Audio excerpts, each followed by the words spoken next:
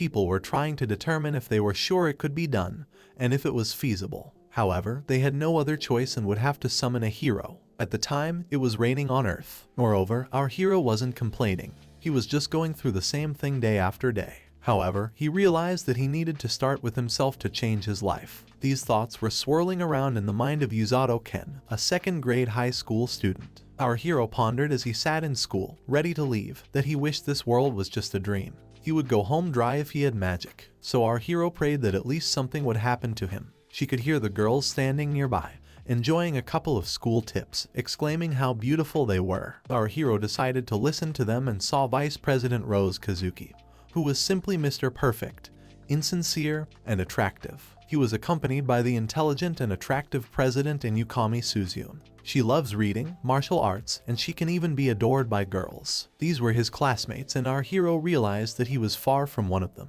He overheard the conversation at that very moment. Everyone was very interested in whether the rumors about these two dating were true, the girls whispered. Although our hero didn't know about it, he thought it was none of his business. Our hero was shocked when a girl named Inukami Suzyun, the president he looked at earlier, asked him if he had an umbrella. He was a bit embarrassed, stating this the next moment. Vice President Rose Kazuki pulled out his umbrella at that moment and asked him to take it, saying he could use it if he didn't mind. Seeing the young man's generosity, our hero inquired about his personal condition. "It will be fine," he said. He introduced himself as Kazuki and turned to our hero. After all, they were in the same class. After introducing himself as Yusato, our hero thanked the man for his help. Our hero thought that the man was not a bad person because the vice president smiled at him. The president then approached the man and asked if she could address our hero by name. He indicated that he did not mind doing so, believing that he had been transported to a fantasy world. When the sweetest girl in the entire school called him by his first name, our hero was stunned.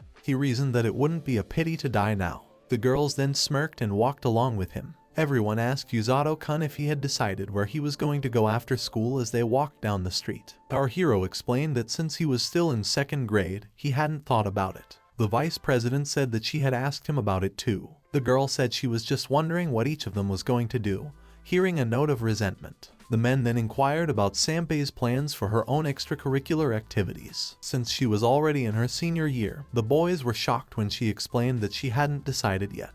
It was true, the girl said, looking pitifully at the floor, but she couldn't pick an activity she liked. Perhaps she felt out of place because everything was too easy for her. When she found herself booted, she told everyone she wasn't kidding. Our hero was shocked to learn that Senpai had similar thoughts, and he felt like he understood her a little better now. Feeling a little more confident, our hero then asked if the two were dating. The guys discussed the fact that they weren't. Our hero said that he found that hard to believe.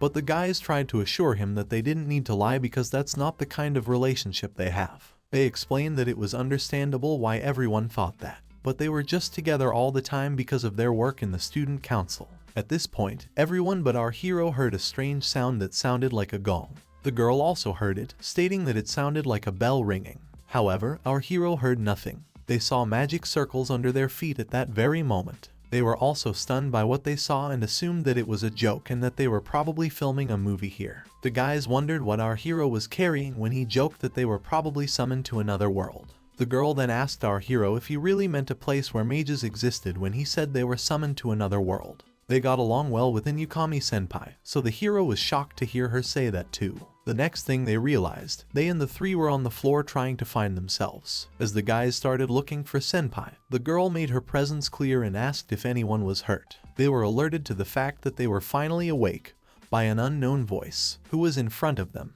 The boys asked. They saw a man sitting on a throne at that very moment. He claimed to be the king of the kingdom of Lingle, Lloyd Bluegasling. Our hero thought he had never heard of the kingdom until he learned about it. After telling them that they were all called into this world as heroes, the king suggested that we get right down to business. The president was beyond thrilled to hear this and the vice president was shocked. Our hero noticed that she liked it when he looked at her. The girl acted as if she didn't. The king went on to say that the demon lord had awakened and that his power was steadily increasing. They had been on the verge of death when he attacked them 2 years ago, but the attack had been repelled. Their last hope was a hero from another world who could defeat the demon lord, so the king wasn't sure if they would succeed next time. Our hero saw the admiration on Senpai's face at that very moment. He knew that they would no doubt get along. Was this bright, attractive girl really happy that they had entered this world? The king explained that in order to summon heroes, he needed to use forbidden knowledge. The magic circle would summon and search for people with certain traits. The king then asked if the heroes heard a bell. That's what that sound was, the boys realized then. Since Yato had not heard the sound and thought he had been brought in by mistake, the president and vice president turned to face our hero.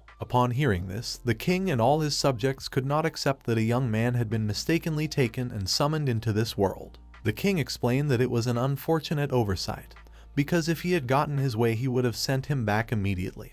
But the summoning was a one-way trip. At that moment, our hero thought he would now be sent back alone, and it was very sad for him. Despite the accident, he would not be able to return at this time. Their relatives were waiting for them at home, so when the guys found out about it, they asked what they should do if there was no way back. After all, they had absolutely no intention of ending up in this place. The king said it was unforgivable, but they were desperate. He was on his knees, pleading with the heroes because they needed their strength, but he would not rest until he found a way to bring them home for the sake of this country and its citizens, or rather the world. Turning to Senpai and Yato, the vice president noticed the king's grief and invited him to stand, expressing his understanding and gratitude for his generosity. To see a real king on his knees and in total despair, no one expected, and everyone wondered what they should do in this difficult situation. Our hero had no choice but to agree, watching Senpai glowing at that moment as if she had won the lottery, for she had indeed presented the whole thing as an adventure. The court magician, who introduced herself as rich, welcomed our men and said that they could test their skills here. The men had to touch this crystal to see what magic they could use. She pointed to the orb next to them and explained that, in general, magic consists of different elements such as fire magic, water magic, light magic, and so on. She recommended that we start with the vice president, who was standing in front of everyone, and ask our hero to touch this crystal ball. There is also the magic of illusion and displacement. At this point, the senpai couldn't contain her admiration.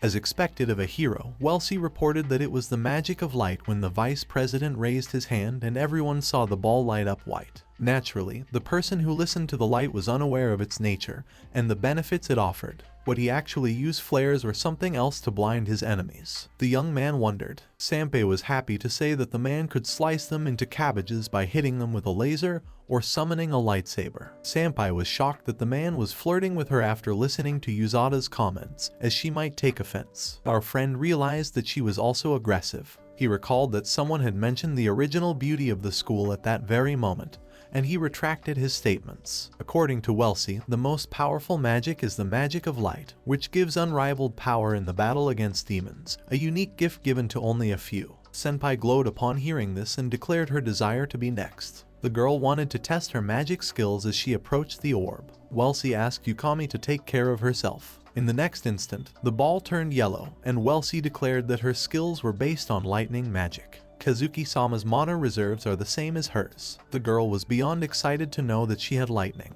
He then asked to try touching the ball with his hand. Wellesley agreed, and when our hero next touched the balloon, everyone could see a stunning emerald light emanating from it. However, Wellesley at this time was simply looking at our hero. The same person was trying to determine if he was green. He could control the plants. They all focused on Wellesley at this very moment, as her face was bleeding profusely. The girls grabbed our hero and declared that this had to be reported immediately. Not realizing what was going on, our hero flew after her. He had no idea what needed to be reported. Wellesley was now leading our hero on her own when she burst into Lloyd's room. The king tried to determine what kind of noise this windy girl was making and if she had discovered their abilities. At this point, our hero was lying next to him on the floor, struggling to breathe.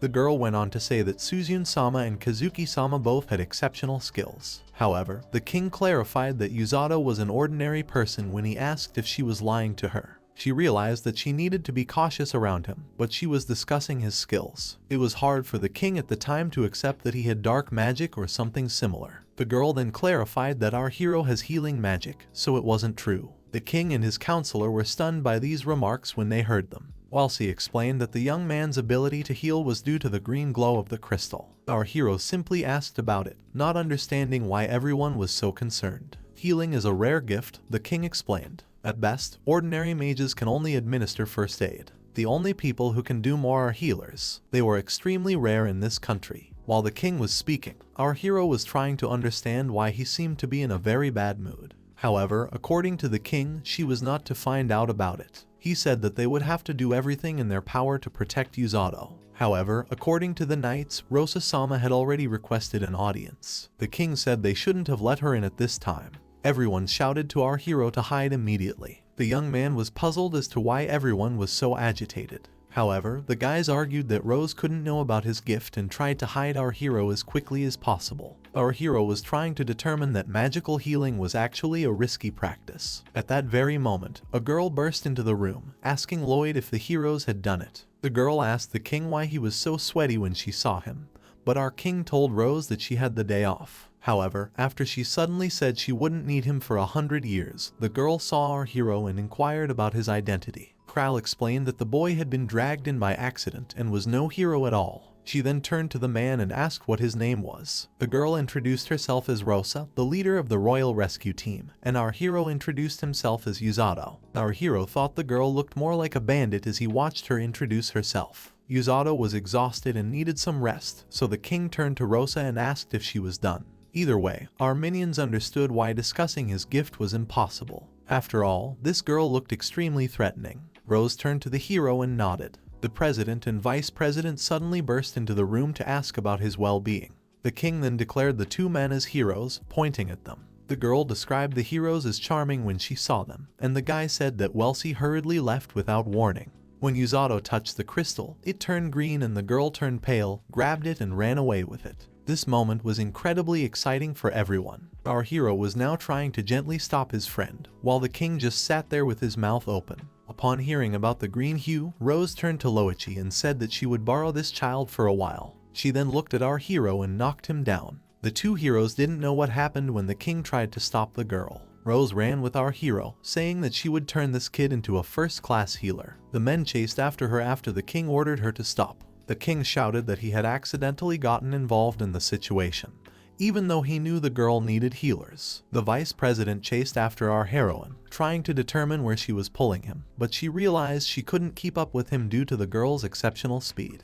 She simply walked away, shocking everyone. The vice president then inquired about her identity. After all, she was going to organize Yuzato's training. The king then announced that this was Rosa-sama, the leader of the royal rescue squad, joined by 2 other healers and 5 assistants. Only healers could deal with large wounds, and Rosa-sama was merely an expert in this field. Her training methods were controversial, and the king said he had heard rumors of special details such as the rigor of the training. Yuzato's gift of healing itself is a common thing that all mages are capable of, but their powers are only sufficient for first aid. They cannot heal great wounds. It was then that our heroes realized that their friend would not be spared, and he now found himself in the possession of a very strong and powerful woman who was very interested in his magical abilities. As for Rosa-sama, all explained that even the knights cannot tolerate participation in joint training, according to the king. The knights tried to block out those horrible memories at the time, and the president wondered if it was so bad that even they complained. The king explained that even though she was now the head of the rescue team, he had previously decided not to bring it up because Rose was too strong for the average knight, so no one tried to stop her, they just couldn't. The king also explained that the squad saved the lives of many soldiers when they were attacked by demons, but that would not be an exaggeration. With the squad's help, they were able to push back the demon army, proving that the methods used to train Rose were somehow justified. The characters were trying to determine if Yato would be okay because no one knew, but they believed the best. But he wanted to add something. When asked about the location of the rescue team, everyone said it was far away from the castle. Our hero had just arrived here at that very moment. Roz stated that this is now his home in the future. Our hero came to the conclusion that this place was more like a hospital after seeing this. He believed that the people behind him were bandits at that very moment. However, they stood at attention and greeted Sister Rose as she was returning home. When the girl asked how things were going while she was gone, the guys said everything was fine. As usual, Rose explained that the man, Yato, was now under her command. She wished for their compatibility. Once again, everyone agreed with Rose. Our hero just stared at them in horror. Rose asked the men to introduce themselves as they approached him. Our hero was surrounded by Tong, Alec, Gommel, Mill and Hood. Rose asked our hero to stop bullying the soap after she helped him calm down while he cried. However, after observing the girl, he came to the conclusion that no one was scarier in this place. Rose explained that these men were healers, but only as assistants, and their duty was to remove the wounded from the battlefield. Rose explained that she would teach him how to use his gift because they have 2 other healers and they usually don't go home.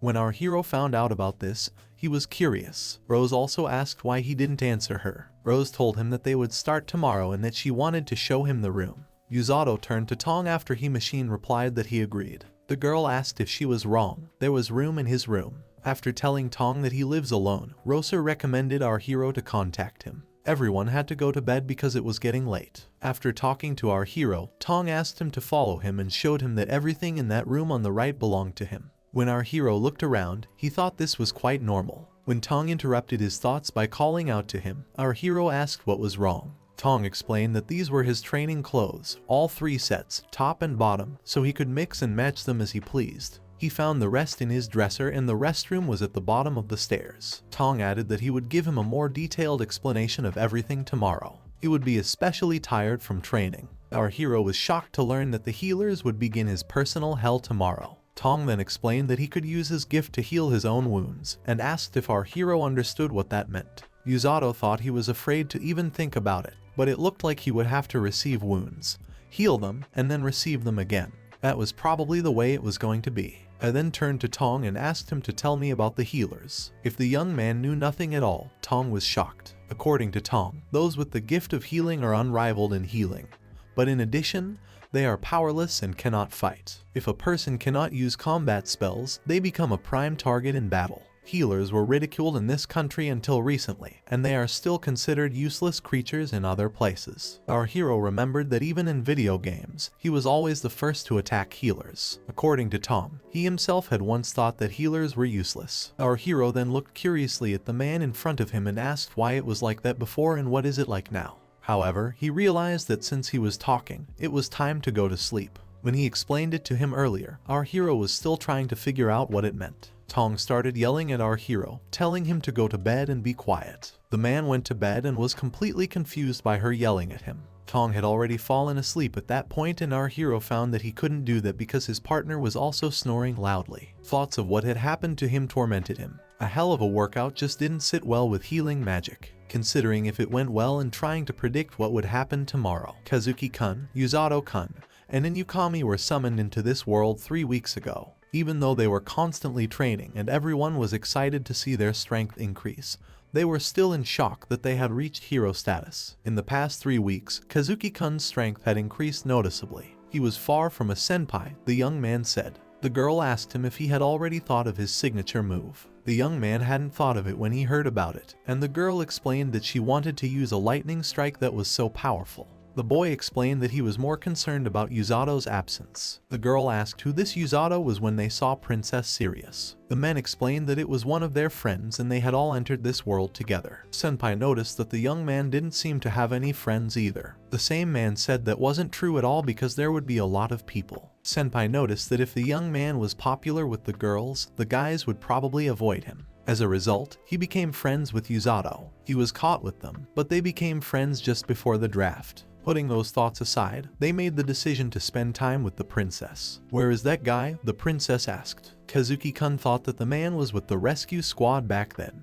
The girl was shocked to find out that he was part of the rescue squad. The vice president then decided to inquire about Siria's awareness. The girl explained that there were a lot of strange rumors about the squad, but she didn't really know. The guys assumed it was a rumor because they started to worry about their friend and decided that they needed to visit him during the day. It seems the newcomers are getting training that the existing squad members can't handle. With that decision made, they set about training. They thought the door was unlocked as they approached the house, but going in without permission wasn't a good idea. Senpai turned to Kazuki as she walked in front of him and asked if he wanted to know how Yuzato lived. The young man opened the door and they decided to go inside to see how things were set up. Senpai noticed the dining room and the fact that it looked exactly like a hospital. Kazuki tried to keep an eye on her at the time, but the girl was running wildly around the house. The man tried to stop her, telling her that she shouldn't have done that when she went up to the second floor. However, the girl completely ignored him and headed to Yuzato-kun's room. Upon seeing the diary, she invited Kazuki-kun to take a look at it, claiming that it was irresponsible to leave it in such a state. The young man then informed her that it was okay to leave it in a prominent place because the locals couldn't read Japanese anyway. They could read and speak the local language thanks to the summoning spell, but they couldn't write. The girl who was holding the book containing Yuzato's thoughts was trying to understand what was written because she could die of curiosity. When the girl started to open the book and the man tried to set it down, Kazuki-kun tried to figure out what she was doing and if she heard what he told her. She then began to read the contents of the young man's journal. He was discussing the first day, as it was the easiest thing for him to read books about this world and hone his mana perception skills. This is known as training like hell. The man then began to discuss the second day and what had happened. On the third day, he never had nightmares about this kind of training. This girl's head was completely covered with frostbite because she knew no bounds during the Guna loads. She made him run as if his life depended on it, constantly repeating that it was important not to die while his legs were practicing, or to experience magic while running. The young man's muscles ached and it was impossible to look at his legs without tears. He was on the verge of a breakdown. Then the girl started hitting him and asking him if he was in pain. The young man realized that he felt no pain, and the girl stated that she had taught him that before, suggesting that he be allowed to die so that she could take him to the afterlife. Our hero reflected on what a psychopath she was. He ran with everyone on the fourth day. He felt he had mana for days 5 and 6, but he didn't know why he needed it. Our hero, believing Rose to be crazy, cursed her on the 7th day. She waits 1 day. On the 8th day, he stops saying these things. On the 9th day, the guys try to determine what's been going on with our hero all this time. Healing doesn't require this, but the healer does. After learning to use mana on the 10th day, he was able to overcome his fatigue and wanted to learn how to use magic to be on par with Kazuki and Inuki, no matter how much he ran. I considered the possibility that he might be useless, because he seemed to have lost interest in all this training. However, despite telling himself to run, he still couldn't do it. He was getting to his feet and Rose was just confused. On the 11th day, a new dish called 1,000 push-ups was added to the menu. That's when our hero felt like she had to send everything to hell. She was extremely happy that our hero had followed through with it, but he didn't like it. On the 12th day, he ran from breakfast to lunch, then did push-ups before dinner, and in the evening. While it was unbelievable how light his body had become, there was nothing more to say. On the 13th day, she realized that the extra weights were really hard. It had been 2 weeks since the training. On the 14th day, the first Tong arrived and ate his ID, and he wanted to kill him. He thought he was doing great. He had already gotten used to the increased weight, so running was no longer a torment. His strength and endurance had greatly increased. Then he thought about the fact that he had been brainwashed. Our two heroes were reading his journal at the time they were called. They went downstairs and asked what had happened, breaking away from reading. Losing them, the knight discovered that the men were on the 2nd floor. It looked like he was on the training ground behind the house, but his fears were in vain. The men went to look at our hero from behind the fence. They spotted Rose, who decided to wonder why our hero was slacking off, talking to him like a worm. After all, it's worth it to get a bit of a kick out of it. Had he given up yet? Rose sat on our hero with a cube while he did push-ups. The girl thought our hero was faking it when he tried to fight back, and claimed he was giving up here at all. The next time, Rosa decided to add another weight because it was so easy for the young man. She asked if our hero would mind if she added a little more while standing over him with a giant club. Our hero attempted to perform a push-up, and at that very moment 2 huge cubes fell on him. Rose reflected on how well our hero was doing. He then tried to understand what the girl had arranged here, stating that it didn't look like a workout because she could drive the boy into a coffin. Rose asked what he wanted when old Sigris visited her friend and noticed that he had also brought the heroes and the princess. In other words, it was torture. Rose gently insisted that she be allowed to leave. Although the knight's way was obviously much easier, he couldn't force them to follow it. Rose was confident in her training methods and didn't want to give up. It was up to her to decide what to do and how to do it. She had found her right hand, and she would be in serious trouble if he couldn't handle something like this naturally and without coercion. The guys were shocked to find out that the girl wanted to make him her right hand after listening to what Rosa and our hero had to say. The girl also said that your guy is a great catch because he doesn't give up and handles learning, in addition to the fact that he despises defeat. She confirmed that she stated she would make a great healer out of him, to which the knight objected that she was a monster. She was extremely happy about the whole thing. He then saw that the king had called her back to serve in the army, but that was impossible because she was human. The girl explained that she couldn't fulfill her wish because she didn't even have her right eye. The knight explained that if they continued, it would end in a fight, so he turned to Lady Syria and asked her to leave, staying by Mr. Kazuki's side. Rose asked the princess and the heroes if they wanted to talk to him. They could stop and have lunch together since they didn't come here. The heroes then approached Yato and inquired about his well-being. In addition, Syria Blugus Lingle approached Mr. Yato and introduced herself to our hero. Yato recognized the girl as the king's daughter at that very moment, and she asked him to call her simply Syria. When our hero asked about their training, the men were unable to explain to him that their training was nothing compared to what they had just seen. The president then decided to inquire about our hero's appearance by lifting up his shirt. The young man was completely stunned, and the girl could not understand whether the muscles damaged by intense training had been magically restored. The body was supposed to be working all the time. She had played several sports, but this was the first time she had seen such muscles. The girl saw that our hero was now not only tough but also strong. Senpai talked about Yato-kun's incredible muscles and asked if she could touch them. Our hero asked her why she was so excited and stated that she would not allow it. What was going on between these two was beyond the comprehension of the men watching them. Yato said it was great and that our hero seemed to be succeeding. The guys realized that he was training as usual.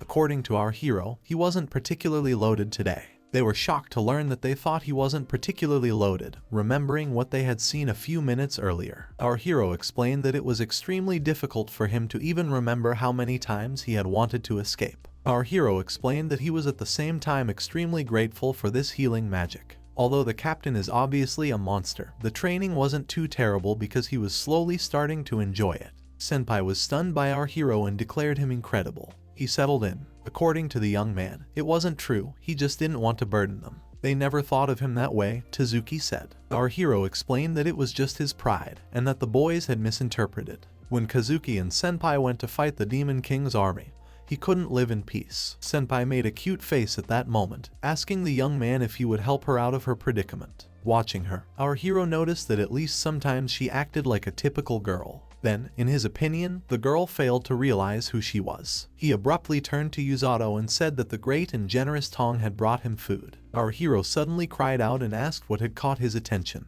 Was it because he had really forgotten last week that his brains were a mess? Tong didn't understand the reason for the tone of our hero's voice. At this point, they started arguing again before fighting as a group. The senpai now understood Yato-kun's way of life, and it didn't seem to be stubbornness at all. The guy then showed his new strength and sent the Lysenko thug to the ground with just one punch. The guys thought that their fears were unfounded. Now Kazuki believed that he would no longer be able to live in peace. Hence, it was necessary to return and start training immediately. Observing the young man's enthusiasm, the girls tried to take his place. Besides, our hero was busy with his own business at the time, trying to get Tong into the fight. Senpai looked at him and considered what he said about being unintentionally brought here. However, she was sure that the situation was far more complicated than that. As a result, they all had to work together to the best of their ability. Mentally turning to Yato-kun, he had joined the rescue teams a month ago. Rose's face was affected by the devilish training. Yuzato's physical strength had increased, but he couldn't accept that it was all part of the preparation for war. Rose asked our hero why he was training. Get off the battlefield as soon as possible, the young man explained. Rose sat on top of him as he trained again at this very moment. She then asked once more why this was required. Our hero explained that he could save more lives the faster he ran away. The girl continued to ask him who he should save and how. Here our hero explained that those wounded in the battle should be taken to a safe place for treatment. That was the correct answer, the girl confirmed. The rescue team's task is to find the wounded who are standing on the edge of the grave. The young man couldn't relax because the healer needed to be strong and tough. Our hero knew that he wanted to support Kazuki and Senpai, but he wasn't sure if he could really save lives on the battlefield, because it shouldn't be very easy. Our hero was contemplating his own well-being. After a long day of training, he was sitting in bed at the time, thinking that he had nothing to worry about. Patting himself on the cheeks, our hero decided it was time for him to start working out. She informed Rosa that they were leaving and handed him the backpack when she arrived. He had to pick it up and follow her. Our hero had no idea what else the backpack was when he first saw it. He could see that it was a backpack, sure, but what did she put in it? Putting it on himself, our hero asked. Tong turned green upon seeing our hero. Our hero had no idea why this was happening, and Rose interrupted them to ask our hero to follow her. Asking where they were going, the young man obediently followed the girl. Without answering his questions, she urged him to just shut up and follow her. They then entered the town. Our hero made an estimate of the number of stores when he first saw the town. He looked at the ears of the animals, and at that moment, he saw the beastmen. This girl also looked at him intently and our hero was taken aback. He even felt awkward when he realized that their eyes were locked together. Rose then asked him to stop looking back. Our hero pretended to look at the city walls at that very moment, but Rose paid absolutely no attention to him. She shouted to Thomas, whom she had spotted not far from the city walls, that it had been a long time since they had seen each other. Thomas was stunned and covered in sweat when he saw Mrs. Rose. "What do you owe Mrs. Rose?" he asked. She wanted to show her boyfriend the world, the same man explained.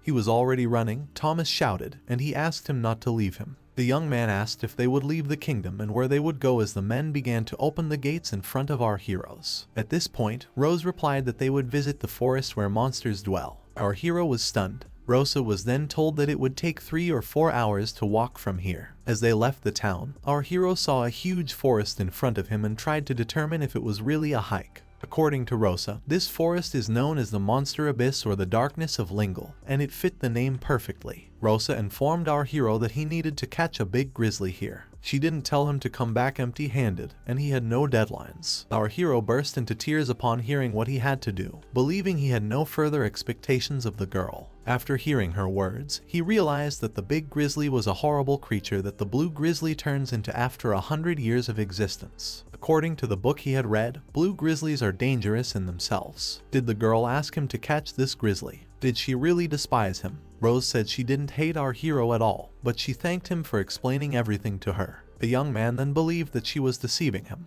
Holding her head up, Rosa argued that he was just an annoying nuisance, and that he should have realized that all those animals were no longer a problem for him. She grabbed him and tried to hurl him into the forest at that very moment. Not realizing what the girl wanted to do, our hero trembled in his arms, saying it was a problem and asking her to wait. Then she let go of him and threw him straight into the forest. She looked at our hero as he glared off into the distance, and the young man thought he was really going to die that way. The cause of death was that the leader of the rescue team threw him off the cliff. It was just horrible. He was falling into the forest at this very moment. He realized that he would now need to heal his entire body as he fell between the trees. As he fell, he acknowledged that he had passed a ridiculous death and thanked himself for staying alive. He heard a growl behind him just when he thought he was okay. There was a polar bear behind him at the time, but he later realized that what he really needed was a big grizzly that was too quick to find. Although our hero was glad he found him, he ran away because he didn't understand the reason for the grizzly's fear.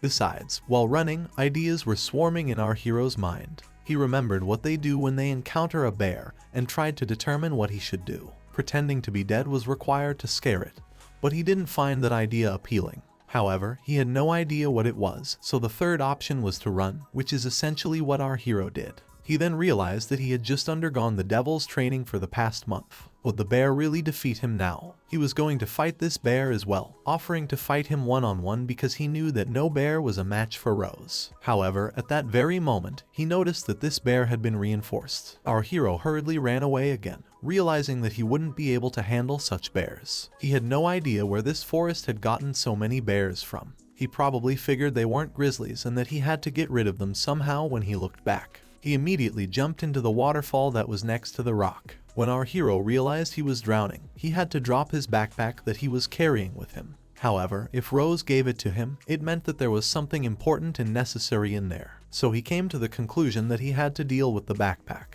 He turned around and decided to swim towards the shore. Our hero thought he was going to die when he got out of the water after he reached the shore. He thought he might be a monster too when he saw a cute rabbit right in front of him. Then I saw that this rabbit was injured. Our hero asked the adorable rabbit to freeze because it couldn't fight back. He tried to heal it at that very moment. As he stroked the rabbit's long ears, our hero said that now he had healed him and asked him to stop hurting himself. The rabbit suddenly jumped on our hero. What it was, the young man did not know. When the rabbit looked up, our hero noticed that these bears were nearby. The young man assumed that they were probably looking for the trail, having lost it once again. Our hero thanked the rabbit for his help, as the waterfall had eventually helped him escape them. He apologized fervently, but he seemed to come to the conclusion that he could not defeat these bears, but it was necessary. He then made the decision to check his backpack, which was filled with dry rations because he had been sent on a hike. But there was also no fire starter in the backpack, since he would have to drink raw river water and there was nothing to boil it with. Our hero was currently holding a knife and a flask.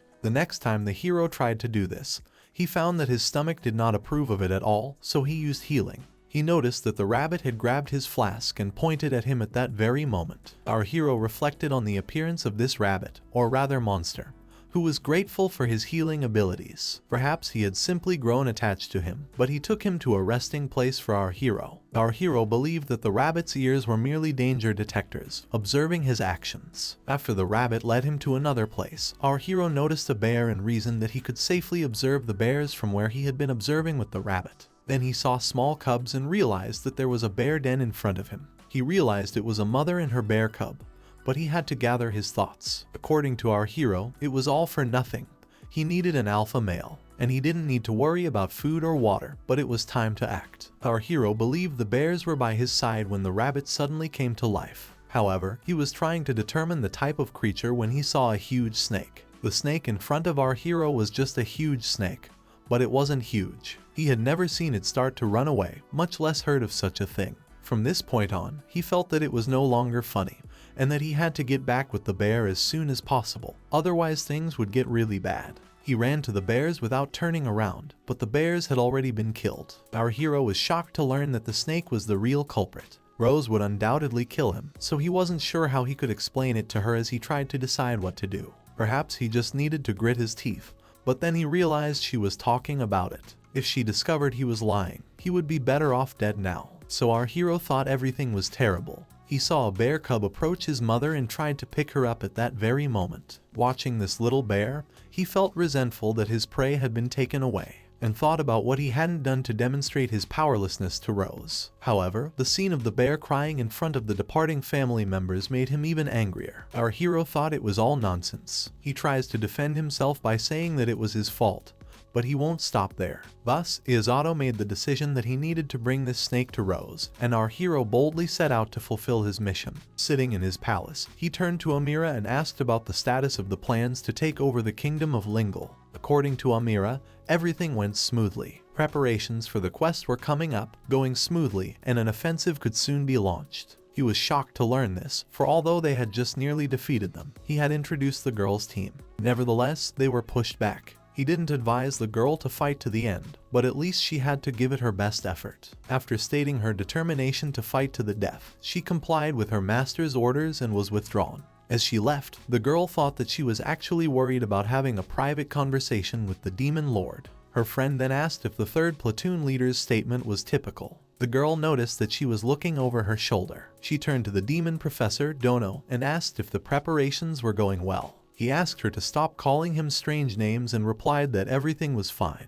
He added that he had finished a monster specimen that had been enhanced with magic. Specimen number 72, Balsanac, his masterpiece, was a huge snake with sharp teeth and deadly venom. Given that it bore the same name as the previous specimen, the girl wondered what had happened to it. The expression on her face made it clear that the enemy platoon leader had deflected Lingle's previous attack. He had been a lone platoon leader and was also very strong.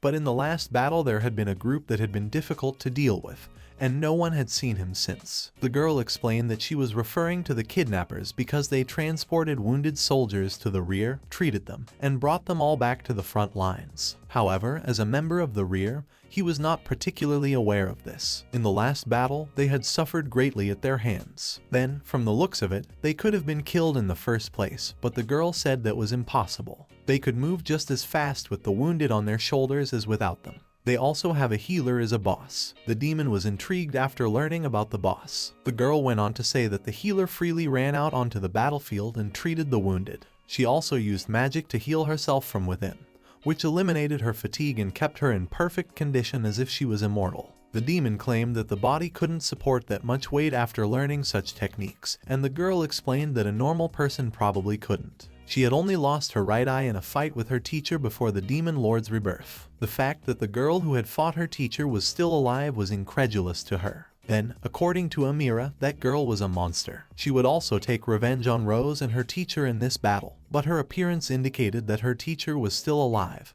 and that as the commander-in-chief, the girl couldn't go to the front lines. On the other hand, the new members of the squad don't believe the story at all. They experience it on their own skin, at least in the upcoming campaign. Our hero discovered a weapon while jumping through the forest. However, it was not a weapon. However, it was better than nothing. Our hero turned to face the hair sitting on his shoulder and hoped again on his locators. At that moment, he mistook the energy for a snake. Then he saw a bear approaching that snake and heard sounds that made him believe someone was fighting. To help the bear, our hero asked the hare to come down. He was watching this fight at the time and was amazed at how huge this snake was. That's what our hero thought as he ran out of the bushes. After all, he didn't find this snake particularly scary compared to Rose. The snake had already approached our hero at that moment and tried to attack her by approaching her mouth. The snake was attacked by our hero. In the same vein, he continued to beat her up. However, the snake reacted to our hero as well. Our hero jumped up from his seat again and started fighting,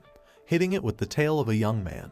He flew away and realized that it didn't really affect him at all on the monster's well-being and needed to hit harder to win. As he realized that he had inserted his previous weapon into the snake, he was left with only the knife from his weapon, and that was the only thing he could use. It was now blind to its right side. Therefore, he could defeat her if he caught the blind spot by surprise. Our hero thought that maybe she had lured him into that blind spot on purpose because the snake had just hit him and it was a display of cunning.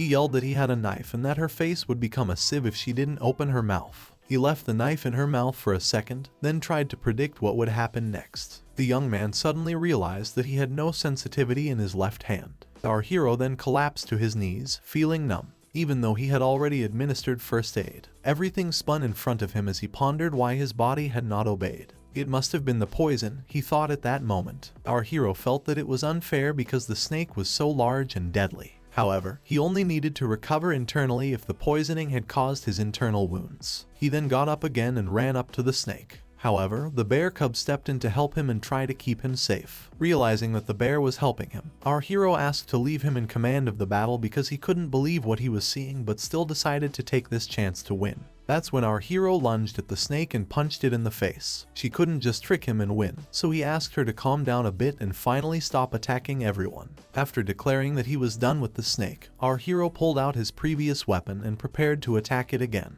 They tried to strike this snake along with the bear. The next moment, our hero was lying on the ground, grabbing air with his mouth as he realized that he had achieved his goal. The bear walked contentedly beside him, showing no aggression. The young man shouted to him that they could have their revenge. Then it dawned on him that this bear was all alone. What would become of him? Our hero wondered if this child would be okay. Here he stated that the bear must have found a way to survive on its own if it had the courage to confront such a snake. However, he noticed that the snake was right in front of them at this very moment. This simply couldn't be, reasoned our hero. He thought that all was lost because he was immobile and had already used up all of his mana for healing. Our hero thought this was how it would end, so he asked the bear to stop and just run away when it grabbed him by the scruff of the neck. He mentally said goodbye to his friends. He then realized that it was all Rose's fault when he thought about his friends. He thought she was just awful and declared that he would damn her to hell even if he died. While our hero was yelling this, Rose suddenly appeared and tried to help him by killing the snake. And her strike was indeed sudden and incredibly strong.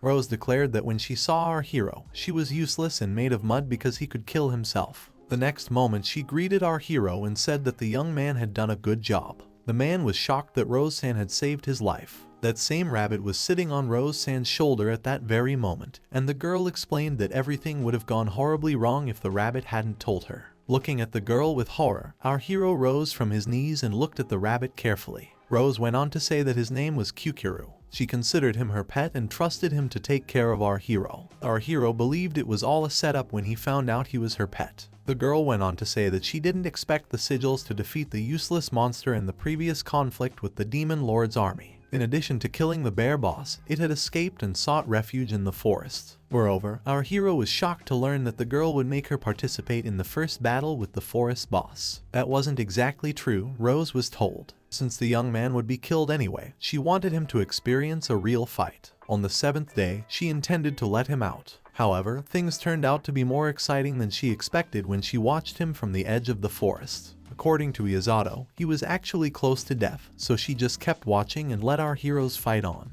This bear cub seems to have gotten attached to our hero, Rose said at the time. After all, he was viciously watching Rose at the time and tried to protect the young man. Our hero didn't notice it at all, so he was shocked. They're going to take that bear away, Rose told them, giving them a bad look. Our hero asked if it was possible to introduce monsters into the kingdom after hearing this. It was so strange that he didn't understand. When Rose heard this, she didn't realize who our hero thought she was because she would make her submit to all her demands. The young man realized it was in her nature. Our hero turned to the bear and asked him if he minded them leaving, as if the bear could answer. He also asked if the bear could have left them. The bear threw our hero over himself the next instant. The young man was stunned. Thinking she should have carried them to safety first, Rosa picked them both up. That's right, by the way. Rosa smiled and looked at our hero, asking him what he had said earlier and listing all the things he had said about her. She was only 25, which the girl considered young for an older woman. As a result, our hero had to be ready when they returned, and the young man realized he still had a lot of work to do. All our hero could do was apologize and take back his remarks as he realized she was scarier than any snake. Rosa was told that you can't inhale before you die. At this point they set out for the city. Rose carried our hero and the bear. Then our hero just woke up and tried to find himself. Tong was stunned by Yuzato's awakening. Why he was sleeping here was a mystery to our hero. Tong then asked if the young man had really forgotten something. They had returned from the forest, our hero recalled. Rose discussed the need to teach him a lesson first and the subsequent events the next day. He had forgotten. According to Tong, he had probably been tortured so much that he had lost his memory. However, our hero handled it as usual. He didn't get out of bed to visit his new friend. Our hero turned to Blorin and asked him if he was sleeping while Niska lay at his house. The bear woke up upon hearing our hero. He also brought him an apple as a treat for his new friend. Stroking Blorin's head, our hero reflected on what a kind bear he was. He gave him the exact name Blorin, which translates to Blue Grizzly, because he felt it was an appropriate nickname for him.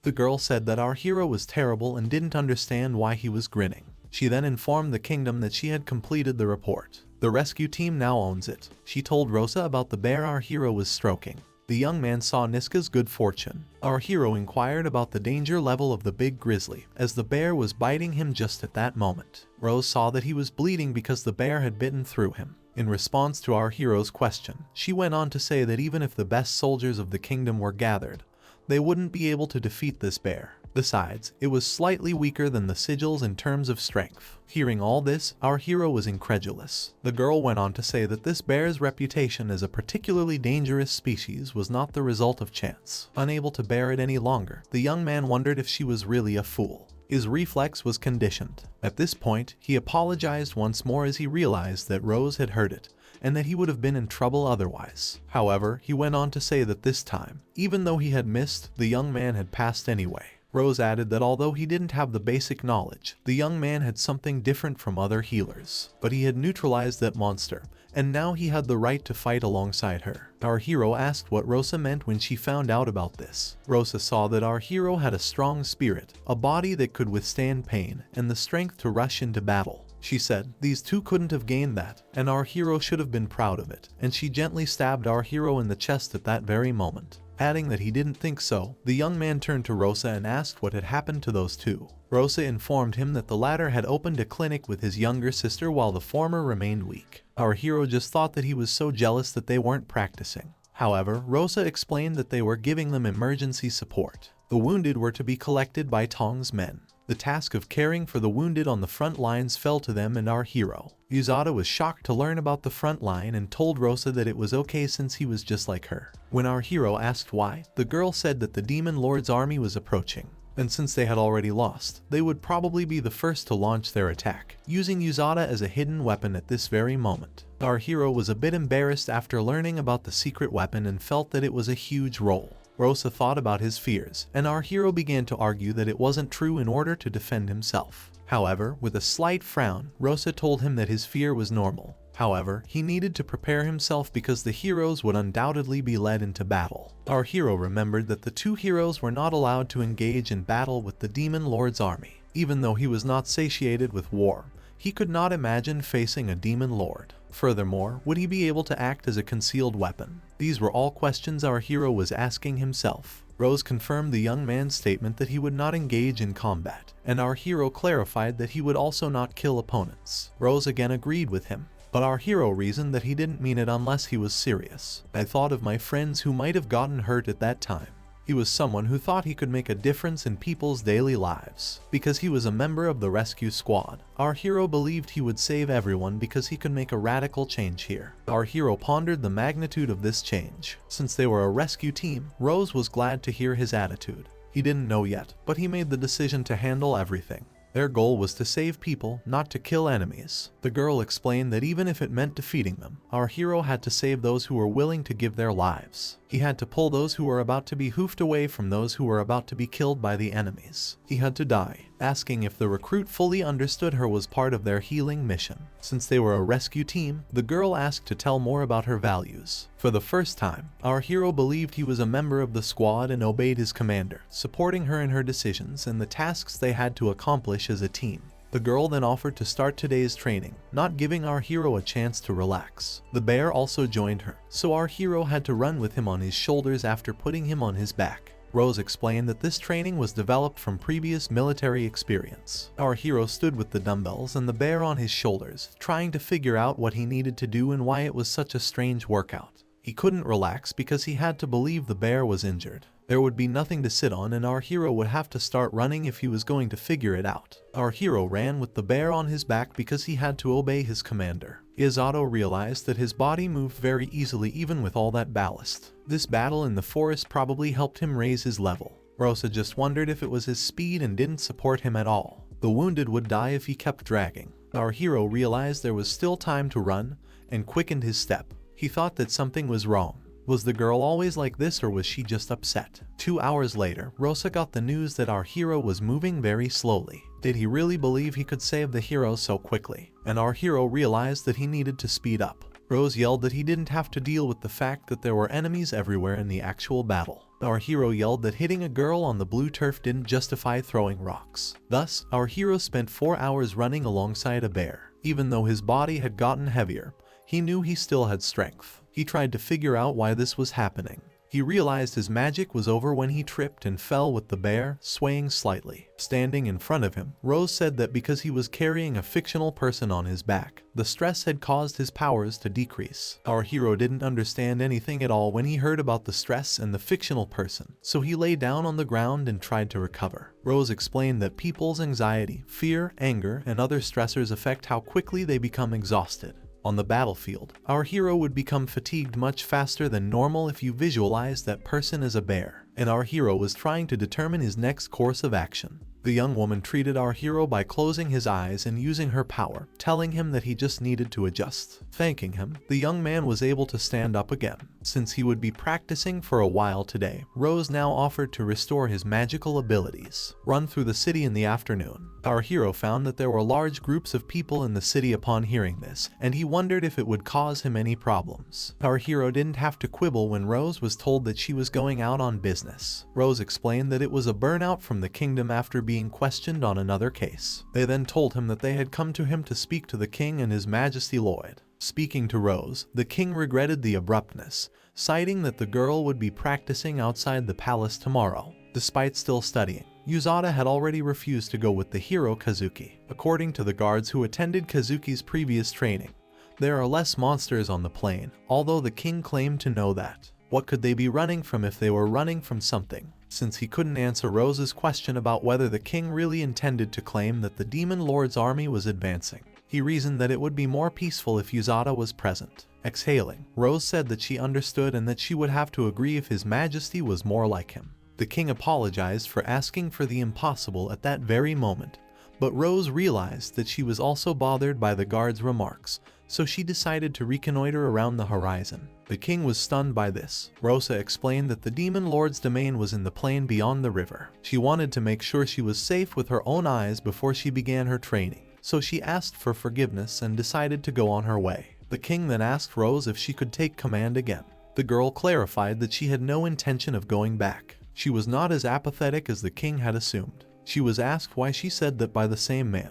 After all, she was the first healer the squad leader trusted. Why would she belittle herself when that incident had likely had an effect on her? The girl went on to say that she could never forget that cross, so she continued to wear it. The girl explained that she would always remember their deaths because of the wound in her right eye. The girl insisted that she and her confidence were the cause of her subordinates' deaths, despite the king's explanation that she was not to blame for the defeat. Finally, she realized that death was not the end. After all, a wound is punished differently so that she does not forget her sin, no matter how much one believes in it, how much one trains, or how superior one is to someone else. The king realizes that Rose has lost all of her trusted subordinates. She flatly refuses to be in charge, citing the wound on her right eye as an excuse. Looking at the girl, the king reasoned that her wound on her heart must have been much deeper. The same asked the king if he knew why she had formed a rescue party. After all, salvation, not war, was the basis on which the rescue squad was founded. She believed she would finally find in it what she was looking for. She wanted subordinates who survived. The girl explained that she was always looking for someone with nerves of steel, the ability to overcome training, and the ability to use healing as a weapon.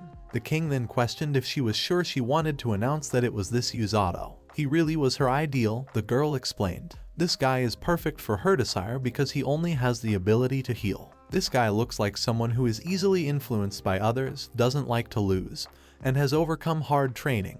Rosa continued. He remained composed despite the amount of yelling directed at him. He is adaptable. Using the maximum of his strength to adapt to such circumstances, he was able to overcome the difficult training and survive in the darkness of Lingle. The girl asked the king if he thinks this man is perfect for healing. Furthermore, he never succumbs to her bullying. At this point, the girl was saying that this was exactly the case, and the king realized that he was exactly that. He was exactly what the king thought he was. She decided to make him the perfect healer because he was like the deceased and was such an arrogant bastard. The king had nothing more to say to the girl after she finished her story, so he just watched the receding figure in silence. He could only address her as Rose and say the girl's name. She was just starting to walk away down the hallway. To get used to running among people in general, our hero had to run around the castle town, but he didn't understand why he had to do it. Despite being a monster, our hero wore it when he was a cub. However, why did those in his immediate surroundings look at him disapprovingly? However, I felt that it would be preferable to their fussing. You can focus on your training. He then assumed it was the fruit he had given the bear in the morning.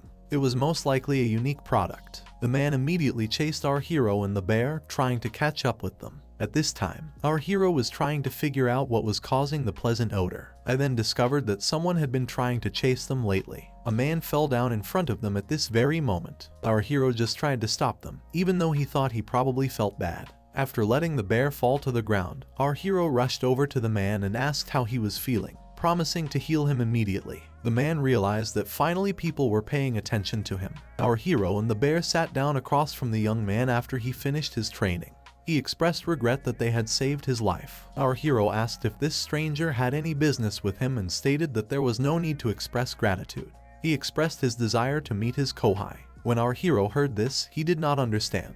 If the leader had not told him, the man would not have understood. Our hero discovered that 2 other people had the ability to use healing magic. The young man introduced himself as Olga Flor from the rescue squad, and when Yato realized that he was one of those who could use healing magic, he asked our hero to just call him Olga. Our hero then turned to face him and said, "I am Yato." Our hero then asked how the man in front of him knew he was a newcomer. The girl explained that the guys from Tongo often run here. You could tell right away who he was with if you saw someone in a rescue squad training uniform. Our hero realized that the bear would no longer surprise him if he saw it every day. However, the man claimed that the bear took him by surprise. When Yato saw that the man was sick, he asked if he was able to heal himself. The young man explained that he was not very good at self-healing, which he was ashamed to admit. Despite his ability to heal others, Uluru, his younger sister, usually takes care of him. She also possesses healing magic. The young man explained that his ill health was preventing him from keeping up with the progress of his training.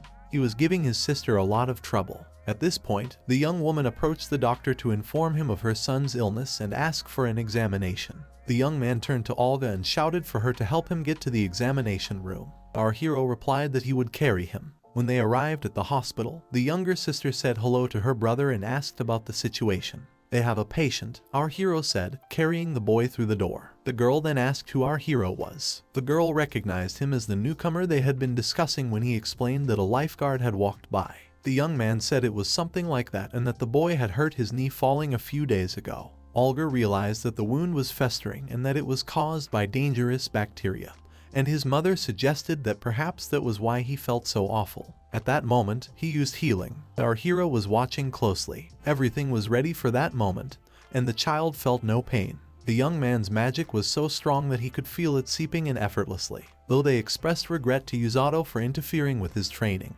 our hero was happy to help. If they had met before, Olga asked his sister. The girl introduced herself as Ularu Floor, the younger sister, because she couldn't understand how she could have met our hero in such turmoil. She was 18 years old. According to our hero report, he was 17 years old, and he was Yato. He was a year younger than her, and the girl knew it. Therefore, the difference was hardly felt at all. They wanted to talk. As he walked in, our hero explained that he had training and didn't have time. Blurren had to wait for him. Our hero apologized and said he would be back later, pointing to the bear. Yato then learned that they had one more thing to tell him. According to Olga, the young man will not think badly of Rosa. She is awkward and rude, but she does not know how to flatter. According to our hero, everything was fine. He wished the girl all the best and did not think badly of her. The guys could not believe that such a young man could have the same type of healing magic as Rosa. If Olga had met him in town, the sister wondered. The man helped the young man, who explained that he wasn't feeling well. According to the sister, this made it impossible to go out alone. Her brother began to argue with her, saying that he was not such a weakling, even though he could have died. They were glad that Rosa had finally found support, hoping that they would run a bit and get home. Our hero took the bear and wanted to finish all of today's business quickly. The girl explained that he was the only one who could see the beastman, and it was at that moment that he was grabbed by the hand.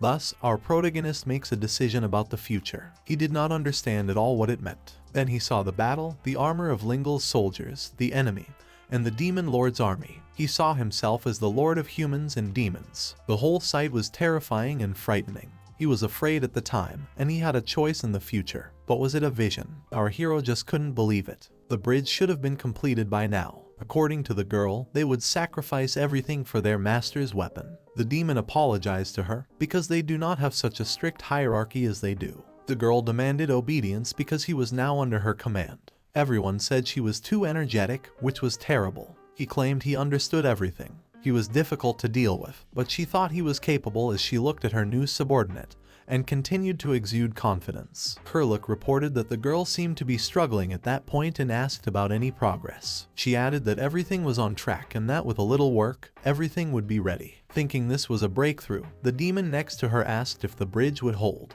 The key, the girl said, was to move before the enemy saw them. If they did, they would be defeated immediately. They continuously watched the other shore because the girl told them not to be bored. Something flew right into their bridge at this very moment. The blow was of enormous force, and together with the huge timbers, the soldiers, who had not expected such an unforeseen attack, were scattered. I had to run because the bridge was collapsing. The danger was deadly and no one knew how to act. Panic seized many and forced them to flee. They saw the man who had done it at that very moment. A strange figure stood at the top and radiated danger, and a strange approaching sound could be heard. In the end, she found it completely unbelievable that they were able to arrive, and it looked like they would need to move quickly. After all, a situation like this required immediate decisions. In his vision, our hero saw a battlefield with Kazuki and Yuki Senpai, both of whom were dead. It looked horrible and made the guy regret what he saw. Someone shouted at our hero to wake up and kicked him at that very moment. The young man realized that it was extremely painful when he fell off the bed the next moment. That's when I realized it was a dream and not a vision. He later realized that it was not a dream at all and that it could actually happen in the future. Rose asked him if our hero was still asleep when she stood in front of him. He claimed he was awake and in excruciating pain, so I was puzzled as to why it was still dark outside. Rose grabbed his face. Our hero explained that if she didn't let go of him,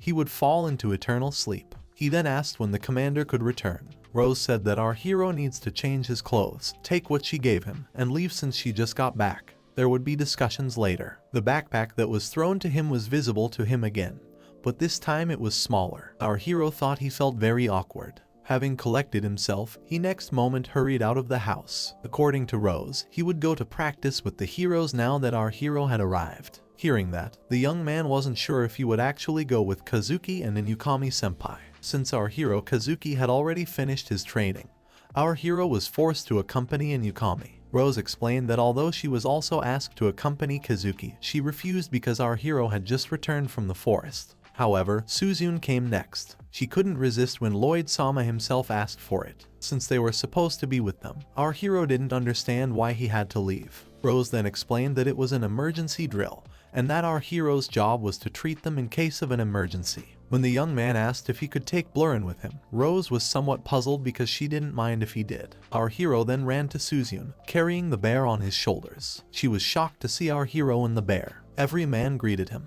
The girl realized that our hero was on their minds as they discussed the other. He apologized for making himself wait for them and stated that it was really about him. The man introduced himself as Ark, and they seemed to be from the palace guard. This time he was told to go with everyone else. Rose realized that she might overdo it when she used Yuzato's healing magic, so she turned to Hero Suzune to tell her something. She asked her to control herself, though she realized that she wanted to finish the battle as best as she could. The girl agreed with her upon hearing this instruction, stating that it was part of her training. She intended to use our hero sparingly. This would be a shorter conversation, Rose informed her. While he is not omnipotent, healing magic works. He can cure poisoning with wounds or poison, but if the girl dies, it's over. Repeating this, she cautioned against overestimating healing magic. Watching this conversation at the time, our hero thought it was very unusual for him. The commander was giving directives. Rose also mentioned that there shouldn't be any problem if Suzune's teacher was a seagull. She looked closely at our hero at that moment, and said that she hoped he understood, so he should leave. The young man realized that she wasn't going to say anything and just looked at Rose in silence. She then asked if our hero really wanted her to reprimand him. The same man turned and said goodbye to her. This was out of Suzune's character, and she began to worry. According to our hero, this happens very rarely. Rose usually doesn't warn people about anything. The president said that Rose was very strong at the time. They continued after our hero couldn't understand her statement. When Yuzuto asked about Kazuki's performance, Suzune said that he was doing pretty well. After all, it was his first fight. After hearing that he looked extremely exhausted and had been sleeping since yesterday, our hero inquired about his well-being. However, Suzune interrupted him. She was curious as to who was riding on our hero's back, and focused on the bear the young man was dragging. He admitted that he had not yet introduced his friend and stated that the bear's name was Blorin.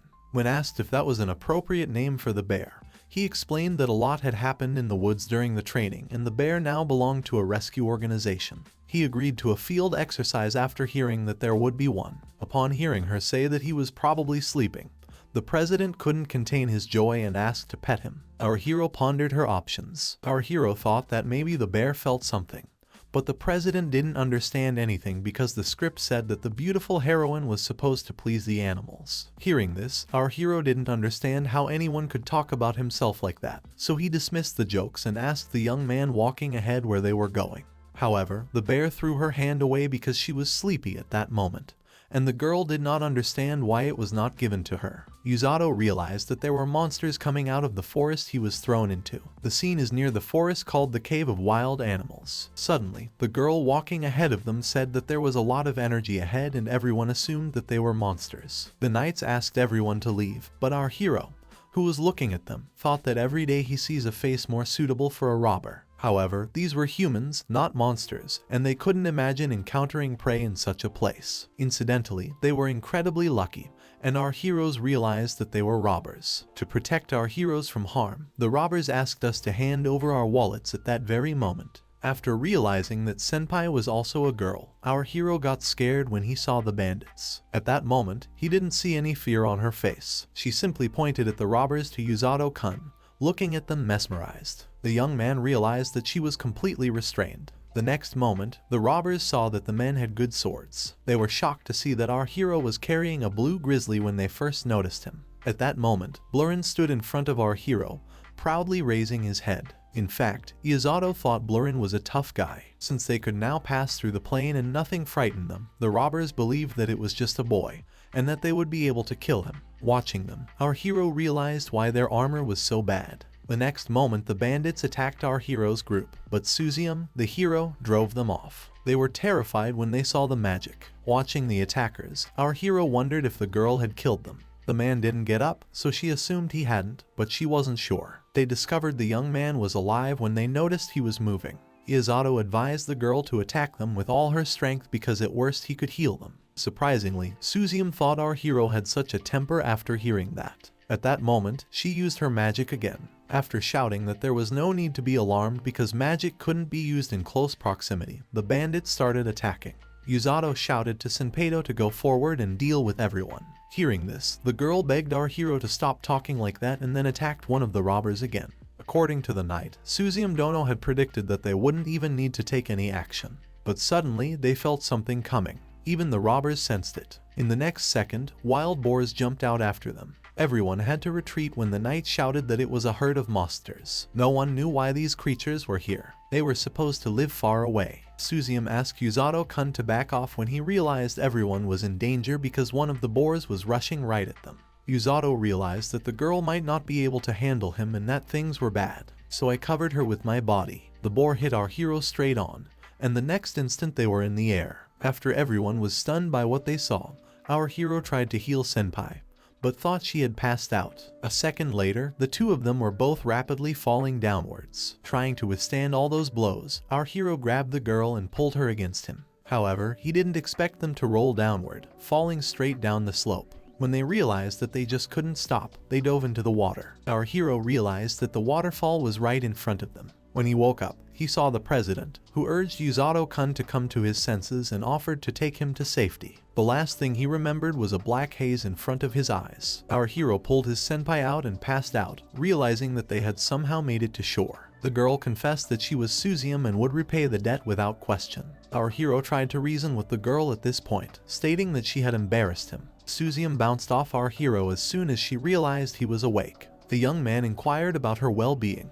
The young woman then tried to clarify that those were her own words, and our hero explained that he was fine. He had adjusted to it. They were trying to figure out how far they had been taken and how urgent it was to return at this very moment. However, our hero thought he would be glad to be back. However, it was getting dark, and the forest was teeming with dangerous creatures. How many of them were the same boars? As a result, our hero suggested camping here rather than wandering aimlessly through the forest. At this point, the senpai began to sneeze, and our hero decided that she should return when it dawned tomorrow. First, however, they needed to dry their clothes and build a fire. Naturally, our hero felt that staying in this forest for the night would be enough. Senpai, who had the power of lightning, simplified the process of boiling water, eating ordinary food, and making a fire. Then our heroes began to warm themselves by the fire by catching fish and cooking dinner. Our hero was thinking about how great it was to have the senpai by his side while eating fried fish. With tears in her eyes, the girl asked him to lift her up, so that he could keep an eye on the fire. Usato then recommended that the girl go to bed. The young man offered to take turns keeping watch,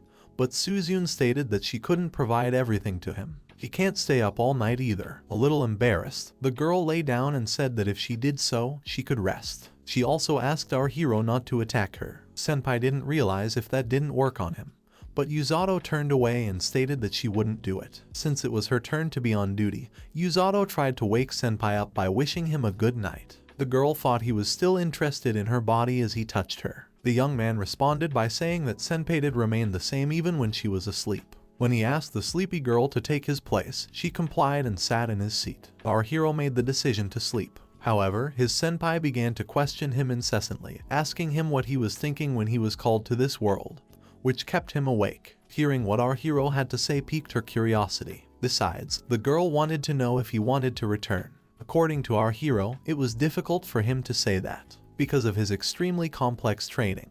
The commander could not imagine meeting the demon lord. He told himself that at that moment, he was naturally worried about his family, but he had to decide whether he wanted to return or not. Suzume clarified that she had no intention of returning. All our hero did was stare at her intently. After a short pause, the girl asked why he didn't find it interesting, the reasons for her refusal to return. When our hero heard this, he asked if that was what she really wanted. Usato stated that he couldn't understand the reason, saying that Suzume thought this world was better than the previous one and didn't want to return. Of course the girl wanted to, she wasn't just asking these questions. I just didn't have any attachments in the previous world, the girl explained. She looked down at the floor in embarrassment and said that she wouldn't mind leaving her previous self, her family and friends behind if she stayed in this world. After all, she was constantly waiting for an opportunity to break free. The girl explained that she was extremely happy when they were born, even though they were with her. Everyone at school looked down on Senpai because she was the perfect, unattainable person. There's nothing here that's holding her back, Senpai said. I didn't want to trade that freedom for anything, after all. That flawless Senpai is a fake, after all. Usato recognized her desire to be rid of it. Senpai believed that the young man's involvement was because of her, despite her negative remarks, which he could hear quite often. Our hero thought it was a good thing even though she didn't want to come back. He also claimed that he was used to this world. He didn't have the same good reasons as the girl, and he wasn't willing to stay away. The girl was stunned when he told her that he agrees with her because he just wants to change himself and his daily life because seeing the same thing all the time is tiring. Our hero had previously stated that he didn't want to step on their toes. At the time, he just kept running forward mindlessly.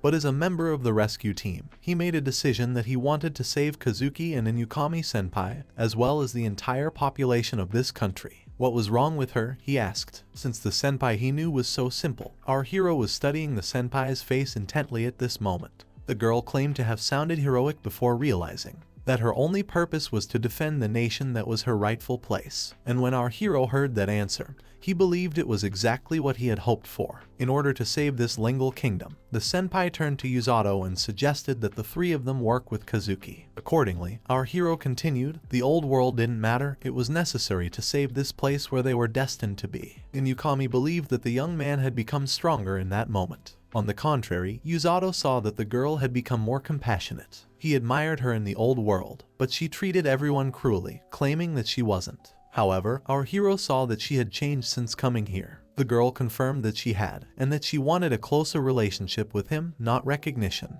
The young man felt that perhaps there was a deeper meaning between them. However, I felt that this was simply not possible, and, a little embarrassed, he announced that he was going to bed. The girl saw this and teased him, and he replied that she was glad they could talk like this and wished the young man good night. When dawn came after their sleep, our heroes prepared to continue their journey. Suzune was invited to walk right behind Yuzato as he walked ahead of her. The girl looked around when she spotted some adorable monkeys. The girl assumed that our hero knew them because he called their name. According to our hero, he had only seen the monkeys in a book, and from what he remembered, they were poisonous. However, the girl was not deterred by this, and she immediately went up to these monkeys. Our hero tried to convince her. The girl claimed that there was nothing horrible when the monkey bit her at that very moment. As usual, Yuzato thought about what it was before deciding to heal the girl. They noticed Ark and Blurin approaching them at that very moment. They were still alive, and everyone was glad that our heroes were feeling well. The young man thought he was tired. According to the girl, being with Yuzato-kun was a lot of fun, and the young man thought the perfect sampan no longer existed. Still, I liked how she enjoyed the parallel world. The girl then held out her hand to him, inviting Yuzato-kun to join the others as they set off on their journey. Our hero took the girl's hand and agreed with her. He felt that this wasn't a bad thing and that they should go to the designated place. They returned to the palace, our heroes. As he greeted them, the king expressed his joy that they were all right. Suzune expressed his regret for making him worry. Our heroes tried to figure out what King Jin meant when he said that the guys didn't need to apologize because it was his fault that the training session was interrupted. He intervened in the practice because time was running out and said he was sorry. Rose, who was nearby at the time, stated that the Demon Lord army had already reached their borders. To cross the river, they were building a bridge. While on patrol, she tore it to shreds. For the next few days they were safe. Our hero suddenly realized why Rose had disappeared from sight the night before. The king announced that tomorrow he would inform the populace of the invading army of demon lords. Even though all of our heroes had just returned, he felt sorry that he had to ask them to do so. However, they were in danger, so they needed to prepare. However, they definitely needed to rest today. Kazuki then unexpectedly ran into them and learned that the men were lost after the monster attack. The guys apologized to Kazuki, who said that he just didn't know what he would do if something happened to them. The man who was walking behind them said that Kazuki's face completely changed when she heard the news, and he personally rushed to find our heroes. Kazuki felt that he shouldn't have said that. Apologizing for making him worry, Suzune came to his senses and reported that everything was right. After losing his temper, he rushed after them and stated that he was detained by Rosa. When our hero heard this, he was stunned. According to Kazuki, he tried his best to resist, but he couldn't take any action. This woman was truly remarkable. In many ways, she defied stereotypes. When he asked if she was worried, he then told what he had learned. Nothing like this would kill anyone, she said. She really trusted Yuzato-kun because she never doubted that they could make it work. However, our hero thought that only meant that he wouldn't die so quickly. He then expressed regret for keeping them waiting, pointing out that our heroes were probably falling down due to exhaustion, and that they should rest. They once again expressed regret for making him worry. Senpai also performed admirably, explaining that she would still agree to a few pleasant excursions if everything was with Yuzato. However, our hero was only saying goodbye to her. The girl couldn't understand why he always acted like that. When our hero returned home, Rose greeted him and asked if he was tired from the long hike. Yuzato explained that he had already taken a nap after eating. After he washed up, Rose asked him to come into her room because she had something she wanted to tell him. Our hero wondered what had happened. He visited her in the evening. Rose, seated at her table, asked our hero if he remembered his participation in the fight and invited him to sit down. Naturally, the young man replied that he had to accompany the captain in the vanguard and tend to the wounded. That was true, Rose explained, but they didn't perform at the beginning. When the others start bringing the wounded back to their base, where 4 healers will be waiting to treat them, they will leave. When our hero asked why they weren't performing, Rose explained that if there were no injuries in the early stages, they didn't need to perform. The front line would be in disarray, so the enemy would consider our hero a prime target. It was true, the young man realized. Rose also told him that he never needed to forget something important. Our hero had to choose wisely who to help. Our hero asked what the young man meant when he clarified whether the young woman meant that he should not help the enemy. She explained that his judgment was wrong and that he was not supposed to treat people carelessly. Rose went on to say that, for example, if one of his allies was slightly wounded, he had to keep fighting. Rose asked what he thought would happen if he tried to help him. In response, our hero promised to stop the man. Rose explained that only friends would interact on the battlefield. The young man should be able to instantly realize who he should help. Yato realized that the most important thing was to support and help without interfering. He sat down in front of Rosa, staring at the floor. The girl threw a garment in his face while he was thinking about it, saying that it was a rescue squad uniform. Since their uniforms were made specifically for battles, she gave it to our hero along with his boots. It also had mud-repellent properties and was waterproof. She advised him to wear it. Our hero thanked Rose and put on the uniform in the next scene. The girl noticed that it looked good on the young man by taking a look at him. He didn't seem to have wasted any time practicing. With a smile and a slightly curious tone, our hero informed her that he had. He was completely unprepared for what Rosa did next. The girl walked over to him, grabbed his face, and asked Yato to listen. The young man's death would mean the end of the world, as healers were mortal. The first thing he must never forget was that he must never neglect his life on the battlefield. Realizing this, our hero told his commander that he was an expert in everything. Rose knew that he was free to say whatever he wanted, but she also knew people who died saying the same thing as our hero. In addition, she knew a fool who denied this fact. Hearing this, our hero was stunned by Rose's actions. It was something new to him. The girl explained that the rescue team's duty to protect themselves also included protecting others. She would personally kill him before himself if he did something stupid, like sacrificing himself. That's what our hero was thinking. What would he do if this really happened? Should he run to save himself, or should he risk his life to save his comrade? However, he didn't want to make that decision. After thinking for a bit, our hero replied that he would then save everyone, including himself. Rose asked if he could do that before letting him go. However, our hero clarified that he was not discussing that right now. The captain was the one who instructed him to discuss his principles. The captain asked him to memorize what he said. Through this, many important things were realized. Also memorized were the hellishly difficult training sessions. Despite the grueling training, this man was proud to join the rescue squad and had a lot of knowledge. Glancing at Rose, he proudly replied that he was ready to defend his comments. The captain was sure she would kill him before the enemy did, if he was sure. The girl now persuaded our hero to be silent. The young man would never say it to his face because he felt it was embarrassing. However, you can't hit people directly. He woke up at this very moment, remembering everything that had happened, realizing that it was nightfall and that he had passed out. She used it to hide her embarrassment. The young man thought for a moment, remembering how she had slapped him on the forehead.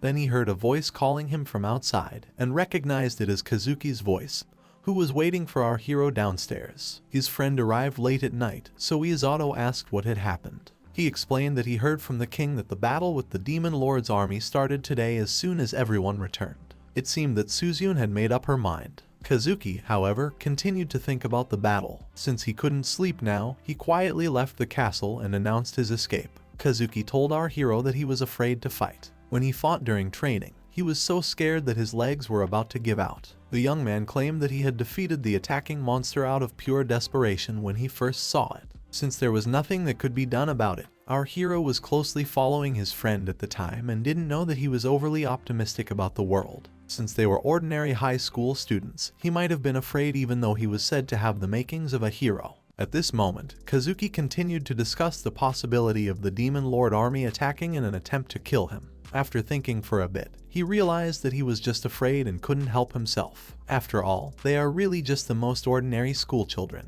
However, he clarified that this was a kingdom after all. It was painful because these people cared about them, helped them, and put their hopes on them. Our hero pondered whether his own emotions or the expectations of others should have prevailed. Kazuki had to determine the answer to this question for himself. Sitting beside him, our hero stated that he was going to save the humans and that they would fight the Demon Lord's army. Kazuki was shocked to hear this and asked if our hero was really fearless. However, the young man replied that he was obviously very afraid, but he had made his own decision. After hearing that the young man had made a decision, Kazuki wasn't sure if the man really believed that he had no chance of dying. The young man said that he had been through a lot in this world, and that there had been both good times and hard times. He thought that these were probably strange thoughts, but our hero tried to reassure him. He just happened to be caught up in this with them and didn't have to fight. After all, even though he was an outsider, the people of this world welcomed him and even helped him find his way. Since it was clear that he wanted to help these people, and of course Kazuki, he reasoned that their friendship would remain unaffected even if the young man fought heroically. Kazuki made the decision to pat himself on the cheek at that moment. Our hero had no idea why the young man acted this way. He came to his senses and made the decision to protect Senpai and Yato by fighting. Our hero had no idea how much his words would affect him. Although Kazuki wasn't sure if he would fight like a hero, he wanted to be reliable and helpful to his friends. Our hero tried to determine if this was typical. According to Kazuki, the young man had already decided to fight. Therefore, now was not the time to be afraid. Rather, it was time to face his fears and move forward.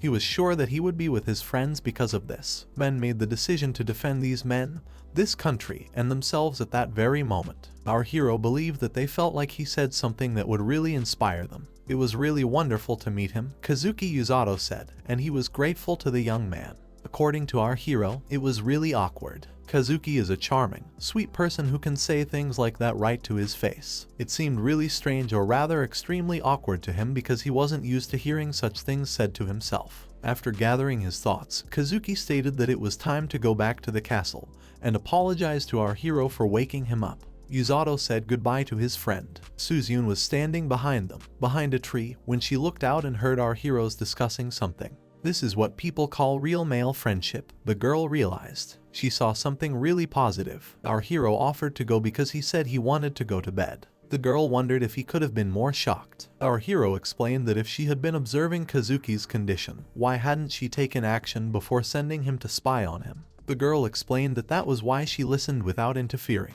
Our hero decided to turn around because he thought she was wrong about a lot of things. However, Suzune stated that he seemed to be able to overcome his problem. The girl wondered if that applied to her as well. Our hero felt that he would not want him to fight, who would willingly risk their life for joy. That's why our hero didn't realize it. For this reason, he was also concerned about Senpai. However, I realized that she didn't share that opinion. He fulfilled her wish because of this. The girl believed it was true and said that she was also going back to the palace to wish our hero good night. He also bade her farewell, and as they had a busy day ahead of them, they went each to his own bed. As instructed by the king, the next day, news of the Demon Lord's army attack spread throughout the kingdom, and Yukami-san and Kazuki joined the front. It seems that the plan was to follow the commander's instructions and intercept the enemy on the plains. At that moment, Rosa gathered everyone together. She believed that everyone already knew about the impending Demon Lord's army. After all, the royal army would advance to the plains to engage them in 2 days. Following them, the rescue team will begin the rescue operation. Everyone would be prepared to present themselves in the best possible light. Everyone agreed with her, especially Ularu and Yato, who had never been in combat before. They needed to be on their guard. Both the girl and the boy agreed, and our hero realized that, in fact, a war had begun. The demons were currently building a bridge and trying to determine when it would end. The whole thing was a letdown, so Amira, the manageress, asked the demons to hurry up because she didn't understand why it wasn't finished yet. Although morale was low, the other shore had to be watched closely. The demon reported that he was bored at this point and asked if Amira knew. She stated that it would take some more time and that she would have to wait. However, he stated that he wanted to fight as soon as possible. He did not doubt their strength. The girl, however, warned that the humans had a number of troublesome warriors. The demon then asked if she was referring to the kidnappers. He didn't think he was comparable to those who could only flee.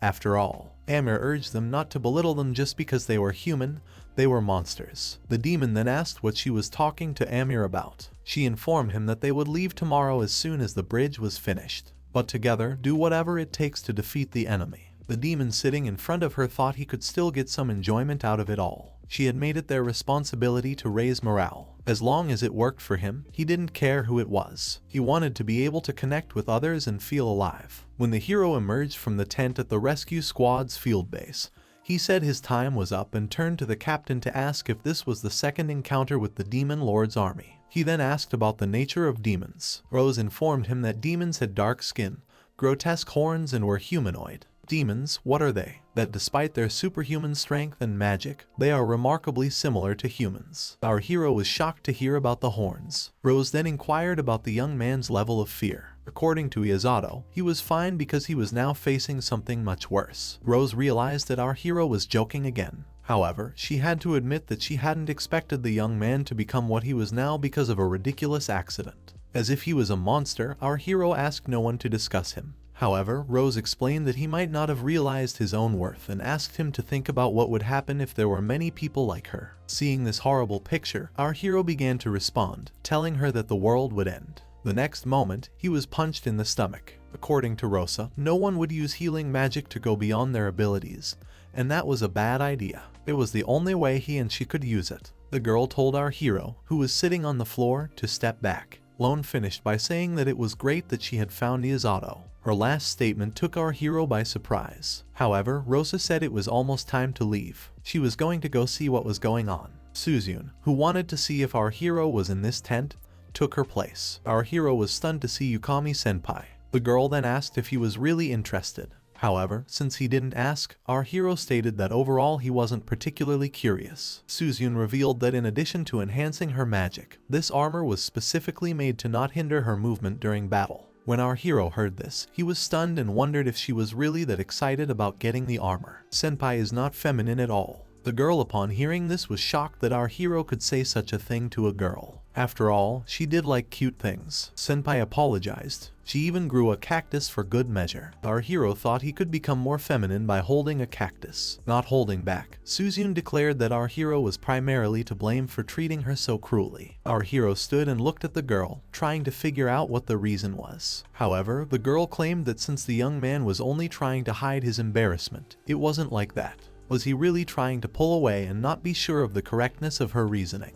However, our hero was becoming increasingly concerned about her well-being. However, after realizing that even Senpai was just a typical high school girl, our hero came to the conclusion that this behavior could have been caused by stress before the fight. At this point, Senpai stated that this was why she wanted the young man to treat her with more kindness and welcome him into her home. From the start, our hero realized that she was like that. At that moment, they were interrupted by Senpai's search for Kazuki. The young man was shocked to see our hero in the tent she was in. Kazuki then stated that he needed to return to the search party. The Demon Lord's army was close. Finally, the moment came, and Suzune called out to Kazuki as she left. Our hero shouted for them to be careful. Kazuki said that he would rush to them if the guys were in trouble and wished our hero to be careful. Suzune also thanked him and offered to help in any way she could. After saying goodbye, the boys left, leaving our hero alone. Senpai noticed Kazuki's hands shaking as they walked, and inquired about the young man's well-being. Trying to calm himself down, he reported that he was fine and inquired about Senpai.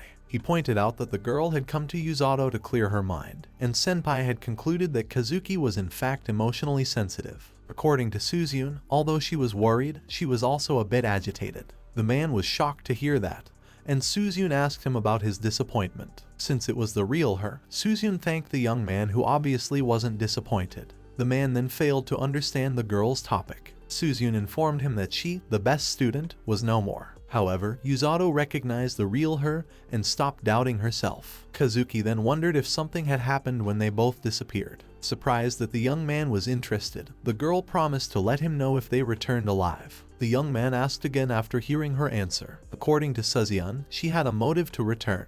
At that moment, they heard a roar and cautiously looked in front of them. They realized that the Demon King's army had already approached this moment. As the magic unit advanced, the soldiers marched beside them. Against the Demon Lord's army, the royal army had to fight to the death. According to Sigel's order, they had nothing to fear despite the ferocity of the battle. They reported that they were heroes who had to advance to save their king, their people, and the Lingual Kingdom. After all, the demon army had already arrived, and judging by the number of demon troops, it would not be easy to win, because there were so many of them and they were confident. The commander gave the magic squad the order to assemble. They weren't supposed to start first. Kazuki gathered all his strength into a fist and replied that he would do it because he still had no other options when Suzyun asked if he could. Suzyun promised to give them a lavish performance. The two of them then launched an attack. Hearing the screams, our hero turned to face the tent towards where the battle was to take place. Rose confirmed that it had begun.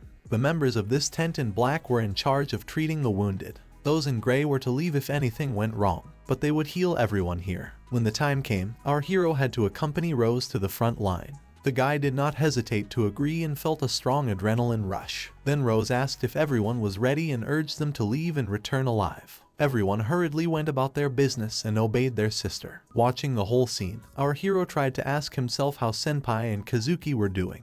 The girl next to him asked if our hero was worried about his comrades. Naturally, he expressed his concern for them. They were all his friends. Tong then rushed forward and shouted that he had gotten the victim to safety. Both the girl and the guy were shocked to see the victim and how fast it actually happened. Rosa told the man to leave it to Usato and leave because this was war, and there would be more wounded. Tong reported that he was leaving the badly wounded man in front of Usato. Our hero saw the woman in front of him and realized she was almost dead, which was the expected reaction. The girl was frightened. Our hero tried to check on her. The girl described the face of this member of the search party as frightening. He was a giant monster, and our hero couldn't pinpoint exactly what it was that scared her. This black enemy, the girl explained. Our hero was currently trying to identify this black enemy. A fierce battle was going on the battlefield. The Demon King's creations were fighting side by side with ordinary soldiers. Then another demon appeared and started attacking the humans. When one of the wounded soldiers asked this question, he wasn't sure how it felt. The demon thought that none of the humans it defeated were significant. Did humans have anything more to offer than that? He had no reason to come if that was the case. He then claimed that he had gotten his friend by attacking him unexpectedly from behind hoping to win. And that attack was really pathetic, according to the demon. He wanted to share with others what the demon was capable of, so he stabbed him the next moment, not believing his eyes and how easily he healed his wounds. The demon invited him to try the blow, noticing that the man was still moving and was shocked to see that he was still alive. He didn't have time though, as he considered someone walking beside him, and the demon assumed it was all in his head. However, as he watched the place where the young man had just been, he saw that the man had escaped, but was unable to do so because of his wound. He thought it was probably the ones he had been told about, when the next moment he saw them running near him again. One day he had been told that the humans had some troublesome warriors. It could have been one of the people Amira had told him about. When the demon realized they were the same kidnappers, he began to laugh. They were most likely the monsters known as kidnappers, since it was magic that gave him a good punch and he found it fascinating. He was going to enjoy it to the fullest. The number of injured people started to grow at this point. After our heroes had finished treating everyone, Rose informed the young man that it was almost time and asked him if he was ready. Having undergone extensive training to become her right-hand man, our hero stated that he was ready for anything. Rose turned and left everything to Ularu and Olga. She told everyone to run if it came to that. The men complied and stated that our heroes could go and try to escape harm. The boys also turned to Usato and said goodbye to him, hoping that this would not be their last goodbye. Our heroes ran out of the tent to where they were to arrive. The young man was not allowed to kill anyone on the battlefield. Since saving lives was ultimately his responsibility, our hero agreed. Rose told him that she would teach him how to hide. She asked her to pay attention because she didn't want to say the same thing twice. After listening to this, our hero said that it sounded like the greatest technique he had ever heard. The girl informed him that it was, after Rose informed him. When our hero asked if she had prepared it for his defense, Rosa stated that she obviously had not. Nevertheless, our hero thanked him, and since one of the enemy warriors was wearing black armor, the girl explained that she had also heard something intriguing from Tom. Although our hero remembered the black armor, he thought it was impossible. Rose then urged our hero to be cautious, stating that he seemed to be using some unique, nasty magic. Rose then inquired if Usato was paying attention to her, as she could tell he was deep in thought. The young man admitted that he had heard everything, coming out of a trance of sorts. The next time they arrived, our hero noticed a bloody conflict raging a few kilometers away. Our hero was a little scared, but he realized that he needed to pull himself together, because that's what this hellish training is for, to help those who are fighting. Rose ordered them to leave and our hero did, because he's not going to let any of them die as long as they're within his reach. He couldn't believe his eyes because it was a battlefield. Rose pointed to the field and told him that she was leaving the left side to him. His friends were fighting now too. The girl had an enemy that tried to attack her but was defeated. Kazuki stepped in to help her and inquired about her well-being. The girl realized that she shouldn't be distracted right now. She would die if she weakened her defenses, so one must be completely focused and never get distracted. The next time the guys looked around the battlefield, when they thought they had destroyed all the monsters, they noticed a disgusting snake-like creature nearby. According to Kazuki, it was on the right flank, but they should have followed them instead of helping them. At that very moment, they felt an unfathomable force, and the same knight in black approached them, chuckling and declaring that he had finally found them. A knight in black armor appeared in front of them and declared that he had finally found our heroes. They were trying to figure out what it was, Kazuki said loudly. Suzune replied that she wasn't sure, but that it was definitely something different from the demons they had never seen before. Two knights rushed at it and our heroes tried to stop them because it wasn't like the others. The knights then said that no matter what magic they used, they would just destroy them before they could do so. The demon asked how these knights wanted to do that upon hearing this, and then he hit them both at the same time. But he stated that he didn't care about such a small thing. Our heroes tried to determine what happened when they saw the two soldiers collapse right in front of them, but they were all at a loss. The Black Knight then asked the heroes to entertain him. Our hero was currently trying to rescue the wounded. Since our hero could easily dodge all the attacks, the demons couldn't tell if the man could actually move like this,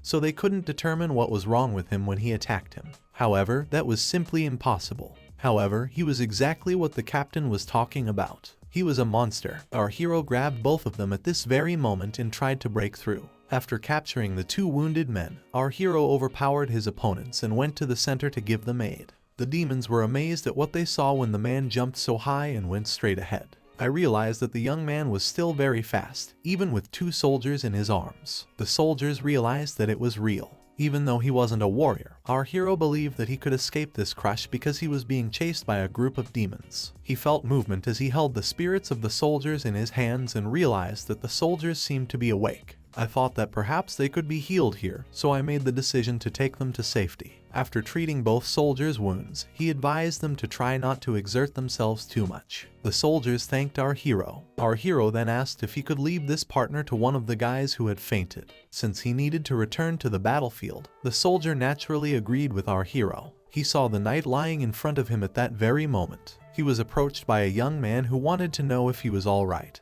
But the young man thought he was too late because it was late. He saw a pile of corpses clutching his head in a vision that flashed before him again. Thinking that something had really happened to those two, he couldn't understand why it happened at that particular time. It was then that he realized it was bad. The attack was closing in on him, and he couldn't back down. When the demon attacked him, the young man he had just healed rushed to our hero's aid and told the demon that he would not let it happen. After protecting our hero, he asked about the young man's well-being. Yato thanked his partner. The man warned him to be careful. Heroes and the rescue team are at the center of their plan. The boy then asked where the heroes are currently engaged in combat. The soldier stated that they must have been in the middle of the line when they heard about the heroes. Our hero immediately rushed forward and the soldier warned the young man to be careful, trying to figure out what was going on. Our hero prayed that both of his friends would be alright. At the moment, Kazuki and Suzune were focused on the knight in front of them. Was it something based on wind magic, or was his sword moving so fast that it simply couldn't be seen? He reported that they were done, or that it simply couldn't happen. However, Kazuki agreed with Suzune when she said that it looked like they had no choice but to fight this demon, so one must try their best not to die. Suzune turned to the knights and asked that they be allowed to deal with the remaining demons. According to Suzune, they would be satisfied even if they were just kept away from them. In agreement with the heroes, the knights asked that the remaining tasks be delegated to them. When the Black Knight noticed that the knights were leaving, he asked if they were really running away. However, to prevent him from harming others, our heroes tried to stop him. They claimed that they would confront him. In the next instant, they struck him with lightning. The Black Knight recognized this as a rather unusual ability. He was intrigued because this was the first time he had seen this. He then used his return function again, and this attack went straight at Kazuki, hitting the young man in the shoulder. As the young man fell to his knees, he realized how much his shoulder hurt. Suzune currently couldn't understand what had happened to his shoulder. There were no marks on his armor that could indicate any injuries. He simply couldn't go through the small holes in his armor. She knew it was inside him. Senpai had tried to save Kazuki when that knight ran in her direction at that very moment. The situation was rapidly escalating and a quick reaction was needed. The knight wondered if the girl's avoidance was due to fear or if she should approach him. That was a problem, but he could attack by simply changing the shape of the armor. However, they had yet to determine the nature of this mystical return. Suzyun reasoned that she should use her mind because all of this indicated that the armor was undamaged. However, they were wounded underneath the armor, as evidenced by the fact that they were bleeding. She reasoned that the wounds were in the same places where they had attacked the knight. Kazuki's left shoulder was also wounded. Saying this out loud, the girl gradually realized the enemy's trickery. After all, that Black Knight reflects all attacks. The knight recognized the girl's intelligence. After all, it was the first time that someone had figured it out so quickly and realized that there was no point in opposing him. Kazuki did not understand how they were supposed to fight him if this knight reflected all the attacks, but Suzyun said that they had to think of something because now there was no one who could resist the demon. They were the only ones who could resist this knight. The young man tried to contradict her, but the girl stated that since it implied a response, reflection was not something to be taken for granted. There were requirements that had to be met. However, she later told Kazuki that she wanted to try something and that it would be risky. The girl whispered her plan in his ear the next moment. When Kazuki heard it, he stated that it was too risky. However, Suzyun assured him that she would only cause minor damage if she was struck by lightning. Besides, Yato would heal her if something went wrong. When he saw Suzuki approaching the knight, he was shocked that they would fight him again even though he knew the possible consequences. However, Suzyun told her opponent that they couldn't afford to retreat. She tried to attack him the next moment, but the knight laughed when he noticed the smoke screen surrounding him. He believed that the men would use the smoke to cover their escape at this very moment. Suzyun believed that the smoke limited his field of vision. If they succeeded, he would be the target of an attack from outside his field of vision. After thinking for a bit, the two men attacked their opponent from both sides. They then stepped out of the smoke screen and attacked him. While they pondered over what had happened, they later concluded that they had failed because the cuts on their bodies themselves said that their attack had failed. When Suzyun asked about Kazuki's condition, the young man replied that he was fine. He was only scratched on his cheek. The knight then started laughing, saying that they had failed and asking what they were going to do next. Suzyun then asked about the situation with Senpai. The girl stated that she was on the verge of tears because of the severe pain in her shoulder blade. She wondered why there was no retaliation for the attack on his back. They should have tried again, the girl said. The knight then reported that he noticed that her companion was too scared to approach, as the youth realized. They then launched an attack, and Kazuki moved forward, Suzyun following him. The boys tried to use lightning to blind him. The knight shouted that it wouldn't be creative to blind him with lightning the next time the girl came forward. But still the Black Knight felt too confident and invulnerable. The girl realized that there was no defense against the attack from behind. He didn't expect this attack, but she was out of his sight. Therefore, you can try to see if it is a surprise attack. She used her sword to stab her opponent in the back at this very moment. The girl tried to find out if it was successful or not. The girl realized that everyone got it right when she saw that it worked, and the Black Knight was amazed. She urged Kazuki to launch another attack. The knight then used a response, informing her that he was joking. Suzyun didn't understand why it didn't work, and at that moment she realized that she was seriously injured, feeling a sharp, intense pain. However, she later noticed that Kazuki was also hanging on his opponent's arms with severe injuries. Both of our heroes had been defeated and were lying under the Black Knight's feet. First of all, he stated, the concept of combo attacks was irrational. He used his mana to create that armor. Therefore, it was impossible to defeat him even by attacking from different directions. His body functioned as a kind of barrier that prevented attacks and allowed random contact. Therefore, surprise attacks and blinding him are meaningless. Suzyun looked at him at this moment while her opponent was describing the basic workings of his armor. The girl was out of breath. She then fell down and told them if there was anything they could do to defeat it, but they failed and fell down. The knight was shocked to see that the heroes had indeed fallen. As expected, the Black Knight defeated the heroes, which made the little demons very happy. They discussed the need to step forward because of this. The Black Knight, who believed that the heroes would be able to entertain him for a longer period of time, couldn't believe that this was all that was happening. It had always been this way, he pondered.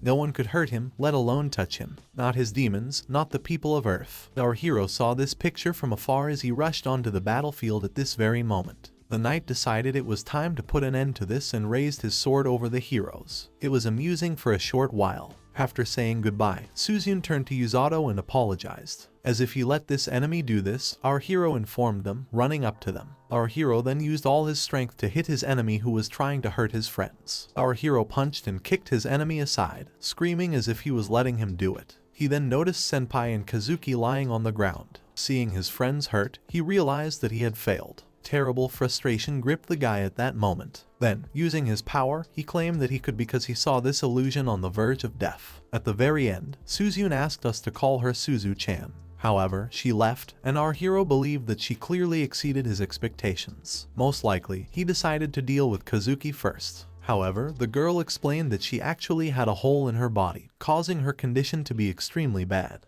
The young man cut her short, saying that she was fine and that any wounds would be healed with healing magic as long as she breathed. Our hero was attacked from behind at that very moment, and Senpai shouted to him about it. The young man thought it was close and jumped back, grabbing them both, evading the deadly attack. The knight didn't recognize our hero at that moment, but he recognized it was a woman. After all, her face was exposed and her helmet was broken. Suzyun was shocked to learn that the attack was successful. What it was, our hero didn't know. Anyway, I tried to find out who she was, and Suzyun realized that our hero didn't know anything. As a result, she started telling me that it's a demonic armor made of magic. It uses a spell that reflects any blows that the armor takes back into the attacker. Our hero didn't realize what it was because it was against the rules, but it seemed to be made of some dark elements of rare and unique magic that was specifically for combat. The young man realized he didn't want to fight them, but if he didn't, the situation wouldn't allow him to properly care for the wounded. He felt compelled to take action on her. When our hero turned to Suzyun and asked about her injuries, she replied that she was fine.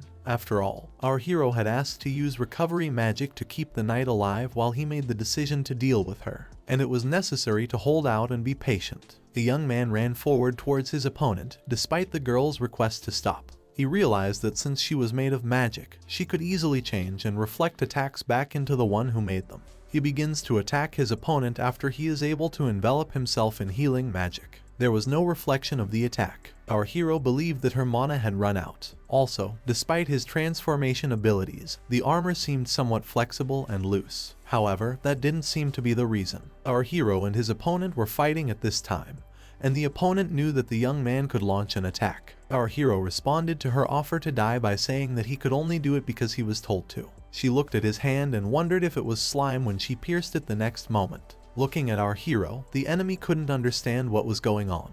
Had our hero's use of magic failed, Suzyun realized that a mistake was simply impossible here. Any damage that the armor receives is reflected back to the Black Knight's magic attacker. However, the reflection didn't work on Yuzuto's attacks, or rather, it didn't work against him. He constantly uses his healing magic, which may not be obvious if he is constantly wiping his wounds. However, he also shoots when he attacks the Black Knight. The Black Knight's healing magic may have a weakness. I could see our hero facing this knight at this very moment. Magic that heals is known as healing magic. Since damage must be reflected, the Black Knight's magic that activates after armor damage simply doesn't activate against the attacks of a person surrounded by healing magic. Since it disappears instantly, Yuzuto's strikes would lose their pure power. It was simply impossible. They were just hurting her, and that was a revelation during this confrontation. The Black Knight couldn't tell if it was cornered in this particular corner. She drew her sword in a fit of rage and began to scream. It seemed that the Black Knight had never been so razzed before. Suzyun tried to talk the young man into stopping, but he told him not to worry because he would end everything with the next blow. After all, there was no retreating now. Our hero was shocked by what he saw. Our hero then faced his hand and the sword that the opponent used to attack, repelling his attack. Suzyun couldn't believe he was saying that. The demon who had just been in armor was lying beside him when he realized that using healing magic in this way was basically wrong.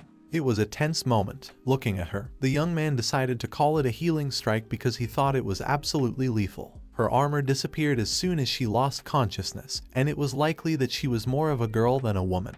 Everyone turned to the Black Knight, trying to understand his character, and concluded that they were in a bad way, and that it was best to leave. Our hero thanked him for his help and decided that now was not the time to do it. He would continue to pursue this very healing. Naturally, healing magic is on a whole new level. Suzyun then inquired about the nature of the healing strike, as it sounded mesmerizing. Our hero realized that Suzyun had heard it as well. Yuzuto explained that the captain had taught him a technique that allowed him to surround his fist with healing magic. According to the young man, it would be appropriate to wait and take care of his opponent while the blows were being thrown if her goal was to simply knock him out. Since he didn't want to harm his opponent, it was very easy for him to do so. The enemy would be struck with shock and pain, though the wounds themselves would heal. Suzyun couldn't believe that he thought it was acceptable to beat someone up as long as he could heal their wounds. If they just wanted to knock someone out, he could do it without hurting them. However, it is still primarily a beating in the first place, isn't it? Having done this many times, our hero happily reported that it was truly amazing. Watching the young man's face, Suzyun felt that Rose was intentionally spoiling him. Suzyun then thanked the young man for saving her and suggested that the topic be put aside. If he hadn't shown up, she would be dead by now. Hadn't he said he would come quickly if they got into trouble? They were both his best friends, according to our hero. The girl was happy to hear that, and the boy added that the enemies were gone, probably because of her injury. But they were still there. After Kazuki's friend came to his senses, our heroes inquired about his well-being. When he saw Yato, the man asked if he had really defeated the Black Knight, stating that it was unbelievable. He found that his wounds had healed as if they had never existed when he touched his body. Suzyun expressed regret to her friend for coming up with such a reckless plan. The situation could have gotten worse. It was hard to think of what to say against such an opponent, and Kazuki asked her not to apologize. Kazuki turned to Suzuna and said, but anyway, the battle was still going on, so they had to go to the aid of those on the front lines. Suzuna agreed, saying that they needed to push them out before they regrouped. Everyone then asked the heroes about what they should do with her. Our hero offered to restrain her and take care of the Black Knight, but they had to let the commander decide what would happen to her. Then Rose appeared out of nowhere. What's going on here? She asked, pulling our hero out. Rose explained that she came because she heard that the heroes were about to die. However, who would have thought our hero would have figured it all out? The young man briefly apologized. Rose then told him that it was wrong for him. This is the perfect moment to bring the heroes back to life, capture one of the enemy's main leaders, confuse and hurt the enemy. She explained that they would be back at the camp in the next second. Our hero was stunned by their hasty departure. Rose explained that the conflict had subsided somewhat and that everything would be fine until they decided to use one of their trump cards. They needed to go back and continue to take care of the wounded because they would only be in the way from now on.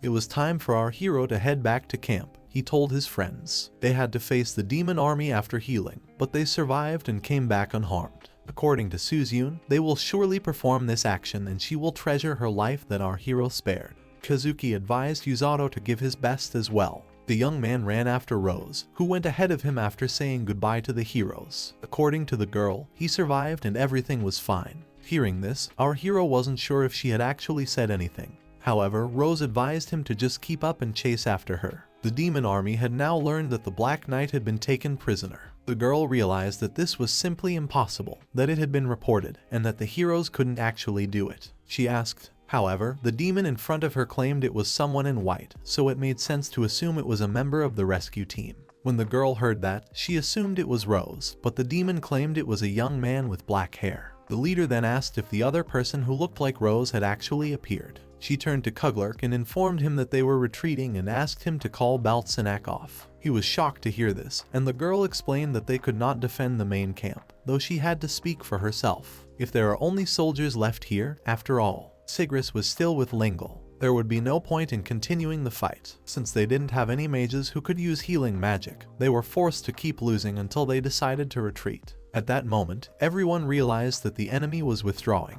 Suzyun and Kazuki took this as a sign that their battle strategy was predetermined. The guys looked at the snake and remarked, but it looks like that creature is still trying to break through. They also couldn't let the number of casualties grow even more. However, as Yato said, they needed to deal with it and return, so they didn't have to look even worse and embarrass themselves. Although this kind of opponent could be very dangerous. Our hero was in the hospital at the time and had been warned not to dare sit idle. However, our hero was talking to Tom, who was the only person not actively involved. He therefore urged me to hurry up and leave immediately. Our hero realized that he was a bit exhausted at this point, and then he heard an explosion. Our hero turned to face it and wondered what it was. Rose then tried to calm him down by stating that it looked like the heroes had already completely thought of everything. Realizing that the Demon Lord's army was retreating, our hero asked Rose if they were going to pursue them. The young man was incredibly stupid, Rose thought. The enemy still had a numerical advantage even though they had won. It was preferable to prepare for the next time than to make more people victims of the pursuit. Rose said it would be okay because the next time would be the same, even though our hero had indicated that he would do it. At this time, they were sitting next to an injured man trying to treat his wounds. We could say they won this time because of the young man who saved them from the heroes, the girl explained. Rosa tragically informed that this was not the case, as the heroes would surely have died if the young man had not arrived in time, and claimed that they were saved by Yato. Therefore, one must understand the whole situation. However, our hero stood up and stated that even if he hadn't, this captain would have come and saved them both anyway. Rose clarified that it was him, not Sigris or her. Otherwise it wouldn't have ended so easily. Today's heroes would have been the ones to lose if something had gone wrong.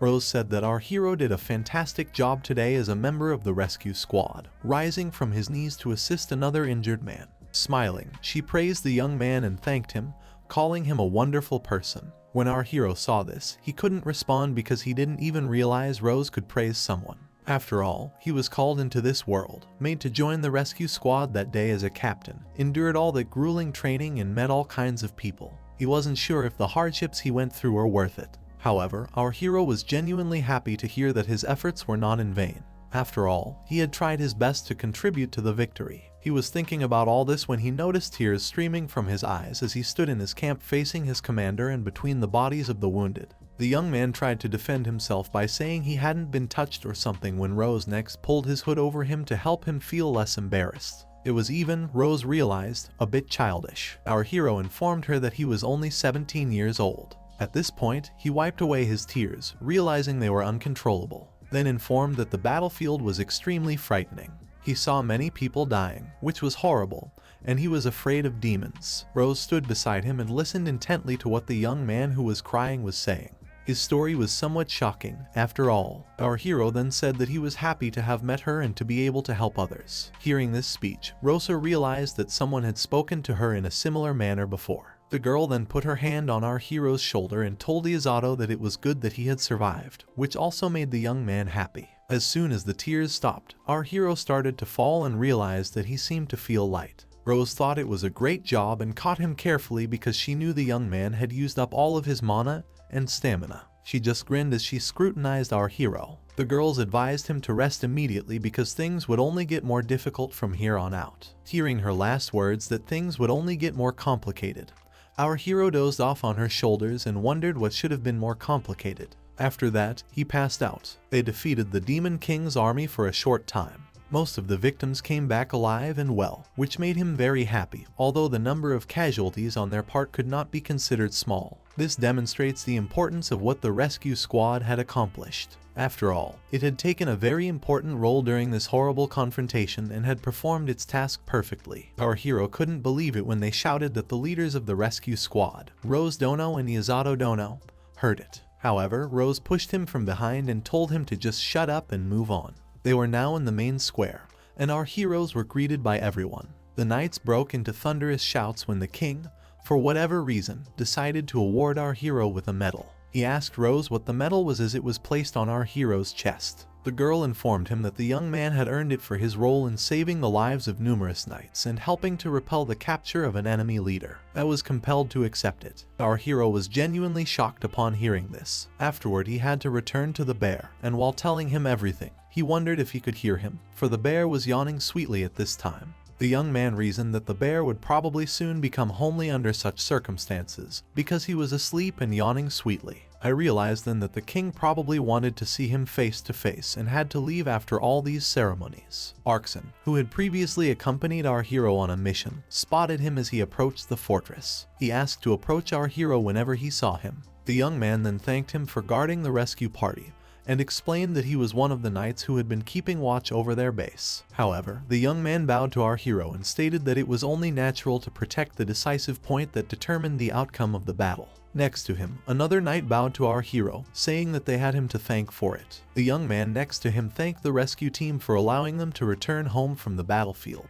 However, our hero spoke up because they were unable to save many people there. However, many of their colleagues would not have been able to return to their families if not for their squad. A little later, the young man said that it was not something he could have done on his own, and that the knights in their squad saved him from many dangerous situations, so they are both alive because of each other. Our hero said that was probably true, but asked no one to bow down to him. When the guys found out about this, they were stunned and said that our hero was a really interesting person. They then asked if our hero had any business there after he realized he had to pass, and when it was time to open the gate for Yato-kun, our hero found himself in the king's palace. The young man was thanked by the king in the palace for hanging him.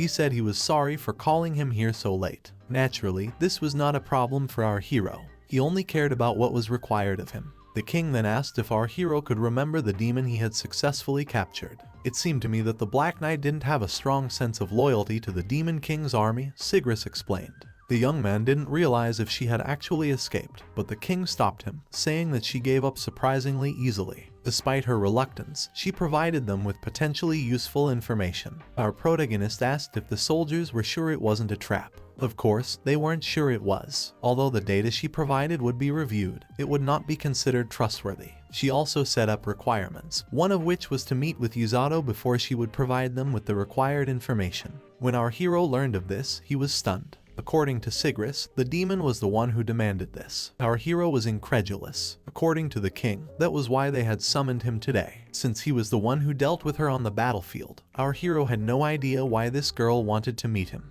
After thinking for a bit, the king said that she had completely defeated the two heroes, and that Yato and Rose seemed to be the only ones who could resist the demon. Since he didn't want to do that, our hero didn't realize it at all. The young man reasoned that she was probably upset with him. They went on to say that the magic classes and skills of the commanders of the 2nd and 3rd battalions of the Demon King's army were the information they were looking for. After our hero agreed, they showed him the prison below and ordered him to be careful. Our hero concluded that given the circumstances, he seemed to have no other choice. Senpai accompanied our hero, and the young man was curious as to why the girl was accompanying him. Senpai believed that our hero and Rose were the only people who could fight against her. After all, she thought she could at least act as a human shield. Our hero explained that he had only intended to give her his healing strike, but he thought it had backfired. He then asked if the Black Knight's wounds had healed. Sigris stated that she had reactivated her black armor after the interrogation. Our hero realized how terrible everything was. At that moment, he ran straight towards the camera.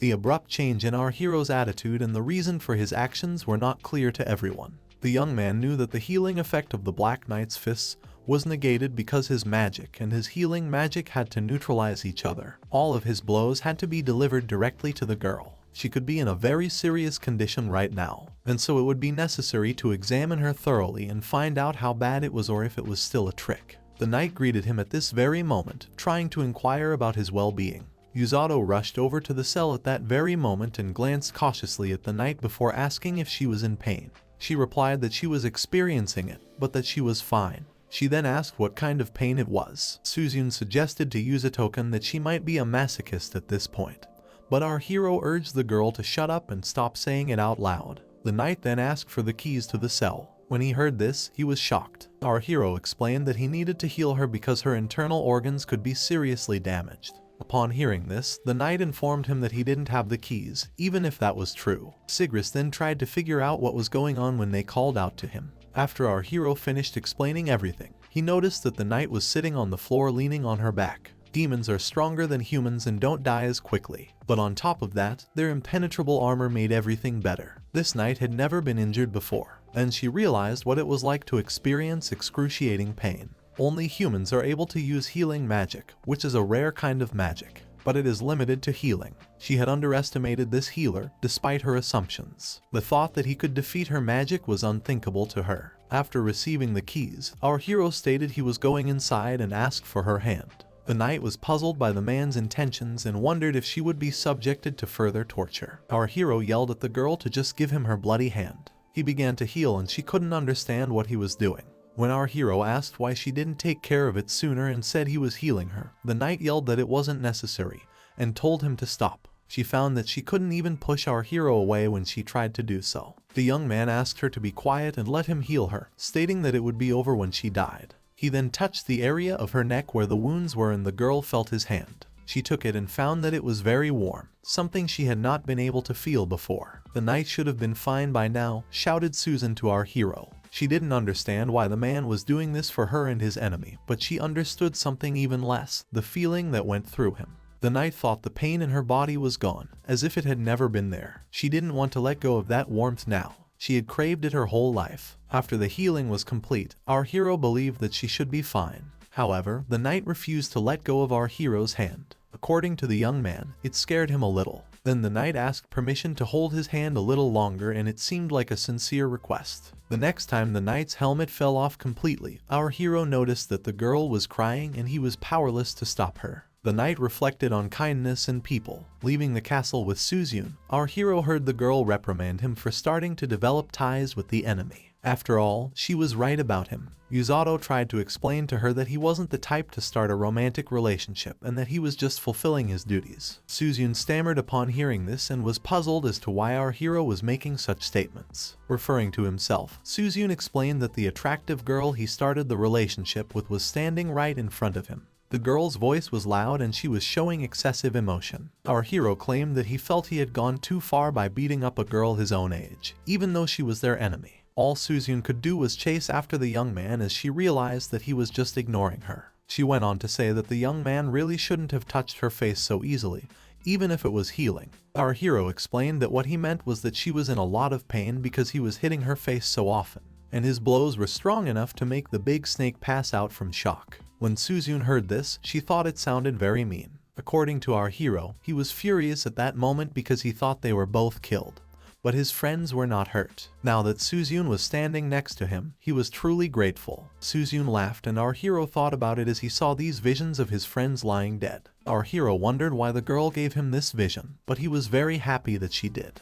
He saw the same girl at that very moment and thought it was perfect timing, smirking slyly. Suzune turned to see Yato-kun, not realizing what had happened, but he immediately ran towards that girl. The girl turned around and saw our hero, who immediately grabbed her and shouted that he found her. He said he had some questions for her and the girl was shocked to see him, because he was still alive and she thought he had died in that deadly battle a long time ago. She told the healer that in this case she wanted her money. Hearing about the payment, the girl asked to save her mother, but our hero had no idea what she was talking about. The girl explained that she needed help by looking at our hero. Then, as he led the girl to a certain place, he assured her that she didn't have to worry about anyone hearing them here. Our hero then asked her to explain what she meant. Suzune, who didn't quite understand what was going on, asked our hero to stop and explain that the young girl was a fox because of how cute her ears were. She also asked if she could touch them. The girl explained that the only person she could go to was our hero, but everyone ignored her. The young man couldn't understand why it was only him. Suzune probably enjoyed being ignored, but in reality, they only made her feel even more spoiled.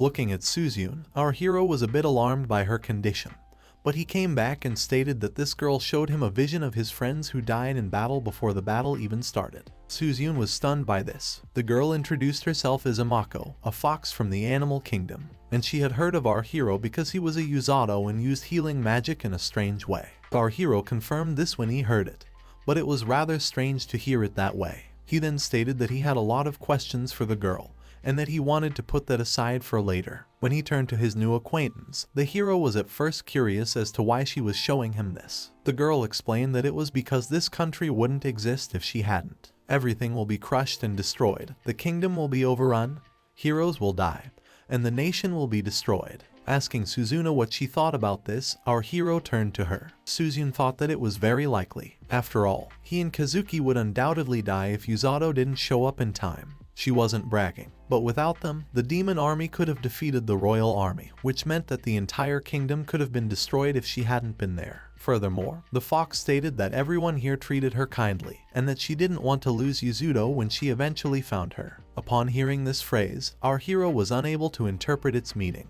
Since it was not a hallucination, he wondered about the vision. The girl then claimed to have the ability to predict the future after a short period of waiting. She needed to find someone who could use healing magic to cure any wounds or illnesses before the battle began, because she had witnessed the impending defeat over a year ago. Hearing this, Suzune found it unfathomable that the girl had not fled to a safer country if she had seen the future. She replied that she had not expected the arrival of heroes from another world. To others they seemed an inferior race and were a nation of beasts. She had never seen such a country, a place free from discrimination, until they were captured and sold into slavery. The girl explained that she came from the land of the beast people. Suzune realized that it was a long way from here. Our hero was stunned that Senpai knew this and knew his exact location. However, the girl explained that she had only noticed it on the map. However, it was too far for any young girl to travel, implying that she had probably been through a lot. She explained that everything was fine and that everything was done to keep her mother safe. When our protagonist asked about her mother's health, the girl replied that they say there is no way to cure her. She just keeps sleeping and doesn't wake up.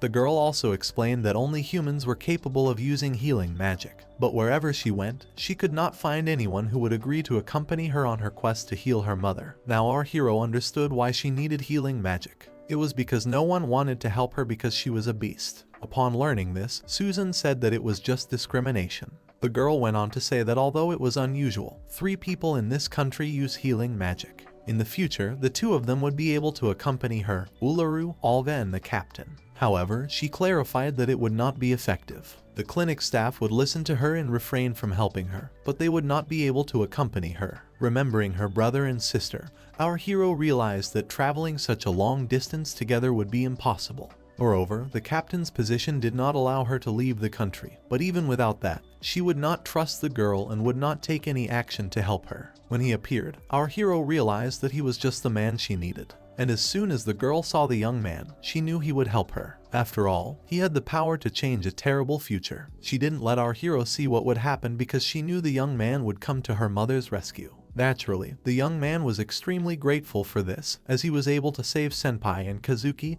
as well as this country. After all, it could have been a worthy act. Our hero explained that although he sincerely wanted to help her, the problem was too big for him to understand her decision. He asked if she could accompany him because he felt he needed to talk to the king about it.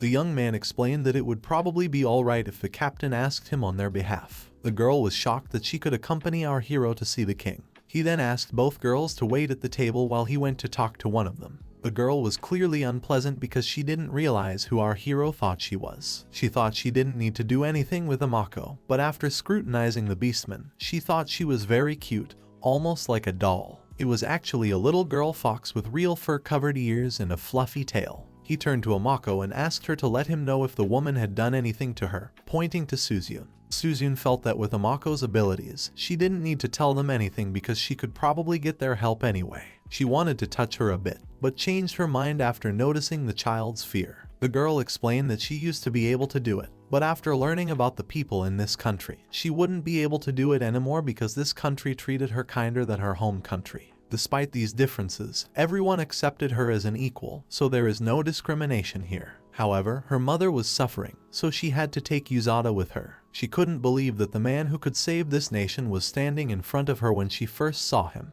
Upon hearing this, Suzune asked about the mechanism of the girl's magic since she claimed she could see the future, but she wasn't sure how far. Amako explained that while she normally couldn't see the future, she could see events 6 months or a year ahead while she slept. She also saw 2 possible outcomes if someone showed up with the ability to change the future. She had the power to show that person and only that person a different future. When this girl showed Yuzada the future in which they would die, Suzune realized that he had just directly stopped it. Suzune predicted weather magic was a common skill among the beast men, saying that it was a skill for them. Amako went on to say that it was something that only her species had. Her mother and the rest of her family have the ability to predict the passage of time. Amako went on to say that she was the strongest member of the family except for her mother. Suzune realized that it seemed like a pretty significant skill, but she couldn't determine why someone was looking for her at the moment because it was a bit more troublesome than she expected. However, it would be Yuzatoken who would make the final decision. What she liked about him was obvious, but in the end, the young man couldn't abandon someone in need. Our hero was talking to Rose at the time. Our hero had been invited by the fox and the beast men who wanted her to cure her mother's illness. Since this princess doesn't mess around, Rose stated that the young man had caused her quite a problem.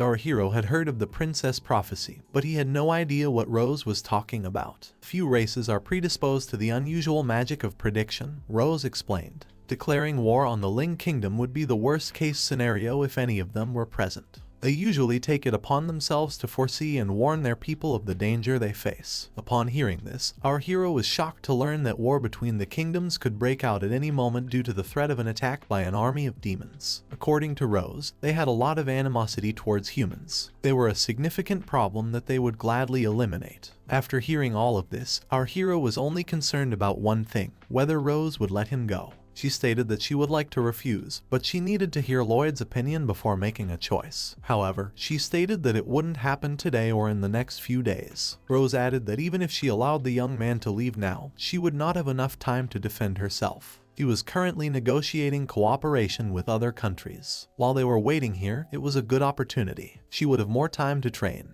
Looking at her, our hero thought that he was already used to it, but it already scared him. In this case, our hero followed her instructions even though she was going to change them. He went down to the girls the next moment. Did she really see the future and knew what they were going to discuss? Suzyun believed that men could easily understand each other based on a quick glance. I felt kind of lost, though it was really discouraging. Why the girl tried to compete even in this was beyond our hero's comprehension. Suzyun explained that she felt that our hero was treating her less politely these days. She was saddened by this, the girl thought, and didn't understand why the young man didn't realize that this would continue for some time before they could get an audience with the king. However, our hero believed that everything would work out. The young man asked where the girl lived and said that he did not believe that they would be able to leave immediately. He decided to postpone it for a while. Our hero agreed to accompany her when she told him that she lived in her grandmother's fruit stand. She called out to him the next moment, and he cast a surprised look at her. The girl simply thanked him. He was stunned by this and asked her not to thank him because he was able to save Kazu,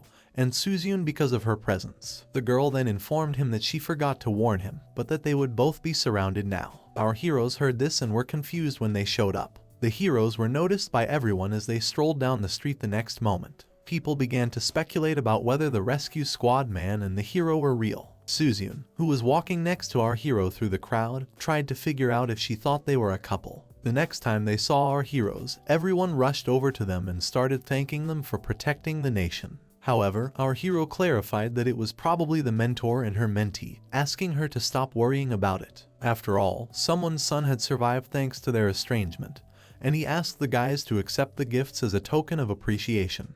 People were really happy to be around heroes. A request was made to take some vegetables. Amako hid in a corner and watched our heroes at the same time. It would have been good to warn them in advance, the young man said. At that moment, he was covered in gifts. He then immediately went back to practicing. After all, they had not practiced for some time. However, the girl clarified that Rose would no longer train the young man in healing. Since he could treat wounds but not diseases or other more complex conditions, our hero didn't understand what she wanted to do. Rose clarified that he could learn it himself when he gained more experience. Either way, they wouldn't be doing it right now. Our hero was stunned at that very moment. According to Rose, she could see his physical stamina growing as she watched him. However, she also put that aside for later and our hero tried to bring up their plans for today. Rose clarified that she would be beating him today. Recognizing her facial expression, our hero tried to guffaw and remarked that her jokes were funny. However, Rosa clarified that she would now hit him so fast that he would not be able to dodge. Since Rosa was inflicting this on him,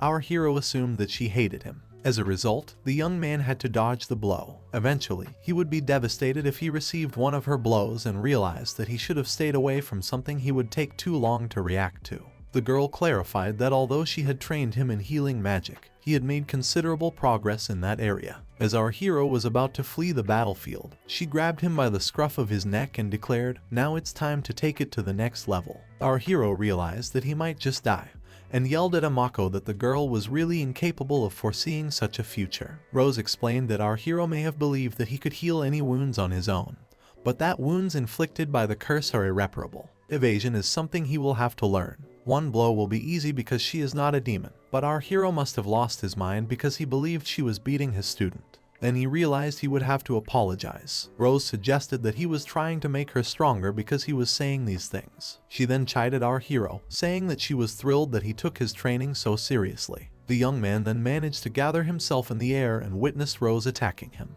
The girl noticed that the next second the young man started to defend himself, even though he didn't need to. The next time our hero saw Rose, she was already punching him right in the face. He reflected on how he should have stayed away from something like that. Our hero woke up the next instant and stared at the foliage. He had no idea why he was having this nightmare. Maybe he was overtraining. To kill him, probably not training hard enough. Rose was already behind him as he talked to himself, and she urged our hero to stand up. The next round was about to begin. The young man thought it was time for him to stop avoiding reality. Rose asked him if our hero's body was okay and assured him that she was holding back. Since he had experienced this many times before, the only thing he could do was thank her. But I thought Rosa was a monster. After that, they resumed their training. The captain really mistreated our hero. She beat him for the third day in a row, and each time he seemed to get used to it. She's quickening her pace. Yesterday, she hit him with all her force while he was focused on dodging. Evasion training was the term for it. However, at the end, he simply increased his stamina. Our hero explained all of this to the imprisoned knight, who claimed that he didn't even believe it was comparable to the main goals of the training. However, the knight was intrigued by something else, as he didn't know what our hero was trying to accomplish by coming here and talking to him, and he wondered why he had come.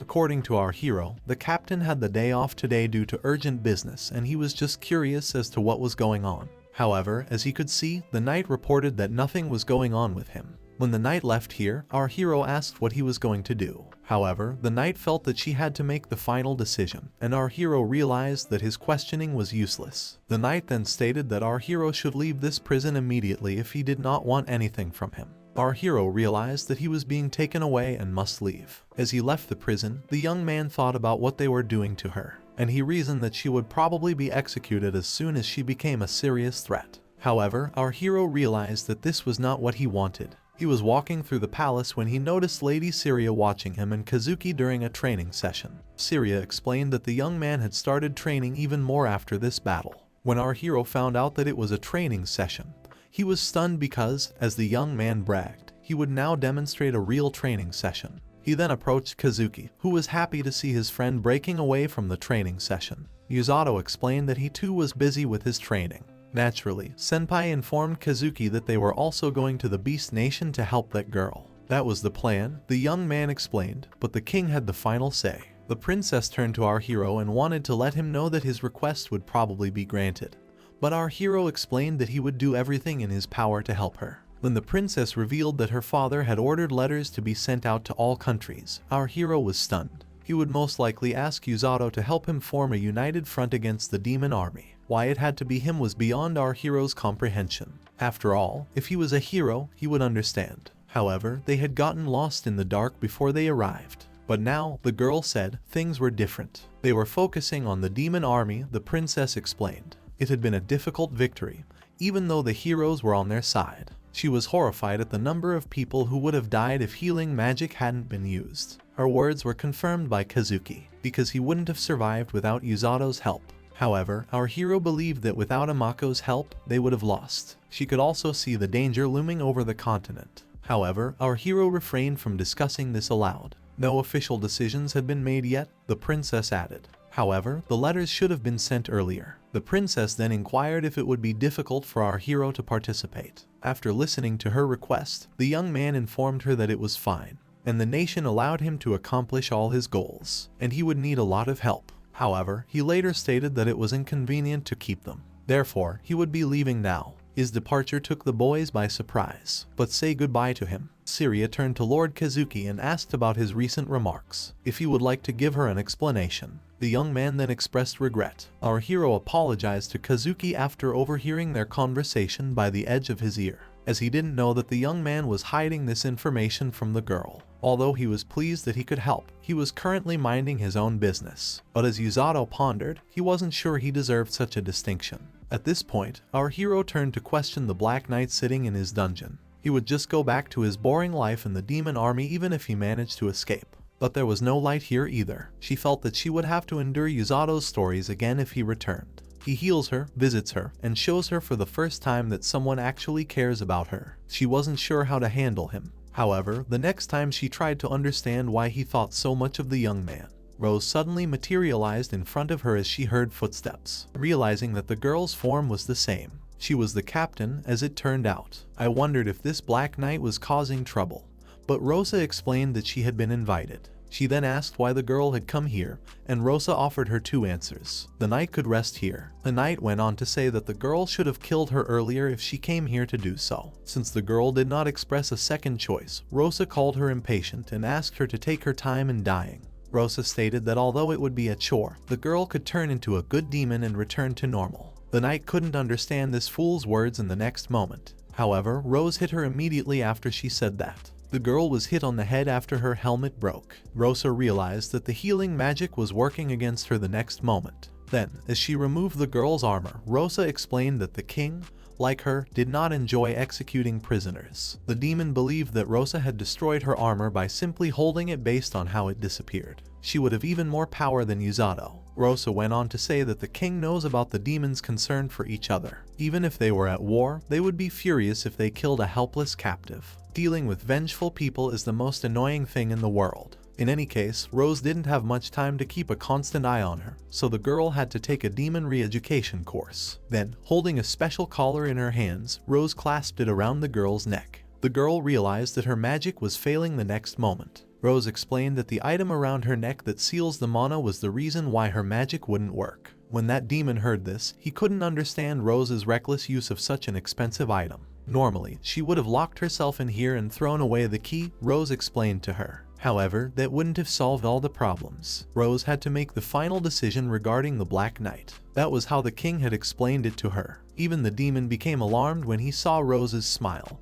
and asked what the girl would do to her. Rose explained that she still couldn't give it up, and that today she would be a maid for the rescue squad. She threw the girl over her shoulder and explained that she would return her to normal there. She found the idea of training a demon very intriguing. The demon that was slung over the girl's shoulder assumed it was a joke. She didn't know what the hell was going on here and hoped it was a joke. Our hero was now cooperating with Blorin. As they ran together, the young man reflected that he now realized how depleted he would be if he didn't use healing magic. He remembered Rose's remarks about being too involved in magic and barely getting by, and he had to admit that they were accurate. He also remembered what would happen to him if his magic was sealed and his mana ran out. He realized that training without using magic was necessary. The captain must have been trying to hit him with that for the good of the kingdom. When he said it out loud, the captain stood next to him, kicking him and telling him it wasn't true. She discussed that the young man needed to rest today. When he saw someone's body slung over her shoulder, he sat on the ground and said he didn't want to be an idiot. When he noticed a dark-skinned man with gray hair on his shoulder, the young man recognized him as the same Black Knight. Rose asked him to shut up while she kicked him because she could see how emotional he was. The young man looked carefully at the demon that fell beside him, but he still didn't understand why she kicked him. In response, the demon looked at the young man carefully. Since Rose was a Black Knight, our hero didn't understand why she had brought her here. At that moment, he let out a horrible scream and pointed at the girl. Rosa explained that the members of the demon tribe must have undergone extensive training to be so strong. She sealed her magic. She wouldn't be able to do anything. She immediately informed Rose of this so the young man wouldn't worry. She watched her as if that wasn't enough. According to our hero, Rose should have informed him right away. The demon had spoken at that very moment, and she was glad to know that they were making an effort. However, what would become of her? Since she would like to escape from reality in a few days, our hero initially advised her to keep a diary. He told the young man that this was the reason. Yato convinced the girl to start keeping a diary on the first day. It felt like she was shattering metal as she put on the collar that sealed her mana after this woman had freed her from prison and placed her in a rescue unit. It refused to move, however, and her strength was incredible. Training began tomorrow. However, a demon like her wouldn't have any problems because they were only for humans. The girl found that things were not as she expected on the second day. She trained with 2 ogres, Tong and Alec, and 3 goblins, Millie and Gamel, instead of humans. When they were practicing at that time, the guys thought that the demon would be stronger than them. However, the girl asked them not to compare them to her, calling them monsters. Since they were human, the guys thought she was cheeky after hearing that. Rose watched her while she practiced and told her not to quibble and keep the same spirit. The girl found it very ironic because these people thought they were human, but she had never seen monsters so tame. The girl knew she would have to do what she was told. She couldn't see clearly because her eyes were watering. She asked to be sent back to prison because this place was an absolute nightmare. Her body stopped listening to her on the 3rd day. On the 4th day, she came to the conclusion that Rose just wasn't human. The demon trained hard and fought hard these days. Rosa was always kicking her to make her speed up. She didn't even realize how it was possible on the 5th day. With little effort, young people run alongside monsters. Was he also truly inhuman? These were the questions she was asking. It was necessary to believe that Yato was both human and non-human, even though only humans have healing magic. She heard a noise on the 6th day, and again on the 7th day. Yato was nowhere to be seen. Running away from training on the 8th day, she heard the noise again and wanted to know what it was. By this time it was the 9th day and she saw Rose beating up our hero. The girl looked at our hero, who was lying on the ground and almost smoking, and thought he was dead as she watched Rose push him out. The young man rose to his feet the next moment, and the demon was amazed at what he saw. All our hero tried to do was figure out how to avoid it. The demon found it so unbelievable that he assumed she was just sleeping. At least our hero had something. Day 10. She witnessed Yuzata and Rose fighting. Rose was yelling about whether or not the young man would eventually escape and how he would get stronger by absorbing every headbutt. As soon as I tried to dodge even one blow, the young man yelled, the girl threw another one. Rose yelled that our hero should have known when to dodge, but the young man realized that it was beyond human capabilities at all. After all, there was no way he could do it. They were swearing and snapping at each other, since they most likely didn't know she had slipped away. The demon sitting in front of them tried to figure out what was going on between the two. They said they could watch Yuzata's training if she was interested. Watching them argue, she believed that the young man continued to argue with her despite the circumstances. He was undoubtedly not human. At this point, Rose caught our hero and advised him to keep his words to himself until he could avoid her blows. The girl then ordered the hero to repeat the action. The next moment they were separated on opposite sides of the field, and the demon could not realize what they were doing. But curiosity increased with every second and wanted to quickly understand what was happening. Then Rose began to attack our hero, who tried to avoid her blows. The demon was stunned when he saw that he had escaped. When Rose hit him again with deafening force and advised him not to relax, our hero finally believed that she had done it. The demon then ran up to our hero, asking if he was okay. Unbeknownst to her, he stood up and declared that he had completed the task. She couldn't understand how this demon could be okay after such a training session. The young man bowed to her and thanked her for the instruction after Rose praised him and said that he could now resume his normal training. Looking at the demon, Rosa explained that she could continue to train under Yuzato's guidance. Our hero explained that the captain could have changed the trajectory of the blow at that moment, and that she was just a monster. Standing behind our hero, the demon also realized that he was about to turn into the same monster, whether he realized it or not. Considering that the girl was nearby, our hero advised us to take a quick run. He then said that he wanted to know something from her, and the demon was curious about what the young man wanted to know, even though it was a bit late. Moreover, our hero was only curious about her name. He asked it just in time, and the girl realized it. He explained that he was going to ask earlier, but she had already fallen asleep after lunch. The girl thought that she couldn't stand properly after such a workout. Then she realized, when she thought of her name, that he had been called the Black Knight for a long time. She introduced herself as Fel because she felt awkward just saying her name for some reason. Her parents had given her the name Fel. Our hero asked Felum if she was up for it and offered her a run. Our hero didn't know what else was required, so the demons asked if that was it. Our hero looked at him, didn't understand what the girl wanted from him, and continued talking about an easy jog. At this point, the demon thought that she did not understand why she was so nervous, and probably looked like an idiot in front of him. By the way, that was probably better. The demon was looking at him at this time, unsure if the young man really didn't feel anything. Hearing our hero start laughing, the demon couldn't understand why he was mocking her, because she could run with those monsters if he didn't know. Trying to defend herself, the girl said it wasn't enough. She screamed and believed that was why she disliked him to begin with. Our heroes explained that it was because of their ignorance of each other. The demon then rushed forward, a little angry. Our hero tried to stop her, but he quickly caught up with her and said that they would speed up if she so desired. Seeing this as a competition, the girl declared that she would not lose to someone like him. Our hero failed to recognize the problem. Fel felt that the young man should have noticed. He was just a healer with a rudimentary education. She needed to show him the difference between a human and a demon. They returned to the house in the next instant. After all, the girl had immediately fainted after running. The young man tried to explain that he could do it at a normal pace and that would be enough. The guys added that if the young man was normal, everyone else definitely wasn't, and that our hero still wasn't human. Our hero, sitting at the table with everyone else, explained that when they got home, he made sure she was okay and carried her to bed. Everyone was very surprised by this act, saying that our hero really doesn't leave anyone behind. When our hero got up from the table, he got angry and declared that he was much bigger than their captain. He felt a spoon fly at him and cut his cheek, then realized it was a wooden spoon that the captain had thrown at him right out of the wall. After calming down and turning to Gommel, our hero apologized, saying that it was unseemly to say such things to people and that his tone was extremely impolite. Gommel acknowledged that he too would have to play this game, admitted that he had overreacted, and apologized. At this point, they exchanged glances. Then one of them remarked that despite being a demon, the girl lacked stamina. They then inquired about Rose's training strategy. Rose explained that in order for someone like her to behave well, they must completely faint and feel hopeless. Rose turned to Tong and asked. He demanded reconciliation.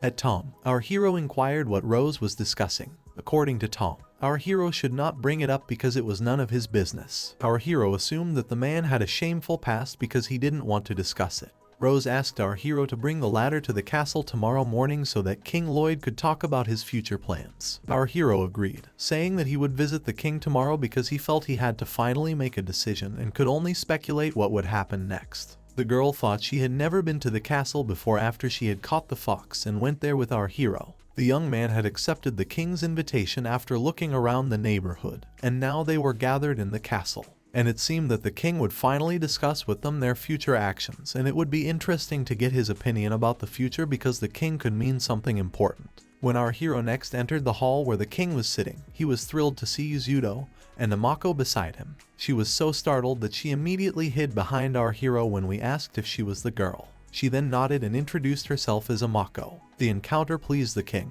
Kazuki and Senpai were also present in the hall. Gathering everyone, the king wanted to start a conversation. He asked for everyone's help today in trying to send letters of help and cooperation to other countries. He also spoke on behalf of the general and the prime minister, who felt that their second conflict with the demons was more intense than the first. Naturally, without the help of the rescue squad, the heroes were in danger of perishing. It would be impossible to estimate the number of casualties among his army. They needed to answer them. They shouldn't have just shuddered at the thought of this danger. They were the ones who had faced the forces of the demonic army and knew about the necessary resistance tactics. The king turned to his heroes with enthusiasm and declared that now was the time to form an alliance. Furthermore, the king announced that the delivery of the letters would begin in 15 days. They should reach all the many countries on the continent, including those that had previously rejected them.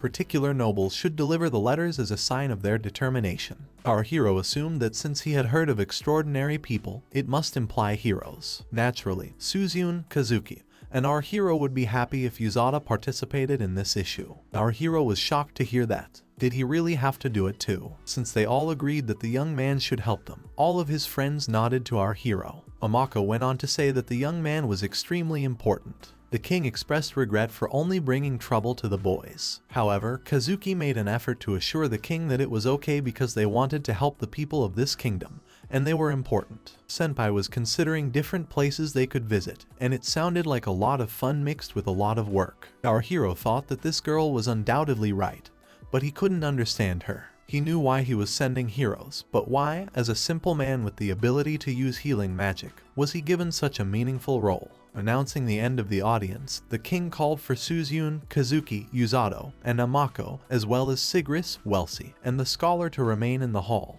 He bowed his head to Amako and began to speak to her. He wanted to express his sincere gratitude to her. Ultimately, her actions had prevented the destruction of his nation. Everyone was stunned when they saw the king bowing to the beastman because his position required him to refrain from such rash actions. The king stated that although he couldn't say it in front of everyone, he still planned to help the girl in any way possible. The water country of Millark, a city located across a large river running through the middle of the continent, is the last country Yato will visit. Furthermore, if you reach the opposite shore after leaving the city, you will meet a nation of beastmen. Hearing this, Amako turned to the king in shock, and our hero agreed. After all, he was given a very good opportunity to visit the beastmen nation by being appointed as an envoy. The king explained that the journey would be difficult and not very direct. He apologized for these problems. However, our hero knew this very well and wished for it. He thanked the king for the task, which he gladly accepted. The king asked Alfie to help him in providing them with information about the various nations they would visit. So the girl asked Lord Yato and Lady Amako to follow her as she approached our heroes. "My name is Alfie," said the girl.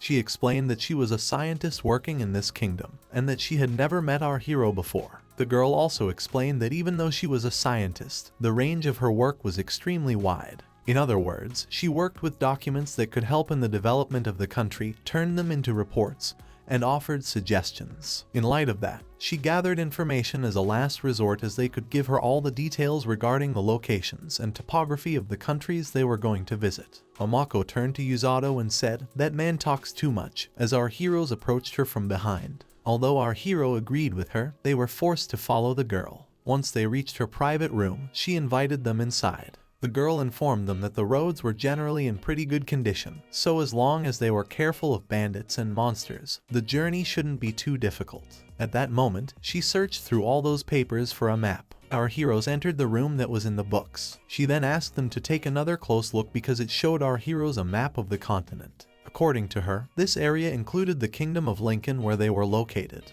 On this side of the Great River, they are the state that is closest to the demonic kingdom. The girl went on to say that although this path was somewhat surrounded, she had planned the route with safety in mind. The guys would first go to the same place as the other characters on the journey. The girl pointed to the town of Magic Liquis on the map and explained that this was where they would start. Liquis was to receive a letter. His people are the second most magically powerful on this continent. The girl stated that she believes our hero-trained Rose leader could inadvertently kill one of the students if he wasn't careful. Of course, they are known for discriminating against people who rely on the power of magical abilities, so our heroes had to be careful. Yato claimed he wasn't that terrible, and the girl found it amusing that he used human standards to mock the leader of the Rose. So our game letters had to be delivered to 3 countries after Liquis. The girl went on to say that those 3 or 4 countries if you included the people of Beast Country here.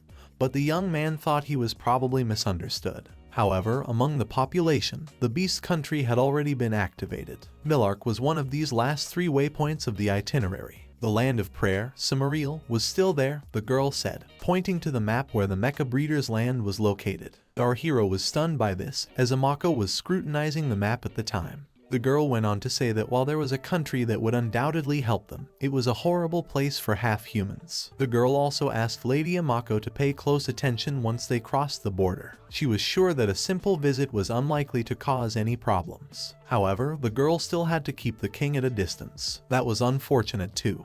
But their path lay in a different direction than the heroes because they were headed for the Beast Country. Amako was thrilled that the girl had given them so much information and asked for no apologies. Although our hero thought he had no expectations, 3 countries was enough. Their time was limited. Knights of the appropriate rank were visiting other countries. That was what she believed. Alfie continued by saying that the kingdom was from the same country that sent my master and the other heroes. To put it mildly, none of them felt much motivation to deal with their kingdom. However, the battle with the Demon King would be absolutely disastrous if the guys couldn't convince them to cooperate. In an attempt to show their determination and goodwill, they sent the strongest hero delegates there, especially Lord Whiskers. When our hero heard this, he felt that it was a huge responsibility. Thus, our hero wondered if his presence would in itself be a show of goodwill. He shouldn't worry, the girl explained, because it would be up to our hero. Our hero of the rescue squad saved everyone, and not a single person in the kingdom is unaware of it. The rumors about Yato should have reached other countries by now.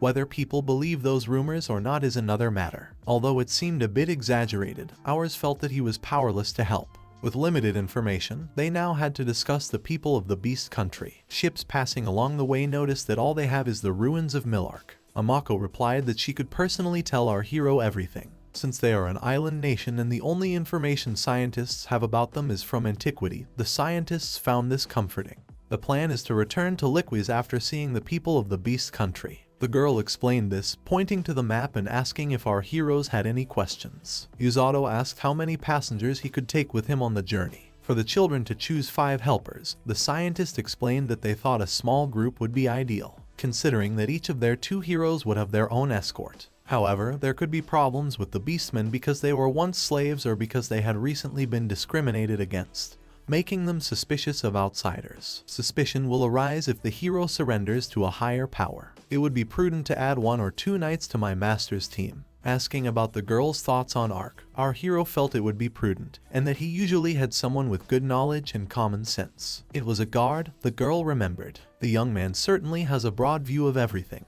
and Lord Mustache made an excellent decision. According to our hero, they had to talk to him later. After the young man thanked her, they made the decision to go in a different direction. Our hero was intrigued as he walked down the hallway with Amako, as he was eager to see what the first city of Liquis would look like. Amako responded by saying that she was present. Since it was called the City of Mages, our hero was stunned to hear this. Does that mean that it is dominated by spellcasters? It looks like an academy dedicated to the study of magic. There are healers there, as well as more children than adults. The girl explained that our hero was stunned to find them in Liquis, but she cautioned against having high expectations of them. Mages don't place much importance on healing magic. Yuzato wasn't like those mages. Had she met any of the mages there? Our hero asked. The girl explained that she had tried to talk to one during her behavior, but quickly realized that he couldn't help. Of course, this made the girl very upset, since everything sounded problematic and our hero was interested in Liquis connoisseurs.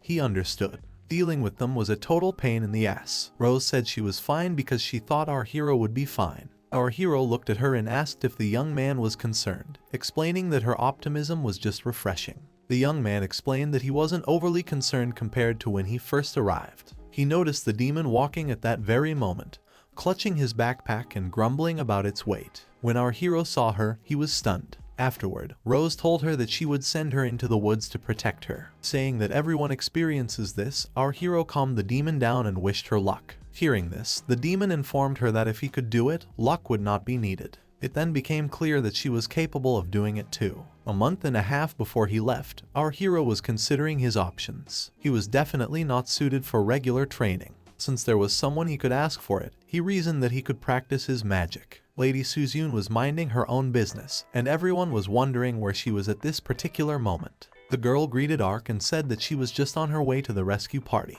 If the girl was going to see Lord Yuzato, the young man inquired. She stated that she was because she wanted to discuss the Liquis Academy of Magic with him. It's an academy of magic in another world, the girl pondered to herself. She pondered on how I don't have to worry about it. The girl asked the young man if he knew anything about Liquis after he had gotten a little woozy upon hearing about him. According to Ark, he didn't think it was a good place. Although it was a long time ago, it was probably the best place to study magic. However, he had also studied magic there previously. His only skills were magic and swordsmanship. He was basically terrible at everything else. Here, his partner told Ark that the bow and staff were the only weapons he'd had trouble with for as long as he'd known him. His other friend then informed the woman that the man could, if he wanted to, become an Imperial Guard. Ark was puzzled by the men's remarks, but they claimed that they were the ones who kept asking him why he wasn't pursuing a career path. According to the young man, he was a small man. He could only defend one thing at a time. Suzune showed interest in this since the young man couldn't become an Imperial Guard and was only concerned with protecting the king.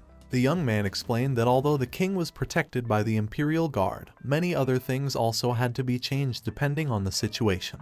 He wasn't very skillful at this. Rather, he was guarding the entrance to the castle. When he explained this, the man was elated because he knew that none of the enemies would be able to enter the area as long as he guarded it. According to the man, everyone behind the wall would be safe as a result. Ark also said that he was going to leave his guard duties to his comrades for a while. The girls asked why, and the young man replied that he had been called to accompany Lord Yuzato on his journey. Suzune laughed, saying that if the gate fell, I think it would be all over. The guys looking at him thought it was such a waste, and that was probably the charm of it. Suzune was shocked to hear this. Was this person really chosen to go with her? However, the young man stated that he was also stunned as he had only recently heard about it from the palace, and I felt that Yuzato had made a wise decision. He must have noticed this protagonist with abilities like Ark's a long time ago. Yuzato is a knight with abilities to rival Ark's Imperial Knight, and a terrifying, physically powerful healer. He is also a seer of Amako's future, a comprehensive starter set for the group. Suzune felt that it was really well done. The girl expressed her joy at having everything under his control. The young man believed that he had recently seen Lord Yuzato enter the city. The girl thanked the young man when she heard this. At that moment, our hero visited his brother and sister in the hospital. Before going on their adventure, they asked the young man if he really wanted to strengthen his own magic. The man argued that our hero didn't need to learn from him because Yuzato was a better healer than him in some situations. However, our hero explained that even compared to Olga, he couldn't cure diseases and other complex problems, and he also thought that his mage's colors were different. The young man was stunned when he heard about the shadow. Our hero told him that his magic was lighter than Olga's at that very moment. He asked to be shown how the young man had developed his mana. Yuzato explained that the color was usually a manifestation of his mana, and the man told him that his color was innate. He could cure diseases with his healing magic, but as he said, when he tried to use it on himself, it was really useless. Even though his orb was only slightly lighter than Yuzato's, he was still the best at healing others. Our hero reasoned that the shade of light could represent the rank of healing, noticing the different colors of their magic. As a result of his knowledge of healing magic, the young man reported that healing diseases is not the same as simple magic that heals minor wounds. Did our hero understand the meaning of the young man's explanation that the former heals diseases within the body? It is healing, not fixing. Yuru was watching them at the time and believed that he did not fully understand it. However, did he really believe that his own magic was superior to theirs? The girl turned to Olga and said, "The young man shouldn't have made a mistake with this level of understanding. Our hero may be able to heal illnesses if he can understand the difference between the color and brightness of Olga's mana, and just make his own color magic that looks like hers. Then it would become a huge advancement in the art of curing dangerous wounds. Focusing it at one point without increasing the volume, something seemed to gradually become stronger." The girl watched the process with amazement. Our hero explained that he was trying to concentrate his magic in one point, and that he had succeeded. Only one thing remained, and it was the same light. However, Olga saw this and asked Yato to stop it immediately. Then there was an explosion and everything started to collapse around under the influence of the magic. In the next instant, the hero's hands were all wounded. When Olga was saying goodbye to our hero, he urged the young man to make more of an effort to refrain from doing what he had just done, especially too much. He also warned our hero to be cautious as Yuru was also worried about him. Our hero was saying goodbye to him. He thought he had just unleashed healing magic and focus when he went outside and examined his hands, but she did not perform any treatment. However, she returned to normal when he tried to treat her again. In other words, the concentration of magic is based on its rank. The magic grade determines the difference. She can't do it all, which also explains why Olga treats herself poorly. This seems to be something worth paying attention to in more detail. Our hero believed that he could heal people faster if he focused his magic. Mark's mother was supposed to benefit from his ability to even cure diseases. Trying again right now would result in failure, but the young man would figure it out on his own. He was sure he could do it anyway, because as Rose had said, it was just a matter of practice. At the time, he was being pursued by Suzyun. Our hero sighed after hearing her and asked for some patience. Then, since he was ready, he turned to her and smirked, asking what was wrong. Before speaking to her, the girl asked him if he took a deep breath and if he thought it would be horrible to talk to her. Averting his eyes, our hero stated that he didn't believe it at all. If that's not the case, why didn't he look her in the eye? Suzyun asked. Although it was somewhat surprising, the girl was intrigued by the young man's quick recognition of Ark's potential. It was indeed a surprise. Public announcements were made about writing letters to other countries. He continued his studies as they waited for the day of their departure. He had recently been visited by Ark, who cordially invited him to join his next adventure. After 10 days of training, the captain and Fel had finally returned from the forest, and tomorrow was the day of their departure. Learning healing magic wasn't going so well. Our hero attempted it, but he felt that he was unlikely to succeed. When our hero discovered how to increase his magic, Rosa watched him, saw what he was doing, and asked him what he was doing. Given Rosa's level of rage, our hero questioned whether this was the right thing for him to do. However, the girl asked simply to answer his question. It happened after he witnessed Olga's healing magic, the young man explained. His sole purpose had been to see if the light of his magic could darken him. Upon seeing Olga's magic, Rosa was stunned and laughed, asking the young man if he had really missed it. The girl explained that it was a more specialized form of healing magic. The stronger the color, the less effective it would be when applied to himself. As he considered it, our hero realized that this was it. Rose thought he still found it too complicated, but she was clearly wrong. The young man could die if he used it in any way, the girl explained. She hadn't taught him anything like that because of it. However, she didn't think the young man could solve it on his own. Although it is difficult, the young man can handle it, and our hero then asked her for advice. I don't have anything special for him, Rosa informed him. Now he just needed to keep doing what he was doing. In other words, our hero realized that he still had a long way to go and that he needed to put his best foot forward. She said she wasn't very good at saying goodbye, so I just asked her to wait in front of the gate by the outer wall with the Mako. Then, as they stood together, Rose asked if the young man would have that long-awaited day tomorrow. She would make sure he wouldn't meet any heroes. Before asking the hero if he had any questions, he could take the bear if he wanted. Right now the young man was at a loss. Rose told him that she would give him some advice because they were going on a trip. I ask you not to hold back when you punch someone who mocks healing magic. As part of her repertoire, Rose stated that our canon hero would only use his power to punch someone until they passed out in a fight. For better or worse, he will be affected by the letters that will be delivered during this trip. Rose was optimistic about the young man, The young man smirked upon hearing of the hopefulness. It brought him even more joy. Regardless of what he said, he respected and trusted her as his teacher, though he was trying to figure out if it was really that simple. Our hero felt that he needed to prepare for tomorrow by thinking over what Rose had told him. She had asked the young man where he was going tomorrow as he was leaving Fel, and he had forgotten that he had not told her but that he was going to deliver the letters. Hearing this, Fel had something to say and asked if this was an appeal to each country for cooperation. However, our hero could not understand the situation, and the girl hit him again.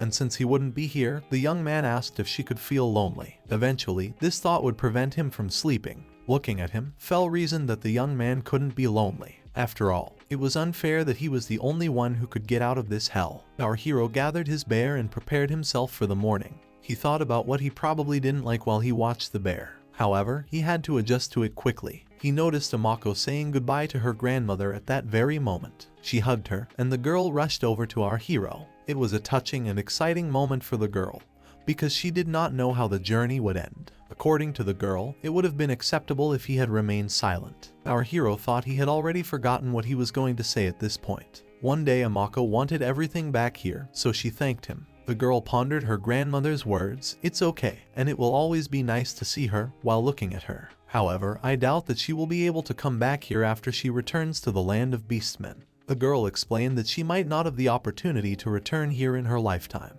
She was a princess of time, Yato remembered. For Amako, that probably means that she is capable of more than what she initially appears to be. She can't just state her desire to return. They waited at the time. Our hero informed Amako that he intended to meet with everyone present. Suddenly, they ran into the heroes and Ark on horseback. After examining the bear, our hero told him that he didn't believe he could ride in a wagon. Naturally, the bear was fine after being asked if he was okay. When Ark said he would load the luggage, our hero greeted him and asked our heroes to sit down first. Yato then inquired about Blurren's future. The young man apologized a lot, but our hero understood that it was understandable, and asked him not to cause any trouble. However, Blurren just growled, and our hero wondered if he really meant that he couldn't make any promises. The young man was shocked to see Suzune on Kazuki and Wells, who accompanied them as he climbed into the wagon the next moment. Our hero was met by a girl who said that it had been a long time since they had talked and that she would accompany them. However, once they gave her Liquis, she asked permission to go with them. Suzune noticed that when Wells was around, her soul felt at peace. Her power seemed inconsequential to the girl. After revealing that she was a teacher, Kazuki advised her to be cautious. The atmosphere, according to our hero, was completely different from their only hometown.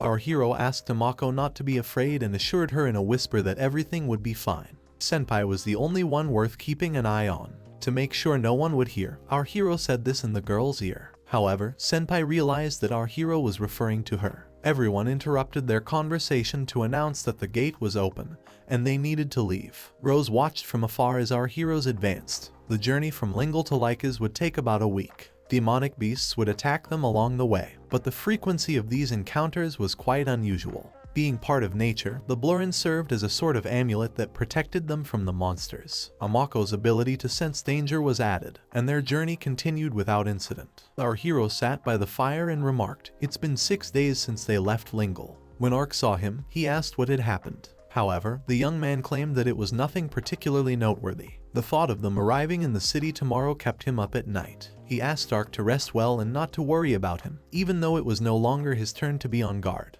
He claimed that everything was fine because it was now his shift. When our hero asked if Ark Levis had visited before, he said yes. When you heard our hero, you assumed the young man didn't want to discuss it. Our hero would soon see for himself, the young man explained. He asked Ark if he wanted to share this information with him regarding discrimination in the magic prop system. While Yato had heard of the horrible practice of discrimination in magic, there were worse things. According to Ark, it was racial discrimination. Yato knew what it meant to be here on Earth. Ark explained that each visitor had certain goals, such as joining the academy, becoming a knight, getting rich, and so on. There are people of different races among them, and they are aware of discrimination. Yato inquired if they go there despite the danger. Ark stated that because the city is so valuable, everyone had different explanations. It is illegal to buy and sell gendered people and liquids, but that is only obvious at first glance. Among those fighting from across the continent are students who despise half-humans. According to Ark, this is the worst place to be in their time,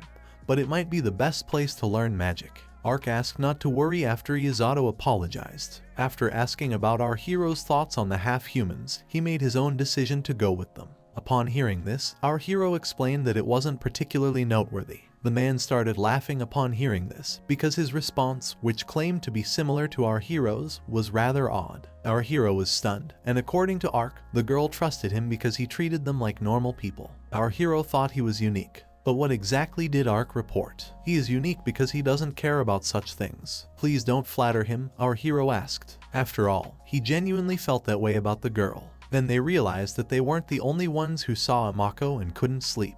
The girl woke up because Suzyun hugged her, which surprised the young man who thought they had woken her up. Our hero then asked if the beast was also a human after the girl said she knew someone from Liquis. According to Amako, it was. After all, the student had given her a place to call home when she had nowhere else to go. She wasn't sure if she could still visit them. Our hero told her not to worry about them and that she could visit them. He was stunned when Amako asked if he would accompany her, since he really didn't want to bother them. It wasn't that, the girl said, and she wanted to introduce him to the person who had helped her. Arc promised to deliver the letter and stay until a decision was made. He had time. Our hero was glad to say there was no problem. The girl, clutching the edge of his shirt, was already asleep when he started yawning and asked if Amako wanted to sleep too. Noticing this, Arc stated that it wasn't a surprise because the girl felt at ease in his presence. Our hero considered that he would have to spend the night here. They went to bed after Arc was stunned, and the young man said he was used to it by now. When our hero fell asleep in the morning, he tried to understand the noise made by the cart. He only realized it was only in Yukami when he noticed Suzyun sitting above him with our hero on his lap.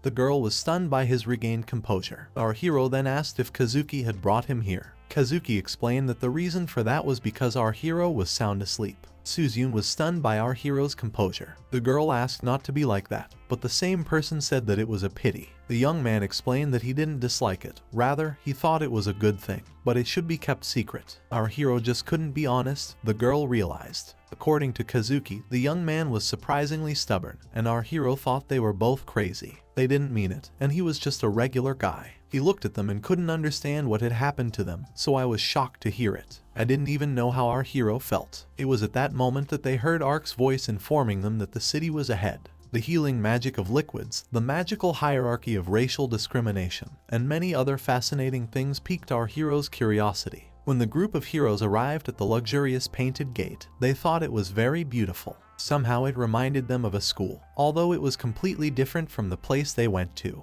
They got a permit to enter and could enter the Liquidis, and Yukami was delighted with how this magical city looked. Her eyes seemed to sparkle with joy. The heroes couldn't travel further by wagon, so they had to walk. Arc said that it would be better to find a stole where they could leave the blue grizzly to avoid unnecessary problems. The hero was fine with that and offered to look into it. Welsi smiled and told Suzuna and Yato herself that they could now deliver the letters. Yato asked Amako to look after the bear for him and the girl asked to rely on her. In town, merchants were lured this way and that for cheap and reliable gear. Others asked not to pass by their dried meat, which was the best. Selling this meat was a young guy who asked not to be underestimated just because he was a student. The heroes were thrilled to see so many stores and they were all run by students. Welsi explained to the boys that they were run by adult merchants. Many students used their free time to make some money. The protagonist had already realized that it was like a part-time job, and Yato said that their senpai liked that kind of thing.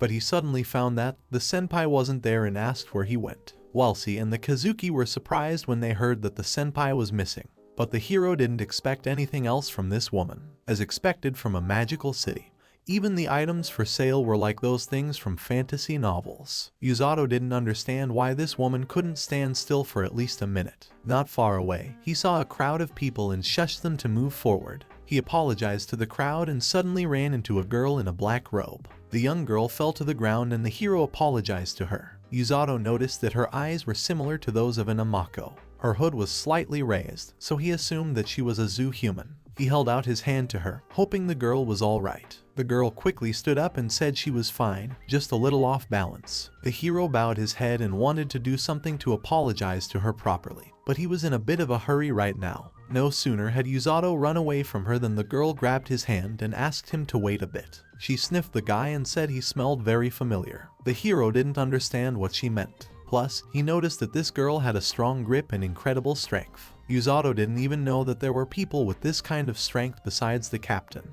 The girl asked him to stop playing dumb because she could smell the scent of someone she knew from him. The boy assumed that she was a friend of the Amako. Hearing that name made the girl wary. She assumed that she would be his next target, but the hero asked her to calm down. He said it was probably a misunderstanding and they could talk calmly. The girl squeezed his hand even tighter and exclaimed that she couldn't be calm now. She assumed that the man in front of her was a slave trader or a bandit. Also, Yato could have been one of the famous lingual kidnappers. The hero was sorry, but the last said was more about his comrades. Yato begged her to calm down and said that he was a friend of the Amako. The people around them began to look back at them in surprise. The stranger once again questioned what he had just said. Those were rather convenient words for a man, and the girl was about to kick him in the stomach with her fist. Yato asked her to stop and set his palm up for the kick. The punch was so strong that it hurt his hand badly and it bled. The guy grabbed his injured arm and exclaimed that it was painful. The hero assumed it was wind magic, which felt like a wound inflicted by a sharp blade.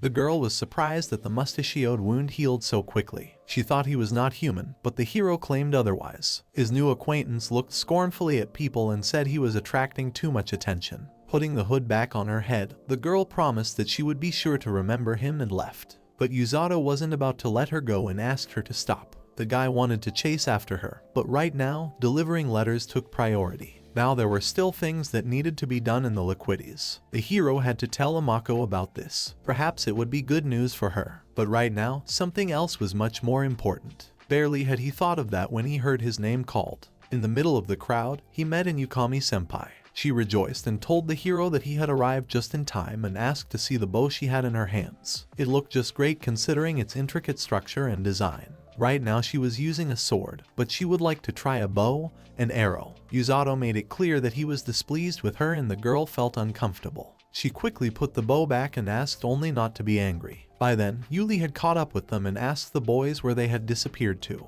The court mage asked to be more aware of where they were going from now on. Senpai apologized because there was nothing she could do about it. She should have made more effort and the girl thought it was a real misfortune. She was worried about the future. The heart of this Liquis city was the Magic Academy. Kazuki looked at the huge building with surprise and said that it looked very luxurious. Senpai assumed that this was their destination and well, she confirmed her words. She had already asked a guard to come forward to notify them of their arrival, so someone should be approaching them soon. The unfamiliar voice that came from behind the mustachioed man startled him. He didn't expect that someone would be able to get so close and unnoticed. The stranger smiled and told the hero that he had good clothes. Everyone turned back sharply to see the stranger. The young boy apologized for being able to scare them. He was right in assuming that they were the envoys of the Lingual Kingdom. The stranger smiled and introduced himself by the name of Kalfa. He was instructed by the headmaster to accompany them. He showed the newcomers their way in a friendly manner. Although he was behind the mustachioed man, he didn't notice him at all. Senpai thought that since he was instructed by the principal, the Hafa would guide them. In response, the hero asked her to be quiet, but Inukami didn't understand why he was being so cruel. When the group of protagonists arrived at the courtyard, they were left impressed. The place was quite crowded. Half noticed that something had caught their attention and looked at Inukami. The girl apologized, for she didn't mean to offend anyone. It was just that she had never seen something like this before. Half smiled and replied that it was quite good. In fact, he welcomed it. He was sure they would be pleased if people like them showed interest in them. Inukami assumed that their principal had already talked about them. That turned out not to be the case, but the halfling could appreciate the currents of their magical energy, and they were clearly unusual people. Furthermore, he immediately recognized that Yato was a member of the Lingual Rescue Squad and the second uncommon healer who wielded the white uniform. The hero didn't understand how this guy could know about him. It was like the rumors had spread to other kingdoms, but until Half saw everything with his own eyes, he couldn't tell if it was really true or fiction. However, there was a clear difference between his power and the other two. It seemed that Yato replenished it by channeling his magical energy through his entire body, and such a thing was not easy to accomplish. Whilst he stared at the halfling with a surprised look and assumed that he could use a magical gaze. Magic gaze was a type of magic eyes. They could see the streams of magical energy in every living thing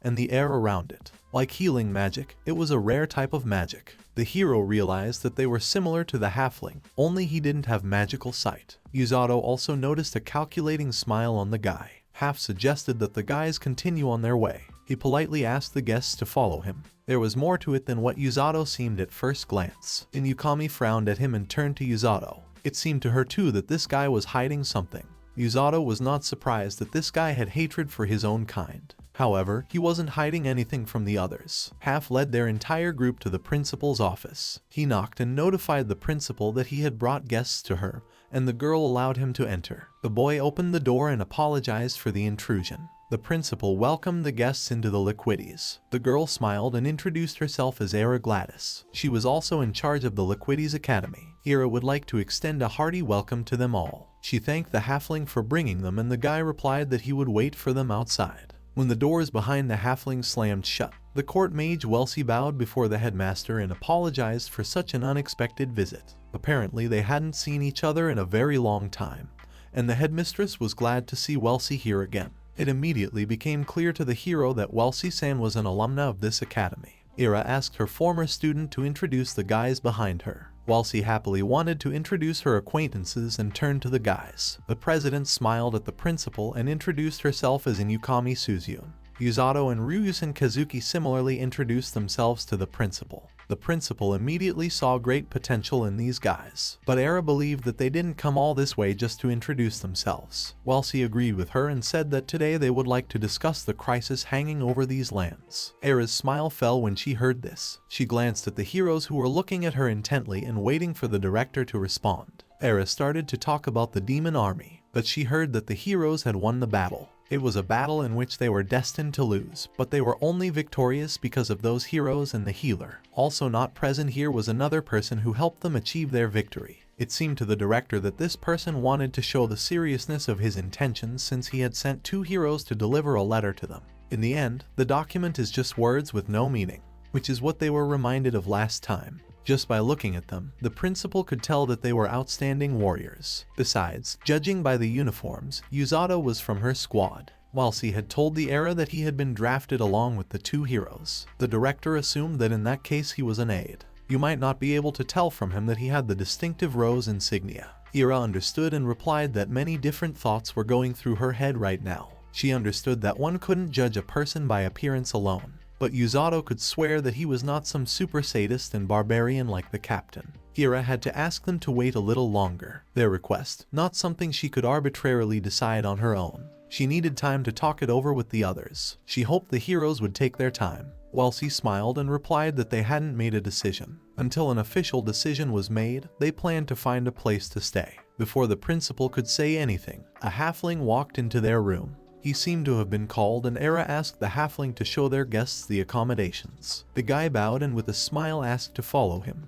Before they left, the principal suggested they visit some of their classrooms, which alerted Senpai and Yuzato. This idea didn't seem like a good idea to them, but until a decision was made, they had nothing to do anyway. But Inukami quickly perked up and suggested they do it right away. The hero grabbed her hand and asked the girl to calm down a bit. This woman seemed unbearable to him. He told her with a smile on his face that they needed to leave before they exceeded the limits of hospitality, and pulled Senpai behind him. Inukami didn't understand what he was talking about since they were just going to visit the classroom. Welsi told Kazuki that they should have left the care of Suzuna herself in Yuzato's hands, and the boy agreed with her completely. It was a very effective approach to the solution. They just dumped all the responsibility for her on Yuzato. But Senpai agreed with them too and admitted that it was a great plan. Yuzato gave Senpai a grim look and warned her that he would send her into the stratosphere right away. Now the halfling needed to get away on business. Welsi didn't know how to thank him for going so far to prepare a room for their guards as well. The guy bowed politely and promised to convey their thanks to the director, then quickly left. In that case, the hero was going to go to Arch and the others and tell them where they were staying. Welsi thanked the mustachioed man for his help. Running down the street, Yuzato thought it must be somewhere nearby, but noticed a strange crowd of people. Judging by their reactions, they had something going on. People were talking about a certain person who was clearly out of line. Everyone realized that something had to be done, but no one wanted to be involved. Yuzato didn't realize what was happening and made his way through the crowd of gawkers. Seeing the injured man, the hero immediately rushed to help, not understanding why the others did nothing. But the people asked to leave him alone, for he did not need treatment. Yuzato didn't understand how he could be normal, since he clearly needed help. The people explained that this guy was using healing magic, which surprised Yuzato. He thought he was obviously being joked about, but one of the people asked to take a closer look at the injured man. Despite the fact that the man was unconscious, the hero noticed that he really didn't have any bruises on him. He lifted him up and realized that this guy was one of the healers of Liquis. Somewhere far away from the city, in a bleak, desolate place, a Gothic castle stood on a cliff. A man sitting on a throne wanted to talk to the commander of the Third Corps, Amira Balgrit. This man wanted to talk to her about her latest blunder. Although the fight for victory was given to her, she was defeated. She believed that there was no excuse for her failure, and if ordered, she was ready to fall on her sword here and now. But no one would have thought that people would fight so bravely. The girl raised her head questioningly at her ruler. The demon replied that if people are threatened, they obey. If they are seduced, they follow their greed. He believed that people were stupid creatures who were only attracted to money, and if the girl outsmarted them, they would easily start killing each other, and eventually the whole continent would be mired in death. With a devilish smirk, the man told Commander Amir that Lingle people never change. He also mentioned her punishment for failure.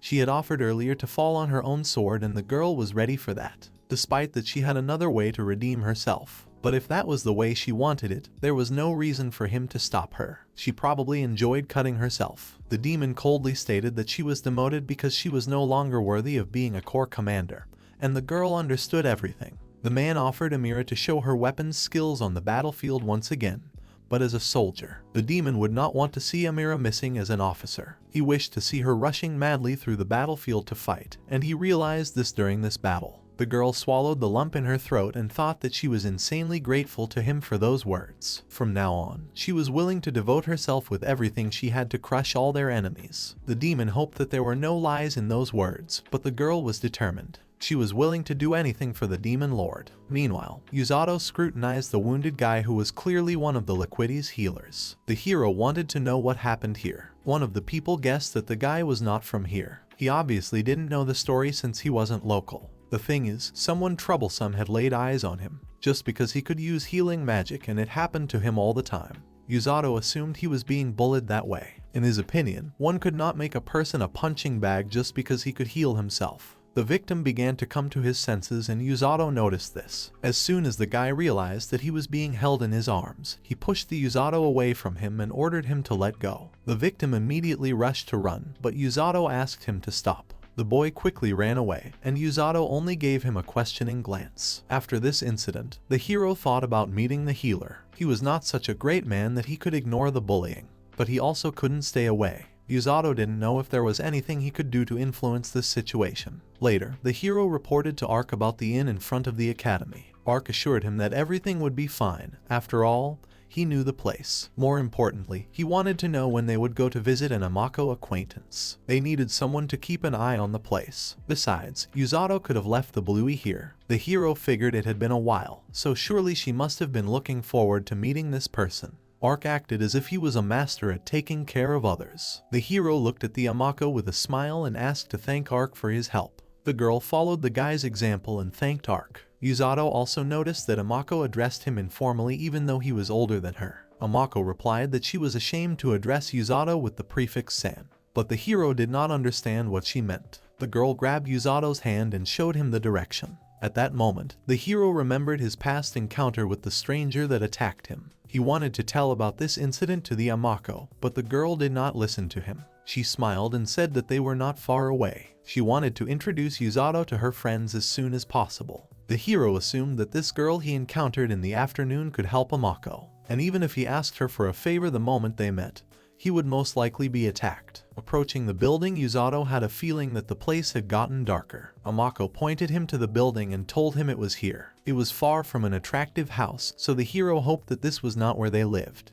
But Amako replied that such a place was very convenient for them. The hero realized that this was not the kind of place people would want to enter. Yato replied that he would stay here and she could enjoy reuniting with her friends without an outsider. But Amako didn't understand what he was talking about. She frowned and said that she wished he could join too. The hero hesitated to answer, but Amako warned that she would not accept any excuses. She was sure the hero would not be a hindrance to them. She found it odd that Yato was apparently hiding something. It was something beyond telepathy, more like a premonition. The hero agreed to tell her about the incident. Yato told how a zoo girl had attacked him this afternoon and thought he had kidnapped an Amako. He described her brown hair and rounded ears, and she also had an armored arm. It looked like she was using wind magic. Hearing this, the Amako darkened. She admitted that she was the exact girl they were going to meet, but Yuzato had already guessed it. Amako understood the whole situation and asked the guy to stand behind her until she sorted out the misunderstanding.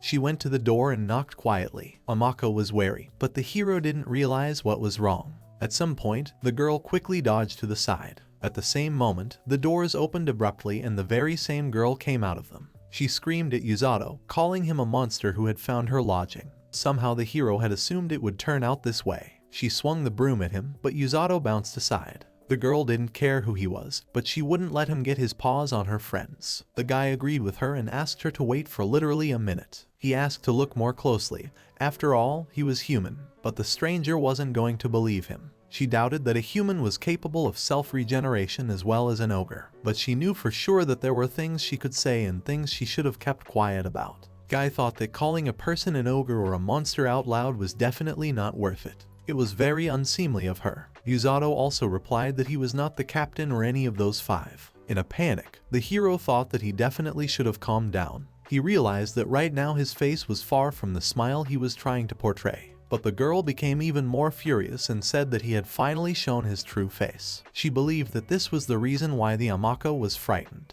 The hero thought that the Amako would explain everything, but it looked like he would have to calm her down. He was going to use a healing strike filled with his kindness that left no damage. But Amako couldn't stand it and stepped between them, asking Yuzato not to do that. She felt that he needed to calm down, and he could not do so. With his whole appearance, Yuzato tried to show that he was completely calm. In that case, the Amako wanted to know what was wrong with his fist. The hero just thought to calm her down a bit, and the girl grabbed her head. She said he couldn't do that even if he healed her, because the scars on her heart were still there. The guy made excuses and said he was going to hold back and be gentle. Besides, he was only hitting with his left hand. In response, the Amako asked to provide everything to her. She thought that people who had no self-awareness were really scary. It was as if the attacker had now heard Amako's voice and wanted to make sure it was really her. In response, the Amako silently threw her hood off her head. She smiled at the girl and told the Kiriha that it had been a long time since they had seen each other. Kiriha ran up to the Amako thanking the heavens that she was alright.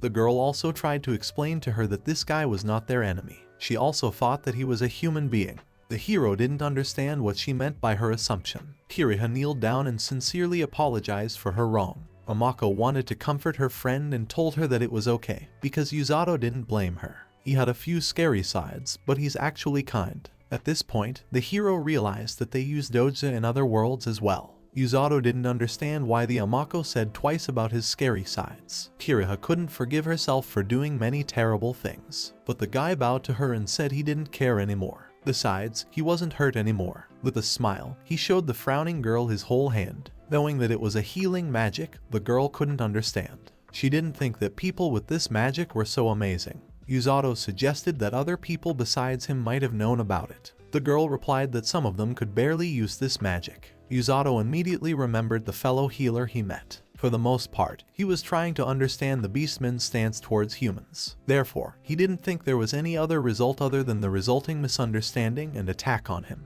His speech and actions may have also misled her, so they were even. Kiriha got to her feet and laughed. She admitted that he was quite a strange man and tried to understand what he wanted from her. The girl realized that Amako wouldn't bring someone bad with her, but Amako reminded her that she wasn't crazy. While the girls talked, the hero wondered what type of animal Kiriha belonged to. She was clearly not a dog or a fox. Her air blades were very similar to a kametachi, so she could very well turn out to be a weasel. Amako noticed Yuzato's gaze and warned that such a look was rude. The hero apologized and the Kiriha replied that he was indeed very strange. Many people made an unpleasant face when they saw the beastman. Kiriha extended his hand for a handshake and the mustachioed man was confused. After hesitating, he still shook her hand and the girl reminded him that she hadn't introduced herself yet. Kiriha introduced herself as a high school student at the academy and smiled. The guy returned her mutual smile and introduced himself as a healer from the Lingle Kingdom Rescue Squad. Kiriha assumed that this handshake meant that they no longer had hostile intentions. The hero laughed and agreed with her. It was only now that Kiriha remembered with horror that she had been preparing dinner. Returning to the room, she told her that her younger brother would be home soon and offered to stay for lunch as an apology. She easily picked up the large table and set it back down.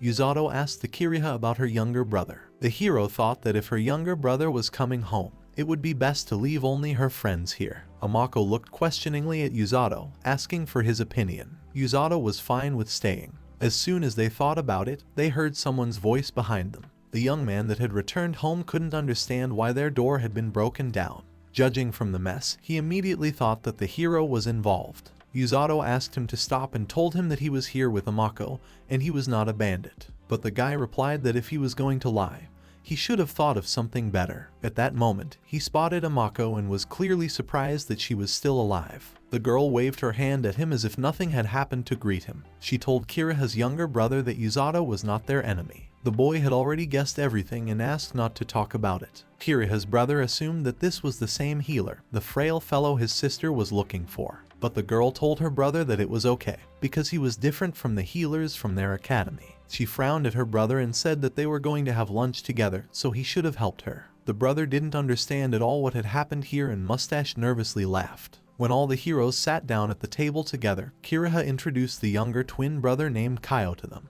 She had already told him everything earlier, so she asked her brother not to stare at their guests. Besides, it might have seemed too suspicious to them. Kiriha thought so at first, but the Amako apparently trusted Yuzato. Besides, this guy didn't feel disgusted when he saw their ears and tails, and even shook their hand. Kiriha admitted that he was completely different from the people they had met before. Even if Yuzato came across one of them, he would reach out to them and ask for nothing in return. Kaio took a sharp bite of his bun and thought that the hero was strange. Yuzato noticed that this guy probably doesn't like him. He wondered if he really liked people like Amako. He assumed it was all from the fact that he was human. While Kiriha's younger brother drilled him with a disgruntled look, the hero smiled and said that their soup was delicious. Kiriha laughed and admitted that it was the first time a human had ever complimented her. He was indeed strange to her, but Yuzato thought it was a simple compliment. Kaio realized that this guy was completely different from people he had met before. He pointed his finger at Yuzato and said that he would accept him for a while. He hoped that the hero understood the consequences if he tried to do something strange to them. Yuzato had seen what hatred for humans looked like, but he had no such intentions. He wanted to ask the beastmen for a favor. The thing was that the Amako was in Liquis right now. He wanted to ask for permission for her to stay with them for a while. Amako looked at Yuzato in surprise. Because of his position, he attracted a lot of attention from the townspeople, and it would be safer and more comfortable for her to stay with her friends here. If that was his entire request, then the Kiriha was fine with it. After all, they had spare rooms and the food supply wouldn't change much with 1 or 2 more people. The hero thanked them for their help and said it was very welcome. In that case, Kiriha wanted to prepare places for 2 people, but the hero didn't understand what she meant. Kiriha assumed that he would stay together with the Amako. Kaio thought that his sister was obviously joking, because she couldn't let this guy stay with them. He thought it was a bad idea, but the girl asked him not to worry about it. Besides, if this man wanted to do something to them, he would have done it long ago. It would be better for them if Amako stayed together with Yuzato. Amako looked at Yuzato and said she would stay if Yuzato was okay with it. Kiriha understood how Amako felt and wanted to hear the hero's opinion. But when they talked like that, the guy couldn't refuse their offer. The hero realized that he was weak to pressure and warned that he would contact the inn later. Although Amako didn't show it, but the hero could see that she looked happy. Kiriha looked at Yuzato's smile and thought it was quite normal. In the middle of the night, Amako walked into Kiriha's room that she was standing by the window. Kiriha already knew that Amako was looking for a healer. Previously, Kiriha thought that only humans had such a skill. There were no humans who would work with a beast man. She thought it was simply impossible and suggested that Amako give up. But the girl wasn't going to give up at all. Kiriha sadly lowered her head and remembered that she used to be exactly the same. In a place like Liquis, chasing beastmen was forbidden. She thought that they could get along with humans through magic. Even though her talents in magic impressed people, they considered her a beastman. The humans thought they were dangerous and hated humans. They didn't consider beastmen to be full human beings and couldn't know what they were thinking. Everyone thought that beast people were a little scary and it was better not to go near them. Looking at the whole crowd of people judging her, it took Kiriha a little while to realize this. She thought she was a fool to have such expectations. From her experience, the girl realized that there was no such person who would extend a hand to a beast man. She said this Kaio for Amako, but she could not fully trust Yuzato. Kaio warned the hero that he was leaving for the academy, but asked him to remember that he wouldn't get off that easy if he did anything to them while he was gone. The sister tried to calm her little brother down and sent him to the academy. She reminded him that the first lesson teacher was pretty strict with the time and it would be bad for him if he was late. The boy cursed and quickly ran out of the house. Kiriha wished Ki a good day. Amako was afraid that Kiriha would be late, but the girl replied that she had a different start time for her classes, unlike Kaio. As long as she attended the required courses in Liquis, she had freedom for the rest. The hero said they would go to the inn for a while and meet the people they came with. Kiriha didn't mind and said she would try to get home as soon as possible. Amako put on her cloak and told Kiriha that in that case they would be back soon.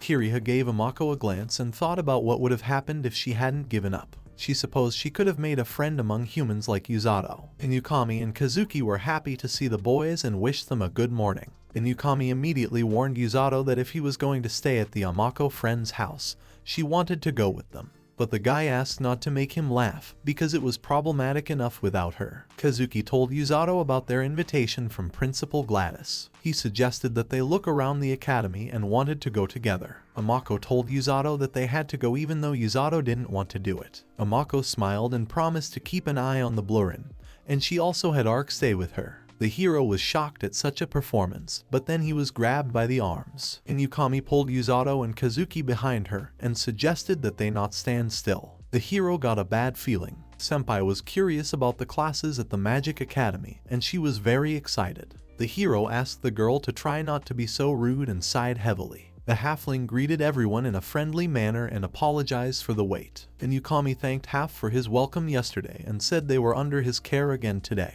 Half replied that he was also sincere in his desire to show them his classroom and led the boys inside. Unfortunately, the older ones were having a training session with the younger ones today and Half suggested that the heroes take part in it. One of the students used a flame and his opponent tried to reflect it. Uzato wanted to ask the Kazuki's opinion, but the guy only smiled and admitted that it was too much for him. While the guys were watching the students practice, Kiriha along with her brother spotted Uzato. Half assumed that Uzato was familiar with their students and the hero confirmed it. Half thought this was rather surprising, as the two rarely interacted with people. Those who tried to talk to them ended up getting hurt. The hero was surprised, for he had not heard of such cases before. Inukami assumed they were Amako friends and patted the hero on the shoulder. The girl thought their ears were quite cute, so she would like to meet them. But the hero insisted that she not do that. Half offered to introduce their group to the students and asked for everyone's attention. The original plan for today's joint training was for the younger ones to observe the magic of the older ones. It was a great learning opportunity. However, today they had visitors from the Lingual Kingdom. Their experience and powers were far beyond them. Therefore, they had to make sure that they would behave well and treat the guests with respect. One of the students immediately ratted out Kirika and said that yesterday she hit that very guy in white and pointed to the hero. Kazuki wanted to know about what happened yesterday, but the hero replied that it was a simple misunderstanding. One of the students raised her hand and apologized. She thought that if she did so, the guests could demonstrate their magic to them. Half expected this, and a smile reappeared on his face. They couldn't truly recognize them until they knew how powerful they were. Half turned to the heroes with an apology. He wanted one of them to show them their magic. Inukami exclaimed that she would gladly do so. The girl placed her hand on her chest and asked to rely on her completely. A training target and a sword were provided for Inukami to practice with. Half told her that as long as no one overloaded them, they should be strong enough for training purposes. The girl didn't even know what to think of this wooden sword. Uzato addressed the Kazuki as quietly as possible to avoid being heard. He wasn't sure if their senpai would be able to hold back, and the Kazuki confirmed his words. After all, she was their senpai after all. In that case, the hero didn't understand why the Kazuki looked away, and Yukami warned the others that she was starting and unleashed her magic. It seemed to the students that the girl disappeared. Then Yukami swiftly approached the target and struck him with her sword, using burst magic. Her target was completely modeled, but the students didn't even realize how it happened. The hero knew she would overdo it. The students excitedly discussed how she burned the target to the ground. Besides, this target was strong enough for training purposes. Hafu thought that this girl was stronger than they could imagine and wanted to know the opinions of the others. The hero didn't know this kind of magic, so he decided to refrain. In that case, the Kazuki agreed to demonstrate his magic. Half wanted to give him a weapon, but Kazuki refused, because he can only handle it with his magic. The students had never seen anything like this before, and Kazuki explained that he was using long-range magic. It was possible to use multiple magic projectiles, but they required strong concentration, otherwise the magic would simply dissipate. Thus, being able to control several at the same time was very impressive. The hero was impressed that magic could be controlled from a distance. He wondered if he could do it if he tried hard enough. Kazuki launched his projectiles, which hit the target accurately and shattered the target into pieces. The students thought it was simply amazing and didn't understand how one could defend against such a technique. But half forgot to clarify something. In front of them were heroes who fought against the demon army on the front lines. They were not people who could be taken lightly, and of course Yato was just like them. The students were curious to know what type of magic he was using, because he looked weaker than the others. They thought that was the reason why he didn't want to show his magic. At this point, the hero realized that the halfling had said too much unnecessary things and apologized. One of the girls was curious about what magic the hero was using, and the halfling looked at the guy with a smile. The hero assumed he had no choice and walked out to meet the students. This was surely the place where everyone thought that healers were only useless punching bags. Yato introduced himself as a healer from the Lingle Kingdom's rescue squad, and now he was ready to listen to everything the guys thought about him. The students began to think that since this guy was a healer, they might as well beat him. Some of them were willing to bet that he would run away during the battle. They thought it was funny that he might be stronger than them. One of the students asked how he could be strong if he uses healing magic, but the hero had already expected this reaction. Kazuki tried to subdue the senpai and asked him to keep his temper, because he could understand how she felt. The girl asked to let her go as she was only going to launch one small charge at the students. One of the students raised her hand and asked the Hafa to have a training fight with him. With a smile, the apprentice stated that if he was really a mage healer who fought against demons, then one didn't have to worry about him getting hurt badly. But the halfling was afraid that he had to refuse the Mina-san. He could not allow a daughter from the noble family of Ligia to be involved in such a dangerous training battle. However, he was aware of the fact that no one could recognize his strength. Therefore, the halfling suggested to the hero that a training battle be held between the two of them. There was no way Yato expected this turn of events. Half thought it would be the best solution to show everyone his true potential. The student wanted to object to Half, but everything was already decided. Besides, Half thought that no one but him would be able to fight against Yato. The hero didn't even know what to do. At that moment, a furious Kaio crept up on him from behind. He reminded the hero that Amako would be very upset if something happened to him. Yato didn't think they should have talked, since everyone was looking at them. The halfling may have looked cute, but he wasn't the type to hold back. Kaio was sure something bad was going to happen, so the hero should have called off the fight while he still could. But even if he was warned about it, Yato couldn't do it. He had to remember that he was now part of the rescue party and dared not run away from his enemy. Remembering those words of the captain, a shiver ran through the boy. Yato knew this very well and decided that he wouldn't let his captain down. As long as he was wearing that uniform, he couldn't run away or lose. Most importantly, he also couldn't be defeated here or else he would be punished again. Before the fight, the hero bowed to the halfling and asked to be a little gentler with him. The halfling was glad that Yato agreed to their fight. Before the training fight began, the Kazuki and senpai wished the kid good luck. Yato grimly thanked them for their support. Half wanted to offer the kid a weapon, but the hero refused and said it was okay. Half asked Suzune-san to give the signal to start and the girl agreed. Kaio wasn't sure if their new friend would be okay, but his sister didn't know that either. Meanwhile, the frowning Mina prepared to watch their fight carefully. Suzune asked to get ready and signaled the start of the fight. Half decided to attack first and the hero noticed that this guy was very fast. Half was impressed that the hero was able to dodge even though he instantly attacked him. The hero believed that this merely confirmed his ability to escape. Despite the Hulk striking him swiftly, the hero dodged all attacks. The halfling was different from the men in the rescue party, and this was the first time Yato had fought such a fast opponent. The hero was already guessing where the halfling would hit with the most force. The halfling believed that Yato wasn't going anywhere from him.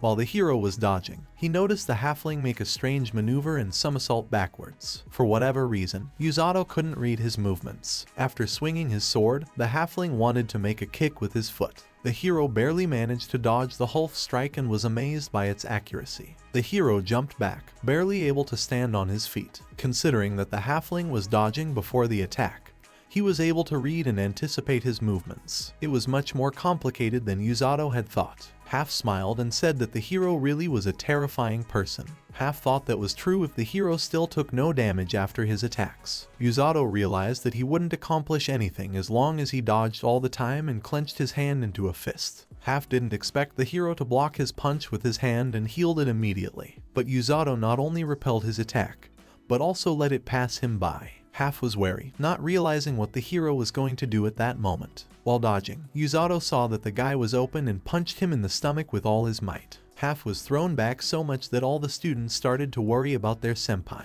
They hoped he would be alright. The hero wondered if the captain felt exactly the same way when she hit him. But not many people other than him could take such a beating. Half laughed and admitted that it was the first time he thought he would die in a training battle. The hero was really sorry for such an accident. The students thought they were being played a joke on, but there was no way it was like an accident. Mina frowned, doubting that this guy was really a healer. Looking at his broken weapon, the halfling realized that he would have been in big trouble if he hadn't blocked that blow. Just in case, Yato asked if they would continue their fight. Fortunately, the halfling didn't take much damage since it was healing magic. The halfling got to his feet and said that now they couldn't stop at this point. He took the broken weapon in 2 hands and decided to continue. Half admitted that his power was far beyond what he had imagined, and it genuinely fascinated him. Therefore, he could not allow the others to mock the mustachioed man. The hero agreed with him and healed his wound on his cheek. Hero realized that breaking his pole was a mistake. Sure, it was shorter now,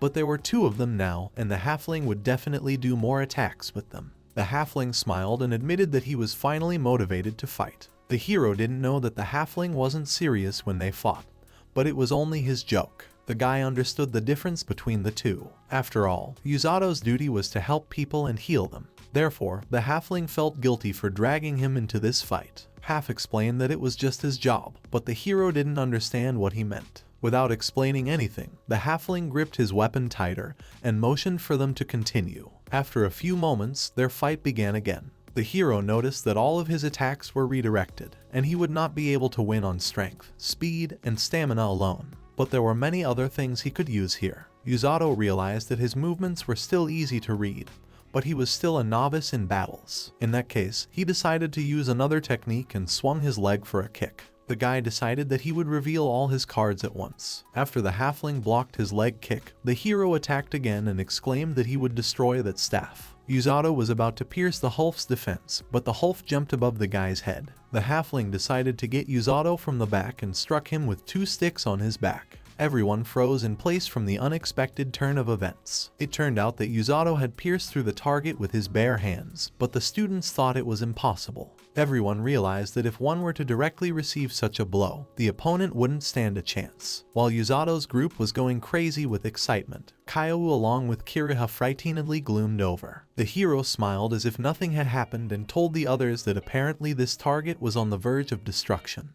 Yato tried to pull his arm out, but apparently it was stuck. Half couldn't let him do that, so he threw himself into the attack. The hero wanted to ask for a timeout, but the halfling exclaimed that this was also his part of the strategy. But the hero exclaimed that he was just a liar. Yato thought that if he couldn't get his arm out, then he had to get it out altogether. Suzune blushed with delight that the guy was really going to surpass the limits of the human body. But the hero shouted that she was annoying him and rudely asked her to shut up. With those words, he took out the target along with his hand from the ground, which surprised the Haffa. Yato swung the target at the guy and warned him that he wasn't going to give up so quickly. No one would have thought that the hero would be able to draw the entire target and be able to swing it. But Yato was shocked himself. It was stuck and shallow, and it was easier than he thought it would be. But the halfling had told the guy that it had been enhanced with fixation magic, and the hero was embarrassed. He assumed that if that was the case, their strengthening had weakened. Yato finally got rid of the target and threw it on the ground.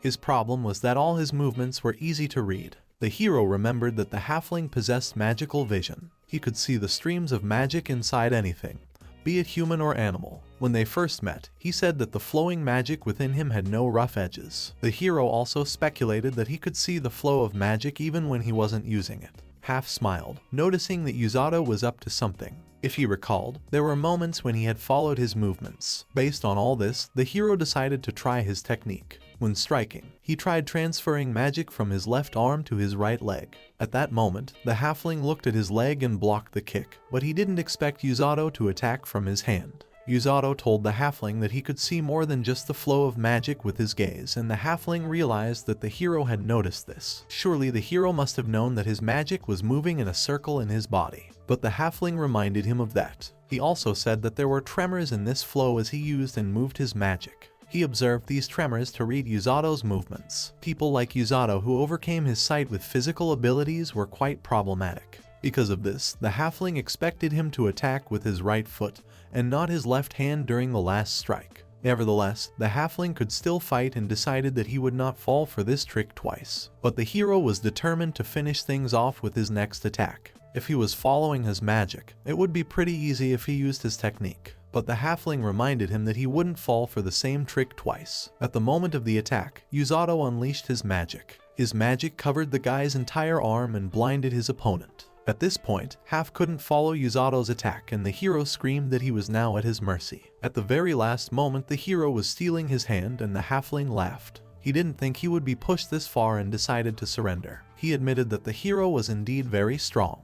The guy looked at his arm and noticed that the cuts weren't as deep as before and his abilities were getting stronger. At least now Usato was better than before. Suzuki exclaimed that she had no doubt that he could do it. Usato sighed sadly and admitted that he was exhausted. Senpai understood his character, but demonstration and was supposed to be so vivid. The guy didn't understand what demonstration was and tried to repeat the word, but he failed. Half agreed that it was a great training battle. Even he was surprised that the hero could use systematic reinforcement. About systematic reinforcement, the hero had never heard of it either and didn't know what it was. Systematic amplification was a skill that increased the density of magic. Density was usually determined from birth, but systematic amplification allowed one to overcome those limits. If one practiced this skill, even a fire mage with low magic density might be able to control hellfire. But if the skill was used unsuccessfully, the magic could get out of control and explode. It was for this reason that only people with good magic control skills could master it, or like Usato, instantly heal their hands. The hero awkwardly said that today's fight was quite educational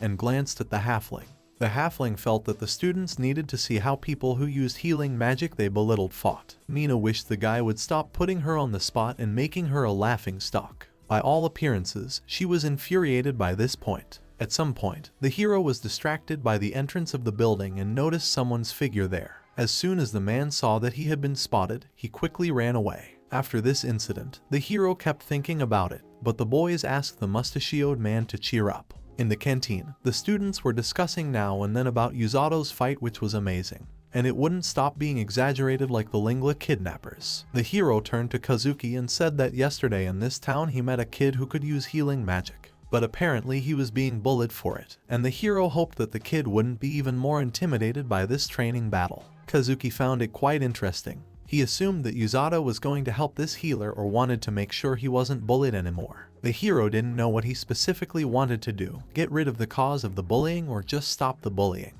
But he couldn't just pretend that he didn't notice anything. Suzuki replied that she couldn't keep quiet when he was being bullied either, but the hero thought it was a little different. That was basically correct. Usato was surprised that she could say that with such a serious face. But Suzuki thought it was not surprising since he was her valued partner. Because of her words, the guy's face turned red. It was a rather unexpected attack on her part and the girl found it funny. She saw that Usato was blushing, but Kazuki asked Senpai to give him a break. But that was far from all she wanted to say to Usato and the guy frowned. She wanted to talk about the place where they were staying with Amako, but there was no way Usato could tell her about it. The girl didn't understand why he couldn't just go with the flow and agree with her. She wanted to show that she was a good senpai, but Usato didn't understand why he had to do that. Kiriha asked to ask the senpai, but the hero didn't understand when they had time to meet her. During their argument, Welshi and Principal Gladys approached them. Headmistress smiled and said that it was quite lively here. Gladys apologized for interrupting them,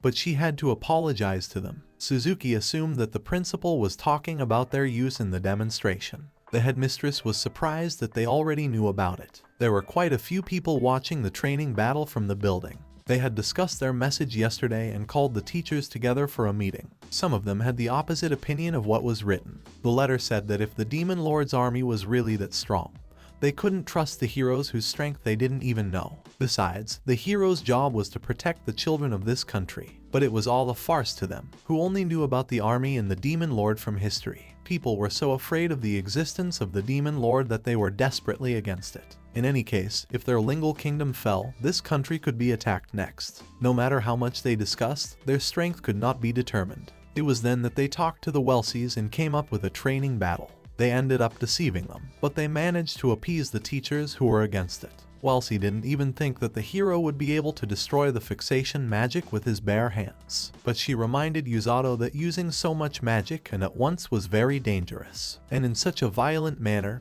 it was wrong. The hero apologized and said that he would be more careful from now on, as long as he understood that. Nevertheless, it was a rather splendid demonstration of healing magic. The principal was glad that the halfling was doing it, because anyone else would have lost before everyone saw the true power of the Yato. As expected of a Rose subordinate, Yato was able to send the man flying with a single blow. The hero laughed and said that the last time he fought the squad leader, he flew twice as far as the Hafa, and it was quite a long flight. He thought everyone should have laughed, but there was only horror on the girls' faces. The hero to Gladys had one request and the girl was willing to listen to him. The guy wanted to ask for permission to take a Blurin, or rather his familiar, into the city with him. The principal didn't see it as a problem, because there were many children with familiars here. In that case, the hero decided that they could train together and was happy to do so. But Wellesley reminded the hero that the Blurin was not a familiar at all. Judging by the guy's reaction, he didn't even know it. By definition, a familiar was a creature's subordinate through a blood contract binding master and creature. But he and the Blurin did not enter into a familiar contract and did not have a relationship as master and subordinate. To be fair, it was more of a close friendship, but the hero didn't realize it. The principal wanted to know about the mustachioed monster and the guy replied that it was a blue grizzly. The principal immediately tipped her head in her hands and hardly agreed. As long as he wasn't a danger, it was fine, but she wished the hero would be careful. Yato understood and reassured her that in the worst case scenario he would be able to hold him back. Gladys even felt bad, because the hero looked like he really could do it. Suzuki was glad they had gotten permission and offered to meet them with the Bluey. Kazuki told the guys that he was a little tired, so he would return to the inn. As a farewell, he asked the two of them to have fun. The director said that she was happy to see them again. Their cooperation with the Lingal Kingdom was still being discussed and Yato asked to take care of them. Gladys also announced that a big magic tournament would be held here in about a week. There would be many matches, and it was a good chance to see many types of magic. If they were interested, they could come and see the tournament. The guys understood everything and decided to attend the tournament. Wellesley doubted that they should have kept silent about one point, but it seemed to the principal that it was on his mind as well. She was sure it was best not to mention it right now. During this teaching battle, he had another meaning besides convincing the teachers to change the order among the students who are reprehensible to the power of magic. People must have a reason, and for this purpose, the principal confronted Yato and Hafa, a user of healing magic that could only heal and a magical gaze that could only see. Even if their purpose was different, their existence was the same. That was why there was significance in their combat. Those who thought themselves superior in their powerful systematic magic and difference in magical power had to realize today that they were much weaker than them. They had to realize that they looked down on the people using this magic. It pained the headmaster to keep quiet about it, but Yuzato's actions were too far from expectations. No one would have thought that he would stay in the house of the Zuero people, and Wellesley apologized for that. Even though the Zuero people living here despised humans, he really was a strange child. The feelings of those people who were summoned from another world were really different from their feelings. That was exactly what Gladys thought. Yato had never shunned non-humans, and she believed that he could change the misguided ideology of this country. No matter what magic a person possessed, they could be powerful. Without squandering the abilities he was born with, a person could grow as much as he wished, and Gladys wanted all children to realize that.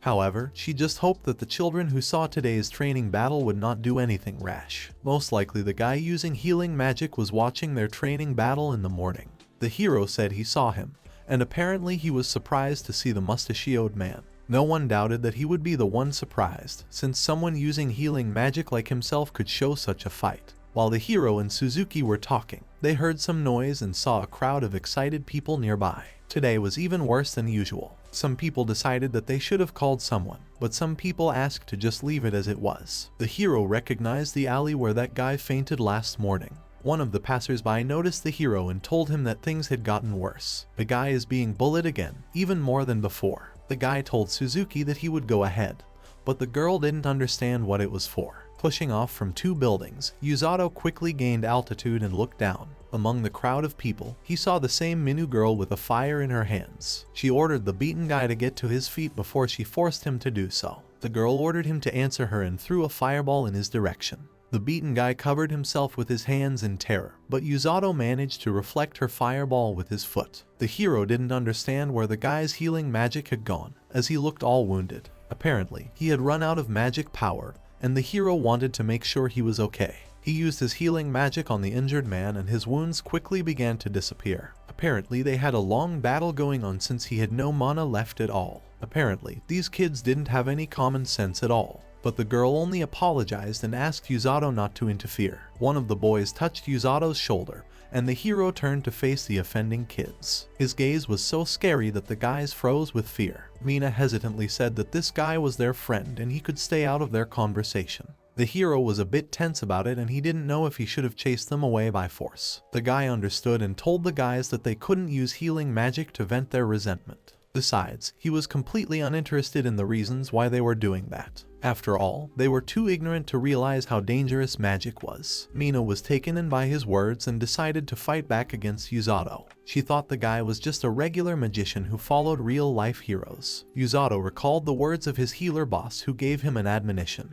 If he got in trouble with people who looked down on healing magic, he was to deal with them without a second thought. In other words, Yuzato warned the guys that he was not to hold back with them. He didn't understand how they could call this guy their friend. Besides, their friend probably didn't like being treated like that. Earlier, Mina had called him just an ordinary mage who followed real-life heroes. The guy contemplated doing the same thing to them that they did to the victim. He thought the students were just petty idiots who couldn't do anything until they jumped on someone in a mob. The guy was creeping out the students who didn't realize what was wrong with him. In the hero's experience, if you threaten people a lot, they will calm down for a while. They will lose the will to resist just like his captain did to him. From behind, Suzuki came up to the guy and asked him to calm down. Suzuki came just in time and the guy wanted to know what they would do with these students. The girl realized that the guys probably held a grudge against the healing mage. Even in a hierarchy-based force, it was simple harassment. But they were here on an important mission, so they couldn't deal with them properly. Suzuki admitted that it even annoyed her. Mina glared angrily at the girl and asked what she was trying to say with that. Suzuki reminded her that there would be a tournament here in a week. Mina exclaimed that they had no chance of defeating that monster or heroes. By monster, she meant Yuzato and pointed her index finger at him. But the girl replied that they would not fight against the Yuzato or the heroes. Yuzato didn't understand what Suzuki was getting at. Realizing what she was referring to, Mina laughed. She couldn't even imagine that such a person could defeat her. Suzuki exclaimed that in 1 week this guy would become stronger than all of them and Yuzato would surely make him like that.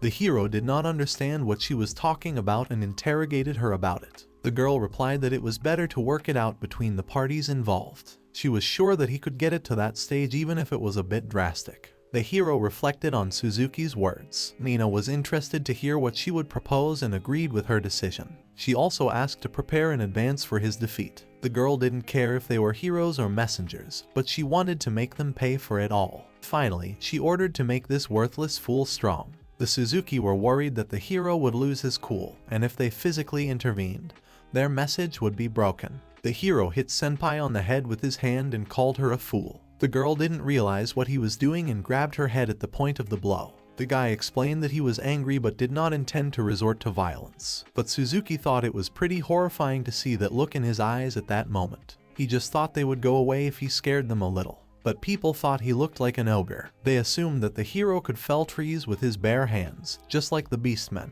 Suzuki walked over to the wounded guy and said they had another problem. She didn't know what they should do with the injured man and the hero was in agreement with her. Still, Suzuki was glad that the practical skills tournament was exactly as she had envisioned. It would be embarrassing if she was wrong. The character didn't understand at all what she was playing like that for. Yuzato had healed the guy from his injuries and wanted to make sure he cured everything. As he lifted the injured man onto his shoulder, he noticed something else. This guy was frighteningly light, but they decided that on their own. They needed to find out his intentions first. In the end, Yuzato carried the injured man to the beastman's house. Kiriha grabbed her head, not realizing how it came out. The hero was embarrassed, but he said that he had no other place they could take him. Kiriha didn't blame him for bringing this child here. After all, he didn't look good. But Kaio reminded him that the duel against the mine was in a week. It seemed to him that the hero liked to stick his nose into every problematic situation. Meanwhile, Yuzato thought he had heard that name somewhere before. Kiriha replied that it was the girl with 2 pigtails who was bullying him. She was the daughter of a noble family of Liaja, and Kiriha had never heard anything good about her. Kiriha hoped that the hero would be alright. Excluding today and the day of the tournament, he would only have 5 days to prepare this guy. The hero didn't mean that it was impossible, but he would undergo the same training as Yuzato and the rescue squad. This guy could already use magic, so he would do better than Yuzato, although his unreasonableness won't change. Before leaving, Kiriha wanted to know one more thing about Yuzato. Before she could ask the question, Suzuna's voice rang out. She wanted to know from Amako what Yuzata-kun was doing in the room. The guy became as embarrassed as possible since he had asked her more than once to calm down. He thought that taking her to this house was a bad idea. Kiriha realized that she wasn't a bad person, but bringing her here was too sudden. The hero apologized and promised to send her home a little later, but Kiriha replied that he could at least treat her to lunch. After all, she was their guest. Kiriha hoped she wouldn't refuse, and Yuzato replied that Suzuki would be happy. The girl was happy to hear that and was about to start cooking in that case. Kaio scratched the back of his head and apologized for yesterday's words after his sister left the room. At first, Kaio thought that such a weak guy couldn't protect Amako, but after today's training battle, he realized that the hero wasn't a weak healer. In the end, the choice of Amako turned out to be the right one. Therefore, Kaio wanted to ask the hero to take care of Amako. Yuzato was surprised to hear such a request from Kaio. Yuzato understood everything and assumed that Kaio was in love with her, but Kaio replied that this was not the case. The reason he was worried about her was because this girl was prone to taking risks. It seemed to Kaio that there was no point in putting himself in danger in order to save his mother. He thought he couldn't stop her alone, but he also had no right to stop the Amako. Besides, he didn't understand what reason he had to be in love with her, since she was too young and rather skinny. He didn't notice the Amako sneaking up behind him and stepping on his tail with all her might. He warned the guy that if he said a word, she'd lose her temper. Besides, she wanted to know who he called skinny. She warned Kaio that next time he wouldn't leave so easily, and the guy apologized. Apparently, it was true that such a topic was taboo among girls. Amako turned around threateningly at Yuzato, and the hero pretended not to say anything. Amako walked over to the injured man and thought he would wake up soon. The hero assumed she had met him before, but the girl had a vision 2 years ago. No one believed in this guy, and he didn't believe in anyone either. He was really the unhappy kid in her vision who was just resigned to his current state. Yuzato saw that this kid was younger than him, but he was already living in such a harsh reality. It was very hard, and the hero was worried about him being okay. But Amako smiled and reassured him that everything was fine. If anyone could do it, it was only Yuzato. The guy was surprised that she was stating such a thing with such ease. At this time, the guy started to come to his senses. The victim slowly opened his eyes, not realizing where he was. The hero hoped that he remembered the recent events. The boy sat down on the bed and said that he remembered everything. To begin with, Yuzato wanted to know his name. The victim introduced himself by the name Knack. He assumed that the man in front of him was Yuzato himself, who could use healing magic. The hero assumed that he had seen him during a training battle.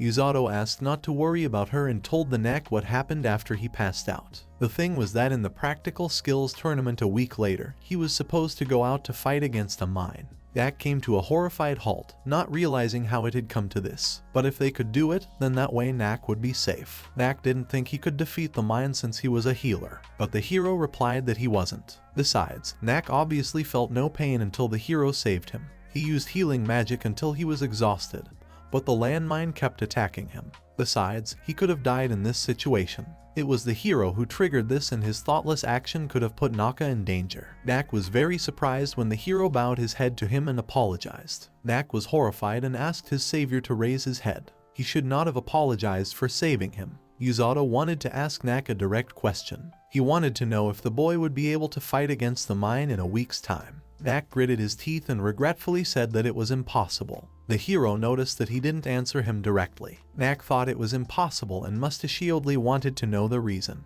The fact was that Knack had defective healing magic, but the hero was probably a normal healer. The thing was, Knack couldn't heal anyone but himself. Before he came here, he was able to heal others, but not anymore. The hero had never heard of such healing magic before. The boy replied that he had noticed it about a year ago. He was defective because he could not heal people and thought his healing magic was useless. The hero couldn't say for sure, but assumed it was a psychogenic reaction to the bullying.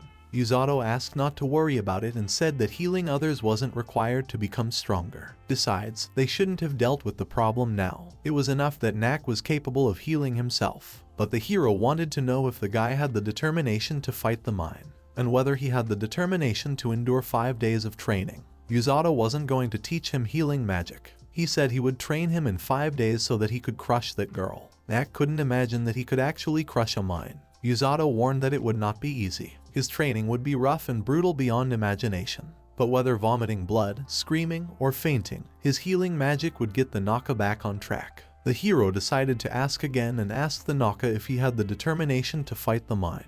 But the guy admitted that his training sounded much scarier than the landmine, and the hero wouldn't even deny it. But if Knack didn't want to, then the hero would admit defeat and he wouldn't have to force himself. Knack only doubted that he could defeat her, being the kind of person he was. The hero could not say for sure, but the results of his determination were sure to appear, and Yuzato was proof of that. Knack seriously considered his decision for a while, and decided to do it. Looking at the way the guy clutched the blanket in his hands, Yuzato was pleased with his determination. Knack exclaimed that he could crush the mine, so he asked the hero to make him stronger. The hero jumped to his feet and said that Knack had expressed himself perfectly. In that case, their training would start tomorrow.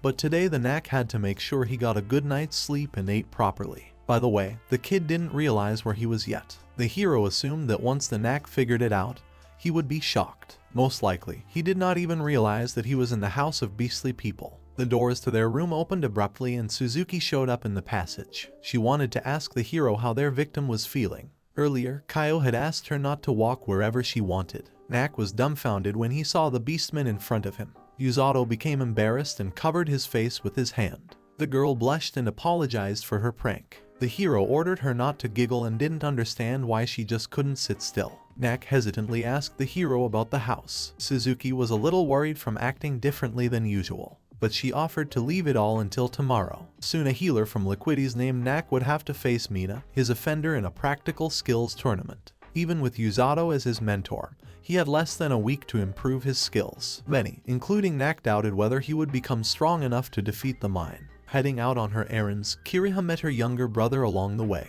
She wanted to ask Kaio what the commotion here was about, and the guy suggested they look into it together. They were approached by another person who noticed that the guys were just returning. It was the ever-smiling half. He needed to fulfill the principal's errand and urgently call Yuzato. He didn't know where the guy was, so he wanted to ask his sister and brother about it. Kaio was a bit confused and asked what the rush was about. Half assumed that they didn't know where he was. Half already realized that in all likelihood, Yuzato and Knack had been training and running around the city since dawn. In addition, complaints had already reached the academy and Kiriha and Kaio frowned. Suddenly, people shouted that they were already approaching and began to quickly hide their familiars. Kaio didn't understand what was wrong, but turning his head he noticed a human figure that popped out from around the corner. It was a Knack who was running away. The healer's eyes filled with tears and his face looked too frightened. The puzzled Kiriha and her brother held the Naka with a questioning look. No one understood what he was doing, but apparently someone or something was following him. As soon as they thought about it, the protagonist jumped out of the corner with a huge bear sitting on his head. Yuzato looked like a monster and ordered the guy to run another lap. When the halfling noticed the hero, he thanked him for yesterday. He also wanted to discuss something with him, so Yuzato asked Naka to stop.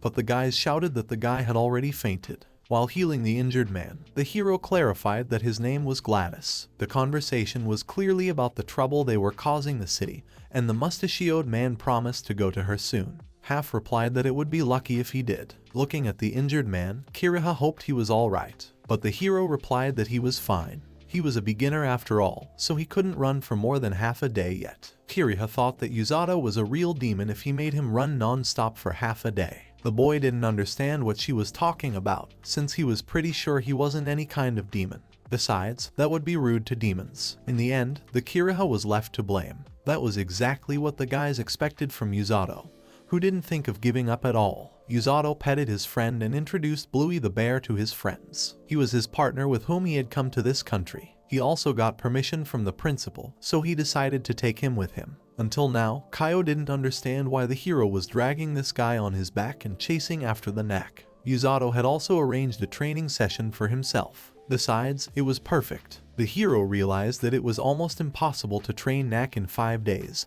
so there was nothing left but to limit the amount of exercise. He decided to develop his legs, and the best way to do that was to run. In order to run away from the enemy and survive the battle, he had to toughen his legs. It was the basics of Lingel's rescue squad that started with running. It was because of this training that Yuzato could live like this and help others. Now they couldn't do all the things that Yuzato once did. By the way, Hafu was curious to know what kind of training he went through. Yuzato recalled being left alone in the monster forest for 10 days, and he couldn't come back from there until he caught a blue grizzly. Then he did endless push-ups with weights on his back and was a punching bag for the leader. Half decided that was enough for now, and Kaio didn't understand how Yuzato had lived to this day. Kiraha agreed that it was indeed rude to the demons. Yuzato admitted that he wanted to run away from it at first. Whatever they did, he had no regrets, for it was necessary. Through this, he met his friend the Bluey. He stroked the bear's head, which let out a quiet approving growl. The hero had to go to the headmaster's office, and he assumed that the halfling would go with him.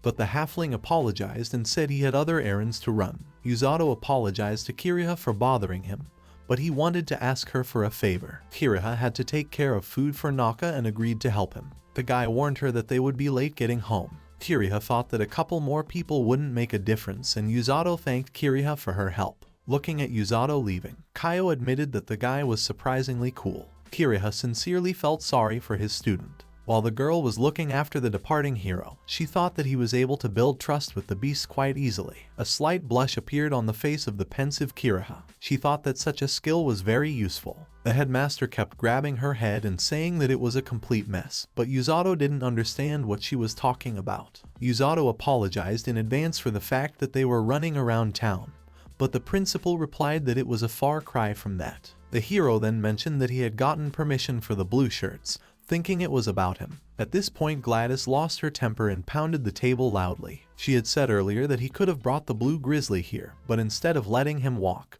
he was carrying him on his back. This was clearly not the way to run around town, and no one could have foreseen such a thing. Only after a while did the meaning of her words come to Yuzato's attention, and it was as if it had hit him. Yuzato bowed his head and apologized. After all, everyone in the lingle was used to it, so it wasn't a problem there. This time he was careless, and the girl agreed that it seemed a bit disturbing. She had heard of the circumstances and asked for more details about what had happened. The hero told about how the young healer Knack was beaten up yesterday. He saw him being bullied by Mina and some students. Yuzato felt responsible, thinking the best way to solve the problem. He suggested to Mina, the leader, the idea to solve the problem in a practical skills tournament. Since he was trained as a healer, he had experience, so he decided to train Naka. The principal also apologized, because apparently it bothered the hero. Yuzato thought it was okay since he selfishly decided to intervene.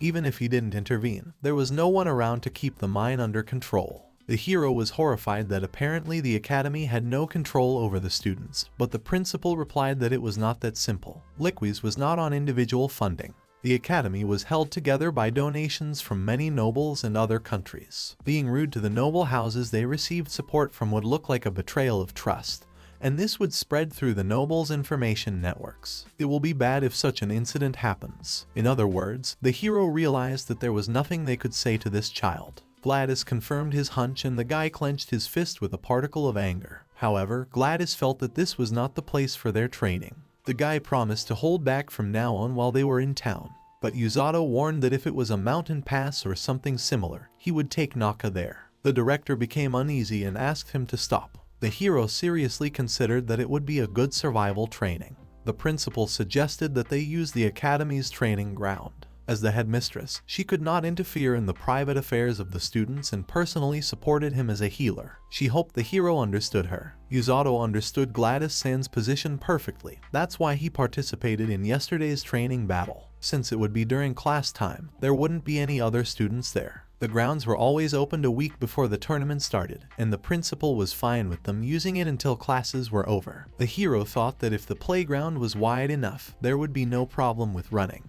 The principal thought his facial expression was funny. She admitted that he reminded her of someone and mustachioed her, thinking about their captain. Whenever she taught someone, Rose always frowned. Like now, she always crossed her arms as Yuzato did. The guy huffed that it was true. At first glance, he looked like an ordinary guy, but there was no doubt that he was her student. The hero was glad that it was complicated, and a blush appeared on his face, although he admitted that he had no such feelings, and the principal smiled. She thought it was not surprising that he had her actions and way of thinking. Besides, Yato clearly trusted her. The hero smiled warmly and agreed with the principal. He was a simple bystander who was captured and the master showed him the way. She may have been a crazy woman, but he wanted to respect her. It became clear to the principal that she had finally found it. She told the mustachioed man that Rose was a strong person. She is faster than anyone with strong and unwavering views, however she is not invulnerable. Even if Rose could break an iron sword with her bare hands, even if her physical abilities are superior to demons, she was still vulnerable.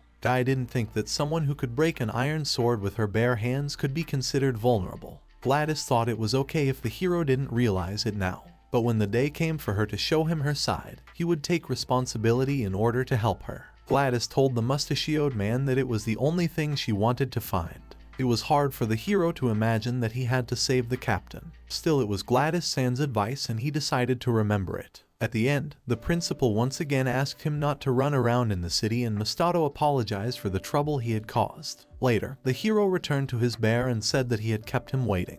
Blue Eye waited patiently for his friend while Knack lay unconscious on his back. The hero told Knack that it was over and tried to wake him up. The guy slowly opened his eyes and asked the guy what was the reason he fell asleep. Knack hoped it was just a bad dream about being chased to death by a monster. Besides, it looked like a blue bear. Blue Eye turned menacingly toward the boy, whose face turned pale with fear. Knack asked for a reminder of what they were doing, but it seemed obvious to the hero. A strained, cold smile appeared on his face. The boy was horrified when Yato said it was time for training. They came to the training ground of the academy and the hero suggested that they start. It had been almost a month since she joined the rescue squad. The girl looked at her trembling hands and thought that her hellish days continued because of Yato. The men looked at the newcomer lying on the ground and asked her not to relax just because her sister wasn't around. Phelim thought it was rather noisy and asked for some rest. She kept bringing up the Masato. One of the men suggested that she was worried about him, but the girl jumped to her feet and squealed that she wasn't worried about him at all. He'd gotten the hell out of that place and was enjoying his freedom.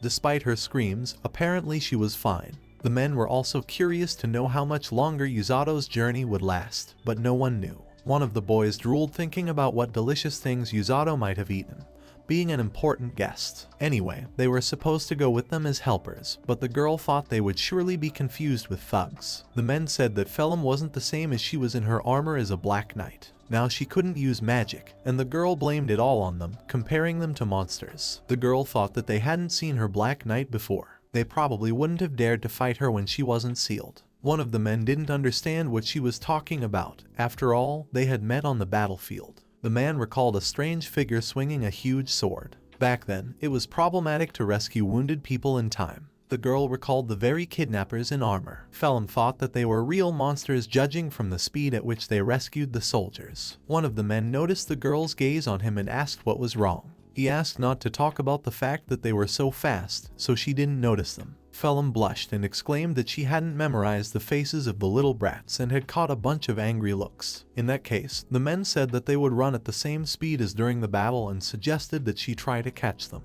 If she caught them, they wouldn't tell that she was slacking off on her training. Besides, if she can't catch them, she'll be chopping today's firewood. Before Phelim could say anything, the guys had already disappeared. She couldn't believe her eyes, because she really couldn't see them. Phelim thought that this was very bad and not funny at all. In a panic, she started looking around. Phelim couldn't even imagine what that monster would do to her if it found out about this. She would probably be asked about who gave her the right to relax. Suddenly, the girl heard some kind of sound and turned around. Phelim recalled that she was a demon after all, and her senses were sharper than others. She could hear the sounds of someone moving around. The girl focused on the sound and decided to follow it. At speed, Phelim bumped into something soft and her eyebrows furrowed. Rose pulled on a fake horrified smile and assumed the Phelim was eagerly awaiting her return.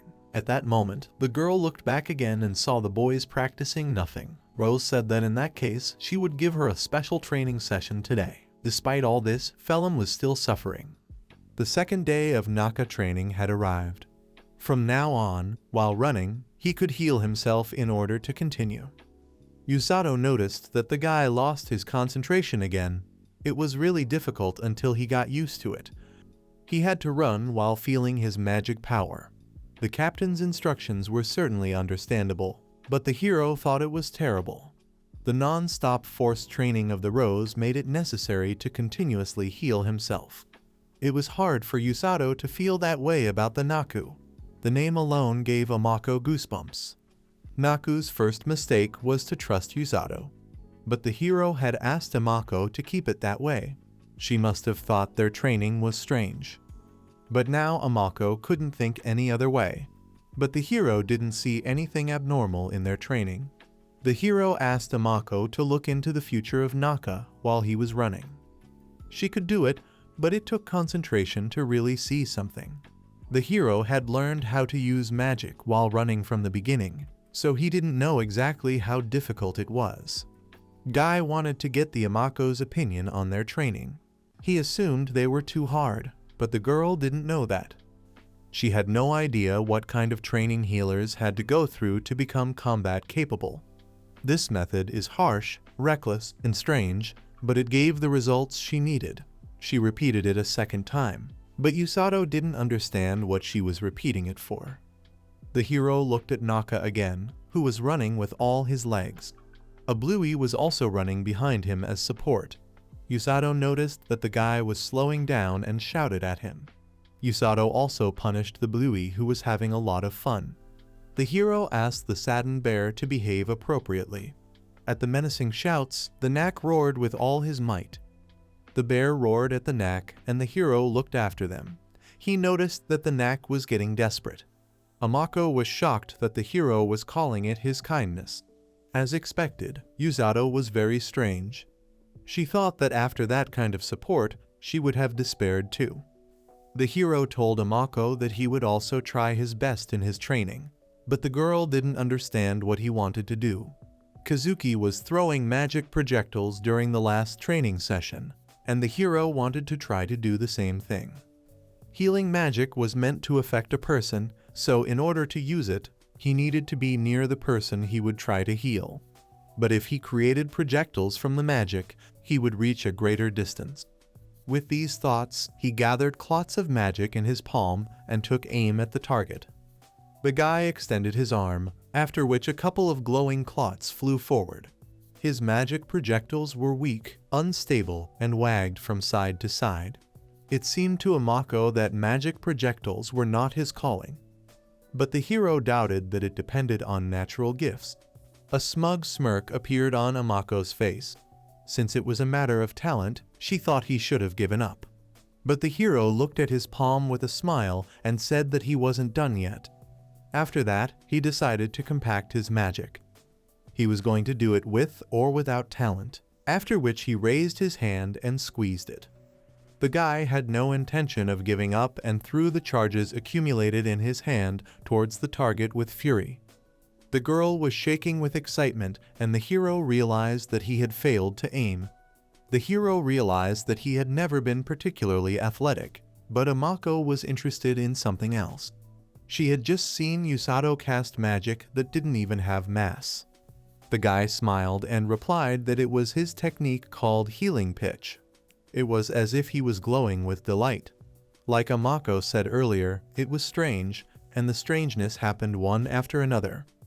While the hero was practicing, he heard the quick footsteps of Naka and turned around. Yusato managed to run up and pick up Naka, who almost fell. He asked him to be careful and lowered him to the ground. Knack was struggling to catch his breath, and Yusato decided to make sure he was all right. Knack apologized, and the hero decided to see what was wrong.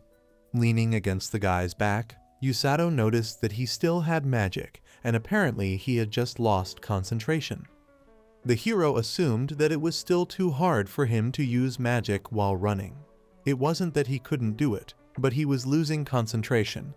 The hero didn't expect him to get results in one day. After all, he was learning it as well. So he asked for patience. After all, they still had 3 whole days to go. On the other hand, Yusato realized that 3 days wasn't enough. He leaned on Naka's head and nurtured him. If they continued to train like this, the hero wasn't sure they could do it. He clenched his fist as he thought about it. Knack looked at Yusato questioningly. At that moment, Knack raised his head and saw Amina outside the building that was watching their training. A smug smirk shone on the girl's face and a shiver ran through the guy. The hero assumed that she had come to taunt the Knack and asked him to ignore her. The guy immediately began to doubt himself, because Yato must have seen her incredible magic. With this magic, he was humiliated almost every day he spent here. He was laughed at and bullied and harassed. She was different before they were here. But when it became known that he had abilities with healing magic, everyone changed.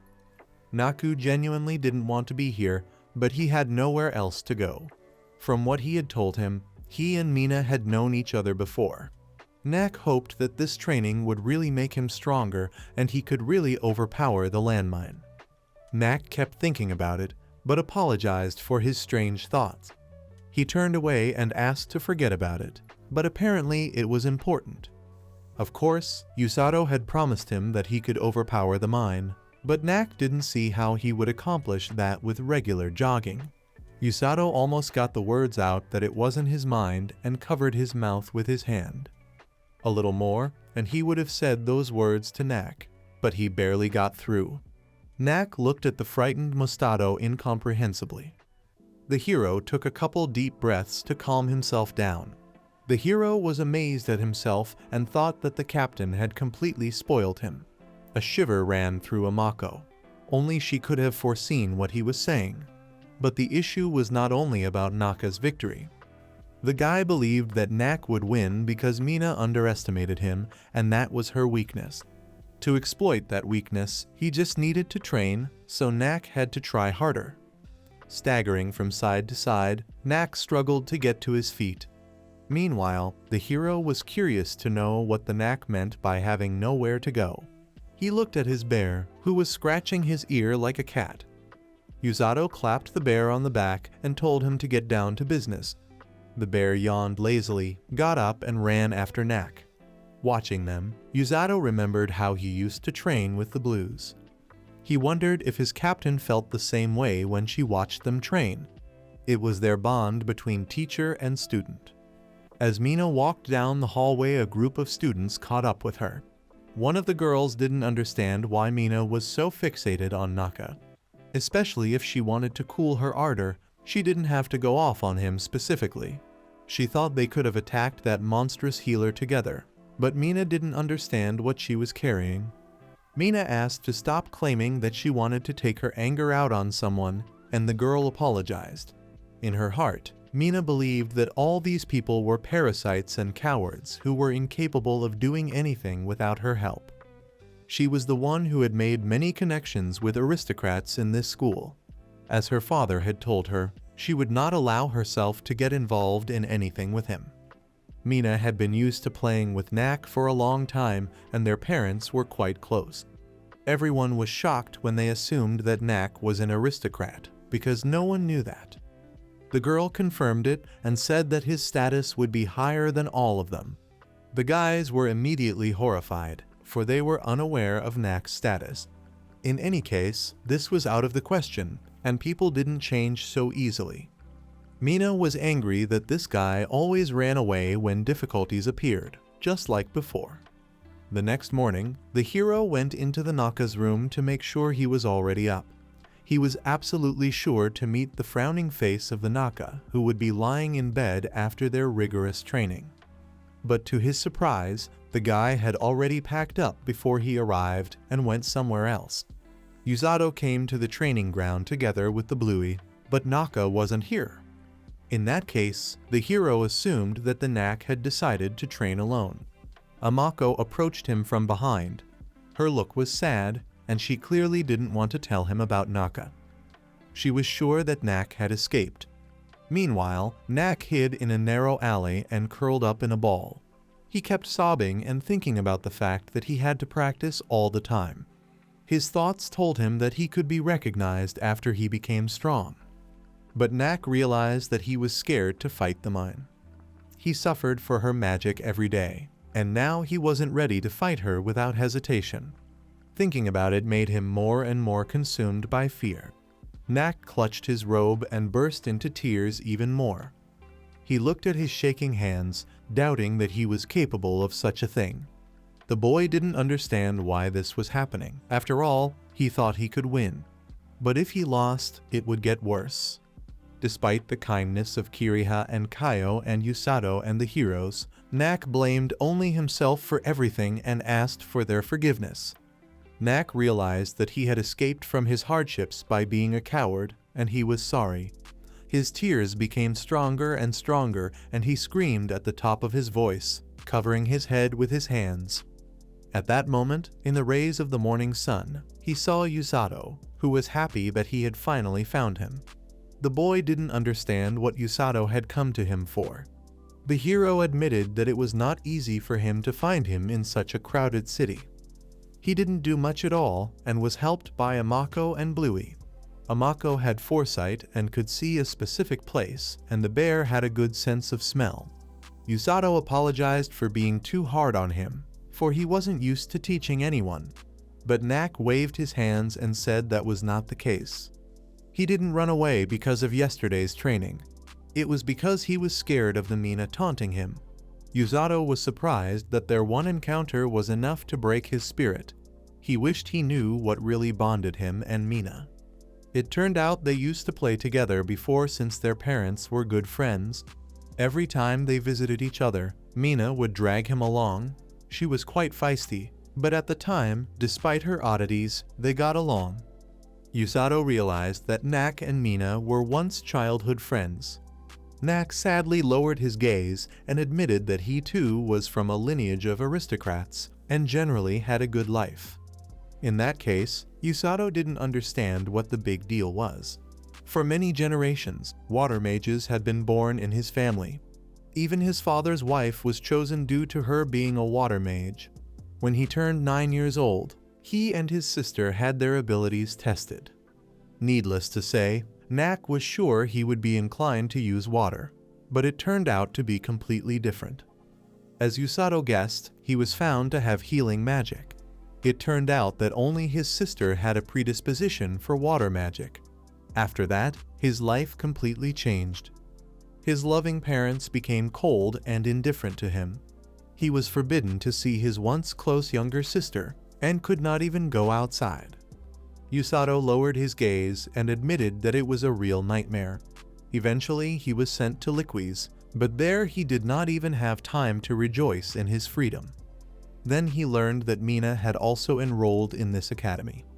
He had no idea why she was bullying him, but there was no point in thinking about it. He just wanted to be left alone. Now Yusato was confused and didn't know what to do. He had enough trouble from Senpai and Amako. The hero didn't understand where everyone was getting into such serious trouble.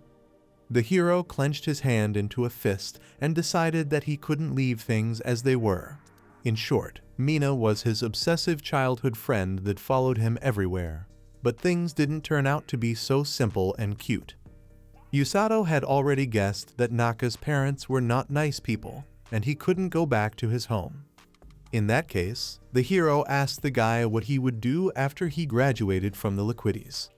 But it was quite obvious that Knack hadn't thought about it yet and frowned moustachiodly. Yusato suggested that the kid join them in the Lingual Kingdom. Knack didn't understand how he could join their rescue party. According to Yusato, there were 4 mages in it now, including Yusato. Plus, they were pretty cozy, and it wasn't a bad place overall.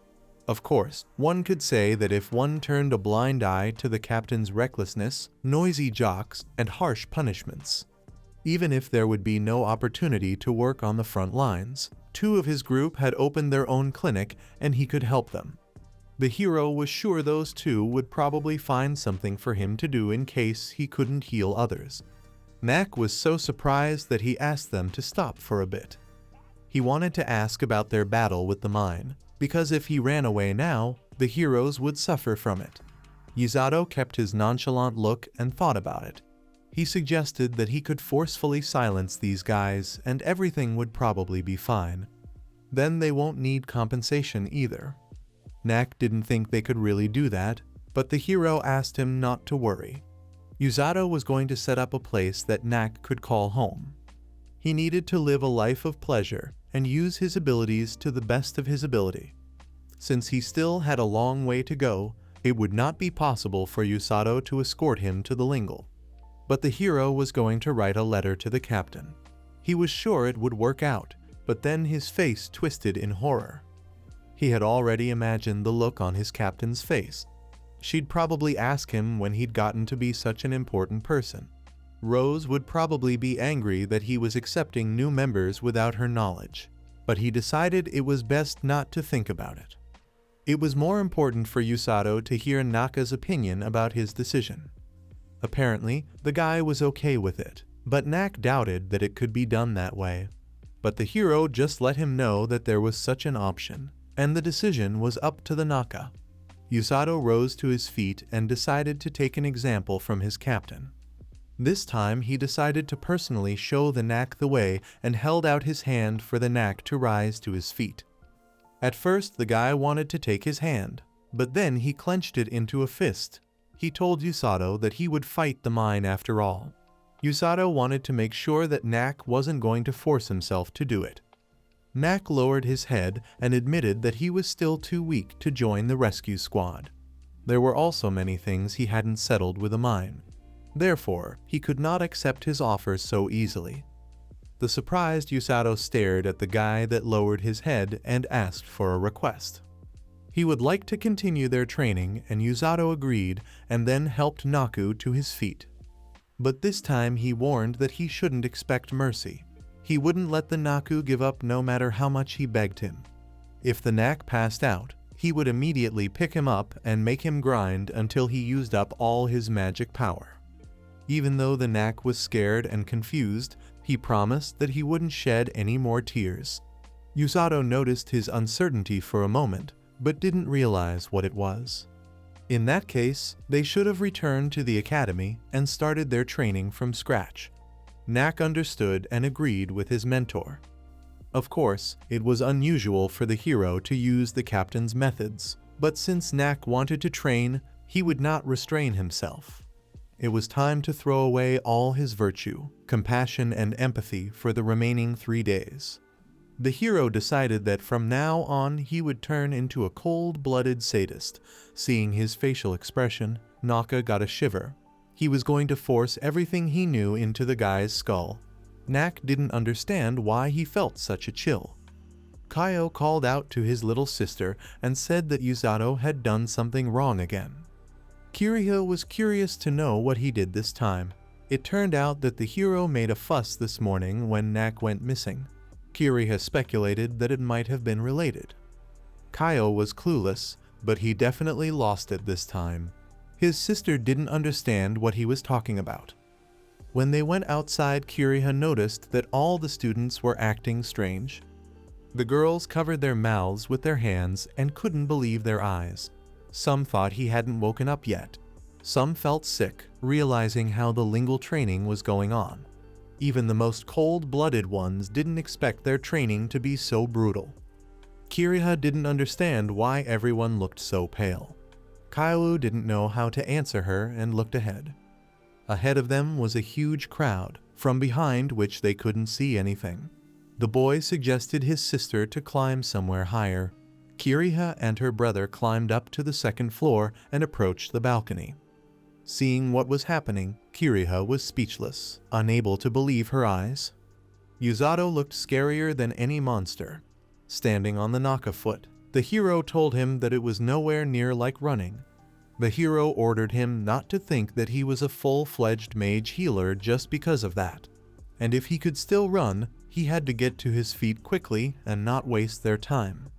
Knack jumped up and shouted that he was already running, but the mustachioed man wasn't happy about it. He still looked like he was the ultimate tyrant.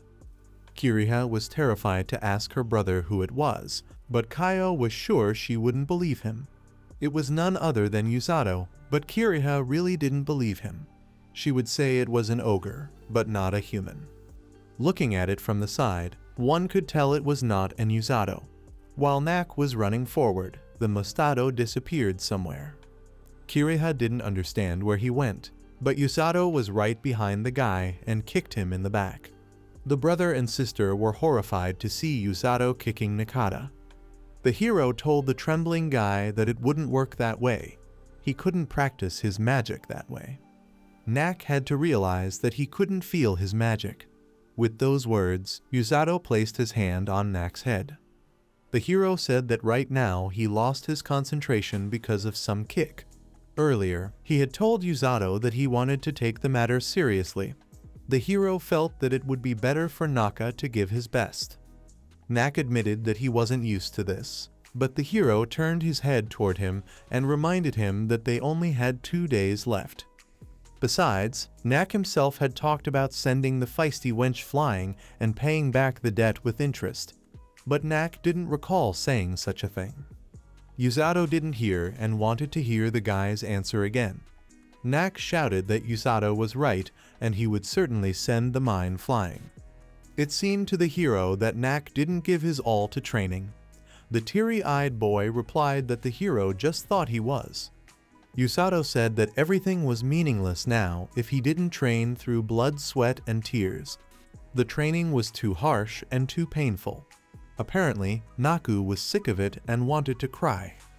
Yusato reminded him that diamonds are only formed under pressure and asked him to answer his question. Knack should not have seen this as a hindrance. To get what he wanted, he had to give his all in training. Knack didn't need anything at the moment, and the hero hoped he had made himself clear. Kaio didn't understand what the man was carrying. In other words, he was to become a soulless puppet thinking only about training. But if Knack was thinking about giving up, then he should knock those thoughts out of his head before Yusato did it for him.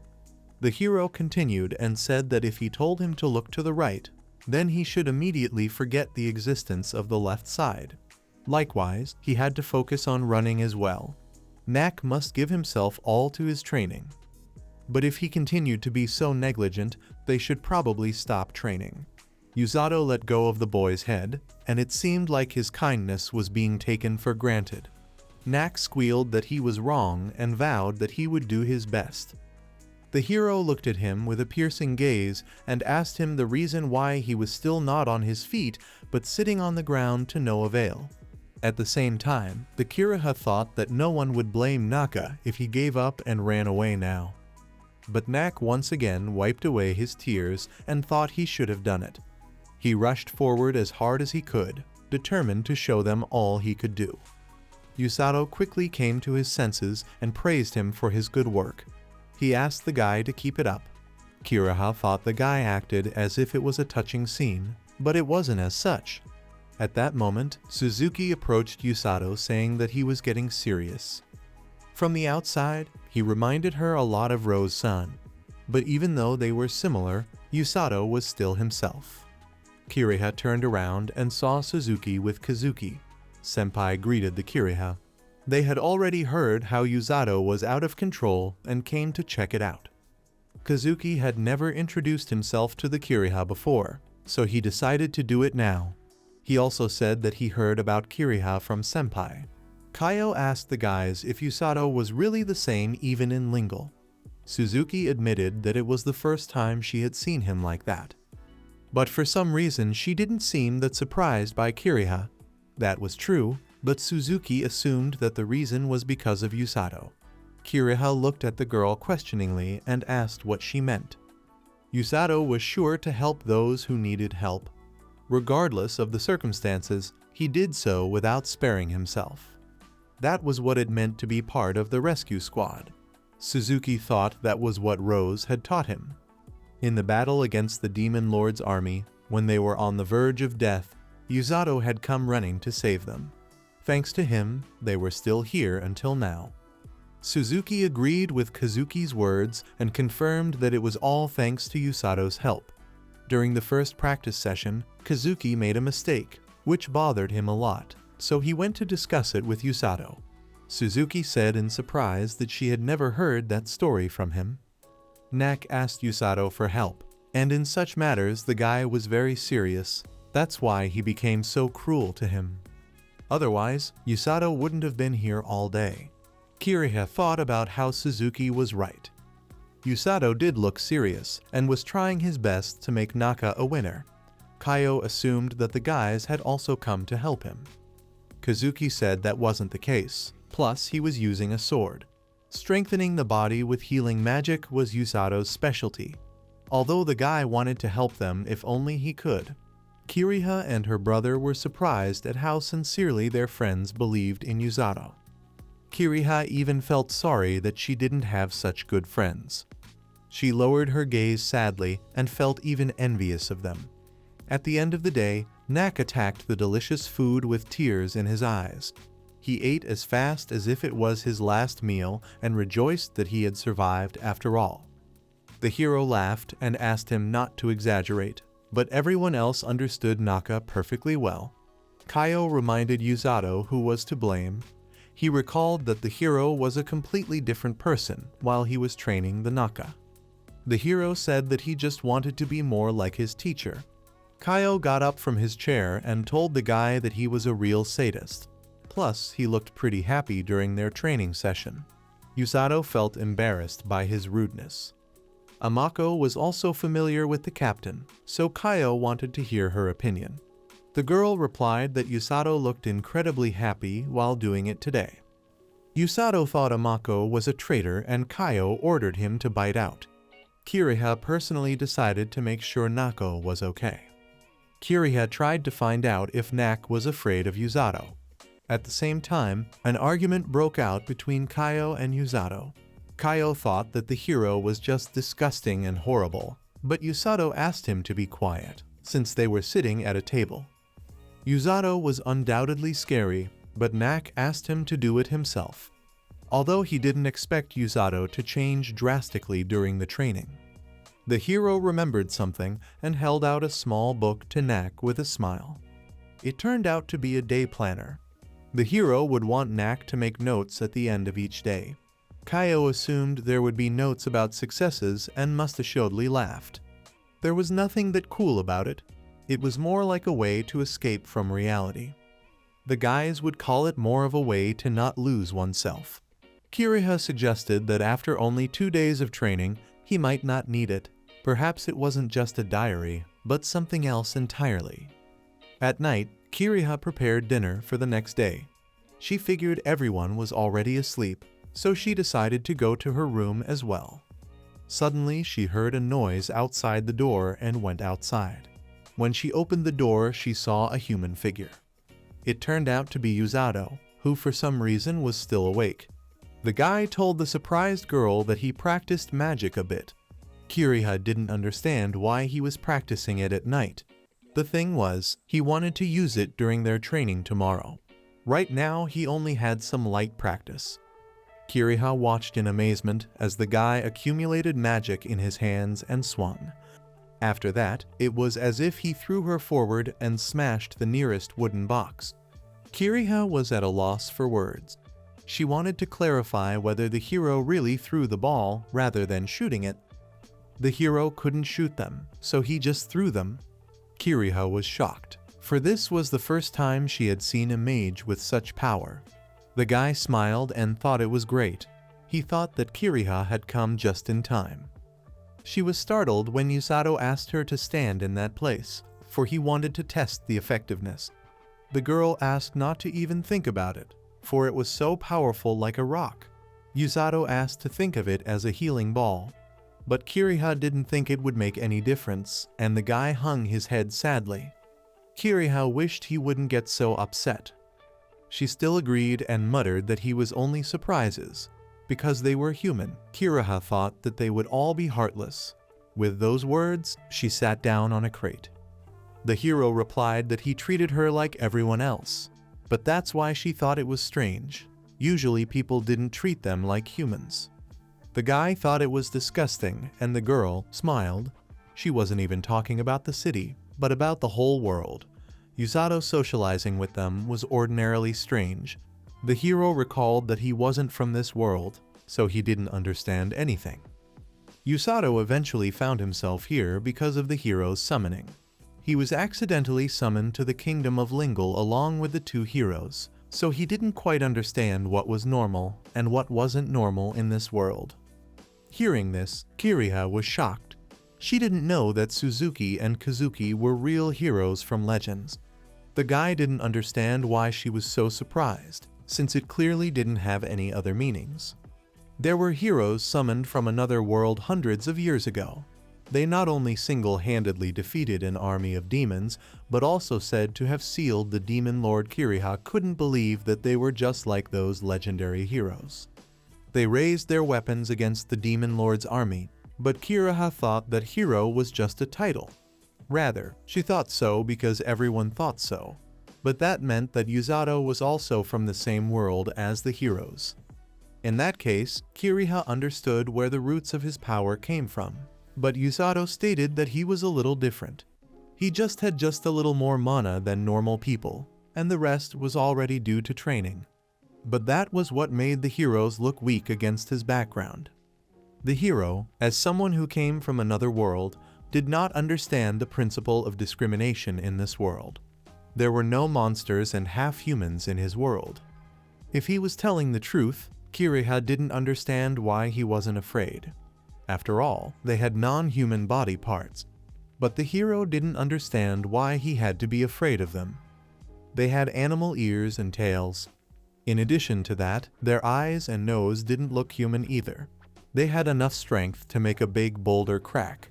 But Yato reminded that he could have cracked it to pieces, and Kiriha asked not to compare that. She thought the beastmen were like monsters. They were in fact monsters that they spoke the language of humans. Even though they were similar to humans, they were completely different. While saying all this, Kiriha realized that she was just taking out her anger on him. But the hero didn't see it as a problem at all. He thought that a person like him using magic differently than normal people were also like monsters. Kiriha admitted that he was more like an ogre or a super strong person. The girl decided to pretend that she didn't correct herself and thought it was fine. The guy thought her ears and tail just made her look like a cosplayer. Kiriha didn't quite understand what he said, and the guy blushed. It was the language of another world, so the hero apologized and asked her to forget about it. He also remembered the senpai who was clearly corrupting him. Yato understood Kiriha's worry about this, but he couldn't tell the difference between humans, beastmen, and demons. But they should have started with the fact that the humans of this world had distinguishable concepts from theirs. And if she asks if the hero is afraid of the beast of men, here he borrows senpai's words. She would probably think it was a stupid question, because it was actually even better that way. Kiriha felt funny and tried to suppress her laughter. The girl realized that he was picturing Suzune, and the hero asked her not to tell her about it.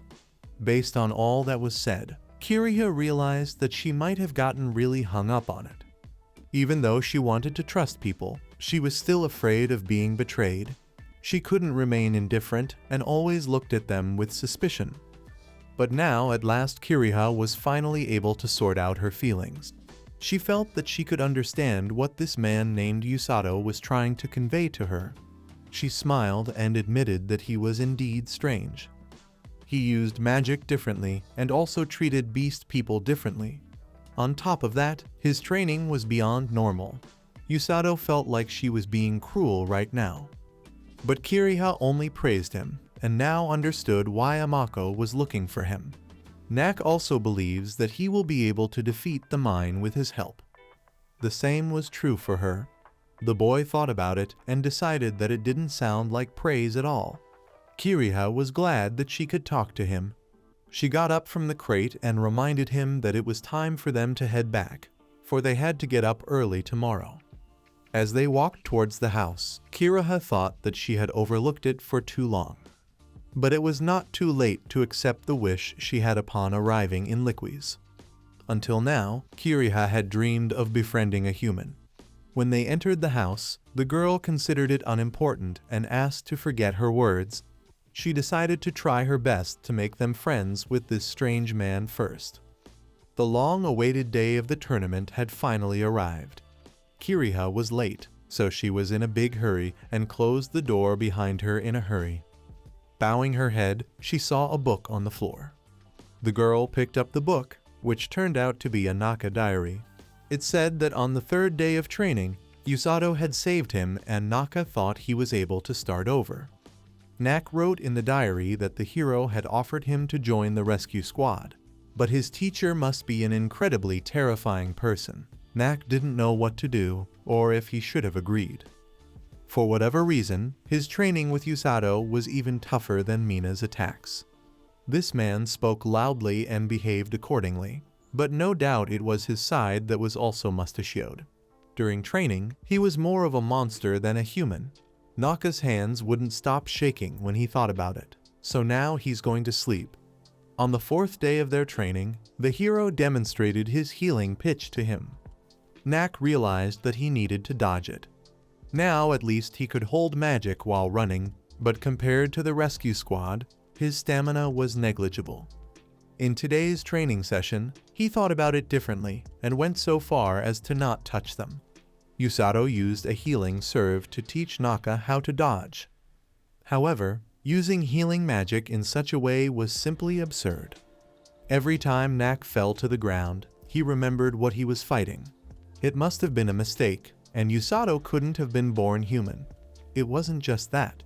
He was able to cast magic that had no weight. Knack didn't realize what kind of mythical power one had to have to take down someone in such a way. While he was thinking about it, the hero hurried the guy up and said that it was time for them to continue. Amako had been watching their training the whole time. Yusato was yelling at Naku to remember to dodge. The force of the blow was terrifying, but since this magic healed, any injuries were healed instantly. It was precisely because he couldn't dodge that his body didn't get tired. At the same time, his mind and heart were very exhausted. Kiriha pulled an artificial smile on herself, thinking that the guy's writings were becoming less and less awake each time. But she was horrified when she came across the recordings of the 5th day. It was the last day of their training. The whole time the guy ran forward, he was yelled at and knocked down. When he ran and ducked, he was still knocked down. He was yelled at, kicked and punched, but he still ran. When he ducked, he tried to hit back, but his arm was caught. Knack wrote this many times and eventually he wrote that the day was over. He had no idea how many healing pitches he missed and how many he dodged.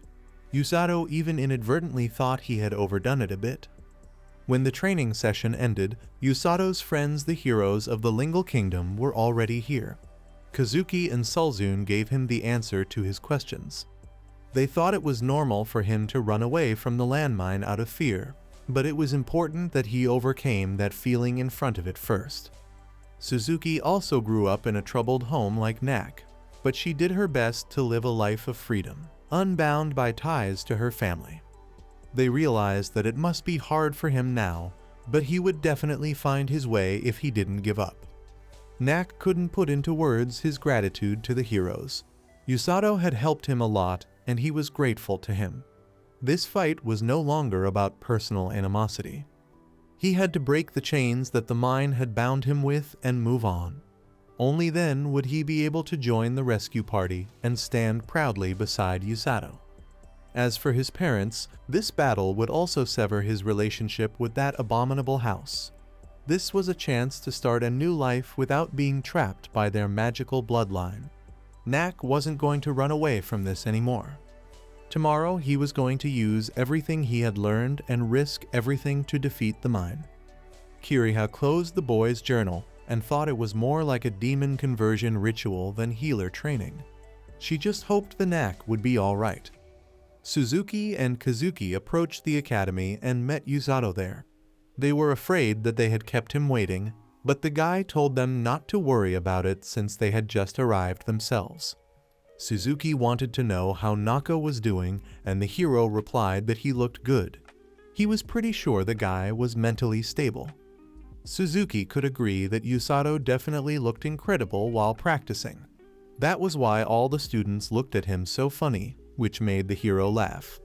The students didn't want to get too close to him because they read it as dangerous. In addition, they nicknamed Yusato the Lingual Demon. Kazuki was thrilled at how much they had accomplished with the Knack, despite the fact that they had rather little time to practice. Amako reminded the hero that what mattered was how he spoke, not the meaning of what he was saying. The guy gave Amako a flick and asked the little vixen to be quieter. Amako thought it was unforgivable, but Yusato decided it was time for them to move out. Suzuki noticed that she and Amako had become quite close friends. Yusato didn't think it was surprising since they had spent quite a bit of time together. He noticed Suzuki's gaze on him and smirked. The girl turned away from him while muttering something to herself. The blushing Suzuki looked pitifully at the hero and thought that she was jealous of them. Yusato didn't pay it any mind and went on his way. The hero wanted to ask Kazuki where he had been for the past few days, and the guy replied that he had been honing his magic projectiles. It was still difficult for him unless he concentrates hard. The hero told how he tried to mimic his skill but had trouble releasing the magic. Suzuki was shocked that she was forgotten about so easily. Meanwhile, Kazuki found it surprising that Yusato also tried using projectiles. The hero replied that he had found an unusual solution to his problem, and Suzuki tried to cut into their conversation. Suzuki felt that Yusato should have shown a more sensitive response, and she was not satisfied with his dry answer. Here he probably should have acted innocent and shy. Yusato thought it was rude. The guy responded that if she said it with such calculating manner, his heart wouldn't flutter. To respond so dryly was too much. After all, she was a girl after all. Senpai found it hard to believe that she had almost fallen in love with such a person.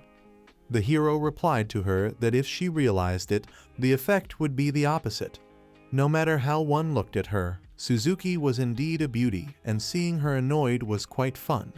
The girl thought it was strange since she was supposed to be the beautiful heroine here.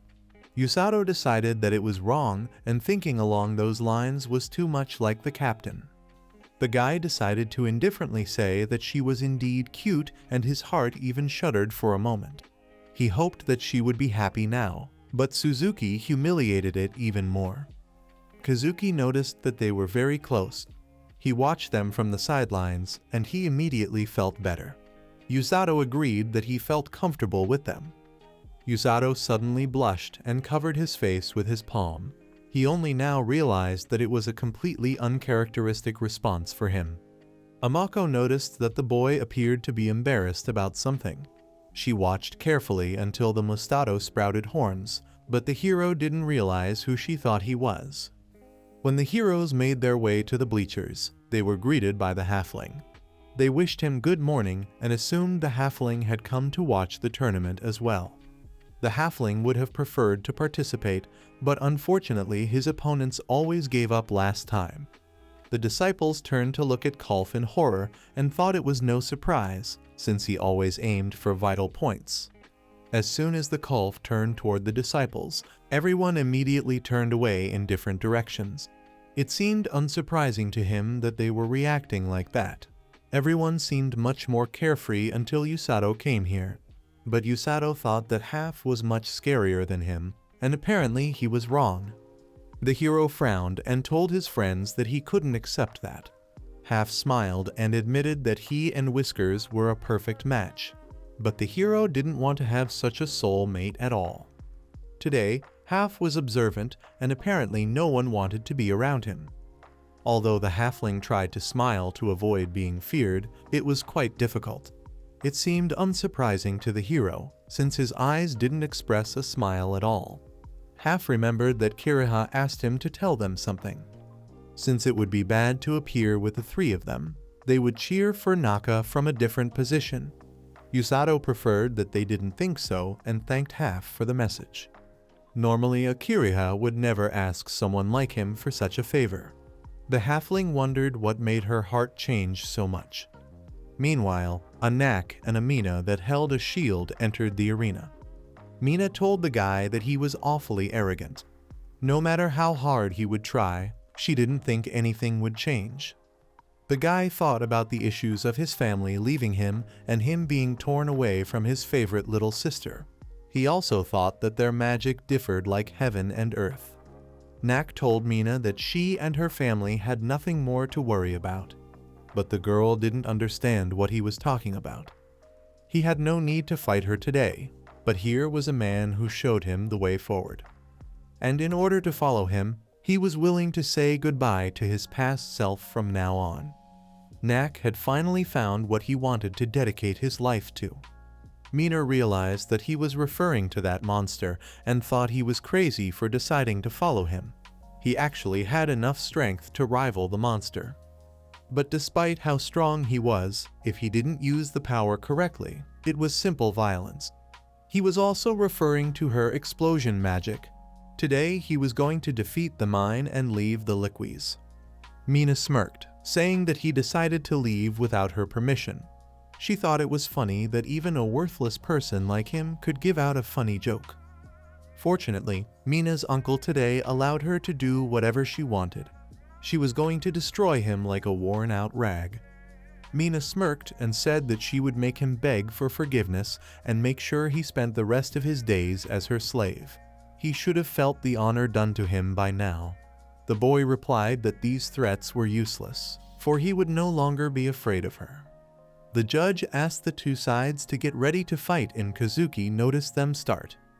Before the fight began, Knack thought that this was finally the culmination of his 5 days. He adopted a fighting stance and mentally asked Yusato to watch him. The cocky Mina immediately attacked Naka with flames, but to her surprise he was able to dodge her attack. Knack yelled that they weren't playing with her, so he asked her to be more serious. He suggested that she not hold back before it was too late. When Mina attacked him again, Knack realized that it was nowhere near as good as Yusato's healing serve. Mina gritted her teeth angrily as she realized the blast had obscured her entire view. She covered herself with her shield to take cover from the explosive recoil. While she was defending herself, Mina didn't even notice that the guy came at her sharply and swung to strike. Knack gathered all his strength into a fist and struck the shield of the landmine. The girl was confused and covered her eyes. The blow was so strong that the girl fell to the ground. The guy shouted that he would no longer yield to her, and today he would sever their fates. Mina rose to her feet with a smile on her face. She thought this decision was wonderful. She wiped her busted lip and said that he had forced her to be more serious. She only hoped that Knack would not regret it. Knack frowned and said that was exactly what he had hoped for. Suzuki was under the impression that he had gotten much stronger, all thanks to Yusato's training. But the hero believed that this was not the case at all. Even though he subjected him to harsh training, Naka's strength came from within. Kazuki thought his punch was amazing. If he repeated it again, victory would surely be in his pocket. But the hero replied that that kick was going to decide everything. Kazuki didn't understand what Yusato was talking about. Mina's reaction was faster than Yusato expected, and Naka's strength might not be enough. Naka had weak hands. Based on that, it could be said that this kick was his strongest kick, but her shield still hadn't broken, so their outcome was in doubt. Since Naka lacked stamina, there was a possibility that either of them could be defeated by a single kick. It seemed to the hero that endurance training was still the most important of all, but he couldn't hit a Naka. Suzuki doubted that he could have survived his punch. Of course, Yusato knew that. He had hit him a couple times yesterday in a counterattack, but it was safe because of the healing magic. Amako warned that lying was bad, and it would be better if he confessed everything honestly. As soon as Amako saw his fingers ready to give her a flick, she quickly turned away and covered her face with her hands. Since there was little difference between them in terms of stamina, this match would be decided by the next strike.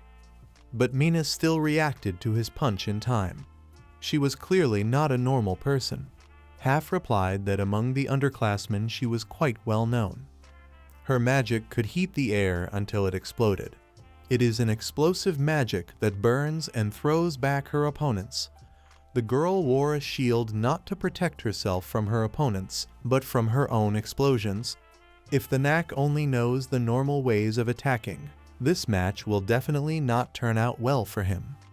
Half felt that he shouldn't have let his guard down, even if he had an advantage in strength, otherwise he would be in danger. The hero realized that one mistake could cost everything. If the Knack missed a single hit, he could lose instantly. The girl could admit that the Knack could run away quickly, but all Knack could tell her in return was that she was effortlessly throwing her attacks everywhere. Mina thought she was a genius who had an innate talent. The guy realized that simply running away was not a solution. If it continued like this, the mine would eventually hit him. And the mine's only weakness was that it wouldn't be able to use magic in close combat.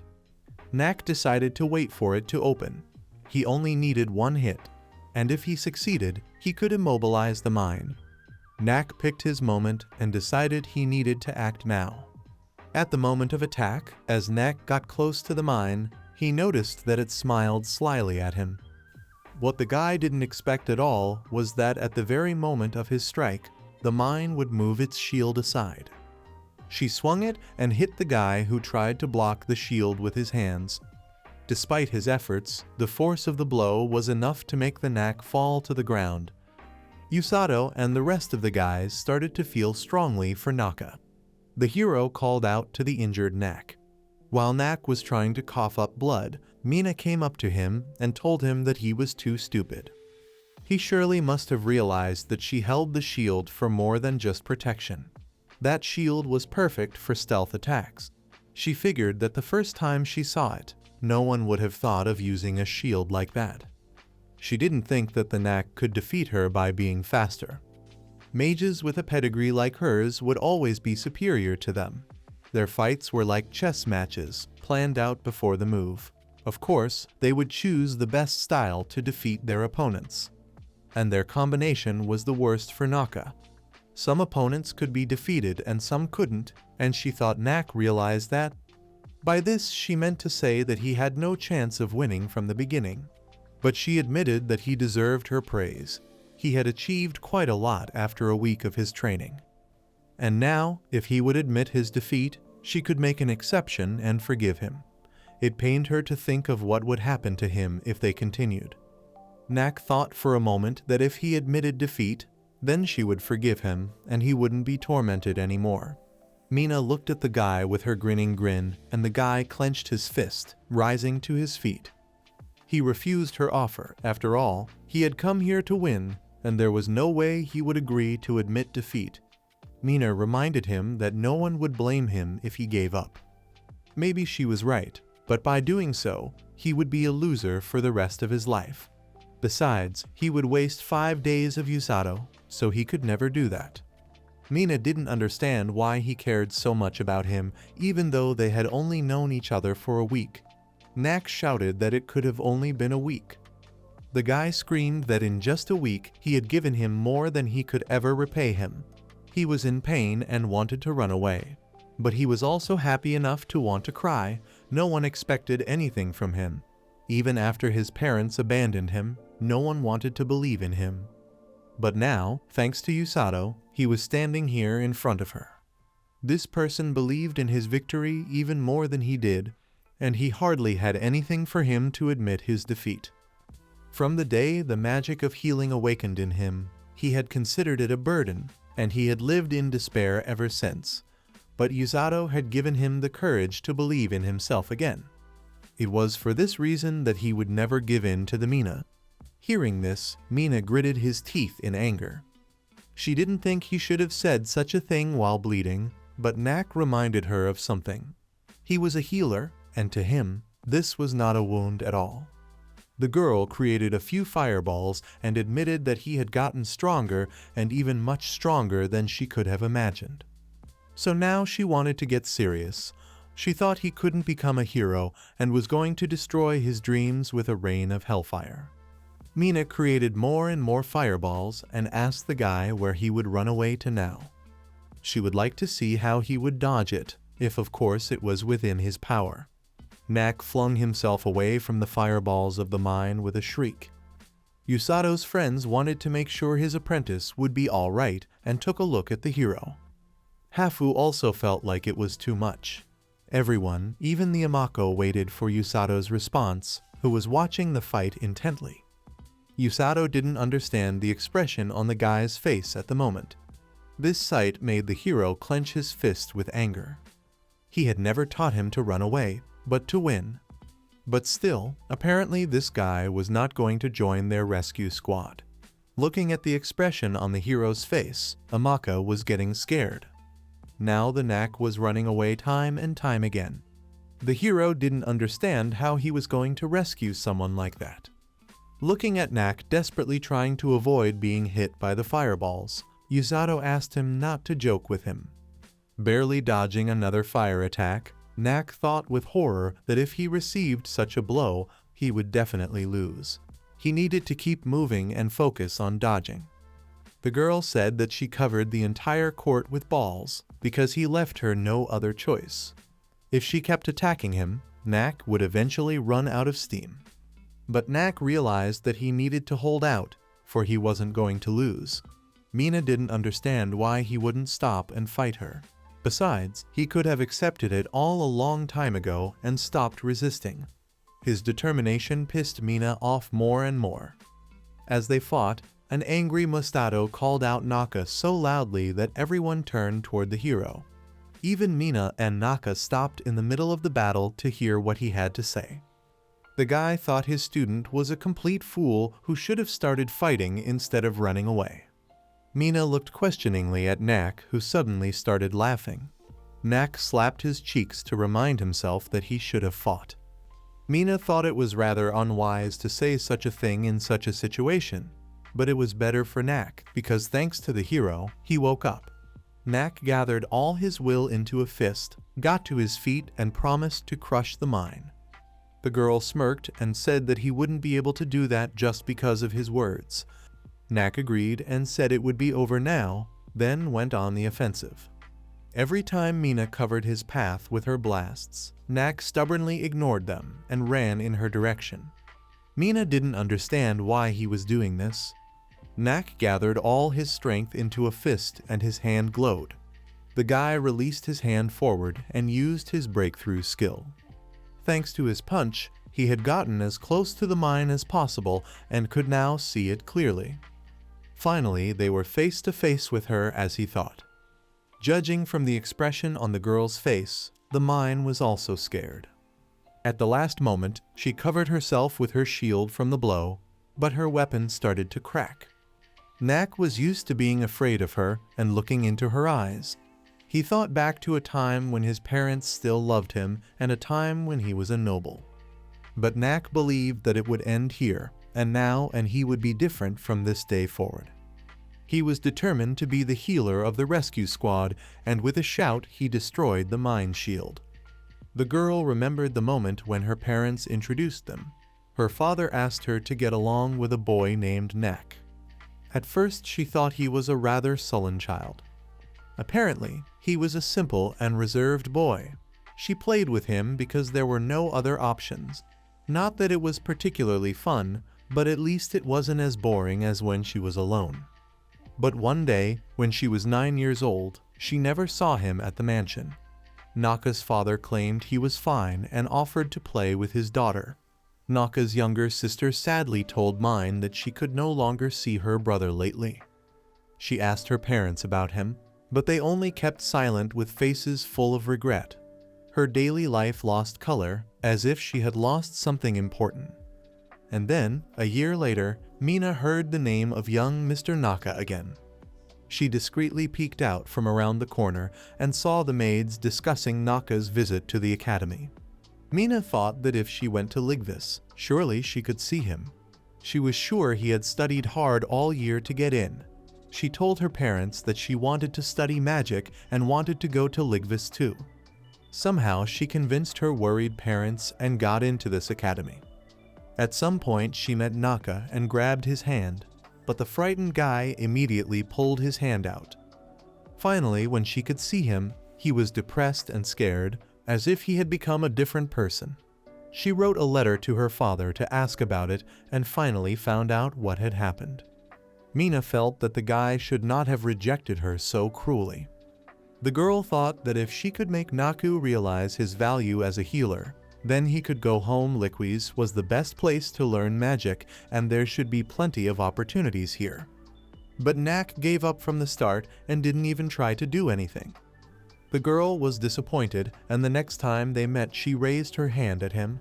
And one day, before she noticed it, she started using violence instead of words. It became a daily routine for them. Mina also began to give up and thought that Knack would stay like this forever. She didn't understand why things turned out this way, because she wanted something completely different. She wanted that time back and wanted things to be like they used to be. For that, she couldn't lose to him. Mina fell to the ground and coughed. She realized that if she lost now, Knack would leave the Liquis. He would surely ignore her and go somewhere far away, and she would definitely never forgive him for that. Getting to her feet, the girl said that she hadn't lost to him yet. Knack didn't understand why she was so fixated on him and assumed that she just had nothing better to do. Mina held out her hand to him and said she couldn't lose to him. In desperation, she wanted to shoot her magic at him, because if she lost, he would leave. Half ordered Naku to run away as soon as possible. He yelled to the guy that this was a systematic reinforcement and he needed to run. Mina had long since sent everything to hell and couldn't let Naku get away. The thing was that this magic could get out of control when used by an inexperienced person. And if her explosive magic got out of control, everyone here would be in danger. Yusato realized that their business was bad and ordered Knack to run away as soon as possible. Knack began to hesitate and looked back at the mine. He didn't understand how he could become the healer of the rescue squad in that case. He wouldn't be able to join them if he ran away and left everyone in danger. Mina stared in shock at the guy who grabbed her hand and promised to save her. He used his healing magic and said he would save not only her but everyone else. Knack promised that he could save both Mina and the others. He took her hand. Knack thought he heard someone crying. Someone put a hand on Knack's shoulder and said that everything would be okay. Knack thought that person was Yusato. The crying continued. It was Mina who was crying. She wouldn't let go of Knack's hand. Knack asked her why she was crying. The girl threw Knack's hand away. She said Knack was annoying her and ordered him to shut up. A falling Knack was caught by Yusato and told him to be more careful. Knack asked the young man what happened to Mina's magic. Yusato replied that her magic didn't activate because the mage had interrupted the spell. Knack was surprised. Yusato continued by saying that in his opinion, the girl was a bit clumsy. Knack didn't understand why Yusato thought Mina was clumsy. He questioned why the girl interrupted the spell and why she was crying. Yusato told Knack that everyone was safe because of him and Knack should be proud of that. Knack nodded. Yusato continued that the guy was more than competent to join the rescue squad. Knack's healing magic returned to its previous state. Knack hadn't expected that. Yusato asked him to look at Mina's hand, which no longer showed any signs of wounds. Knack was dumbfounded and didn't expect to be able to heal her wounds. Yusato told him to be sure it wasn't his doing. By the time the young man arrived, the wounds were already healed. Knack couldn't believe his eyes, but he tried to object. Knack explained that he had never been able to heal anyone but himself. He asked Yusato why it was happening now. Yusato replied that the reason was simple. It turned out that the reason was the desire to save someone. That desire was necessary when healing others. Knack was very surprised. He didn't believe he had that desire.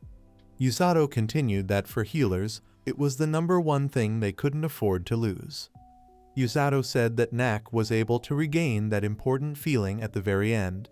Knack wanted to save everyone, including Mina, the person who had tormented him for so long. The boy couldn't believe what was happening. Knack suffered for a long time, crying and despairing. He said he began to think he didn't care about others. Yusato was by his side and squeezed the boy's shoulder tightly. Knack explained that he didn't even realize what he was thinking at that moment. But now, having finally remembered the feeling, he would never forget it again. Yusato said that he thought Knack would now be able to endure the rescue squad's training. The young man was confident that the captain would accept Knack's enrollment without any problems. He praised the boy, saying that he did a great job. He got Naka's attention. Yusato said they should celebrate Naka's victory together. The boy remembered that the results of his determination would definitely show up. He remembered his past. He remembered that he always gave up, saying that someone like him couldn't do it. His results reflected his thoughts. But things were different now. Everyone was congratulating him and telling him that he had handled everything. The next day, Principal Gladys said that the first thing she wanted to do was to express her gratitude to them. She thanked them. The friends felt awkward. Usato objected to her. But Wellesley explained that Principal Gladys wanted to change the thinking and attitudes of her students. The principal said that in recent times, Liquis was considered the place where magic was born. She added that, in other words, many students had come to think of themselves as gifted and geniuses. She continued by saying that this formed a system that determined who was superior and who was inferior. Because of this, things like hard work and training were recognized as useless. She added that it was frustrating when people were judged on natural talent. It turned out that this established position was disproved by Usato and Knack. The headmistress said that they had stood together against the barrier that the gifted had built. She felt that the sight of Knack breaking the barrier could inspire change in other students, however small. She continued that Usato had even changed the mindset of educators and teachers. There was no one here who doubted their abilities. Wellesley said that it was impossible to say for sure, but perhaps the boys could pose a threat to the Demon King's army that had been fought for so long. She continued, but was interrupted by the principal. The principal said that Liquis had agreed to form an alliance with the Lingual Kingdom. That was their final decision. Wellesley replied that she couldn't describe in words how grateful she was to the director. She said that in that case, they would depart today. Usato remembered something. He remembered that they had received the long-awaited answer, and so they had to go to the next place. Kiriha said that she understood everything. It made sense that the friends needed to continue on their way. Usato apologized for the rush. Kiriha said that it couldn't be helped because it was an important mission. Usato stopped and pulled a small pouch out of his pocket. He said it was a thank you for letting her spend the night at their place. Kiriha refused, explaining that it was Wellesley who had prepared everything. Usato said she shouldn't have said that because she had helped the young man out a lot and even let Naku stay.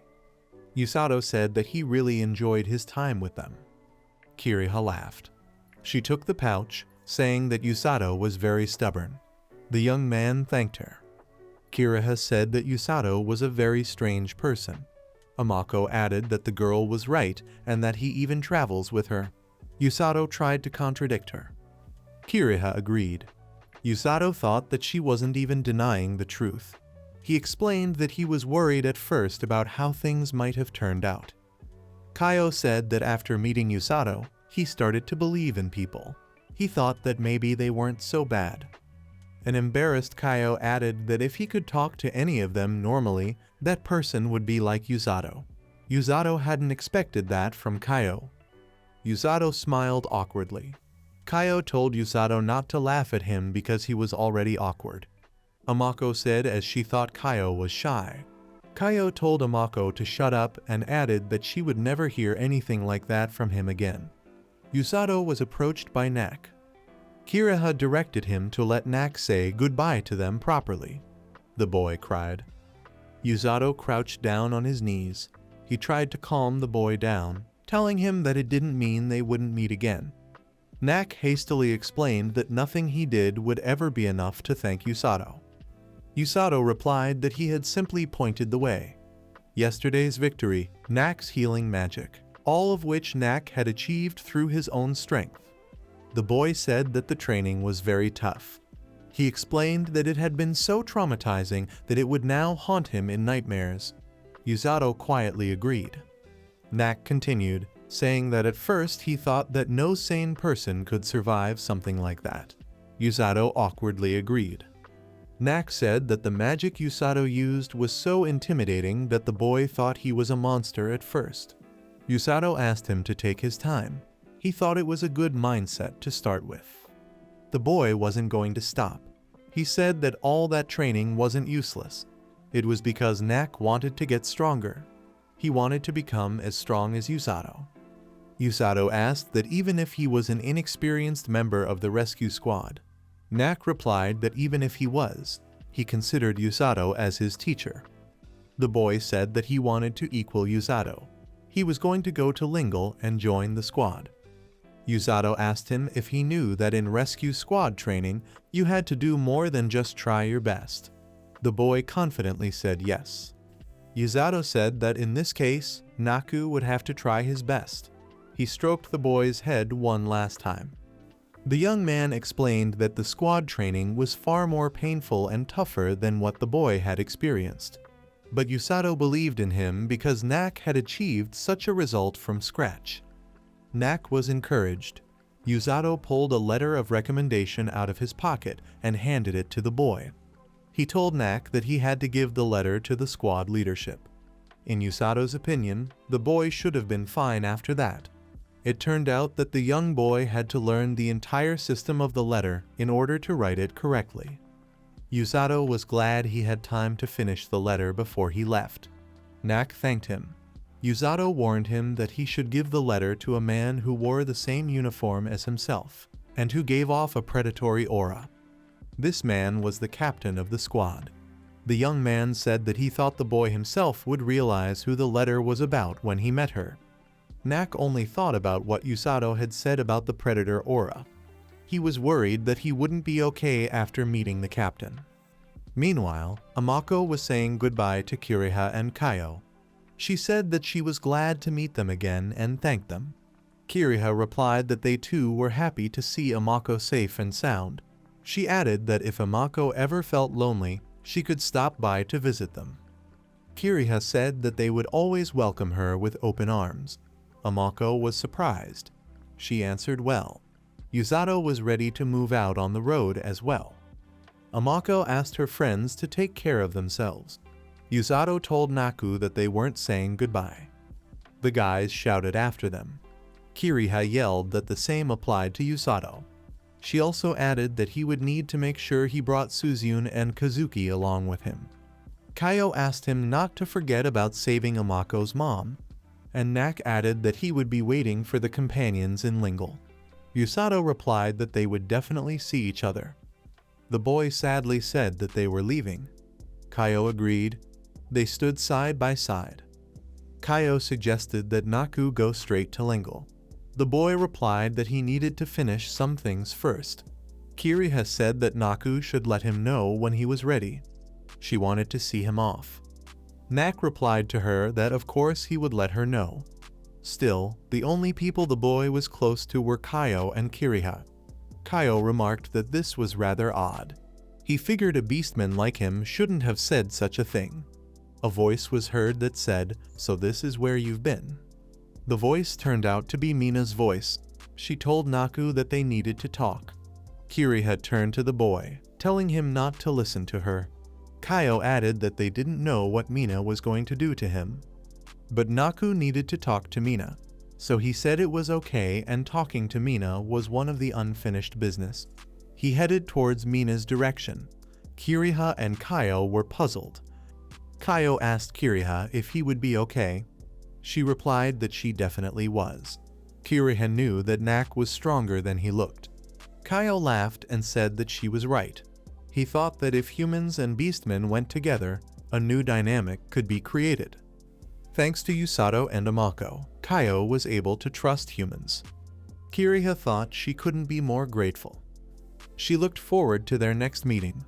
But until then, there was something she was going to do. Kiriha wanted to try to change herself before their next meeting. Knack asked Mina what had become of her followers. She replied that after losing to Knack, they stopped following her.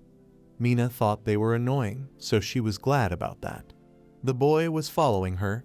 He wanted to ask her how her wounds were. Mina stopped and turned around. Knack asked how her wounds were. She replied that thanks to Knack's efforts they were completely healed. The boy asked that then why was she crying in the arena. Mina simply told him to forget it. The boy wanted to add something else. Mina, with an intimidating look, ordered him to forget it or else she promised to send Knack flying. A frightened Knack quickly replied that he had already forgotten it. Mina asked him if he really wanted to discard his title. She said that there was no one besides her to take Knack on. She continued that she didn't want to talk about it, but his uncle and aunt had left him. Knack replied that he understood and didn't want to discard his title. He continued that he hadn't needed anything like that on his journey. Mina frustratedly stretched understandably. She said that she recognized that Knack was leaving Liquis, but she didn't accept it. The boy figured she wasn't going to give up. Naka's thoughts were reflected on his face. Mina asked him what the look on his face was. This was followed by another question, in which Mina said that he really thought they would break the bond just because he had beaten her. An even more horrified Knack answered question after question. He asked what was wrong with her, and she was going to forcibly leave him.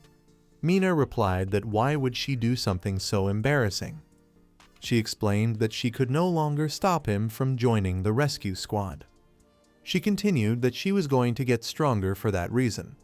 Mina promised that once she achieved that, she would come and bring Knack back. Knack asked her if she was really going to put in the effort to get stronger. Mina asked him back that he had a problem with that. Knack figured that Mina was already very strong from birth. If she was really going to put in the effort, Knack probably wouldn't be able to catch up to her. Mina asked him if he knew. She said that after losing to the healer, she realized that she still had a long way to go. The boy asked her why she was so fixated on him. Knack thought that she didn't want to see him anymore. Knack asked her what he meant to her. Mina replied that he didn't mean anything special. She continued by saying that it would have been unpleasant if he had just walked away and disappeared. At that moment, Knack remembered Usato's words about Mina being a bit clumsy. He figured he couldn't pretend those 2 years hadn't happened, but he wanted to make peace with her. He called out to Mina. He said he would wait for her in Lingle. Mina laughed, noting that Knack was being cheeky. She told him to just wait. Mina promised to get strong enough to put Knack down with one punch. Mina ran away. The boy fell to the ground. He asked himself what he was carrying. After all, this was how he had narrowed his own path. But he had no regrets, for he had chosen this path himself. Knack thanked Usato. Meanwhile, the companions had reached their destination. Usato asked Amako to bring Blue Eye. He figured that Blue Eye was still asleep. Amako agreed. They were met by Suzune and Kazuki. Suzune asked if they said goodbye. Usato answered yes. The girl asked if he was sure he wouldn't be lonely. The young man replied that once it was over, they could meet again. Welsie walked over to them. She made sure that everyone was all together. Welsie said that she had something to inform them about. Usato said okay. She said that this is where the main part of the journey begins, though this was the saddest part for the Lingle Kingdom. Welsie contradicted herself by saying that no, in order to illuminate the danger to the land, they had to rely on friends. She continued that even though she was relying on their strength, the friends were not asking for anything in return. Welsie asked everyone to take care of themselves and said that she prayed with all her heart that they would return safely. Suzune replied that they would definitely return because she and Kazuki were heroes and Usato was their undying savior. Usato interrupted her, asking her not to make him look immortal. Kazuki replied that Lingle was their home in this world. There were people who were waiting for their return. Therefore, he reassured her by telling her that they would complete their mission and return unharmed. Welsie said that she would wait for their return. She cried with excitement. Welsie walked away. Usato said it wouldn't be easy, but asked his friends to try harder. Kazuki objected, saying that he would have the hardest time. Suzune agreed with Kazuki and said that Usato was going to the Beastman Kingdom. Usato wasn't sure about that because he got along with Kiriha and the others. Suzune warned him to be careful. Otherwise, in case of danger, she would fly to him. Usato realized that she wasn't kidding. Kazuki added that he would also fly over if need be. Usato didn't expect Kazuki to say that too. Kazuki said that friends will always be there for each other. Suzune added that Usato had saved their lives before. She promised that they would save his next time. Yusato replied that they were worrying for nothing, but in his heart, he was happy. Yusato said that they wouldn't be foolish to say goodbye. Kazuki added that Yusato was right and that only smiles were needed. Suzune added that they won't say goodbye until they are reunited again. They folded their hands on each other, reminding each other that they are a team. Before parting ways, Suzune pulled Yusato away. He grabbed the young man's hand and placed the talisman in his palm. Yusato inquired what it was. Suzune explained that she had made it while they were here. She wanted to give one to Yusato. She said the talisman wasn't made well enough to brag about. Suzune looked at Yusato, who had a change in his face. Yusato thought that holding back in front of Kiriha and the others was quite difficult. Yusato was ready to cry. Suzune didn't understand what was going on. Yusato said that he would treasure that amulet. He also promised that he would definitely return safely. Suzune tried to stop Yusato, thinking he was trying to hug her. Yusato tried to calm Suzune down. She blushed with embarrassment. While saying all this, Yusato didn't notice that he was touching Suzune's shoulders. This action made the girl feel embarrassed. Yusato pulled back, apologizing for his actions. Suzune said that she and Kazuki had the same kind of talismans. They were handmade and couldn't help much. But Suzune hoped that when Yusato was having a hard time, he would look at that amulet and remember his friends. Yusato added that even if they were separated, their feelings would remain the same. Suzune agreed. The girl said that she needed to prepare herself as well. Yusato asked her to take care of herself. Suzune asked him to do the same. Yusato looked at her. The girl was crying. Suzune said they would see each other soon and ran back. Amako asked him if he was done. Yusato said he was ready. The young man told Amako it was time to go. His and Amako's business in Liquis had come to an end. Kazuki and Suzune went their separate ways. Similarly, Yusato began his new path. It would be a lie to say that Yusato wasn't worried. But he remembered Suzune saying that there were still unseen wonders waiting for him. They were moving out on the road. In his heart, Yusato was very excited. The Demon King saw that the heroes were divided. He realized that the heroes were seeking help in other kingdoms. His servant asked if she should contact the squad captain and order them to intervene. The king stopped her. He said that he had originally planned to take over all the lands, but bringing in the heroes seemed like a rather interesting choice to the king. The servant asked the king if he understood the motives of the heroes. The king replied that he only vaguely did. It seemed to him that his ability to predict only went so far. The servant asked that she might seem presumptuous, but what would happen if they took a chance and attacked Lingle? The king replied that the servant had underestimated them.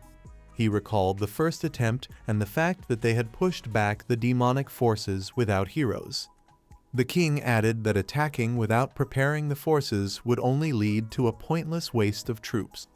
The servant bowed and said that she had been foolish. She added that the king could punish her as he wished. The king asked her why exactly she and Amira wanted to be punished so badly. He added that there was no one among the maidservants who was easier to talk to. The servant objected, saying that it would be difficult. The king asked why.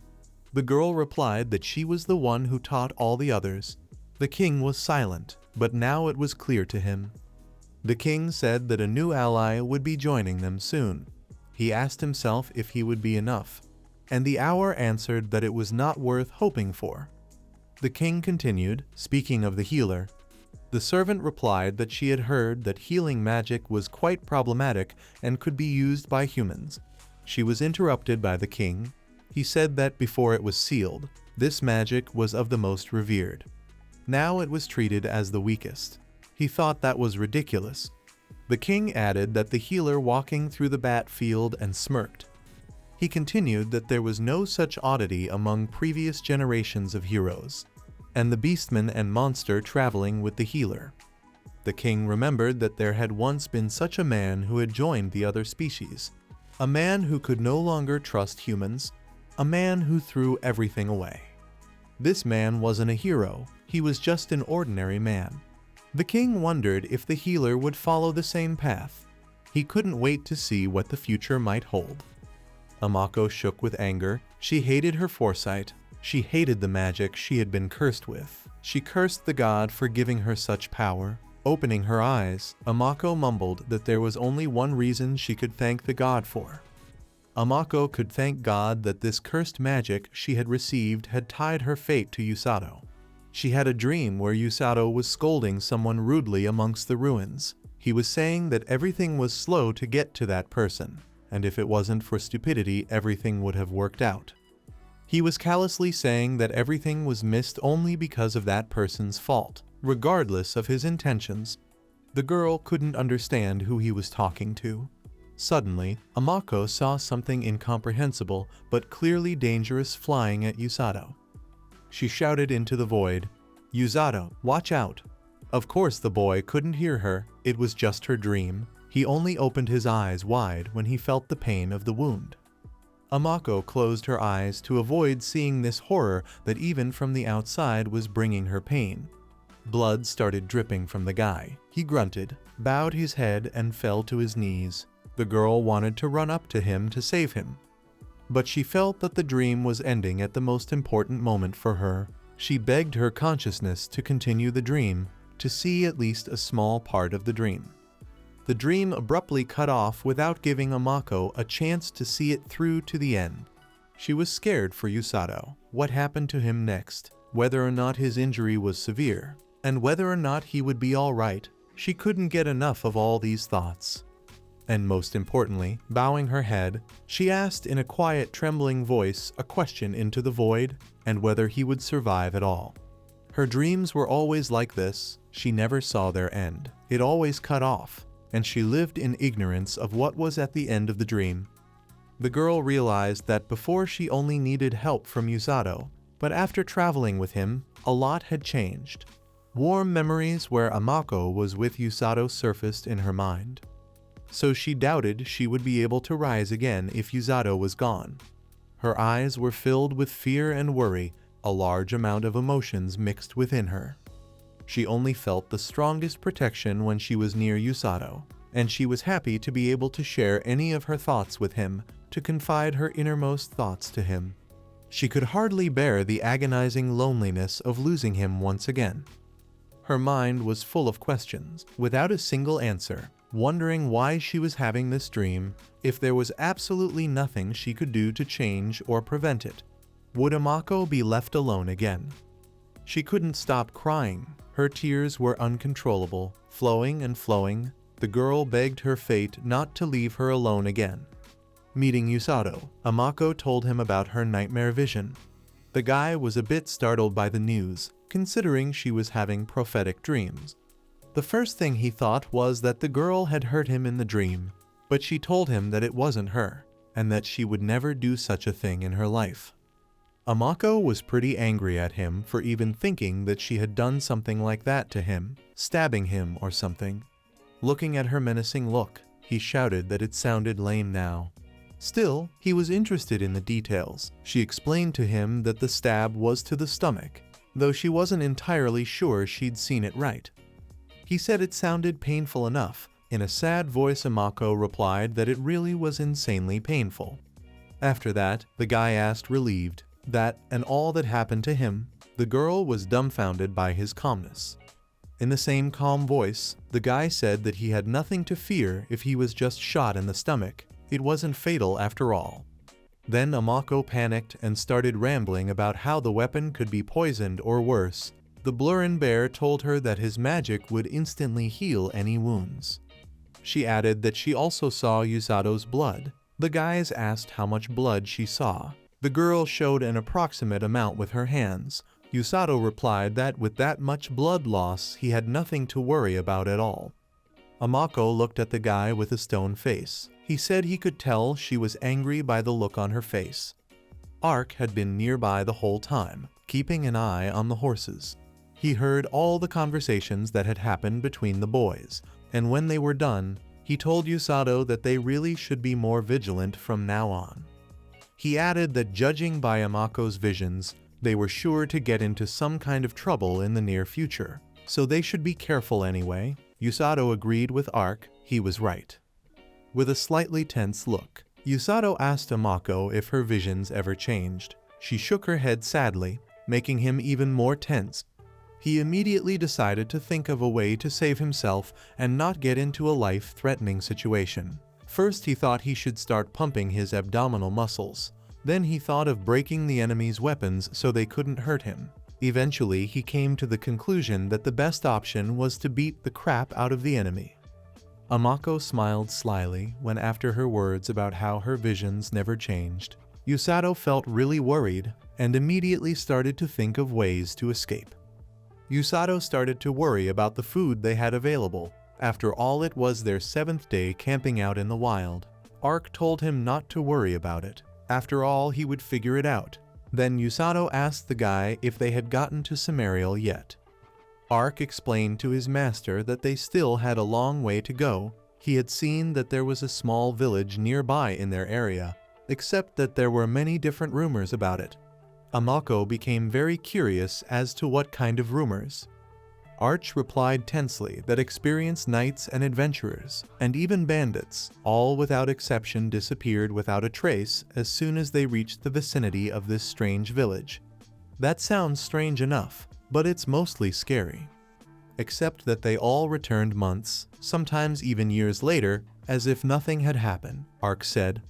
Yusato asked warily how it was that nothing had happened after so long. Yusato also wondered if they had told the others what had happened to them during those months and years in the unknown village. Ark told him that it was most likely memory loss, as each of them had lost all their memories since they had disappeared. Ark continued to tell about this strange village, that no one still doesn't know if they have traveled through time, or if someone is just erasing everyone's memory. People have always come up with different theories, although it's impossible to say for sure. But if someone with a rare type of magic is involved, then anything is possible. Yusato didn't have anything to say. He only stood in front of Ark with astonishment. After saying that, Ark's face changed, and he said that he hadn't heard such stories in years, and it was probably just a rumor spread by merchants and bandits for personal gain.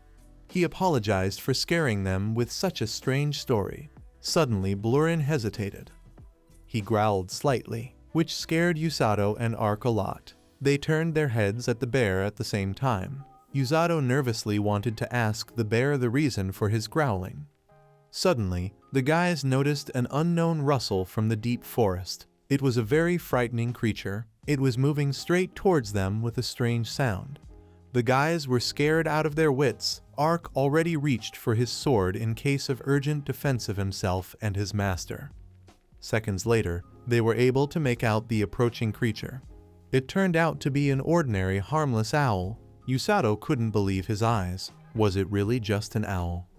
Right after they found out that it was just an owl, Ark said that they were too tense lately and that was why they were scared of everything. Yusato agreed with him.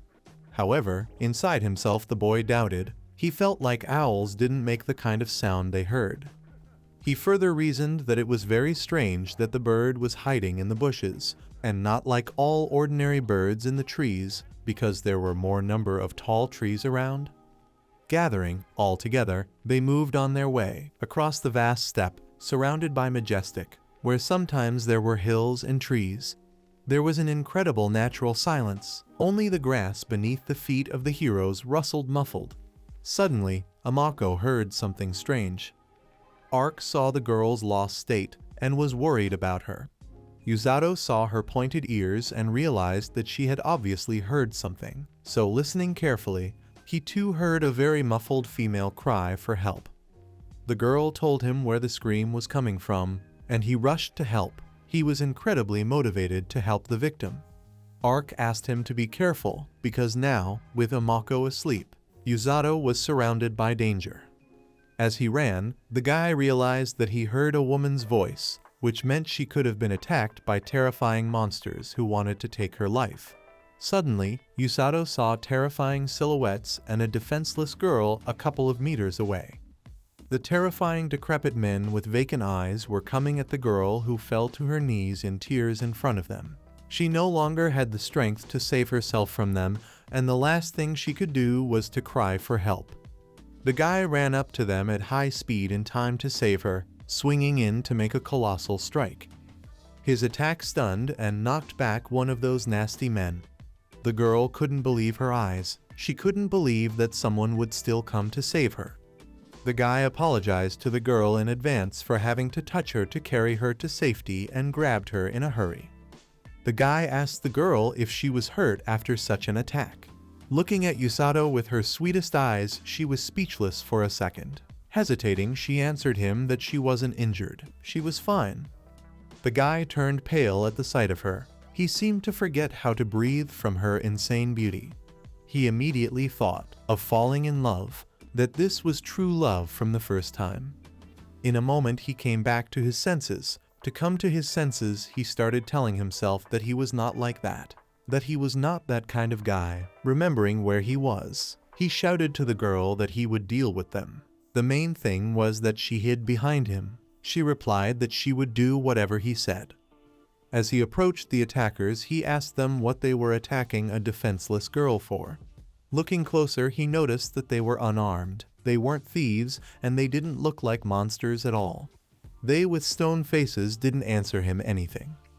The guy was very nervous, but after thinking about it, he came to the conclusion that since they weren't answering him anything, he should treat them the way the captain would.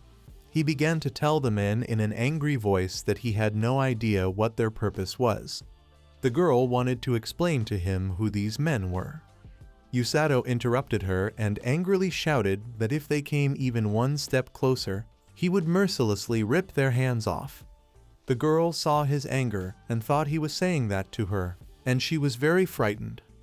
The attackers remained silent. The guy continued to threaten them. He realized that they did not want to say anything, did not want to explain the reason for the attack. So he made a menacing look, crunched the fingers of his strong hands, and said that it would not be good for the one who planned it, if he was among them.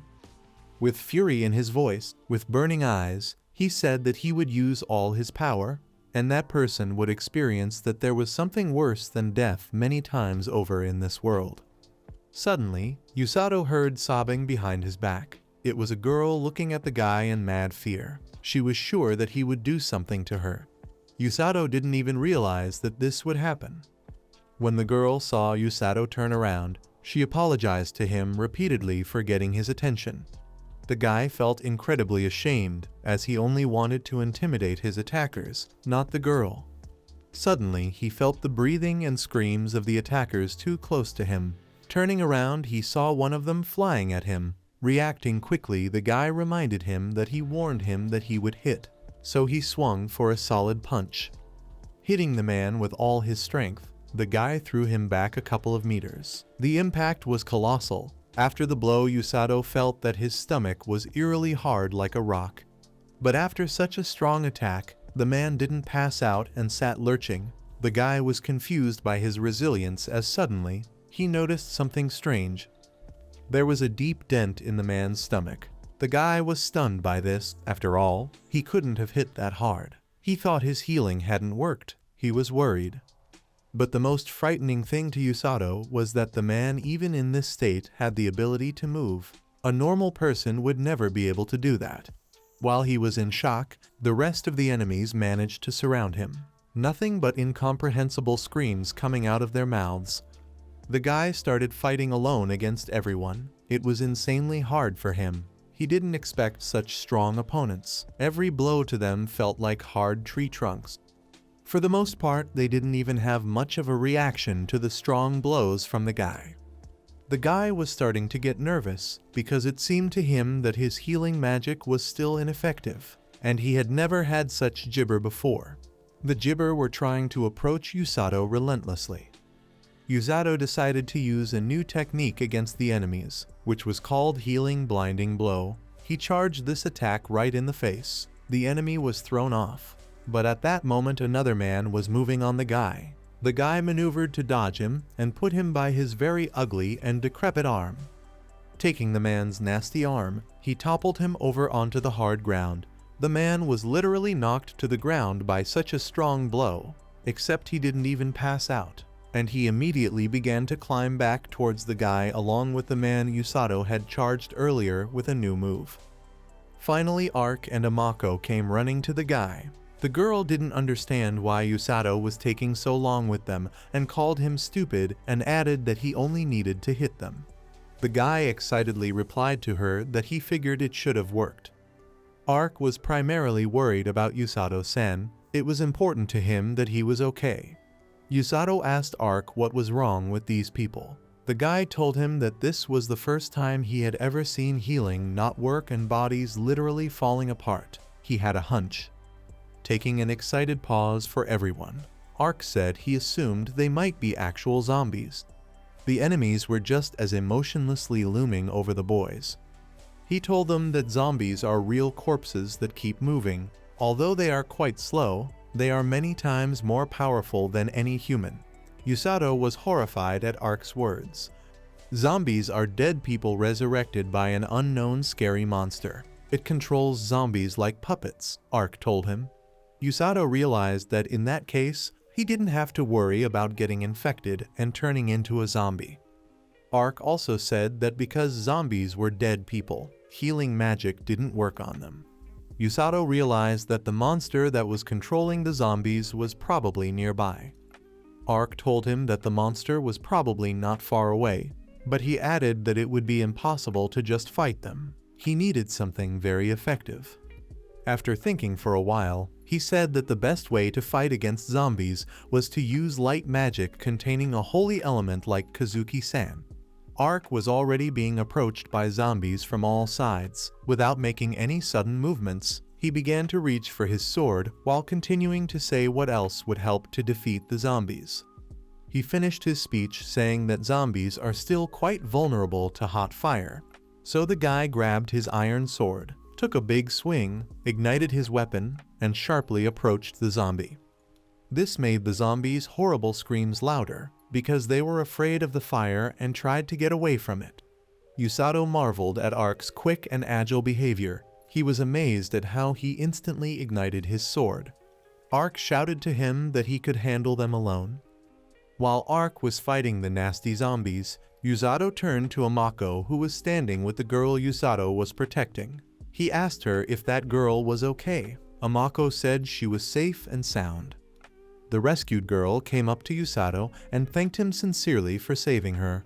The guy tried to act like a tough guy and started to refuse, but the girl suddenly fell into his arms. He didn't expect such a close contact with the girl he liked at first sight. She blushed with embarrassment and apologized to him for her sudden uncontrollable feelings. The girl decided to introduce herself to him. It turned out her name was Nia, and once again thanked him immensely for saving her.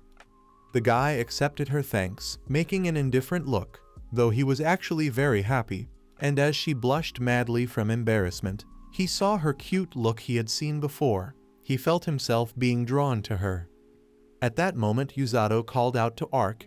He pleased the guy for being able to defeat all the zombies by himself and asked if everything was all right. No one was hurt. Usato thanked him for handling the zombies. When Nia saw the blue bear, she was shocked. So as not to scare the girl, Usato explained to her that it was his loyal partner and everyone called him Blue Eye. He is friendly and doesn't touch people in any way. The girl smiled sweetly when she found out that he was friends with a monster. And the guy was surprised by her reaction, because he thought she would be surprised. Usato decided that they should introduce themselves to her too. He told her that his name was Usato, that the caring girl in the hood was Amako, and Ark introduced himself and added that he was very happy to meet her. Usato was curious as to why she was here. Nia told him that she lived not far from here in a small village, and when she went to the forest to gather herbs, she was in such a situation. In return, the girl wondered if they were travelers, to which Usato replied that they were. When she heard that they were travelers, the girl tearfully asked them to visit their village. She wanted to thank them for their rescue. She was ready to repay them with delicious food and comfortable rest.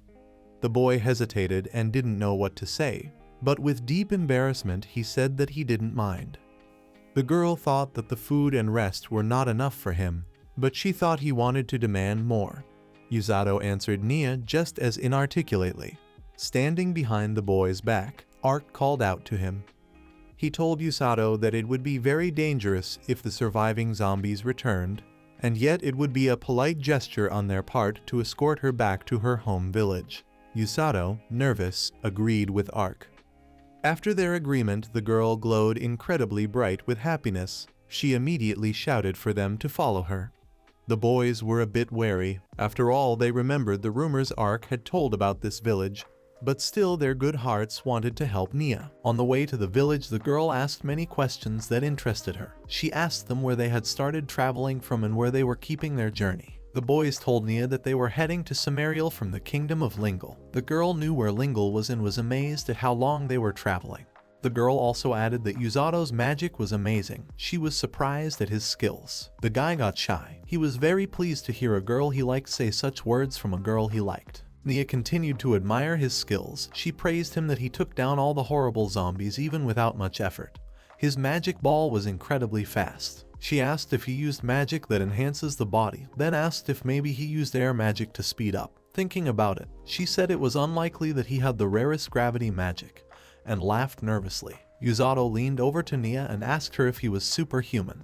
The guy immediately straightened up and smiled sweetly and said that he was a healer in general. The girl was surprised that he possessed healing magic. She clarified if she understood correctly that he was able to heal people. Nia thought about what she had seen today. Suddenly, she was interrupted by Amako. She put her hand to her chin. She said that what was happening before her eyes was a non-magical violent melee. Nia was dumbfounded by such news. She added that her surprise was completely understandable, since Yusato to all of this is still exactly a muscle-headed healer. Ark joined the conversation and said that Yusato uses really unusual magic, but thanks to such power, he has saved countless lives. Nia flew up to Yusato and indignantly started shouting that she was just surprised by his abilities. She thought Yusato was laughing at her naivety, but the guy was greatly embarrassed and said that he was in no way laughing at her. The guy told her in a nervous voice that she should step back, because she was getting too close to him. The girl turned all red with embarrassment. It seemed like she wasn't in control of her feelings. She started apologizing even more for her behavior. Suddenly, Yusato lost his breath. His feelings for Nia came over him again.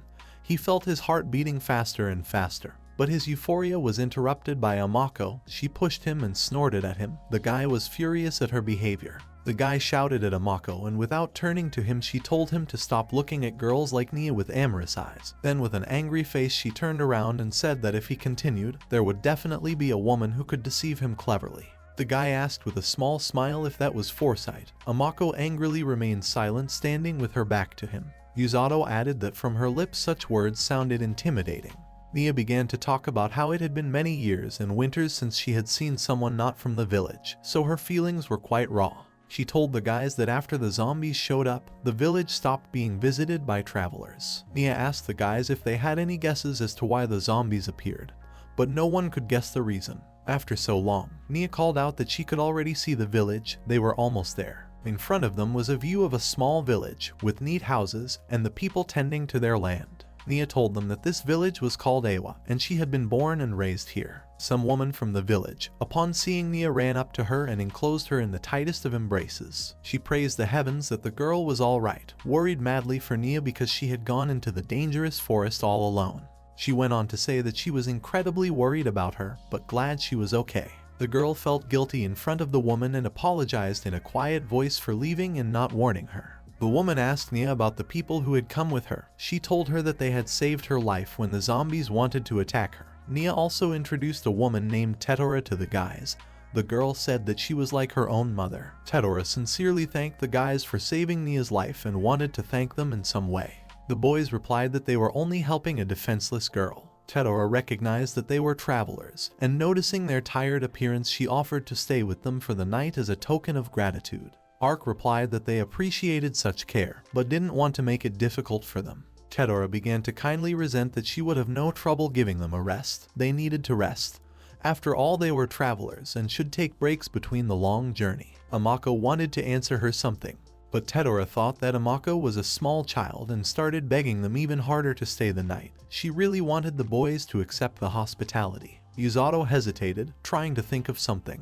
Ark didn't let him start thinking, but said that they were all tired enough, and if they were offered a good rest and a good meal, why should they refuse to accept it? Yuzato agreed after all. The woman was very glad that they agreed. Tedora wanted to tell them that their horse could be harnessed to the pack, but she noticed that they had a blue grizzly cub with them, which surprised her as she had never seen such a thing before. She told the bear that she would take him to the stoila. At this time, Amako was burning with anger because she had been called a little kid, even though she was already 14 years old. Yuzato laughed at her. Amako noticed that he was laughing at her indignation. She asked him if she thought he was laughing at her. Yuzato choked up and lied that he wasn't laughing. Amako was really hurt by his behavior. Everyone was happy to finally sleep in a proper bed. After all, they couldn't even remember the last time they had slept in comfort. Nia was happy to hear that they were happy. As they headed towards Nia's house, the boys came to the conclusion that it was still nice to rely on human kindness sometimes. They approached the huge house. When they stepped inside, Ark couldn't hide the fact that he was marveling at how huge the house was. Nia said that the house looked big enough for just 2 people to live in.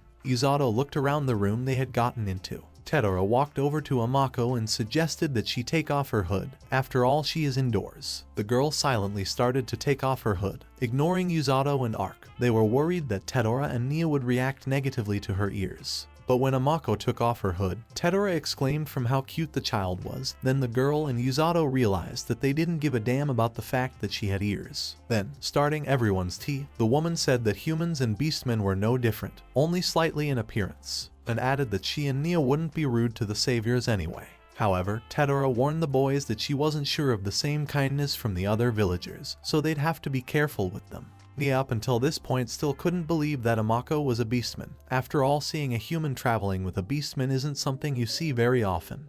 Yuzato agreed with her. Tedora told the guys she was leaving to make dinner. Nia wanted to go along with her to help. However, the woman asked her to stay with them to keep her company. Nia was a little upset as she had always helped her favorite stepmother, but she accepted it. It was really worth it to stay with the guests. Suddenly, she was called by Ark. He asked her about the zombies. He wanted to know how many of them there were around the village. Everyone was a little confused by Ark's question.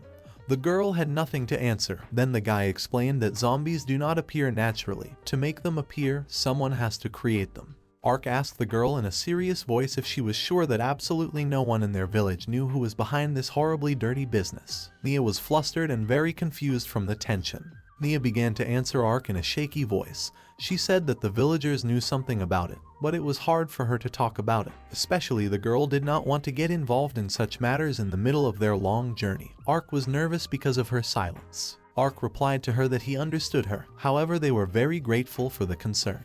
The guy asked to tell about the zombies no matter what, as it was very important for them and for the village. Nia asked in a quiet voice to save them. Nia tried to restrain herself, but she couldn't and cried the most bitter tears. She sobbed very loudly and asked to save them, for the whole village is in danger. Yuzato, as the leader, thought about what decision to make. He understood that by all rules in the middle of the journey should not stick his nose in the wrong business, but a good heart thought otherwise. As a member of the rescue team, he cannot ignore the pleas for help, so he asked Nia to elaborate on everything she knew. She said that the living dead appeared very suddenly 2 years ago. All the long-buried villagers were raised from their graves as zombies. They attacked the village viciously, and after a large number of innocent villagers were injured, they simply turned around and left, leaving behind poor people and devastation. After listening to Nia, Yuzato fell into a stupor, for he couldn't believe that someone heartless could use the bodies of the dead against their own. It wasn't a humane act. Nia went on to say that zombies regularly attacked merchants and travelers on the nearby roads, which is why the village hasn't had visitors in a long time. No one has any idea for what purpose they attack defenseless people, but everyone knows that the master who controls like puppets the zombies live in a mansion on the outskirts of the village. But even knowing this, because of the zombies guarding his house, no one has been able to overthrow him so far. Yuzato caught the emphasis that everyone in the village knows that the controller is a man. Nia told him that his name is Necromancer and he is the lord of all the dead, a monster controlling the bodies of the dead villagers. In a worried voice, Yuzato said the name Necromancer again. Ark repeated again that he is a cruel monster who manipulates dead people. Ark revealed that he's also known as an undead sorcerer, and he looks almost like the most normal person. and while it's a corpse, it can manipulate humans, half-human beasts, and even monsters. Yato asked him how the Necromancer differs from half-humans if it also looks like a regular human. Ark explained that half-humans have the same flesh and blood as humans, while monsters have bodies made of magical elements. Ark pointed out that such humanoid monsters have very capable minds, and those like necromancers have even rarer mental abilities. This means that the smarter the monster, the closer it is to the appearance of a normal human, to the point that nimble, intelligent monsters can live among humans without even being detected. Yato asked Ark if this monster is strong in itself. The guy replied that his body itself is not that capable. But nevertheless, it is incredibly strong if you consider its entire collective strength, because it has a large number of zombies under its command who will defend it without rest. Especially, once they attack their leader, then they will definitely pounce on them, defending the leader even more aggressively, so fighting them is more like a war of attrition than a battle. Yato realized that they were facing a very serious opponent. Amako asked why the dead were staying here. Ark replied that it was definitely not normal, if his goal was to increase the number of zombies he controlled. Then holding on to the small village was pointless. Sitting around the table together, Yato asked if it was possible that he was taunting the village for his own amusement. Ark replied that such an option was not out of the question, but he felt that something else was involved. Nia quietly and shyly turned her attention behind her to say something. She suddenly said that everything was fine. That the village and she would be fine, they would be fine. She was ashamed that having asked for their help once she was shamelessly asking for more, tears welling up in her eyes. Nia kept saying that everything would be fine and they didn't need their help. But in love, Yato was going crazy that such a lovely girl was crying. He just can't help her. Ark brought the guy back to an adequate state to tell something. He told Yato that there is a powerful entity called the Demon King. With him around, any scenario doesn't seem impossible. Yato doubted his words, saying he was exaggerating. Likewise, he doubted whether the Necromancer is here on the orders of the Demon King. Ark replied that nothing is 100% likely. With a smile on his face, Ark reminded Yato that he was leaving the final decision to him anyway, and despite what decision he would make, he would only support him and help him. Yato didn't know what to do, as making the right decision was a very difficult task. He turned to Amako to get her opinion on the whole situation, how they could best proceed. Amako, who is madly devoted to him, replied that she, like Ark, will follow him no matter what decision he makes. The boy resented that such an important decision was up to him. He realizes that they were entrusted with an important mission to deliver the letter, but it is not so easy to make a decision. Remembering the image of Nia, Yato just doesn't understand how he can leave his first crush here. He thinks that if he doesn't stay to help her, he will probably regret it madly for the rest of his life. After thinking for a bit, the guy asked Ark if physical attacks work on the Necromancer. The guy told him that the monster has a material body, so such attacks should work on it. Nia looked at Yato excitedly, crunching his fingers on his strong hands. He said that as long as he could get it, there shouldn't be any problems. He figured it was better to take his time and help now than to regret an action for the rest of his life. The guy with great inner motivation told everyone else that they needed to gather to crush the cursed Necromancer and restore prosperous peace to the village. Nia started crying hard. The girl blushed from the emotions that overwhelmed her at that moment. She was madly grateful to them that they would not leave, that they would still help save her beloved native village. Yato didn't know how to comfort the sweet girl. He asked her not to cry.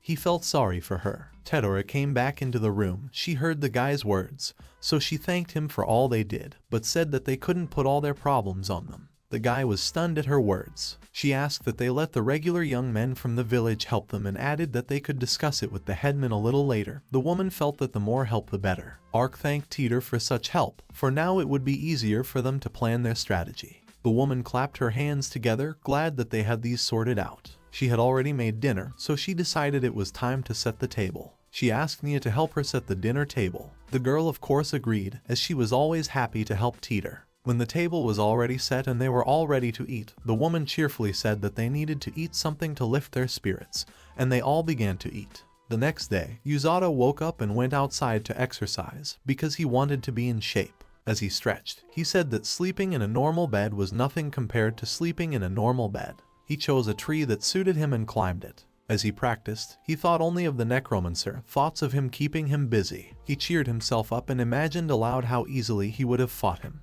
He kept thinking about the cruel Necromancer. He couldn't realize how rotten a person must be to do such a thing. as suddenly, hanging upside down, he noticed Nia's silhouette nearby. The guy flew down from the tree in a second because he was embarrassed to study in front of her. He thought that he woke her up so early in the morning, but Nia replied that she always wakes up with the first rays of the sun. The girl asked Usato if he practiced like that every morning. The guy told her that he did. Then she wondered if he was improving his healing magic due to practicing so hard. Showing his magic on his arm, Usato replied that not really. Even though training helps him not to get exhausted when using healing magic all the time, it's not the most efficient way to use it, and he didn't really need to improve it in any way. Nia was very interested in hearing about his magic. He explained to her that he usually practiced without using his magic, and that healing magic helped him recover, so when he was exhausted, he could start again right away. Nia muttered to herself. She was stunned that he was using his magic like that. He really is like a superhuman to her. The guy heard her mumbling and asked her, but she managed to discreetly change the subject. She said that she remembered that they were on their journey to Sumeriel. She was curious to know why they were moving there. He explained to the girl that they were delivering an important letter to warn of the threat of the demon army, and Usato wondered if she had heard anything in her village about the terrible king. Nia biting her finger, she tried to remember anything about him, but when she did, she told him that all she had heard was that this terrifying creature had been defeated long before she was born. Usato laughed at Nia's cute behavior and told her that it had been hundreds of years since the hero had defeated the last demon king.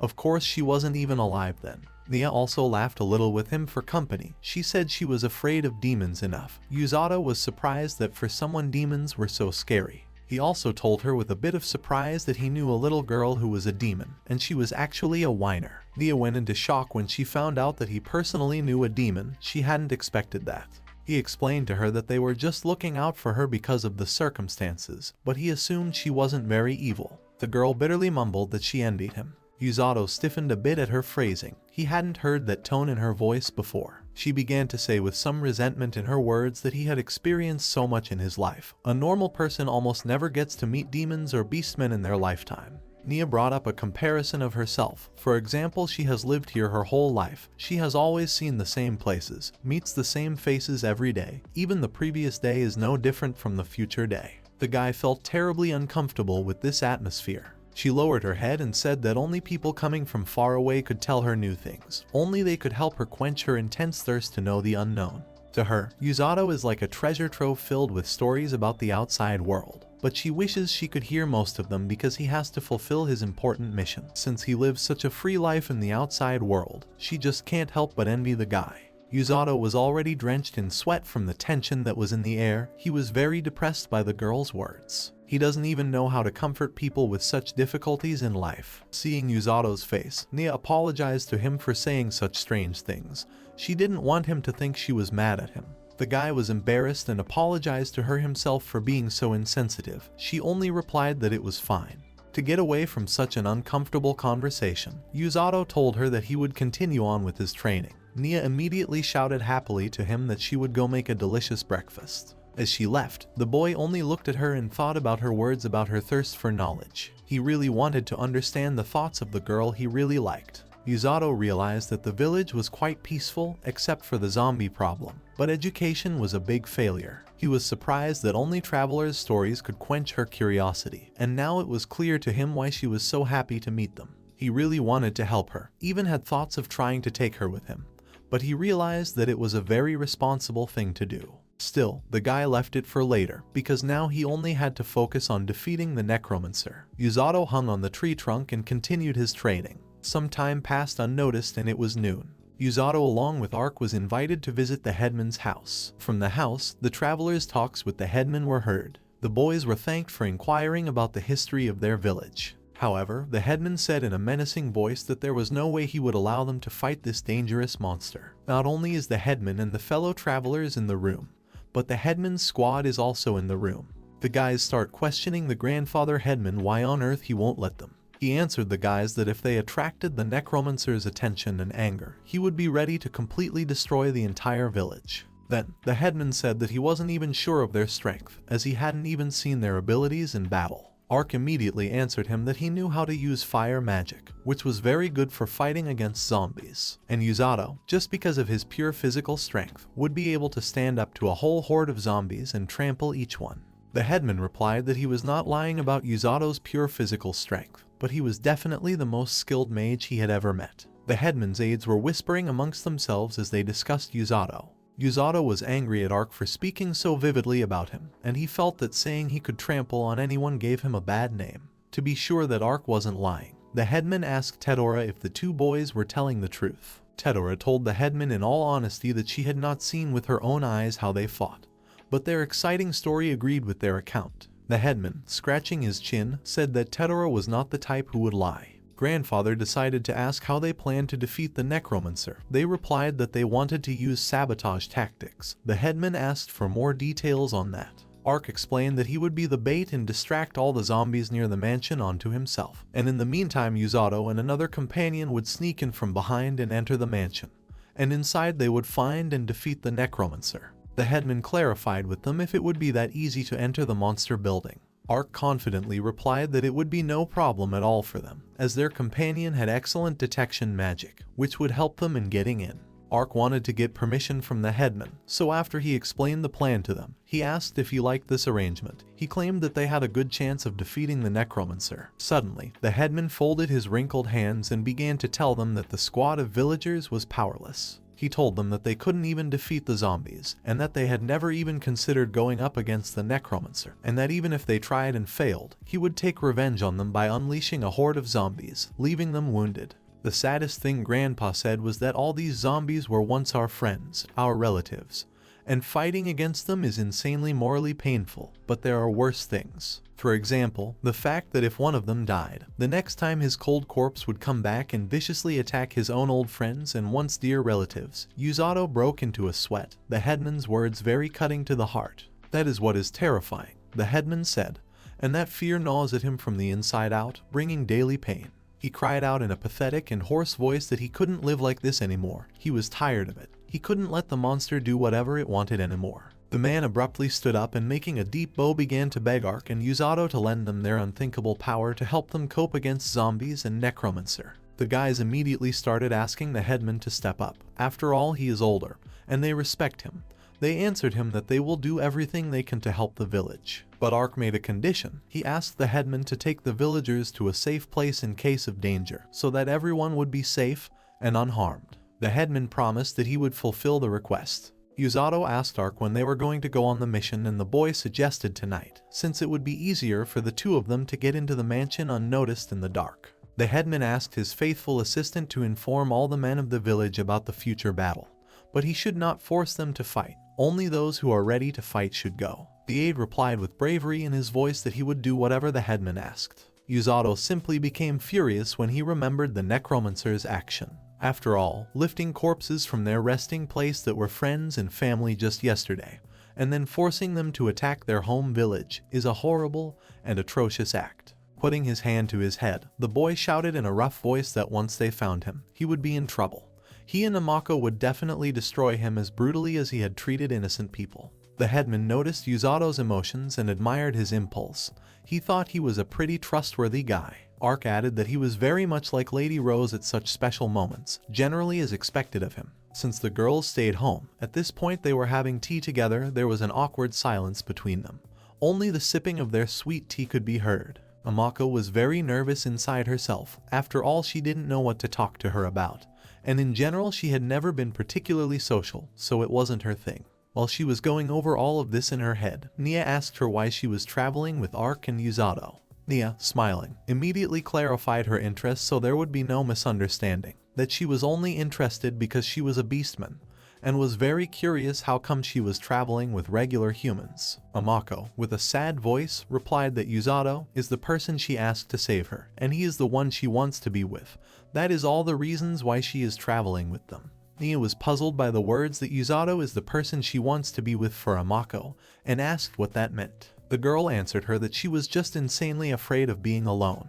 Amako, clutching her dress with her hands, said that she was incredibly afraid of being alone with the whole world again. She thought that being around people who loved her, valued her, and wanted her to always be there for her, made her really weak. The girl didn't expect to hear that at all, but Nia replied that she understood her completely. Nia told her that she used to be insanely lonely too, but thanks to the people around her, she was able to overcome such a problem. So she added that she didn't think it was the fear of loneliness that made her weak. Amako was surprised at the other girl's words. Nia went on to say that both humans, beastmen, and even monsters, no matter what you are, without support, no one can survive. And even if you fight desperately and try to be strong, eventually without support you will break down and can't go back to normal. Nia said in a quiet voice that a person only becomes truly weak when they try their hardest not to mess with others and not to depend on anyone at all. Amako was as if hypnotized by her clever speech. Suddenly, with a wide smile, Nia said something like that she had heard from Tedora.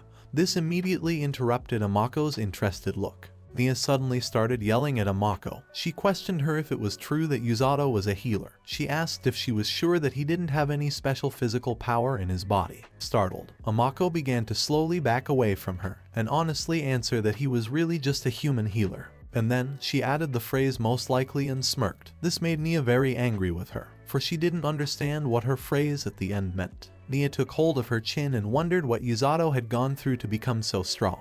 She was very curious, but Amako looked up and grinned slightly and said that she couldn't remember any instance of Yuzato doing anything special. Nia asked her in a trembling voice if she was sure of what she was saying. But with a smile, the girl told her that it was best not to worry about it at all, since there was hardly anyone who could explain what he was doing at all. Nia laughed at Amako's words, and said that her words made it sound like Yuzato's secret power was beyond any understanding. But Amako didn't even know what to say to her, because it really is. And she added that as expected, it can go too far, even for someone like Yuzato. Nia told her that she was very surprised to see how he dealt with all those zombies near the village with just pure physical strength. Amako, on the other hand, told her that if she had seen everything he had done before on the trip, she wouldn't be surprised from such a thing anymore. Nia laughed sweetly. Nia said with envy within herself that Amako was really quite close to Yuzato. In a quiet, barely audible voice she mumbled that she envied her for being so close to him, almost shuddering as she repeated it over and over again, that she was incredibly jealous of her. Amako opened her eyes wide, for she had heard it all. Amako lifted her head with a very surprised face and looked directly into Nia's eyes, and she pressed her lips together and smiled sweetly. Hiding her jealousy for a second and looking at Amako, she asked why she was looking at her like that. Clutching her mug in alarm, Amako told her that she wasn't looking at her and nothing was wrong. She asked her again if it was nothing. Amako hesitantly replied that everything was fine. There was an awkward silence. Amako saw Nia smiling, but something about that smile was off. For some reason, even with the smile on her face, she could feel the icy stare from Nia. It made her very uneasy. The headman said he did not expect so many people to gather. It was a common problem. He continued that they didn't have the strength or courage to face it head-on, so they relied on friends. Ark said that the headman should stay behind everyone because standing there could have been dangerous to his life. The headman objected that it was his duty to be here. He asked not to worry about him. Yuzato said that he forgot to mention that he was quite skilled in recovery magic. He asked that those who would be injured be directed to him. Yuzato thought that if he said he was a healer, it might cause them to worry, so he said so. The headman thanked and asked for their care. Ark continued, saying he wanted to explain the battle plan to the villagers. Amako asked Yuzato about where Bluey was located. Yuzato replied that Bluey was watching the house. He thought that Bluey might have scared the villagers with his appearance. The young man asked Amako what the status of her magic was. It turned out that their plan was based on her magic. She replied that her magic was fine and that it worked at night just as well as during the day. Amako asked to leave it up to her. Yuzato said that he is at peace now. Yuzato added that this would be the first time they would fight hand to hand. Amako replied that somehow it will be the first time. Yuzato said that he has a feeling that when they are together, no one can beat them. Amako agreed. Yuzato couldn't help but get the feeling that Amako was nervous. Yuzato assumed that if the Necromancer was as strong as they said he was, they probably wouldn't have a problem. But if they did get defeated, Amako asked him impatiently what would happen then. She was shocked to hear from Yuzato that she would have to take a ride on him. Yuzato hurriedly explained that Amako would predict their attacks while Yuzato himself would fight. He's savvy that they would be an unbeatable team, and for the strategy to work, Amako would need to focus on using magic. Yuzato added that it would be best if he carried Amako so she wouldn't have to dodge attacks. Amako looked at him with a displeased look. The young man tried to explain that she would predict and he would hit right on target. He said that working as a team they would be stronger than individually. Amako continued to look at him with a displeased look. Yuzato was in an awkward position. He apologized to her. Someone called out to Yuzato. That person turned out to be Ms. Nia. She rushed over and hugged Yuzato. The young man said that she was going to stay home. Nia squeezed the young man's neck hard. He was panting and didn't understand what was happening. Yusato thought that this should have been happening to Kazuki, not him. Nia said she was very worried about him. Yusato tried to stop her. Everyone in the room looked at the huggers with indignation. Amako was shocked. She asked Yusato what he was doing. Yusato hesitantly said Ms. Nia's name.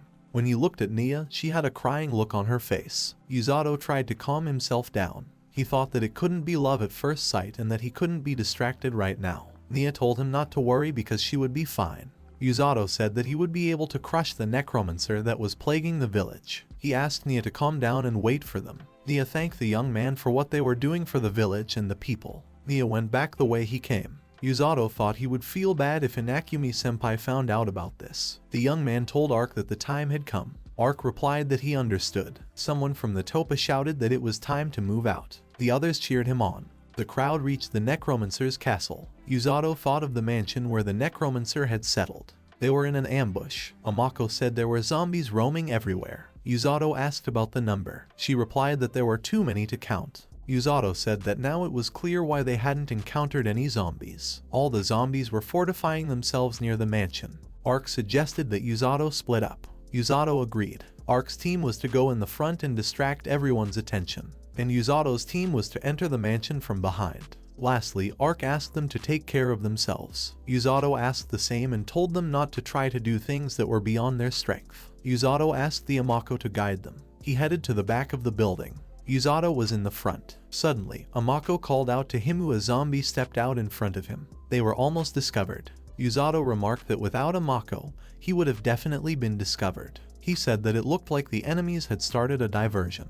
Yusato asked that it was up to them now. Amako replied that was correct and that they needed to hurry. They reached the back of the house. It turned out that one of the windows was unlocked and Yusato was able to open the window. Yusato climbed inside first. Then he helped Amako. The young man noticed that the mansion was cleaner than he thought it would be. Amako said there was no one outside the door. If they left the room, they would walk down the hallway and then turn right. Amako said she found one zombie. Yusato said it was fine. The young man asked his partner to tell him when the zombie would come up. The girl nodded. After a while, she said that the zombie was close. Yusato attacked the zombie and defeated it. He twisted his opponent into a curtain and disarmed him. Yusato said that this one was ready. Amako said she didn't have time to see anything. Before she even realized the zombie had attacked, Yusato managed to take it down. With just one attack, the young man was able to defeat the zombie. Yusato wondered what kind of monster Amako thought he was. Yusato dragged the zombie into a room and locked it up.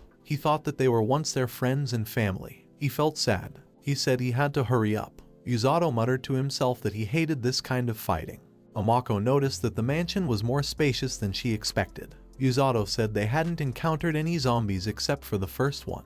They looked around at their surroundings. There was armor in the hallways. Yusato added that probably the owner of the mansion had a soft spot for antiques and such. Yusato continued by saying that it was as if they were in a museum and that the owner who kept such things was definitely an extraordinary person. He wanted to understand what one of the statues was holding. Amako called out to him. He asked what the matter was. She pointed to a corner where there were blackened walls. He asked the girl about the Necromancer there. She replied that there was no one there. Yusato thought that the Necromancer might have sensed something and escaped. He reached for the doorknob of one of the rooms and was about to open it. The young man opened the door. The companions were very surprised. Amako asked what it was. The room contained shelves of books, and by the window was a table that also had books on it. Yusato explained that it was probably a library. They walked into the room. Amako asked how many years it takes to read all those books. Yusato replied that it was scary to even imagine. The companions looked at the books. Amako's attention was caught by a book called The Tale of Kagi. She asked about this book.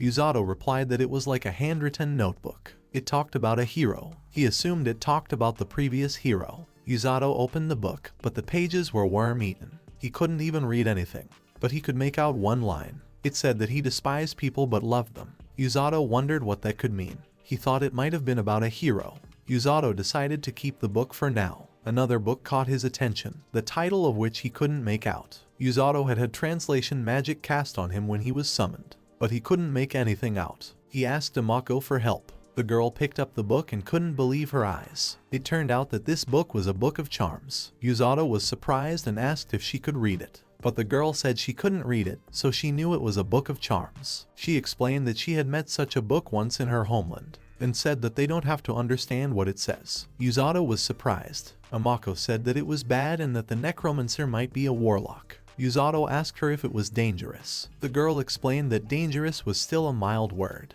She continued that spells, like magic, required mana to create, but magic could be used by anyone who had memorized the ritual of its use. An enchantment required a deep understanding of the formulas written in the Book of Enchantments. Usato wondered if it was possible to memorize it all. He thought that in a lifetime he would not even be able to read this book. Amako replied that it would take at least 50 years to memorize the material. Usato was dumbfounded by this news. He didn't believe that it could take a minimum of 50 years to learn it. Amako continued that dedicating one's life to learning just one technique was the true essence of sorcery. Usato asked who was even capable of such a thing.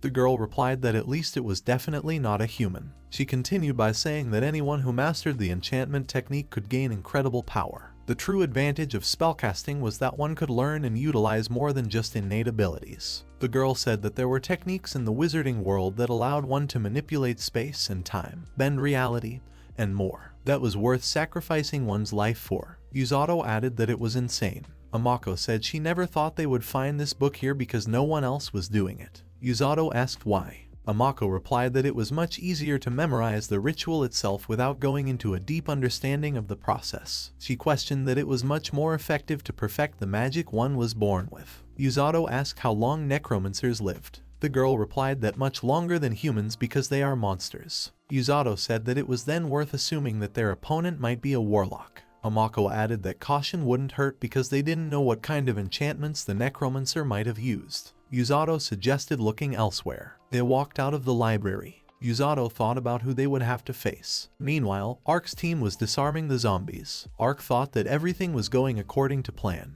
He thought the zombies acted exactly as they predicted. No one had gotten hurt. Ark thought things were going suspiciously well. He didn't like that the headman turned to Ark, saying that he was only expected to win. Ark said he shouldn't thank him, as he was only able to fight at full strength because he knew the villagers had his back. The headman said he hoped Usato had managed to break into the house. Ark interrupted, saying that Usato would definitely make it. The headman remarked that Ark trusted Usato. The young man replied that Usato was his friend. The headman asked who Usato was. Ark replied that he was a healer. The headman was surprised and said that was unexpected. Ark asked that he was disappointed. The headman replied that he wasn't. He now understood why Usato had told him he would help with the wounded. The headman explained that he had been quite surprised by his action at the time. Usato had heroically gone to such a dangerous place just because he sympathized with the villagers. Ark said that Usato was exactly like that. The headman remarked that he was sure it was because of Usato's youth. He could overcome such hardships. Ark said that the headman was right.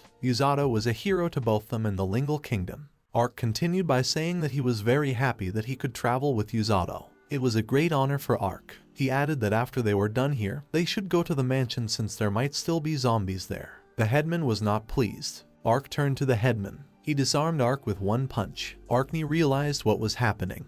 The villagers grabbed him. Ark was outraged and didn't understand why they were doing this. Ark was asking questions to himself. He wondered if the villagers had betrayed them, but he realized that they hadn't. The villagers were in control. He realized that everything was set up not by the villagers, but by whoever was controlling them. He called out to Usato and told him that things were bad. Their enemy was a necromancer who could control not only the dead, but the living too. Ark realized that at this rate, he too would soon be turned into a puppet. A figure appeared, saying that the friends were quite interesting. She said it had been great. She called Ark a hero and said she heard something interesting. Her voice sounded familiar to Ark. Ark asked her why she was doing that. He threatened her not to dare touch his friends. She told Ark not to worry because his friends would also soon get caught just like Ark. Ark was being bitten by zombies. He mentally called out for his friends. He said he was sorry and that if only he had noticed sooner. Ark passed out. Ark was in danger. He had been subjugated by a necromancer. He said he was sorry and that if only he had noticed sooner. Ark had lost consciousness. The companions wandered around the mansion. They stopped at the door of one of the rooms. Usato asked Amako what about that room. The girl replied that it was a room too big to succumb to magic. Usato suggested they just go in and make sure. Usato entered the room first. He was surprised. Amako was curious as to what was in there. Following Usato, his companion walked in.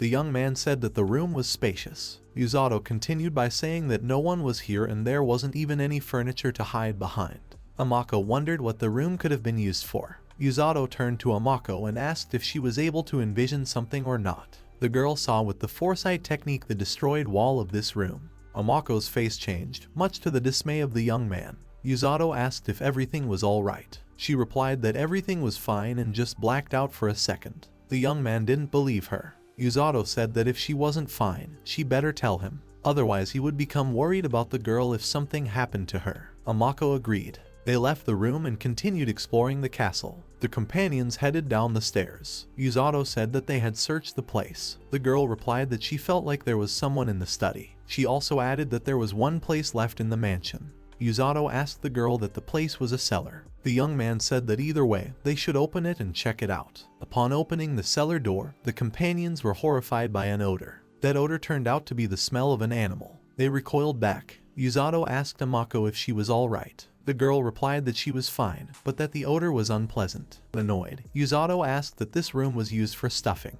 He wanted to see what was in there, but the cellar was pitch dark. Yusato wondered. He saw the silhouette of someone's back. The young man told Amako that there was definitely something there, but he couldn't see well. Yusato asked the girl to look. She agreed. Amako bent down to take a look, but was horrified. The young man grabbed her and pulled her away from the cellar door. He asked his companion what had happened to her. The girl clung to him and hugged him. Yusato was surprised. He asked Amako what she saw there. Yusato had never seen her so scared. He thought that if he had brought those magic tools from the study, he would have been able to light up that room. The young man wanted to see what was there again, but the girl stopped him. Yusato said that they had not fully explored the cellar. Amako explained that she met her gaze with something. The young man asked what she saw. The girl explained that it didn't look like anything living. It seemed very frightening to her. She said that she had seen a lot of things, but she had never seen something so intimidating. Amako continued that that was why he shouldn't go down there. Yusato thought he was being too careless. He thought that sometimes the girl seemed so grown up, but Amako always remained a 14-year-old girl. The young man offered to look around somewhere else. Amako apologized and said it might have sounded selfish. Yusato didn't let her finish and told her not to worry. They had been through a lot together. The young man asked her that she thought he might have gotten angry at not for something like that. Amako replied that he was always angry for nothing. Yusato thought she was asking for it herself. The young man suggested searching the rest of the rooms. Pretty soon they should be meeting Ark. The girl worriedly said she couldn't hear Ark's voice or his command. He didn't expect that and asked that Ark's team had already managed to get rid of all the zombies. Amako replied that she didn't think they would have had time to dispose of all of them.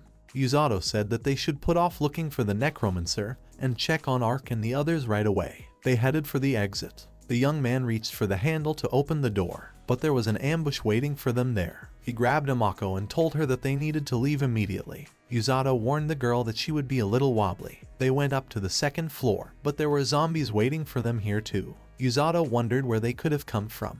The girl said it was a dead end. She asked that maybe she should have used her gift of foresight to find a safe path. The young man said that wasn't necessary. He had a faster way. Amako was surprised by his statement. Yusato asked that she had forgotten who his mentor was. Yusato said his mentor was a crazy woman who throws her own students off a cliff. He opened the window. Amako was shocked. He said not to expect to stop him halfway. Amako asked him to wait a minute. To this, the young man replied that sometimes he forgets that she is a girl. Amako said that her gender had nothing to do with it. The girl asked him that he was joking. Yusato asked her not to worry. He assured her that he would definitely not let her go. Amako objected that those words couldn't fix the situation, but the young man wasn't going to stop. The girl was angry and asked if he heard her or not. She told him not to dare to be silent. Amako tried to shout to him, but Yusato was already about to jump. The young man jumped without hesitation, holding the frightened Amako in his arms. He landed on his feet. Nothing happened to them. The young man said that the escape was successful. The girl asked him if the zombies had already gathered around the mansion. Yusato offered to look for the others. He was going to let Amako go, so he asked her if she could stand. The young man lowered Amako to the ground. The girl kept saying that she was scared. Yusato didn't expect that she could be so scared. He wondered where everyone could have gone. The young man thought that the residents were one thing, but Ark certainly wouldn't have left them alone. Turning around, he saw Ark senseless on the ground. The companions rushed over to their friend. Yusato asked him if he was okay. He said he would apply healing magic right away. The young man noticed the wound on Ark's neck. He asked what might have become of the residents. Amako suggested that many had run away and left Ark alone. Yuzato was angry and disappointed. Suddenly, the village headman appeared out of the forest. Yuzato called out to the headman and asked if everyone had been good to them. The headman and the villagers stood motionless. The young man asked what was wrong with them. They were silent. He called out to the headman again.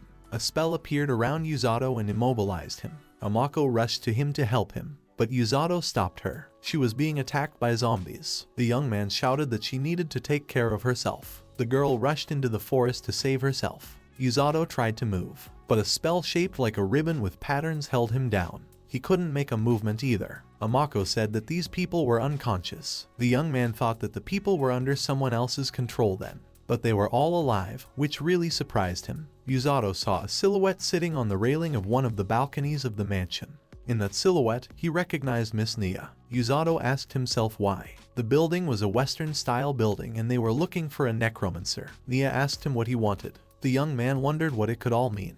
Yuzato wondered why Ms. Nia and fell silent with shock. In his mind was that Western-style assignment. In Ms. Nia's mind was where they were looking for the necromancer. She asked Yuzato, wasn't it obvious? There's a look of cunning on her face. Yuzato wants to know what she did with Ark. Nia laughed. She thinks Yuzato is surprisingly calm. She thought he would panic easily. Standing behind Yuzato behind a tree was Amako. Yuzato orders Amako to quickly leave the area. The girl disagrees with him. She can't just take him and leave him all alone. Yuzato argues that everything will be fine since she and Ark are immobilized. It's up to her from here on out. Amako is very worried. She doesn't want to leave. Yuzato urges her on. Come on, hurry up and get out of here. Amako runs away hysterically, yelling perfectly. The guys said, no need to run after her. She was interested in this beast-like girl, but surely she has great instincts some other time. Yuzato realized that she hadn't guessed what Amako was capable of yet. Thank heavens. Yuzato asked what Nia had done to him. He said it without moving a bit. Nia had only sealed it so far. The zombies and the inhabitants alone were unlikely to throw them off the path. Nia asked Yuzato to behold her quick spell. A magical blob of energy formed around her hand. The spell caused so much trouble, but the longer she didn't activate it, the more it restrained the victim. Sharp fangs peeked out from Nia's smile. Yuzato guessed that was what was restraining him. The question flying in his mind was, when did she have time? Yuzato remembered at what point it could have happened. He had immediately suspected something wrong then. Yuzato realized that this hug was a trap. Nia admitted that it wasn't easy at all. Nia shared some facts about the training with Yuzato. She said since there is a limit to the amount of magic invested, it took more than 6 hours to prepare. However, she had put in so much effort. She didn't waste any time rushing at Yuzato. She felt it was useless to explain it to him. Yuzato realized, there it was, her magic was as described quite strong. Sweat formed on the guy's cheek from trying to move, which was in vain. Nia stopped. She wondered how Yuzato knew this. Sweat formed on her cheek. The guy hadn't expected to hear such a question from Nia. He admitted that he had learned it from one stale book of sorcery in the library. Yuzato said she hadn't turned off the lights. Nia couldn't believe it. How could she forget? Nia realized that the guy didn't need an explanation. She confirmed that she was a demon using sorcery. She expressed mimic smugness. So she's a necromancer, concluded the hero tied to a tree, near which the villagers stood watching Nia's order of business. Nia agreed. However, a necromancer is not subject to living humans. She also has other blood flowing in her as well. Yuzato wondered if that was possible. Yuzato's eyebrows drew closer to the bridge of his nose. Nia revealed a secret. Demons also come in mixed bloods. Nia revealed that in her case, her necromancer abilities were passed down to her from her mother and her power over humans from her father. Ultimately, she is a demon. Her devil wings are wide open and she holds her hand near her chest, indicating her confidence. Ever since humans became puppets in her hands, a certain bloodsucker who manipulates humans has been hers. The bloodthirsty vampire reaches out with his fangs to his victim. Nia warned that Yuzato would be surprised. She's half necromancer and the girl didn't have time to finish her sentence before Yuzato finished her started truth. He said she was a vampire. He knew he was right, so all he had to do was wait for her confirmation. The girl fell silent with her mouth open, just standing there looking at Yuzato. It made her laugh and she covered her mouth with her hand and apologized. Nia remarked that Yuzato is a strange guy, as many people are horrified after that. Yuzato honestly admitted that he's not that special. He's just an ordinary healer who uses magic, which there are plenty of. That's only because he had to face much scarier things. He remembered that scary miracle. Knowing him, it's hard for Nia to believe it. He's strong enough to overpower her zombie, much less succumb to her charms. Yuzato wondered what she was getting at. He asked her again to her charms. Her enchantment magic, she said sternly with a smile. Her finger was at her lips, for she was saying this in confidence. It's a vampire ability. Some are tempted after the first use, but Yuzato's mind is stronger than that. Yuzato came to dread. It means all these feelings were caused intentionally. He remembered the past. Yuzato realized this was all done to play with him. The angry guy had said Nia was a monster. It was unforgivable. He galloped at her like an angry dog that felt threatened. The girl stopped the guy and questioned why such a harsh reaction. Yuzato asked what she wanted from him. She said she wants a co-companion. She just wants to be his partner. Yuzato looks at her with surprise. Yuzato tries not to fall for her manipulation. The guy catches himself thinking that she couldn't want only that from him. She's hiding her true intentions. His eyes widened from trying not to fall for her tricks. Yuzato asked her about her wanting to force him to use healing magic to become her ultimate source of blood. Yuzato thought, as expected of a vampire, that's so mean. Nia asked where he got such thoughts from. Even Yuzato cringes at such notions. Even though Nia is half vampire, it doesn't mean she only drinks blood. Blood is indeed beautiful, but it always tastes identical. All the difference is in its freshness. It's like young and old wine. Also, even if she's half necromancer, she doesn't think she can live off of other people's blood alone. Yuzato was unfazed by her words. He didn't know that. Nia says she didn't inherit the weaknesses of her ancestors. She only inherited the virtues of those races. Yuzato thought, that's bad since she only speaks of virtues. He looked at her carefully with caution. Nia honestly admitted that it wasn't often that one met someone like Yuzato. She ran her hands over his face. The girl praises the victim. She says that he is physically strong and the future of the country lies on his shoulders. Also, his comrades sincerely admire him. Yuzato was disgusted by the words of the cunning demon.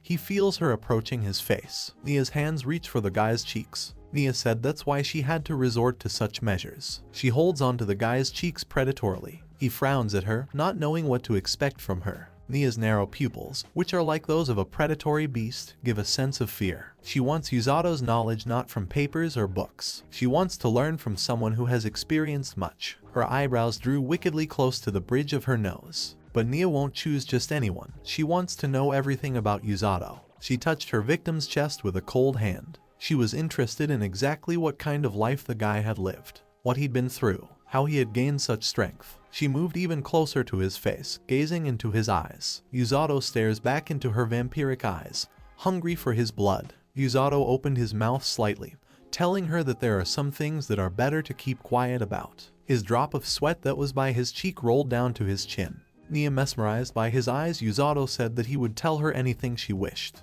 Yuzato inquired when it all started. Nia replied that it was about 300 years ago, when she was posing as a villager. Yuzato formed a logical puzzle in his head, since she was hiding her true identity. Then whenever travelers and traders stopped by, she could control them like puppets. The boy in his head visualized the image of the cute but cunning girl. He realized what was behind the rumors Ark had mentioned. Yuzato guessed then Tedora-san.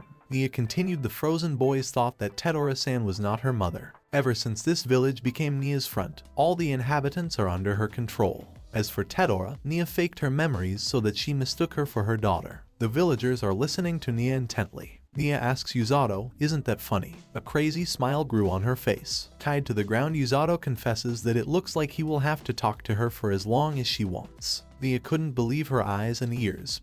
Her eyes and mouth opened wide with joy. But like Yuzato said, they're on an important mission. He clarifies if he can accept her offer a little later. The guy is up to something that will help him overpower her. Yuzato offers to make a contract through her magic to leave no room for doubt. Mentally he realizes, of course, to destroy her. The ingenious plan in Yuzato's head was that he would return with Rosa, who everyone fears like fire, after which he and the rescue party would smash the hell out of her mansion. He was satisfied with his well-considered plan.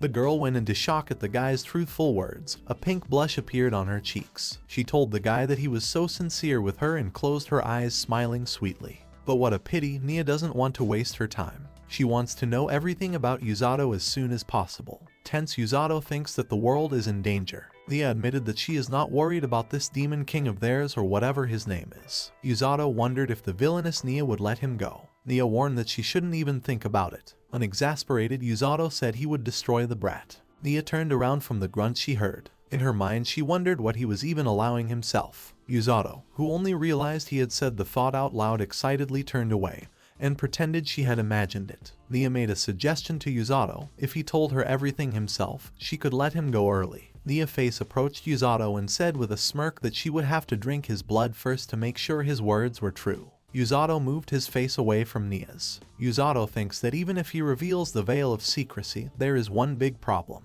The tense Yuzato stopped at the thought. Call of Heroes. Yuzato realizes that Nia is attracted to all things unknown. If he utters a word about his world, she won't let him leave. Yuzato determined not to say that at all costs. Yuzato, who can't move his arm, asks hopefully if there's any other way. Nia suspiciously asked why Yuzato was asking her. Nia adds that if he joins her, he can get out much faster. Her magical eyes stare into his soul. Yuzato's frown is silent. Nia said she couldn't answer him. The girl is up to something. Her magic thumb touches Yuzato. Nia said that after she found out everything he was so desperately hiding, she would bring back his sanity, and they would enjoy the flavor of tea together. Yuzato realized that it seemed she wasn't kidding. His eyebrows moved very close to the bridge of his nose and a question appeared in his eyes as to what he should do next. Yuzato thinks he needs to get out of here right away. Nia asks, didn't she say that resistance is futile? She put all her power into that spell. Yuzato, in spite of her words, tries to get out and scowls. Yuzato tries to get out, but it's useless. Whenever he tries to make his way out, it's like he gets electrocuted. Standing behind Yuzato is Nia,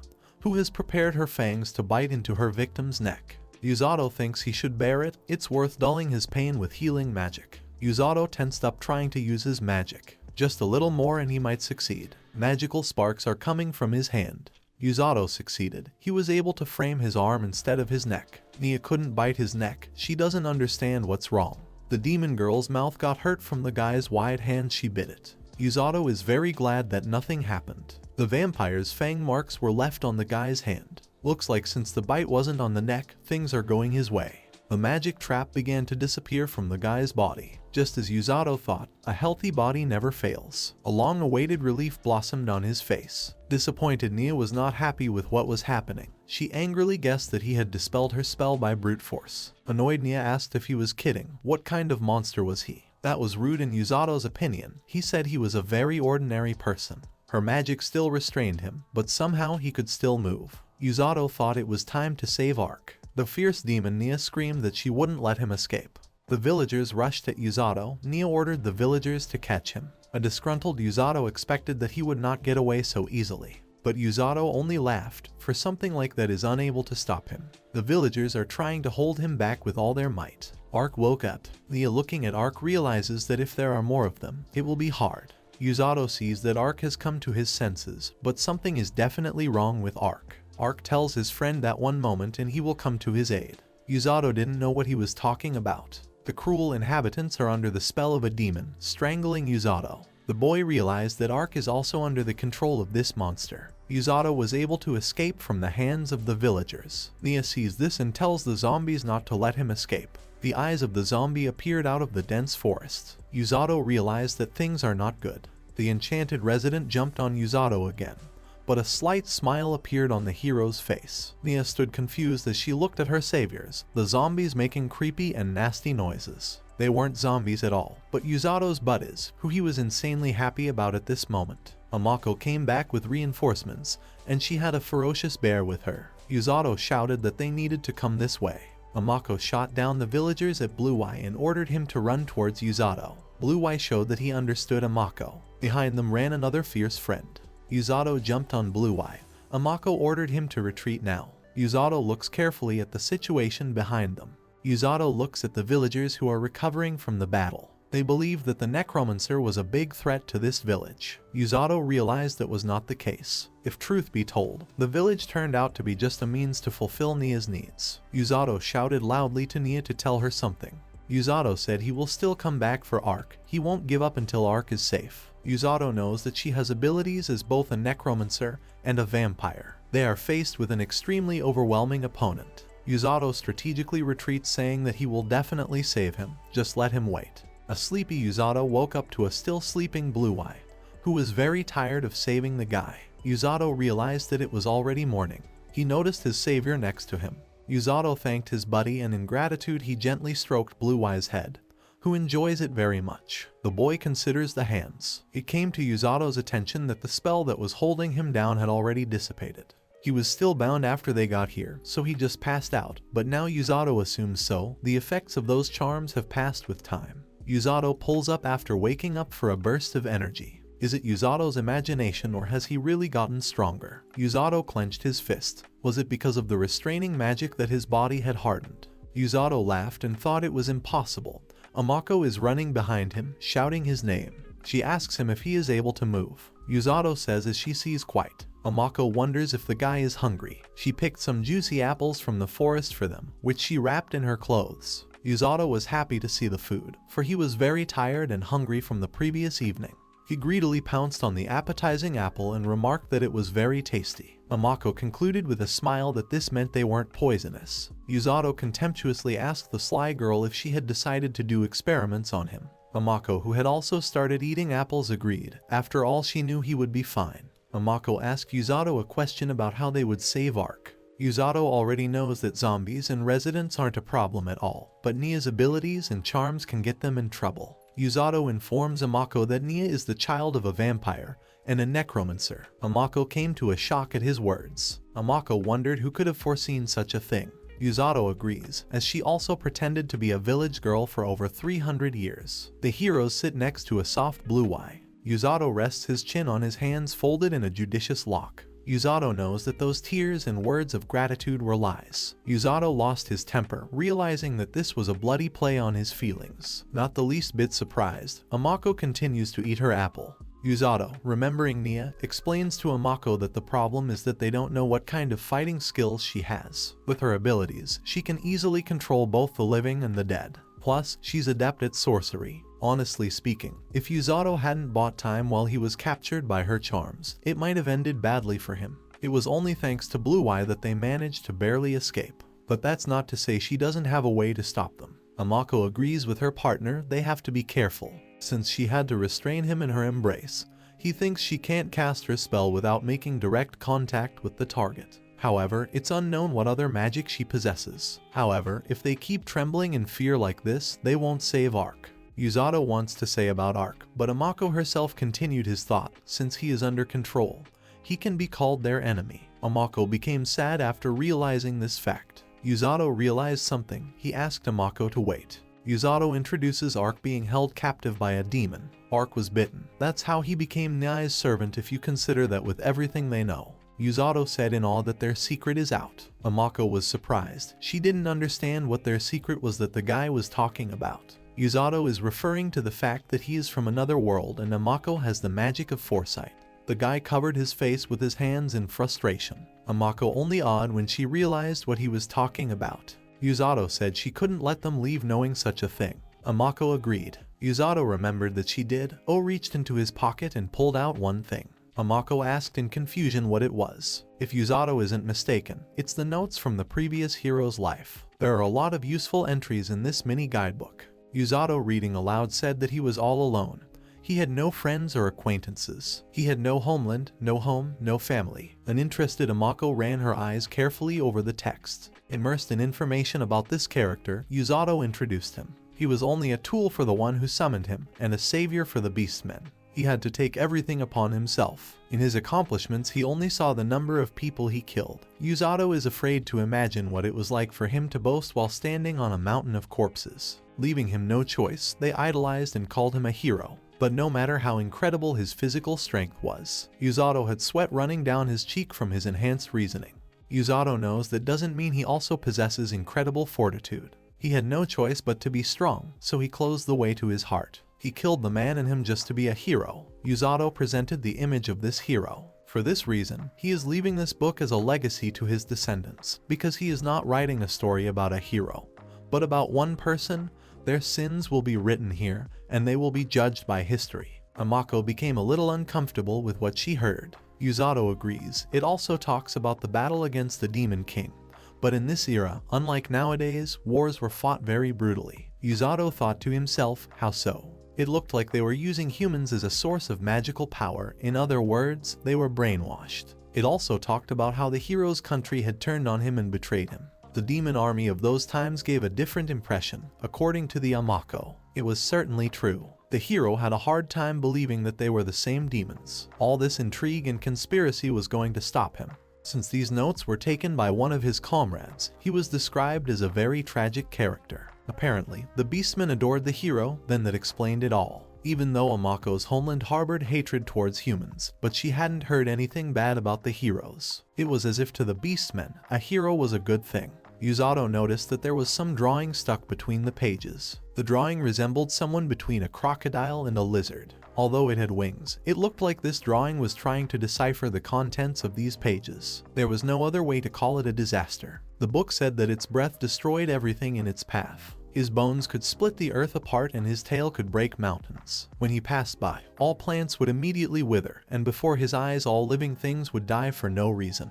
The creature was like an incarnation of an evil dragon, yet the hero was able to crush this monster. This battle took place earlier in Sumerial. This fierce clash lasted 3 days and 3 nights, but soon the time had come. The hero jumped into the dragon's jaws and with all his strength plunged his sword into its heart, thus cutting off its life. But even though the dragon gave no signs of life, it did not disintegrate into pieces like any other monster. According to the hero, he was unable to kill the dragon. Instead, he said he sealed it up. However, after seeing its full power up close, the narrator had doubts. He assumed that the hero just didn't want to kill the dragon, and it wasn't that he couldn't do it at all. When he told this to the hero didn't say anything back to him. So far, the man had no answer to this question. Yato was curious to know why Nia was interested in this. Amako called out to Yato and recalled the night they were in the banquet hall. Yato recalled how they had to jump down from the 3rd floor. It was at that moment that Amako saw that hall and thought she had seen it in her dreams. She could have been wrong, since the hall was partially destroyed in her dream, but it did look similar. Yato realized why Amako was so scared at that moment. Amako assumed that Nia could have injured the hero there. At that moment, Yato made a decision that he would meet Nia with a healing strike next time. He kept telling Amako not to worry about him because he possessed healing magic. But Amako was afraid that Nia possessed magic that she could put a curse on him. Now the hero knew it was natural for her to worry, but they had to save the arch. After all, if they didn't do anything, the matter wouldn't move forward. Guy asked, not thinking he would succumb to such a pathetic curse. Yesterday, he had managed to manage on his own, so she had nothing to worry about. Amako was only more convinced that Yato really was not of this world. Anyone else would have been frightened and wouldn't have been able to react so calmly. But somehow Yato was a human, so she was worried. The hero felt embarrassed, so he let her worry about him a little more. He thought that Amako was too caught up in her vision, but Amako didn't agree with him, because they had never been wrong yet. Yato had no doubt that her vision would come true. The guy wasn't worried as she described the events from her point of view. Although Amako saw the blood, she did not see how he was injured. As one possibility, that blood didn't belong to him, but to someone else. But Amako clearly hadn't thought of that. Besides, the hero could have simply blocked her view. He just wanted to say that there were many different ways to interpret her vision. Even if he couldn't dodge their strike, the hero was sure that he would defeat them faster than they could react, even though they could get close enough. But Amako didn't rule out the chance that he could have been injured, and Yato agreed with her. But Yato reminded him that it was only a chance, not a fact. Amako's abilities allowed her to see the future, and the girl thought the guy was fooling himself. But that wasn't always what she wanted to see. Even knowing the future, there was nothing she could do about it. It was hard to imagine what it would be like to know the future but be powerless to change anything. The hero smiled and told the girl that she was no longer alone, and she would no longer have to shoulder everything. Yato asked Amako to believe in him as much as he believes in her. After saying that, the character felt kind of awkward. Amako doubted that believing in someone was okay, but Yato convinced her that it was. Amako sadly lowered her ears and without looking into Yuzato's eyes said that she would try to believe in him in that case. She was going to do this in order to save the arch, but the hero didn't understand what she meant. Amako couldn't believe that the hero could forget about her own words. Yato assumed she was talking about his distraction tactics, but she was talking about something else. Amako's cheeks puffed up unhappily and the girl rolled her eyes. The hero understood and said that if she was talking about their combos, it was his joke. At that moment, she needed support, so he said that, although due to what happened yesterday, it was a pretty good idea. The hero agreed with her if she was okay with it, but Amako wanted to help save the arch. Besides, she decided to believe in Yato, so the guy made a decision. He patted his friend Bluey on the head and told the bear that they would need his help.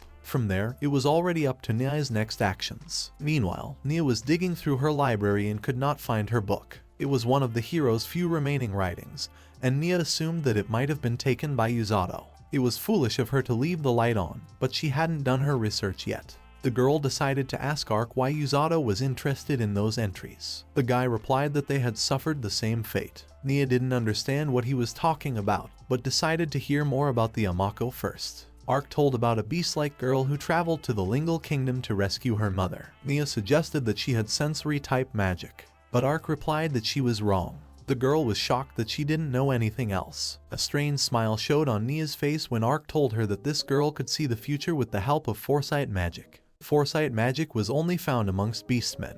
It was a very rare ability that allowed one to see with magical eyes. Of course, Nia had heard of a certain clairvoyant princess from the beast people. Nia didn't understand who Yato thought he was since he decided to travel with someone like her. He was definitely not an easy healer for her, and must have been great fun to have with him. Nia wondered who these guys were, but quickly changed her question and wanted to know more about Yato. Ark told Nia that Yato was a human that was summoned from another world along with the heroes. Nia was shocked by this information and stood still for a moment, thinking about the situation. She was convinced by the arch that the guy really came to them from another world and leaned her hands on the table. According to her, Yato had done the right thing in keeping this information from her. After learning that he was from another world, there was no way she was going to let the hero go. The girl laughed out loud. Even after all she had heard, this unknown was fueling her curiosity. No matter how strong he was, it was strange to trust him with such important documents.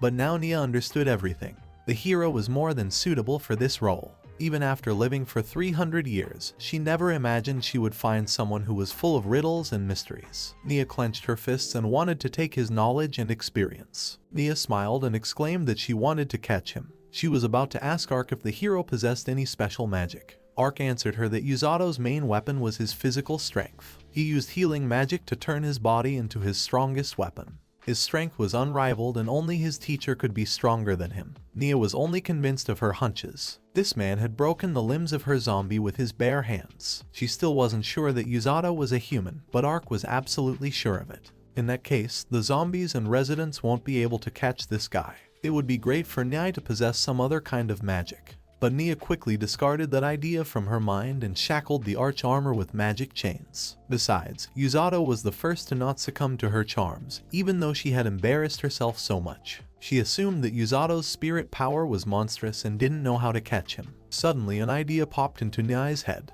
The girl slammed her hand on the table and exclaimed that it should work. Nia went to the basement in a hurry with the valuable possessions that her late father left her. Nia didn't realize she would have to resort to extreme measures and went down to the basement. She needed to do something urgently before she completely lost track of him. She believed that Yato was a monster. Nia looked at her weapon with a smile and said that if zombies, humans, and monsters weren't working on the guy, then his time had come. The girl spread her arms out to the sides and laughed at the top of her voice in front of the dark-winged and huge creature. The boy stretched his arms and looked at his bluey friend. He smiled at him and told him he was counting on him. Before the decisive battle began, the Amako approached Yato. The hero asked the girl how things were going in the village. Amako thought that everything was fine and the residents would surely not be dragged into the matter this time. Apparently, she thought that an arch and a zombie would be enough, or she had another ace up her sleeve stashed away, so there was no need for her to take the civilians captive. Yato decided that was better, since then he wouldn't have to hold back. The hero handed the fox a long ribbon rope. He hoped she was okay with it and warned her that she would be shaken a lot. But the Amako wanted to save the arch. She replied that she had already gotten used to the absurdity of his actions. Thereupon the hero bent over and Amako jumped on his back. The hero decided to make sure she wasn't getting pressure anywhere. It was actually easier than he thought. Amako got angry and asked the guy to think before saying anything. Yato didn't realize what he might have said wrong, but judging from her breasts touching his back, he understood everything. The guy decided to cheer her up and told her not to worry, because next time she wouldn't have to worry about it. Before he could finish speaking, the Amako clutched his throat. His face immediately turned blue from lack of air, and Amako ordered him to stop. The terrifying Amako warned that if he said one more word, he was dead. The hero became uneasy and realized everything.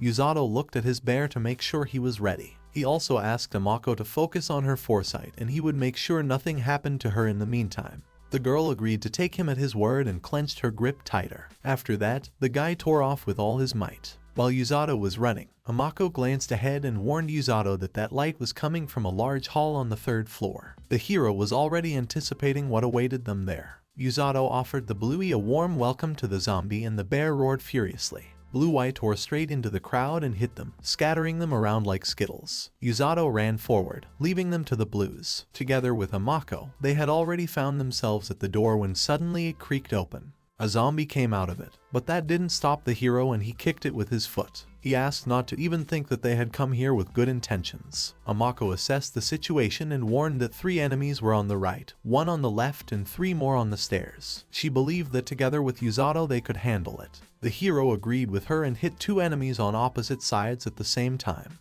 They kept heading straight up and ran up the stairs. They came across zombies along the way, but the hero quickly dispatched them as well. They eventually made it to the next floor without incident. It looked like there was no one guarding this door. The hero stopped at the door and Amako looked questioningly at Yuzato. He clenched his fist and suggested that Amako should not be ceremonious, but rush in and destroy it.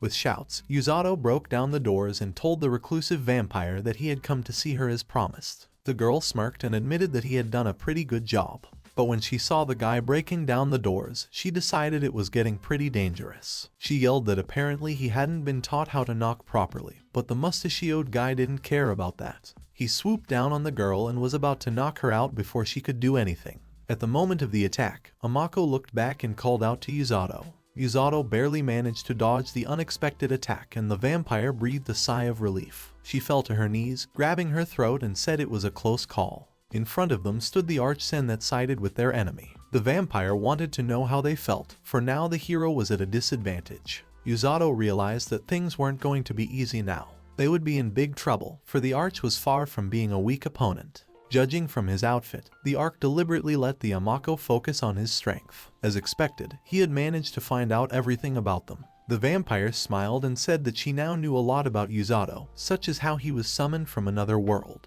The hero really hoped she wouldn't find out about it. But if you think about it that way, the secrets they were hiding were extremely entertaining to their enemy. The girl smirked gloatingly and said that this was the reason why she wouldn't let them escape. The hero glanced at the arch blade that was blazing with fire. Yuzato apologized to the Amako and asked to get down off his back. The enemies were blowing flames and he couldn't guarantee her safety. First of all, he had to deal with the arch. The girl understood and quickly stepped aside. The vampiress was happy that she had learned everything she wanted to know about the hero. She already knew about his bravery, strength and defense, that's why she reached out to Arch. Yuzato didn't understand what she meant. He couldn't imagine what she could do to Arch. At the same moment, the girl ordered Arch to break Yuzato and the guy didn't hesitate to attack his friend. The hero dodged and then apologized and said he wouldn't let himself be set on fire. Although healing magic didn't work on living opponents, Yuzato could still knock out the Arch with a healing strike. He waited until the arch was open and aimed for the strike. He hit his comrade with all his might, but for some reason his punch didn't hurt him one bit. As he struck, he noticed the resulting magical patterns on Ark's armor. While Yuzato was staring at the barrier in surprise, Ark clenched his fist and punched Yuzato. Amako was startled and called out to her friend, but Yuzato assured that he was fine. He scratched the back of his head and looked at his hand in surprise. He hadn't even realized that his healing strike might not have worked. Yuzato didn't understand how Ark wasn't hurt and assumed that he just didn't get hit by his direct hit. According to the Ark, he was just hardening his body, but it seemed to the hero that there was something wrong here. There must have been something strange about the Arch's armor, especially that pattern. The hero assumed that this vampire girl possessed 2 kinds of magic. She was glad that Yuzato realized it. She put restraint magic on his armor and now any fighting skills he had were nothing to him. Yuzato looked at the girl questioningly and she explained that his strikes were now useless against the Arch. Yuzato didn't understand why she was telling him this so easily, but the girl felt that it would be a shame for him to lose by being in the dark. And if he wanted to stop the Arch, he should have tried to use the sword or axe behind him. Or else, he could use another magic attack system. The girl laughed loudly and reminded him that he could inadvertently kill the Arch. It was as if she was testing the guy's patience, but the mustachioed man agreed and said he wouldn't do that. The vampiress assumed that in that case he was giving up. He just had to know that even with a victory over the Arch, he had no chance of success. No matter how hard he tried, her victory was assured. Yuzato asked, not thinking that he would let her defeat him so easily. The guy pulled a smug grin on his face and warned that he was not to be underestimated. The hero called the vampiress a babe and the babe hid behind Arch's back. She blushed and said she wouldn't leave the Arch in trouble, since she was eager to see his knowledge, then the hero would like to show her his true face. Besides, he had learned a lot during this time and didn't show half of what the rescue squad had taught him. As she said, the usual blows were useless, but Yato didn't think of giving up. With those words, he tightly buckled the straps of his armored glove. The vampires thought the guy was deaf and reminded him that she was going to grab him. But since she was going to do it forcibly and wanted it so badly, the mustachioed man was ready. He suggested starting with how badly she knew him. Yato fixed his hair and admitted that he hated to lose and didn't know how to give up. He was determined to win for sure. Yato tapped his armored gloves and ordered his opponent to attack. Amako looked fearfully at Arc and Yato, who were converging in a frontal attack. After Yato repelled the blow, he grudgingly jumped backwards away from the Arc. Arc kept attacking him and Yato didn't know what to do. Fists and kicks didn't have any effect on him, so Yato would have to think of a way out right during the fight. While the guy was dodging the dark sword Arch, he was trying to think about what he should do next. By all means, he needed to stop his friend. When the hero blocked the Arc's sword, even with his gloves on, he felt like it was too hot. The hero cursed, for he realized that he was going to have a hard time with fire. He recalled that Knack had often fought against a mine. The hero heard Arc's rapid breathing. With his constant repetitive attacks, it wasn't surprising. Besides, he was wearing heavy armor that could be silent about. The vampires kept inciting the Arc and ordering him to overpower the Mustado. The hero realized that Arc was just following her orders. If the hero doesn't stop the Arch now, his friend will be finished. During another attack by the Arc, a sudden thought came into Yato's head. He thought that he could attack the vampires instead of the Arc and it might work. The hero hit the Arch again with all his might, but the girl reminded him that his resistance was useless. But the hero knew this very well and made the Arc recoil from his blow. At the same moment, the vampire appeared in front of the Mustado, which was now open to attack. The girl ordered Arc to stop him immediately. Arc made a maneuver with his sword and quickly turned his body to cover his mistress. The boy gritted his teeth unhappily and thought that his plan didn't work. The vampires didn't understand why he was targeting her so suddenly. The hero admitted that it would probably be easier and faster to kick her first. Yato looked warily at Arc, who crouched down and grabbed his head with his hand. The guy assumed that it might have worked, however he didn't remember doing any normal damage to the Arch. It was conceivable that the Arch had taken damage when it fell to the floor somewhere. The hero concluded that the resistance spell cast on the Arc was only effective against his attacks. His armor was unable to prevent the damage taken after the fall. In that case, the hero became certain that their conversation would be short. He assumed that he should have started throwing the Arc at her until he lost consciousness. The vampires reminded him that they were friends and he shouldn't have been so cruel to his friend. She wasn't sure the hero was capable of it, but the mustachioed man decided he had no choice. Originally, he was only in a defensive stance, all to avoid hurting the Arch and then not feeling guilty about it. That was why he tried to just stop him. The vampires understood everything and decided that she should have dealt with him right away. It would have been for the best for both of them. Yato glared angrily at the girl and asked what she had said to him.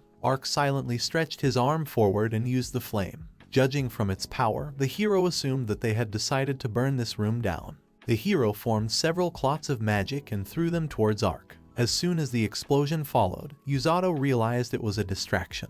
The hero didn't understand what was going on and saw the black armored arm of Arc in front of him. Arc grabbed the hero's arm and pulled him toward the windows. Yato didn't understand what the Arch was up to. Before he could ask about it, the Arch threw the guy through the window like a toy. Amako screamed at Yato, but the hero ordered her to stay put. Before landing, the hero noticed his bear who kept punching the defeated zombie. The guy wanted to know what the bluey was doing. He called out to the bear and asked him to stop it, because now they needed to save the Amako that was on the third floor. Bluey understood and immediately took off. Following, the mustachioed man came down as well as Arc. The vampires didn't even think of overpowering Yato by throwing him down from the third floor. The girl only wanted to change the place of battle, a place where he could realize his full power. Apparently, Arc didn't like fighting against his friend either. If you remember how many people he had already killed, it was quite a heartbreaking sight. The vampires thought that he had lost his way, but she didn't see it as a big deal, because with that sword, he would definitely cut up Yato. The girl smiled, warning Yato that he wouldn't get away with the usual burns. It was a battle of healer mage versus flame warrior, just like Knack versus mine. In this case, Yuzato, as his mentor, would have to endure the onslaught of his flames. If his punches and kicks don't work on him, then he just had to attack the arch with something else. The guy felt that the girl should have warned the arch that he might have come up with a plan. He should have conversely told him to fight Yuzato in that cramped room rather than here in the open.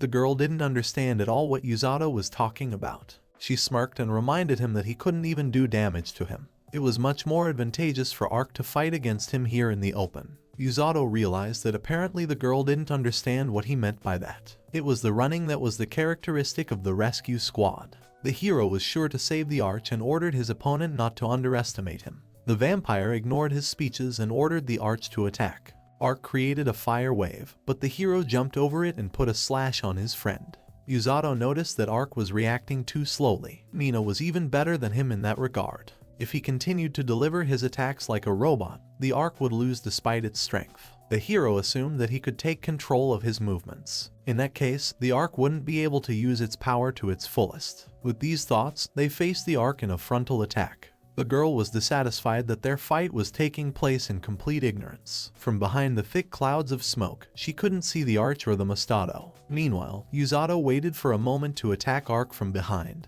but apparently Ark noticed him. Ark raised his sword and Yuzato was surprised that he had time to react to his surprise attack. At this point, Yuzato doubted he should have continued. He could retreat, but the hero had no intention of doing so. His mentor was capable of breaking the sword with her bare hands. Thinking back to her, the hero thought that if she succeeded, he was bound to succeed as well. He should have made the decisive strike, and Whiskers blocked the Ark's fiery sword right in front of his face. It was evident that Ark was not having an easy time. He started to get more and more nervous as Yuzato tried to break the blade of his sword. Yuzato wasn't going to give up and put even more force into the strike. After a few seconds, the blade of the surprised arch broke in half. As soon as the arch was unarmed, the hero grabbed him by the scruff of the neck and warned his friend that it would hurt a little. With those words, he threw the arch over his shoulder and slammed him to the ground. After the arch lost consciousness, the hero immediately used healing magic and lifted the arch. Once he had dealt with his friend, he decided it was time to deal with the vampires. Guy reminded her that no matter how much she summoned her zombies, they were all no match for him and he would recommend she give up.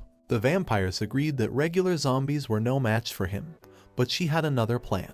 Yuzato immediately realized that she was up to something and asked about her plans. In response, the girl only grinned enigmatically. The hero noticed that she was moving her palm towards him, but didn't realize what it was for. Perhaps she was trying to revive the zombie, but that would be too useless. Most likely she was trying to summon unusual zombies. Yuzato assumed that she wanted to summon the ones Amako had seen in the basement. Suddenly, a strong earthquake started, which made the guy barely stand on his feet. The hero heard Amako's screams and noticed a bluey running towards him. He managed to save Amako, who was sitting on his back. As soon as the bear ran up to the hero, Yuzato wanted to make sure that Amako was okay. He was glad that all was well and praised the bear for a great job. Still, the hero didn't understand what was happening now, but Amako didn't even want to think about it. Amako alerted her ears and turned pale when she noticed the very thing she saw in the basement. The hero wanted to know what she saw there, and Amako replied that it was large and had long claws. She realized from just a glance that it was an intimidating creature. She suspected who it was, but she didn't want to think about it. It was a huge monster with a long and powerful tail. When the huge beast started to get out, Yuzato couldn't believe his eyes. The guy glared angrily at his opponent and asked the girl who she was trying to awaken. The vampires looked at Yuzato questioningly, pretending not to understand him. She changed her face and yelled at the top of her voice. It was obvious to a fool that she had awakened something that could defeat him. At that moment, there was an explosion, and the building began to shatter. Yuzato rounded his eyes in horror. A huge black creature was standing right in front of them. It was definitely the same creature that could be called a disaster. Its breath was rotting everything around it and its claws were annihilating the ground. Its tail cut whole mountains, and when it walked through the forest, all vegetation dried up. All that was once alive perished for no rational reason. The vampire smiled as she looked at her accomplished work. She was glad she had summoned the monster that was the personification of evil. She had summoned the very real dragon of evil. It was a true disaster that was not to be awakened. The dragon raised its huge head and let out a deafening roar. The frightened Amako couldn't look away from such a monster and quietly told Yuzato that the real dragon of evil was in front of them. Amako sat on the bear and called out to Yuzato. Yuzato already knew their plan and quickly put the arch-bear on his shoulders. He told Amako that they would do exactly that. The vampire girl didn't understand where the guy's courage went. Running away, the hero replied to her that her plan to turn this dragon into a zombie had gone down the drain. Surely she thought this huge beast could defeat him. In parting, the mustachioed woman called the recluse every possible word, angering the enemy even more. As for the zombie incident, Nia had created them herself. It could be said that the villagers were still under her control, but they were safe for now. The hero's main priority was to deliver letters to each country. It no longer made sense for him to involve himself in something like this, however he was still worried. In any case, he wanted to check it out after he was done with his journey. While running, the hero felt a strong wind. He realized that someone was sucking in air behind them and turned around. As he guessed, it was a huge dragon that was trying to stop them. Yuzato already suspected what the dragon was going to do since it was gaining so much air. The boy warned the bluey about it and fell with an arch on the ground. At the same moment, the dragon spewed out its powerful breath. Looking back, the hero thought he had missed, but he saw that something strange was happening to the forest. Judging from the trees, the dragon had spewed poison. Amako and Yuzato covered their noses to avoid inhaling the poisonous fumes. The hero immediately began healing himself and the others. When he approached Amako, the girl apologized for herself. Yuzato realized that they should have run away from this place as soon as possible. Judging from what was going on around them, that dragon wasn't aiming at them at all. The hero realized that the dragon was trying to cut their path. When Yuzato looked into the dragon's eyes, he involuntarily remembered the same terrifying eyes. They were similar to the eyes of the same snake of the lingual forest that had discovered its prey. The boy wondered if this dragon was really under the control of that damsel. Taking advantage of her wings, the maiden soared into the air and laughingly offered the hero to catch her. Yuzato did not want to fight, but in all likelihood he would have to do so. He asked the bluey and Amako to run away to safety away from the poison. The guy really wanted the bear to fight alongside him now, but he didn't want to lose them both. Blue Eye understood and shook his head positively. Amako looked at the mustachioed bear with excitement, but the guy asked not to worry about him. He promised that he would just try to kick him to death, and Amako felt uneasy. She didn't understand why he was always trying to kick everyone to death. While they were talking, the dragon began to prepare for his next attack and tilted his head back. In parting, the girl asked him to be careful, whereupon the bear ran forward. The hero was actually very scared, but he realized that he would have to try. Adopting a fighting stance, the hero said he was attacking and pounced on his opponent. The dragon raised its paw to strike with its tail, but Yuzato managed to jump up.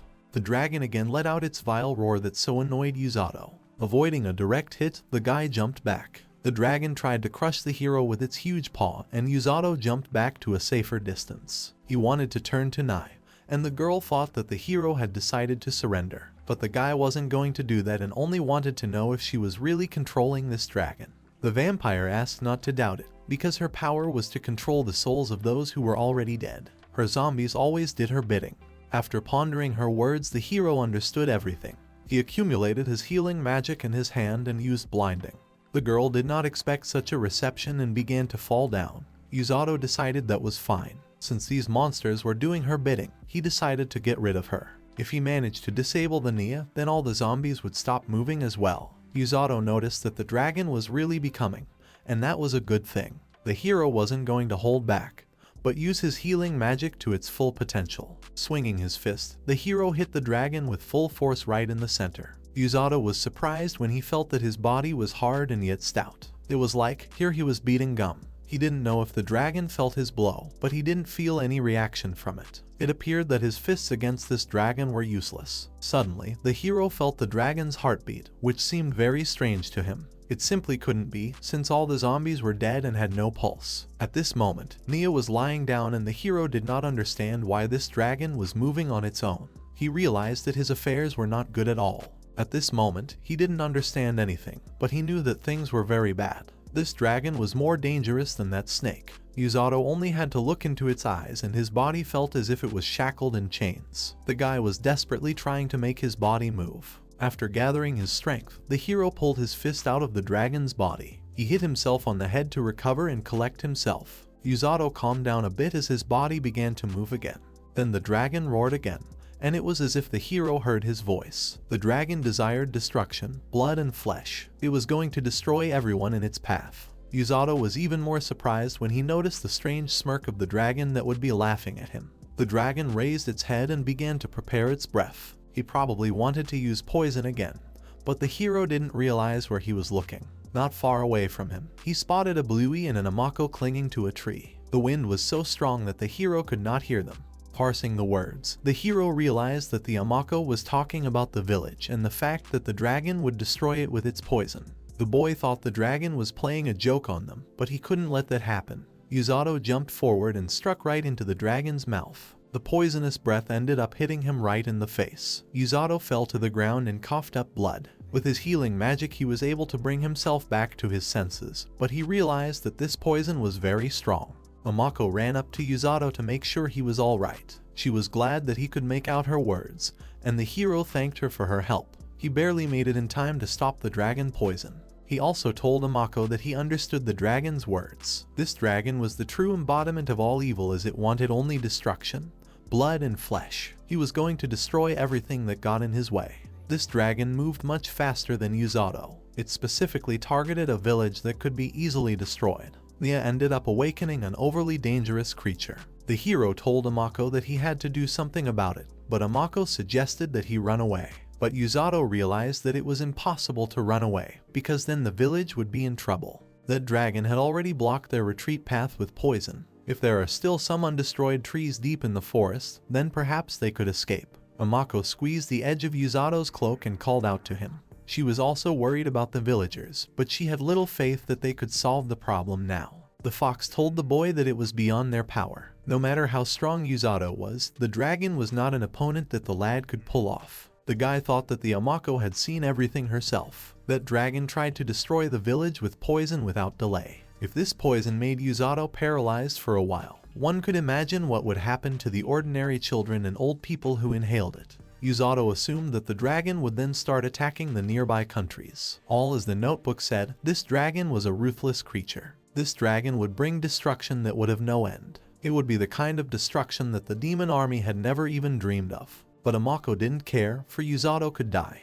The hero could have calmed her down and told her he wouldn't die, but he realized that wouldn't work on her. He stroked the sad Amako's head and told her that she shouldn't have gotten involved in this battle. Amako silently rose to her feet and gloomily strode towards the forest. The hero noticed that the dragon began to convulse. It was clear that his movements were trying to be controlled. But just recently, he had turned off the Nia and her orders for a while. Immediately, he heard her irritated voice that he would never forgive him for this. The girl didn't understand why he was aiming at her every time, because she didn't think she had done anything wrong to him. The guy decided that in that case he should get rid of the dragon as soon as possible while Nia got it under control. He tried to explain to her that this dragon was still acting on its own will, and she would not be able to control such a powerful creature. He asked to put the dragon to sleep as he had earlier. The girl did not understand what he was saying. She thought that the hero was trying to fool her with his lies, because dead people did not have souls. The hero explained that he had just tried to rain poison on the village, and if he didn't stop him, Tetra and the others would be dead by now. For a moment she was surprised at his words, but replied that Yuzato would not make her hesitate. She was, after all, a demon who had been living for over 300 years. She had no need to worry about any people and considered their conversation over. The girl was about to take control of the dragon again,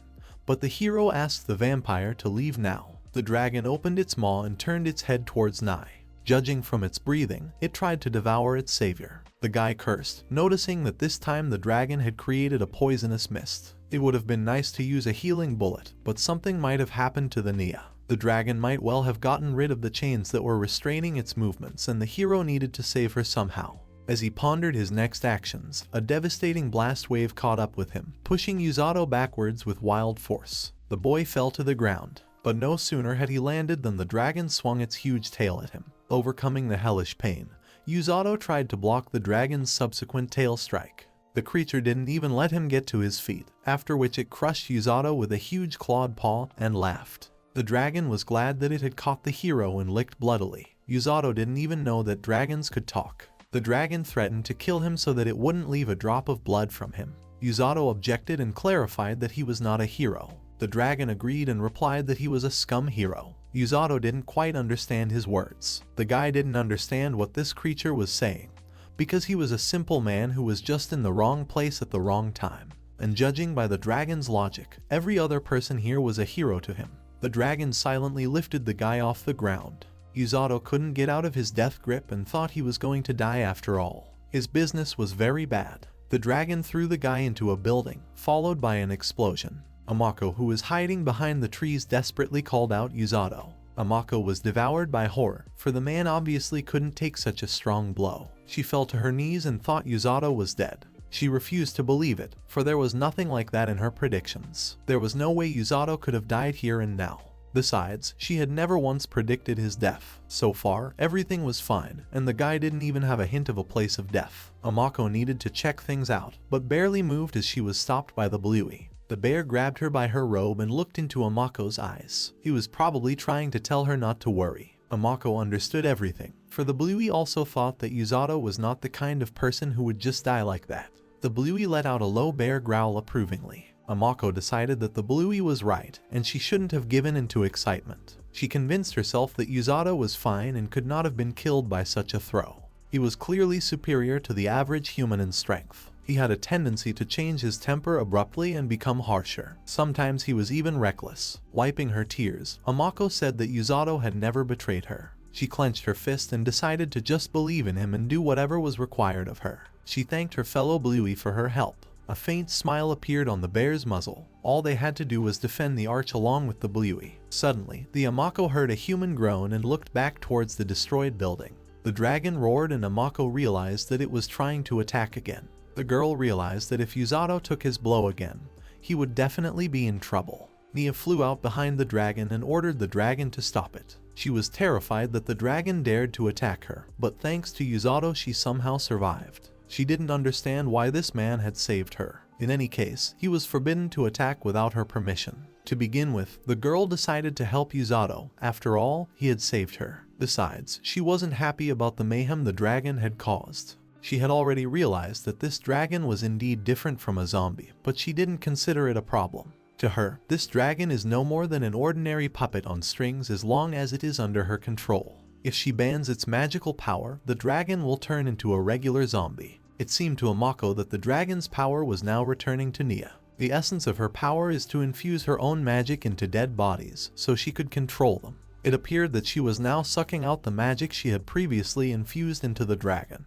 When the girl was done with that, she said that from now on he was just an ordinary corpse that wasn't an evil dragon at all. Because of the nonsense Yato had said, she had to take a stupid defensive stance. Just when the girl wanted to catch the hero, the dragon abruptly turned to Nia and grabbed her with its clawed hand. Nia didn't understand why this creature wasn't listening to her. Amako didn't understand it either, since Nia had turned it into a regular zombie, but for whatever reason, the dragon still moved. The dragon pronounced that the targets were gone and her useless magic was gone too. It also managed to kill the hero. The dragon was grateful to the Necromancer for resurrecting him, for without her help he would have slumbered for about 300 more years. The girl did not understand how she could resurrect him, for he was an ordinary corpse, and a zombie had no soul. It simply could not be, but the dragon could not answer her question. But since she had resurrected him, he had one goal. He wanted to destroy and annihilate everything in his sight. Nia screamed that this could not be done. Amako didn't understand what Nia was worried about. The girl replied that there was something important to her in this village, but she was fine with the dragon destroying everything else. Amako didn't understand why she was trying to protect the village. The dragon told the girl that he remembered her father, but the only hope for this village was a food warehouse that would soon be empty. The people in this village lived their meaningless lives. Nia replied that she meant the warehouse, so she didn't want to destroy it. But the dragon didn't care and squeezed Nia even tighter. The dragon screamed that he would destroy the whole village, country, and mainland, as well as all their people.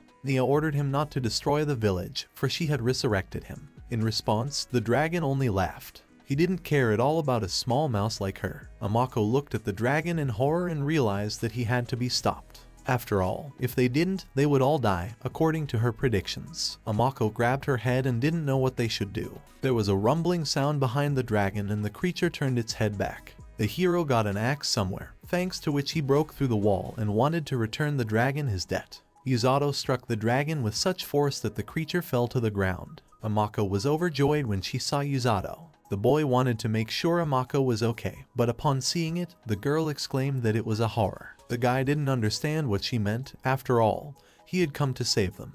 Amako screamed that his face was covered in blood, but apparently Yuzato didn't even notice. The dragon decided that he would finish off the hero first. Yuzato smirked and noticed that this dragon had become very talkative. He took a swing at the monster and said that he was no more than an ordinary lizard to him. But Yuzato was surprised that he could not pierce the dragon even with his axe. Its skin was made of a material he did not understand. If the diary entries are to be believed, the hero jumped straight into its jaws and pierced its heart from the inside. Such an attack really must have worked. Yuzato didn't understand how it was possible. After all, this dragon was just a zombie and couldn't have a living heart. But he remembered that he had heard a pulsation from the dragon before. Anyway, he should have tried it, and the hero threw a magic projectile at the dragon's head. While he was blinding the dragon with the charges, Yuzato also kicked his legs to knock the dragon to the ground. And if his theory was correct, his plan should have worked. With these thoughts, the hero struck the fallen dragon right in the heart area. Yuzato didn't know how it happened, but this dragon's heart was pulsing. In that case, he would stick to the previous hero's plan. The creature started to rise to its feet again and Yuzato jumped aside. The guy didn't really want to do this, but he would have to get through its mouth inside and pierce its heart from the inside. Suddenly, the hero felt that his legs refused to move. He assumed that he had wasted all his energy. The dragon called him a real fool since he decided to climb into its jaws like the previous hero. Yuzato dodged the monster's blow and realized that he had been exposed. Amako ran up to Yuzato as she was very worried about him. To be honest, Yuzato wasn't feeling very well. The poison and wounds were making themselves felt, and his recovery speed had also decreased. The guy didn't see where the Nia went and the girl replied that the dragon threw her into that building. In the end, she couldn't stop him and Yuzato realized everything. He told Amako that according to the hero's journal, the dragon's weak point was the heart, and if they could pierce it, they would win. Amako didn't understand how they would do that, and that was their main problem. The dragon had already guessed that the hero was going to pierce his heart. By his actions, he was proving how important this organ is to the dragon. Because of its wariness, there was no way they would be able to get inside through the jaws. Yuzato had no choice but to put it all on the line and try. Amako saw how badly he was hurt, so she asked him to stop. But the hero thought he might as well try to get rid of the poison. He broke off halfway through, looking into Amako's frustrated glittering eyes. He apologized to her and admitted he was wrong. They needed to come up with another plan. Barely had he thought of that when he heard the voice of an archer that was riding toward them on a Bluey. The hero was glad that their friend was finally awake and asked how he was feeling. Ark apologized for causing them trouble and replied that he was fine. Yuzato didn't think it was his fault. After all, the most important thing was that he was in one piece. Ark smiled at Yuzato, mentally thanking him for his understanding. As for the situation, Ark understood exactly what was going on. While he was stationary, he had been watching the whole time and he had an idea. And if his plan worked, they might be able to defeat this dragon. But for that, they needed to join forces. The hero wondered what he was up to. Just like Ark said, they had to join forces. Yuzato didn't know Ark's plan, but he suggested to try to do it and unite in order to defeat this dragon. The dragon became even more angry and opened its maw with a wild roar. The hero and the Bluey rushed forward and Whiskers promised to destroy this dragon. Meanwhile, Amako was helping Arch to stand on her feet. As they ran away, Yuzato turned his head towards Ark, hoping for his help. Ark had told about his plan earlier and thought they had the sense to take the risk. They had no other choice anyway. In that case, Yuzato-san and Blue-Eye needed to distract the dragon and buy the others some time. And when they were ready, Ark would give a sign. On the way, the hero asked the Bluey not to attack recklessly. The dragon tried to strike the bear, but the Bluey dodged surprisingly quickly. The hero was delighted by his partner's nimble movements. He reminded himself to the dragon, who thought the guy was only a small fry. While the dragon tried to attack Yuzato, the hero asked the Bluey to act. When the dragon's belly was exposed, the huge bear hit him with all his might. Now it was Yuzato's turn to strike the monster's legs. As the dragon fell to the ground, Yuzato along with the Bluey hurried away. The boy told his furry friend that he was really handsome.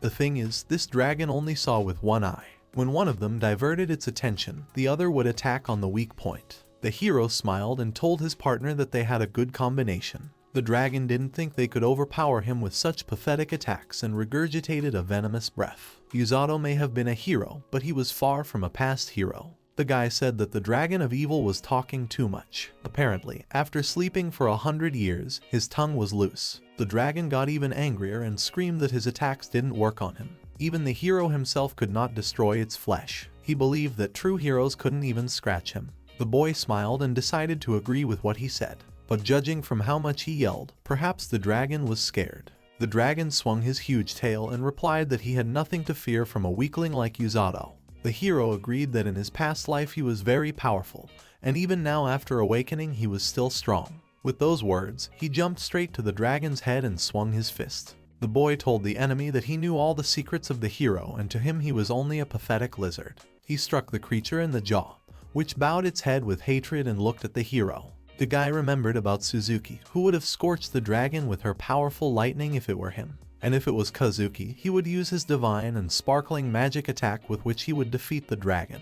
The hero didn't think he could have such a problem and smirked in his opponent's face. The dragon opened its bloody maw at the Mustang in rage, but the hero reminded him that he was not alone here. At the same moment, the Bluey threw himself at his opponent. The bear struck with a clawed paw at the dragon that he hadn't expected the blow. He must have forgotten that there were others here besides the guy. The dragon clearly shouldn't have underestimated the Bluey, for he was not an easy monster. The guy proudly stated that his companions faced any opponent with courage. Of course, this applied to everything but the commander. The dragon reminded them that those attacks weren't much use. He was a zombie after all, but even he had a weak point. At that moment, Amako called out to Yato. The guy realized they were ready, so he asked the Bluey to distract the dragon. The bear growled approvingly. Soon, an orc ran up to them. He held out a weapon to Yato and said he was counting on him.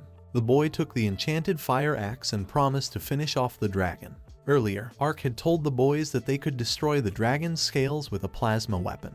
Although it had tough skin, but since it was a zombie, the flames should work on it. Ark wanted to use the rest of his magic and put it into a halberd, while Yato-san uses his physical strength. That way, he might be able to cut through the dragon's skin. He wanted to know the guy's opinions and Yato-san suggested they try it. But they still had no other choice. Ark warned that once he let the halberd out of his hands, the flames would gradually weaken. He had already depleted his magic reserves, so they wouldn't get the next chance. That is to say, they only had one chance. Handing the axe into Yuzato's hands, Ark said that he wouldn't forgive him for the defeat. The guy took an axe and decided it was their last chance to win.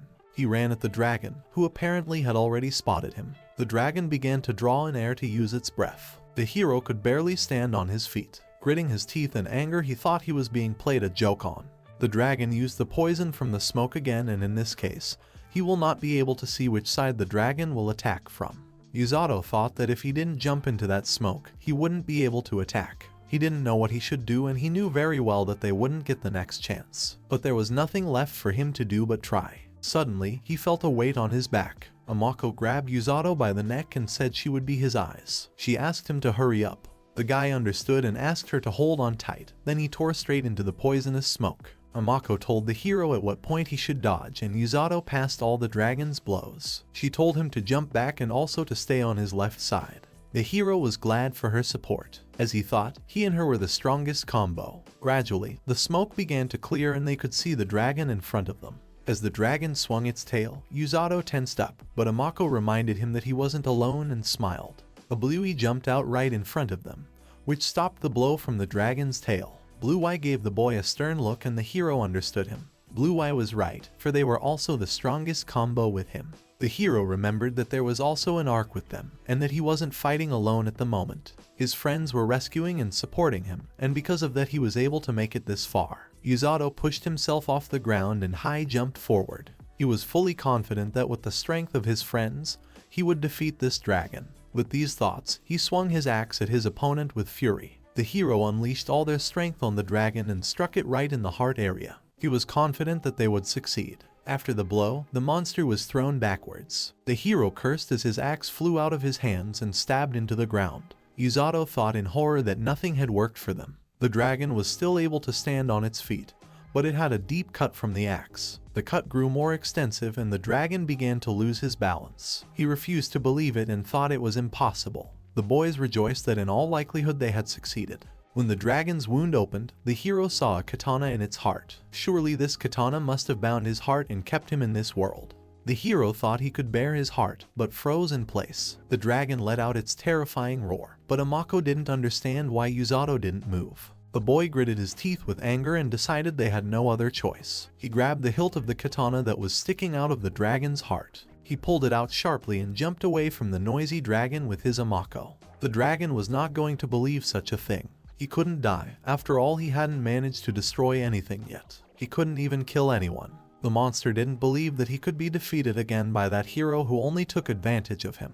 With difficulty squeezing out the last words, the dragon fell to the ground with a rumble. Yato fell to his knees and breathed a sigh of relief. Apparently they had succeeded. Amako was beyond happy and exclaimed to Yato that they were able to overpower him. As the guy came to his senses, the blues ran up to him with an arch. The hero looked at the katana that was in his hands. He didn't understand what the hero was thinking when he brought that katana into the dragon's heart. It was written in the diary that by piercing the dragon's heart, the hero was able to overpower it. However, when he took out the katana, the dragon's flesh turned to ashes. In the end, it appeared that the past hero had only defeated the dragon for a time.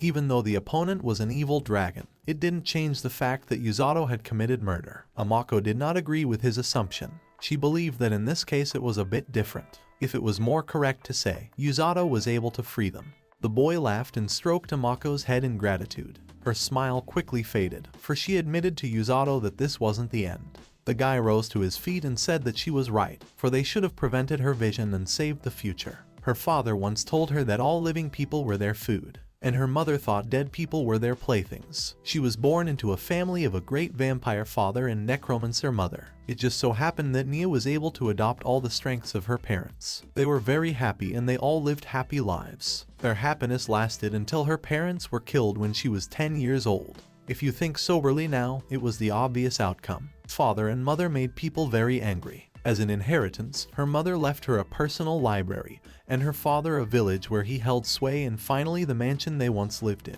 It was quite uncomfortable for the girl to sleep on a bed in a completely empty house. Even though she had the blood of a vampire night demon flowing in her, she was very much afraid to be alone with the darkness. The girl had no other choice, and it wasn't long before hunger and loneliness overtook her. She couldn't take it anymore, so she changed the memory of the villagers and became the daughter of a human. The first time she changed her memory, she was the youngest daughter in the family. The second time, a girl who lives alone. The third time, she was the older sister of a girl that she lost her parents. On the fourth time, she pretended to be an owl that guarded the village. The fifth time, she was a daughter from another family. And the sixth time, she was a mother to a foster girl. The seventh time, Nia became the daughter of one mother that she lost her husband. Thus, she lived in the village for about 300 years. During this time, she was able to learn 3 types of magic and read all of her mother's library. She had lost her former desire to socialize with people and was bored of constantly going to the village and back to the mansion. There was no spark left in her at all. She was tired of listening to the stories of the travelers. Almost all of them lived ordinary lives, and there were no ones who could tell about real adventures that would take your breath away. That's why she couldn't let the main characters escape. For the first time, she met a guy with healing magic that came from another world and a princess who has a rare gift of foresight. Nia would use any method to capture them. At least she thought so. The girl sadly rolled down the wall to the floor of the collapsed building and thought that she would end up ending her life just like her parents. Ono no longer felt the dragon's ferocious aura and assumed that Yato had defeated the dragon after all. Besides, he had managed to survive that blow. Yato was completely different from a normal human and would most likely come after her to destroy her. Nia laughed as she remembered her parents. It would happen just like what happened to her father and mother's human toys that ended up killing them. She thought that there was nothing she could do about it. After all, she had tried to make them her toys too. She didn't care anymore, for she had lost her zest for life. Nia tried to come up with a plan to take over Yato and ended up failing, and now her village was in danger. The girl was afraid to imagine what would happen to her village if she died, though she assumed that she would be okay after all. The girl named Nia never existed anyway, so her death wouldn't change anything anyway.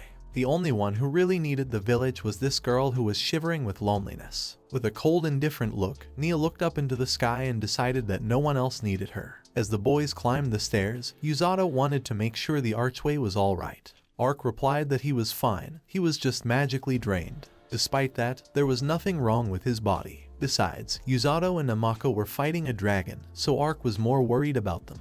The guy replied that he was fine, plus he even had some magic left in reserve. Blue Eye roared at the hero, but Yato repeated that he was fine and they shouldn't have worried. Yato wanted to put a stop to their conflict. After all, it was Nia who was the source of it all. Amako looked at the destroyed building and remembered that everything looked exactly the same as in her predictions. When they went inside, they heard the voice of Nia, who was already waiting for Yuzato to return. She remarked that Yuzato was not badly trimmed and the hero could reciprocate her favor. He replied that she did give them trouble, but Nia didn't see him getting very angry with her. The guy leaned over Nia and exclaimed that he was very angry with her. She almost ruined their important trip because of her antics. On top of that, she took over the mind of the Arch and tried to do the irreparable. But most unforgivable of all, she awakened the dragon and endangered many innocent lives. The girl herself probably didn't think it would go this far. Nia shook her head, but the guy replied that it wouldn't pass for an excuse because something irreparable could have happened. Amako told him that she was trying to protect the village from the dragon. Yuzato didn't understand why she would do that, since the people of that village were her usual puppets. He didn't understand the reason why she was trying to cover for them. Earlier, Ark had told her that the hero worked for the rescue squad. Surely he also said that if she made those people a human shield, Yuzato would probably obey her orders. Amako only now realized it was true. Nia had just assumed she wouldn't need them, but then realized that was a mistake. It wasn't supposed to happen. But if she had been able to control the dragon, it would have been successful. Ark doubted it. She herself should have realized that he was unlikely to become an ordinary zombie that would follow any order. The girl thought Yuzato was a real monster, but the hero asked not to change the topic of conversation. Yuzato didn't come to her to talk about the dragon. Nia didn't understand what he wanted or what he was getting at. Yuzato hoped she was sorry for what she had done. He turned out to be right. She was doing it to fill her need for strength. So even if she was sorry, it didn't mean she would ask him for forgiveness. But that is not what the hero was talking about at all. She should have been sorry for endangering the villagers. The girl asked why she had to think about them. Yuzato asked her a counter question and asked why she tried to stop the dragon. Even when he captured her, the lives of the villagers were more precious to her than hers. Nia denied it and said that she didn't. But she herself realized that if the dragon's poison reached the village, all the villagers would die. The girl tisked unhappily. The hero reminded her that if you inhale poison, the body is destroyed from the inside out. Everything would dry up in the throat and the lungs would begin to rot, after which the person would die in agony. Nia asked for it to stop, but Yuzato continued. It didn't matter to the dragon who to kill, be it old men, women, and children. He destroyed everything in his path. The girl lost her temper and ordered him to stop. The hero apologized but thought she was a complete fool. He didn't understand why she couldn't notice her feelings earlier. She already had everything she wanted, but for some reason she tried to get rid of it, and all her actions were contrary to her true desires. Amako wanted to intervene, but the hero stopped her with a hand gesture. She realized that Yuzato had noticed everything, but for some reason he pressured Nia. The guy replied that he wouldn't kill her.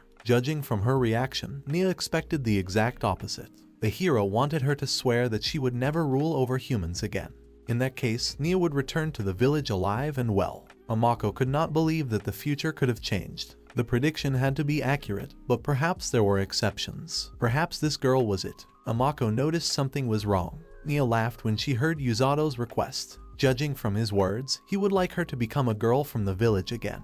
Amako thought Nia was going to attack Yuzato and asked him to dodge. She was sure that this future couldn't be changed, but the hero didn't budge. The guy grabbed her bloody hand, not realizing what Nia was trying to do. Together with Amako, Ark approached the hero to see what was going on here. The hero explained that Nia was trying to stab herself in the neck, but Amako didn't understand why. The girl asked not to be taken for an idiot. As she realized, the hero was suggesting that she go back and live there as a slave. She had indeed endangered that village, so she was no longer allowed to go back there. The hero realized that this would be very difficult to deal with and sighed heavily. The girl admitted that after the hero stopped her, she finally made up her mind. Yuzato didn't understand what she was talking about, but if he hadn't stopped her hand, she would have been dead. After that fierce battle, there was also blood on his hand, which meant that all the conditions had been reached. A smirk appeared on Nia's face. She said that the blood was information, a contract and a price. Like demon and man, master and servant, their blood would serve as proof of the ancient contract. The hero asked to stop for a bit, for he didn't like this spell for some reason. Amako ordered Yuzato to move away from her before she could use restraining magic, but it was too late. The hero covered his eyes from the bright light that came from her and Nia's hands. The girl promised that he would regret saving her life and he would follow her all his life from now on.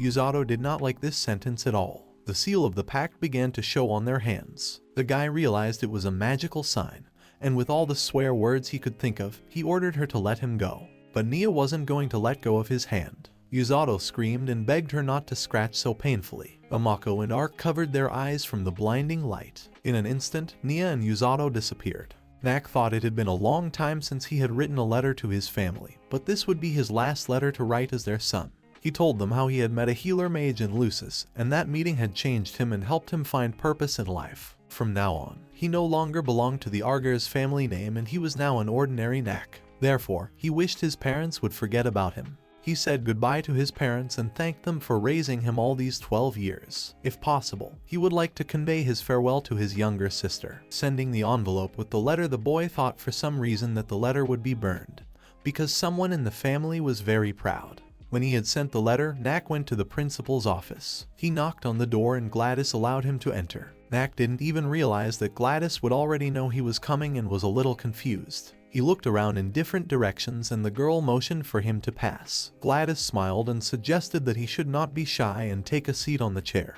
He wondered how she knew he was coming. Gladys began by saying that he had undergone special training on how to use healing magic under the tutelage of an Yusato teacher. These people's training was different from all the ones in this academy. This type of training incorporated everything including magic, body, and mind. After going through these tests, he must have started to feel that the usual training at the academy was not enough for him.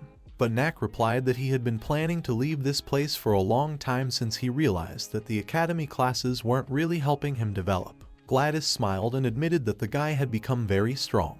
Gladys had seen Yusato's training and she constantly thought he was going crazy after Yusato changed. Some teachers started to say that he finally showed his true nature of a bloody demon. Knack pulled a smile on his face and thought it was hard to disagree. However, after going through this training, he managed to overpower the Liajamina, and the principal thought that it was something to be proud of. Surely now his image was carved tightly into the hearts of many people. The boy exclaimed that he hadn't done anything supernatural. Gladys agreed that he had a lot to learn, but he himself must have noticed that he motivated others. He should not have relied on talent alone. Everything could only be achieved through hard work and belief in himself. This is what he passed on to the other students. Even they teachers weren't capable of this, so Gladys was grateful to him. Knack bowed to the principal and thanked her for her praise. To tell the truth, the teachers couldn't do anything about it. They were only thinking about how to save the academy and couldn't save him. But Knack didn't consider the academy to be at fault for the bullying. It was only a problem between him and mine. But the principal didn't see it that way. It was true that the academy turned a blind eye to such things and they did him too wrong.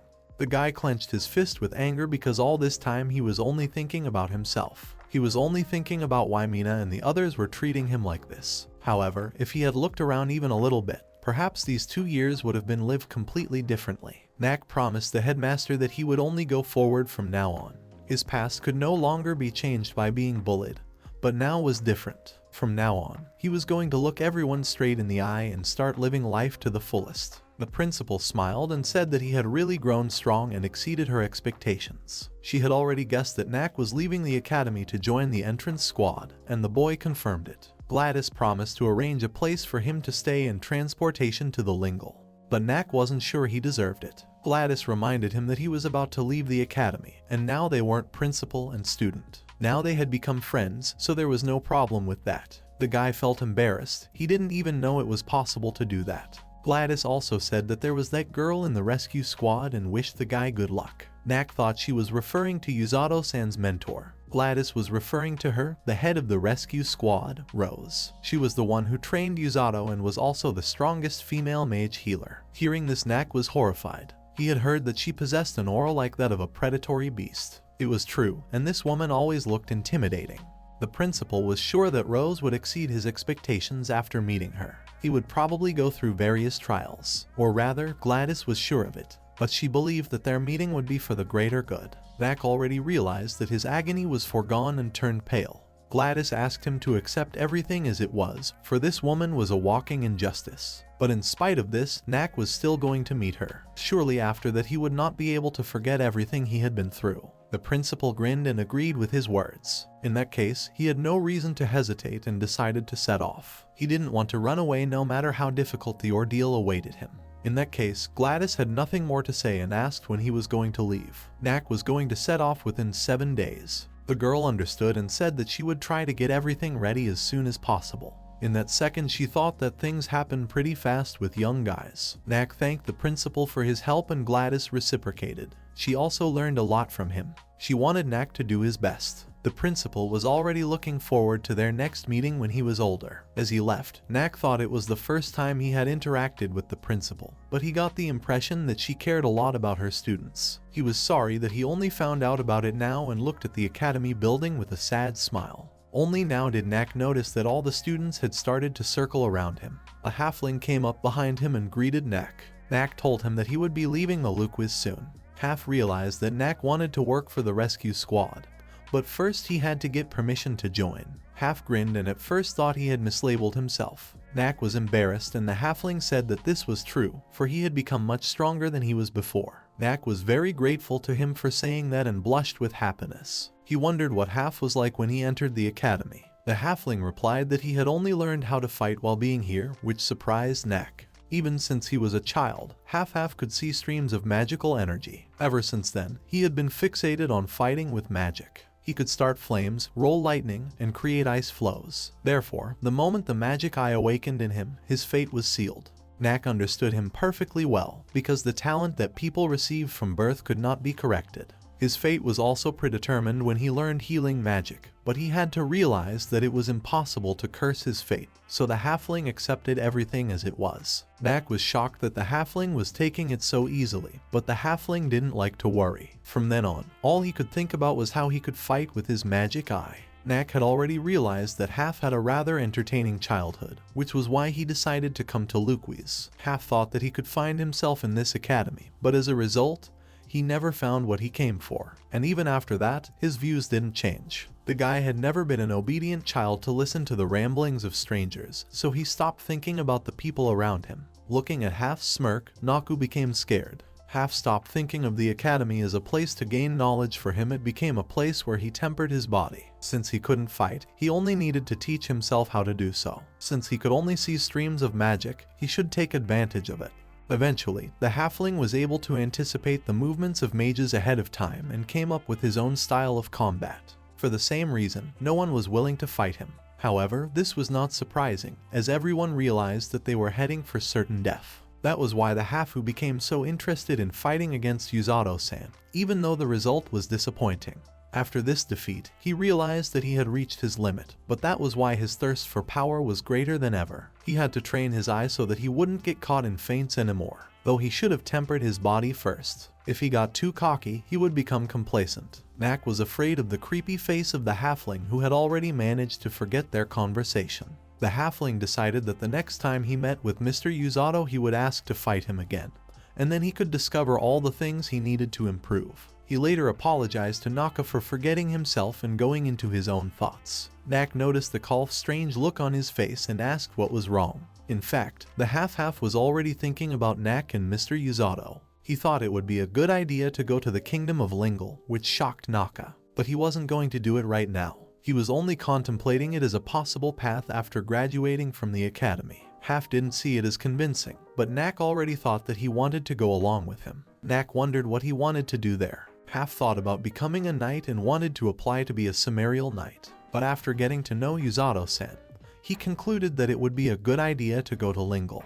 Perhaps there he would be accepted with a magic eye. It was mind-boggling for a knight to have a magic eye. He might not even be allowed to take the exam if he wasn't accurate. Half had heard that in the Lingle, one wasn't judged on his magical ability, but on strength in general. Knack admitted that he too had a hard time imagining him as a knight, and Kalf thought about it too. He couldn't imagine himself in armor with a sword in his hand. But it seemed to Naku that Kalf would be comfortable in battle, for he would be able to anticipate the enemy's attacks and make counterattacks. Victory did not go to the one who made the first move, but to the one who made the last. I guess giving the opponent a chance to attack first wasn't Half's style. Half smiled and admitted that he liked the idea of Naka. Half was already thinking of attacking last. Instead of attacking first and anticipating the follow-up, it would be better to let them get close to him to then deliver the decisive blow. It was going to be a crushing counter-strike. Knack noticed that the halfling was completely unlike him, resigned to the healing magic. He strove to become stronger despite his magical eye. The halfling wasn't even afraid to shrug off the judgment of those around him. Meanwhile, Half thought that it was an unattainable goal for him, but he could harden his body. Knack told the halfling that he was tough enough, but the halfling thought that Knack was tougher. Knack reminded him what a loser he had been before. Half thought it was hard for a person to recover from defeat, and he knew that better than anyone else. But with the guidance of his teacher Mastato, Knack was able to overcome that fear in him and defeated the mine. The boy put his hand on Naku's shoulder and told him that he was no longer a loser or a weakling. Naku shouldn't have belittled himself, because he had worked very hard. Half appreciated those who became stronger through their hard work. And it was Knack who worked hard and got the results that was cool. Half concluded by asking only Knack to believe in himself. Knack was surprised by his words and agreed. Half was sorry that Knack had decided to leave the academy, but on the other hand, he was looking forward to seeing him do better. Knack laughed and remembered that the principal had told him something similar. This proved once again that everyone looked at him the same way. For some reason, at that moment, Knack felt some pressure. But it wasn't so bad when they were expecting results from him. Knack replied that by the next time they met he would be so strong that he could fight against Hafa in a duel. The halfling smiled and replied that in that case he would train so he wouldn't lose to him. Knack looked at the strongest student of the Hafa Academy that everyone is afraid of. He never thought he would be able to interact with him like this. The guy was glad that he couldn't put his hands down. In parting, the halfling said that they would see each other again and Knack was already looking forward to it. And so 5 days later, Knack set off for the kingdom of Lingle. His friends had no idea that they would see him off so early. Tayo didn't know how their friend would fare in the rescue party and asked him not to overdo it. He also asked him not to let Yuzato influence him. Tayo would be shocked if his character changed completely the next time they met. Knack laughed, but thought that wouldn't happen. His friends would like to agree with him, but everyone, including Knack, wasn't sure about it. The boy bowed goodbye and thanked Mrs. Kirihu and Kaio for all they had done. He promised that he would definitely meet them again. Kiriha agreed with him and said that as soon as there was time, they would visit him. For now, he should have taken care of himself and tried his best. Knack waved goodbye to the boys and left. Upon reaching the place, Knack did not see the wagon with the merchant that was supposed to take him, and looked around. He was told to wait near the gate, where he stood. At that moment someone approached him from behind and kicked him forward with his foot. A woman's voice asked him why he had become stiff. Knack was about to ask the stranger what he was doing, but when he turned around, he saw the landmine. The girl acted as if nothing had happened and did not even look at Knack. Just during her walk she noticed his stupid back and couldn't resist pushing him. She knew he was leaving today, but Knack didn't understand how she knew that. The girl replied that the halfling had told her everything. But in that case it was no walk at all, but Mina insisted that she was walking. She folded her arms across her chest and asked not to be forced to say it again. Knack didn't understand what was going on with her, but decided to agree with her. Mina pointed in the opposite direction and replied that his wagon was there. Mina told the boy that she hated lying. He had decided to become a mage healer in the rescue squad, but Mina thought that might have only been his fleeting dream. She recalled that he had exclaimed this even during their battle. At this moment, he was leaving everything and his aristocratic family behind. But if he really wanted it, Mina expected him to turn his words into reality. Knack was surprised that by all appearances Mina was trying to support him. Mina smiled and said that if he didn't, she wouldn't be able to enjoy fighting with him. Mina was going to become even stronger and promised that she would push her skill to the limit and learn how to skillfully control magic bullets. But if he remained an ordinary mage healer like that, all her efforts would come to naught. Knack had already realized that she was as much of a daredevil as Half. Nina remembered something and put her hands in her pockets. She handed the guy an envelope that contained a letter from his sister. In surprise, Knack didn't understand why she handed it over. Mina had decided to pass it on since it had only arrived yesterday. Knack thought that his parents might have passed his words to her and opened the envelope.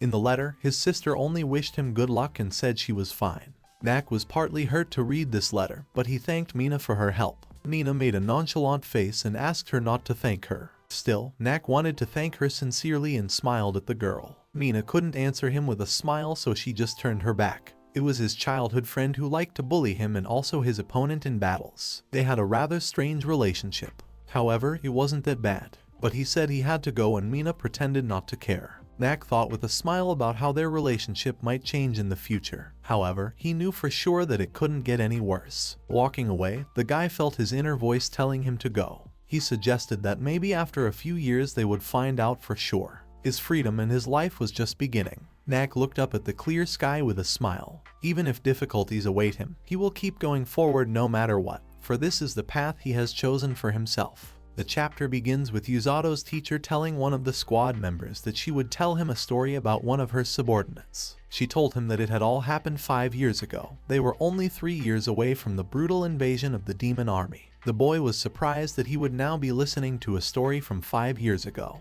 The girl rested her head on her gloved hand, and with a smile told the squad member that it would be the story of how she had left the Royal Order of Knights and formed her own rescue squad. The action in her story started with a cute guy with dark hair being brought to the kingdom of Lingle. He thanked the man who was taking him. He replied to the guy that he was welcome. After all, it had been a long time since he had traveled like this with anyone, so it was very interesting. The guy was happy to get into this kingdom, but he was also very nervous. He didn't know anything about the kingdom of Lingle, so he got up the courage to ask a stranger for directions, and as soon as he called out to him, he immediately asked where he was from, because he hadn't seen him in the kingdom until then. The lad replied that he came from Liquis and he needed to know the street. The stranger laughed loudly and said that he shouldn't talk to him so politely, and asked where he wanted to go. The guy replied that he wanted to go to the residence of the rescue squad. The stranger tensed up and was surprised, so he asked him if he needed to go to the squad because he had something that hurt. The guy said in a shaky voice that nothing hurts and that's not the point. The stranger immediately asked if he wanted them to heal someone for him, and for that all he had to do was go to the healing center. It's not far away. The guy again told him that's not what he needed. Suddenly, the guy couldn't stand it any longer and blurted out that he really wanted to join the rescue squad, so he didn't need to go to the hospital at all, just the location of the rescue squad. The people around immediately turned around to look at him with a slanted gaze. Seeing that there were so many stares on him, he apologized and asked if he had said something unacceptable or strange. Suddenly, the stranger grabbed him by the collar of his shirt and yelled at him to listen to him. Several people jumped on the guy at once, the stranger yelling at him that he should immediately forget the idea of joining a rescue squad. An old man from town agreed with the stranger and added that he was still too young. He shouldn't indulge in youthful folly. Another woman ran up and said that if he was looking for a job she could hire him. He shouldn't be so desperate and join the squad. The stranger, holding the boy by the shoulders, said that he understood him, that the squad was certainly admirable. To the locals they were like heroes, but in fact they lived in a completely different world from theirs. He continued to talk about the members of the squad. The guy stood with a faint smile. Inside he thought that it felt like they were discouraging him as a warrior to go to a bloody war. The stranger went on to say that the locals were far from the members of the rescue squad. They could be seen or heard occasionally. They would only speed past at high speed and that was it. And on top of that, the kids from the town saw Mrs. Rose, the captain of the rescue squad, tossing in the air some man with a name that starts with USA, but suddenly he decided not to finish the name. The guy asked if he meant Yuzato-san now. The stranger was surprised that the guy knew Yuzato. He started to say that he was quite fiery. Maybe not even a little bit, fiery enough that words can't describe. The guy smiled slightly and asked in his head what Yuzato-san had gotten up to. The guy answered the stranger that it was Yuzato-san himself who introduced him to the rescue squad. Everyone around him was shocked that a stranger knew Yuzato-san. In a trembling voice, the guy said that he was a magician healer. Immediately, everyone around him started giggling at him, saying that meant he was useless. The guy immediately realized that he was going to be looked at with contempt again. Suddenly, the stranger recognized that he knew Yuzato-san and apologized to the guy for saying bad words. And in a kind voice, he said that if Yuzato himself had told him about the rescue squad, there was nothing to worry about. Suddenly, the townspeople started praising the guy that he was cool, and that he would do well. And then he remembered that he was in the kingdom of Lingle, and according to rumors, the guy knew that the rescue squad was highly trusted by the locals. The old man wanted to say something about the guy, but the stranger told him that one shouldn't judge a person by their appearance. The boy was embarrassed because he realized that they were talking about him. A girl named Yuru appeared out of nowhere. She ran up to the guy and asked if he was the person who wanted to go to the rescue squad. The dark-haired guy turned around and shouted what he wanted. He discerned that it was Orga's younger sister. She told the guy that if it was okay with him, she would guide him to the location of the rescue squad. The old man said he was in safe hands in that case. The stranger wished him luck and the lad thanked them. Leaning over to the guy, the girl said her name was Yuru and she was 18 years old, then asked who he was. The boy answered her that his name was Knack and he was 12 years old. When she heard that he was only 12 years old, the girl came up to him and started stroking his head and telling him that he was a great boy. Then she asked Yuzato if he had told him about the rescue squad. The boy didn't like it very much that she was yanking him around and thinking he was small. He was surprised that she heard him say that Yuzato had told him about the rescue squad. Yoru told Knack that the day before, she was just walking around town and heard someone yell out that they wanted to join the rescue squad, and so she wondered what was going on here. The guy was embarrassed that he shouted those words so loudly. As they were walking, the girl asked him if Yuzato was an interesting person to him. Knack replied that he was just a wonderful gentleman and moreover he owed him. Yoru asked how he became indebted to him. Knack said that he had hardened him well, for he made him run away from him. Yuzato also kicked him in the air quite often and insulted him many times whenever he wanted to, and added that he was very grateful to Yuzato for all this. The girl was very embarrassed and shocked. How could you even thank a person for such a thing? The boy decided to ask the girl about her relationship with Yuzato. Yoru replied that she was like a sister to him, but then she interrupted her thought and said that she was just a friend to him. She added that they had only known each other for less than half a year, but that Yuzato had grown tremendously in that time, and he had no choice but to fight back against the demon army. When Knack heard about the demon army, he tensed up. He had heard that during this war, Yuzato-san and the captain of the squad were running around the field and healing the wounded. There was a real bloody war against the demons. Inside himself, the boy said confidently that he was trying his best to join this war himself. He asked Yoru if she thought he was fit to join the squad. The girl hesitantly replied that she didn't know. Knack was slightly upset by this. However, Yoru said that since Yuzato himself had recommended him to the rescue squad, he must have seen strong potential in him. The boy was interested in what she said about potential. The girl said that Yuzato knows firsthand about Captain Rose's harsh training. They are both healers after all, so they have a special power that allows them to go through such harsh training. And at the end, she added that she didn't know anything about him at all after all. But if Yuzato himself liked him, then surely his heart would allow him to stand strong through all the training. It's up to you to decide if you are suitable for the rescue squad or not, Yoru said. And if you're worried about it, you'd better start doing it now, because then he just won't have enough time to do it. As they stopped in front of the building, the girl said that they had arrived at the rescue squad. Knack was surprised that they had come so quickly. But suddenly, the girl said that this was just the entrance and that he would have to go on his own, and added that she was looking forward to their next meeting, when he would be a full member of the rescue squad. She shouted to some of the guys from the rescue squad that they would deal with him on their own. Knack broke into a sweat. He was afraid of who these guys that Yoru had said that to might be. Suddenly, the boy was grabbed by the scruff of his neck and lifted off the ground. Two huge men were roughing him up and asking him if he was lost, telling him that little kids like him shouldn't come in here. Knack was scared. In his head he wondered who they were. As a friend, one of the men shouted to the other that his face was too scary and he was scaring the little boy too much.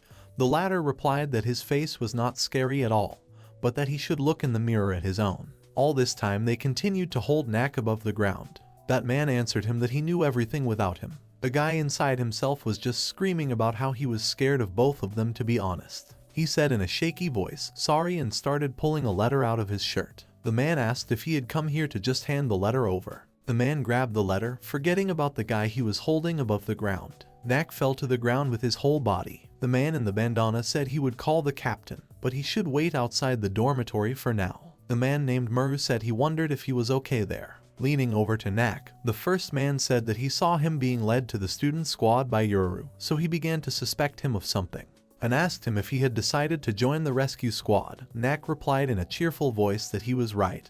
He did want to join the squad. In that case, the man said, the boy should take the letter to the captain himself, and told him to follow him. Muru walked up to the boy and patted him on the shoulder, asking him again if he wanted to join the squad. Knack replied in a trembling voice that he did. Muru said that he was still quite young, but if he had come all the way here at that age, he must be very serious. Of course the captain would decide about joining the squad, but personally he wouldn't mind if Knack could join them. The boy thanked him for his words. When the man in the bandana brought him to the dormitory, he showed him the dormitory and said that he would go and call the captain, and he would wait for him outside the dormitory. He looked at the big building, looking at every window, and said, "This is what a rescue squad dormitory looks like." Suddenly Knack heard a quickening stomping behind him. He turned around and saw someone moving confidently right at him. The boy was greatly horrified by this. Coming at him was a very formidable squad captain Rose, who was violently dragging someone along the ground behind her with one hand. Her rough and crisp steps seemed to shake the entire kingdom.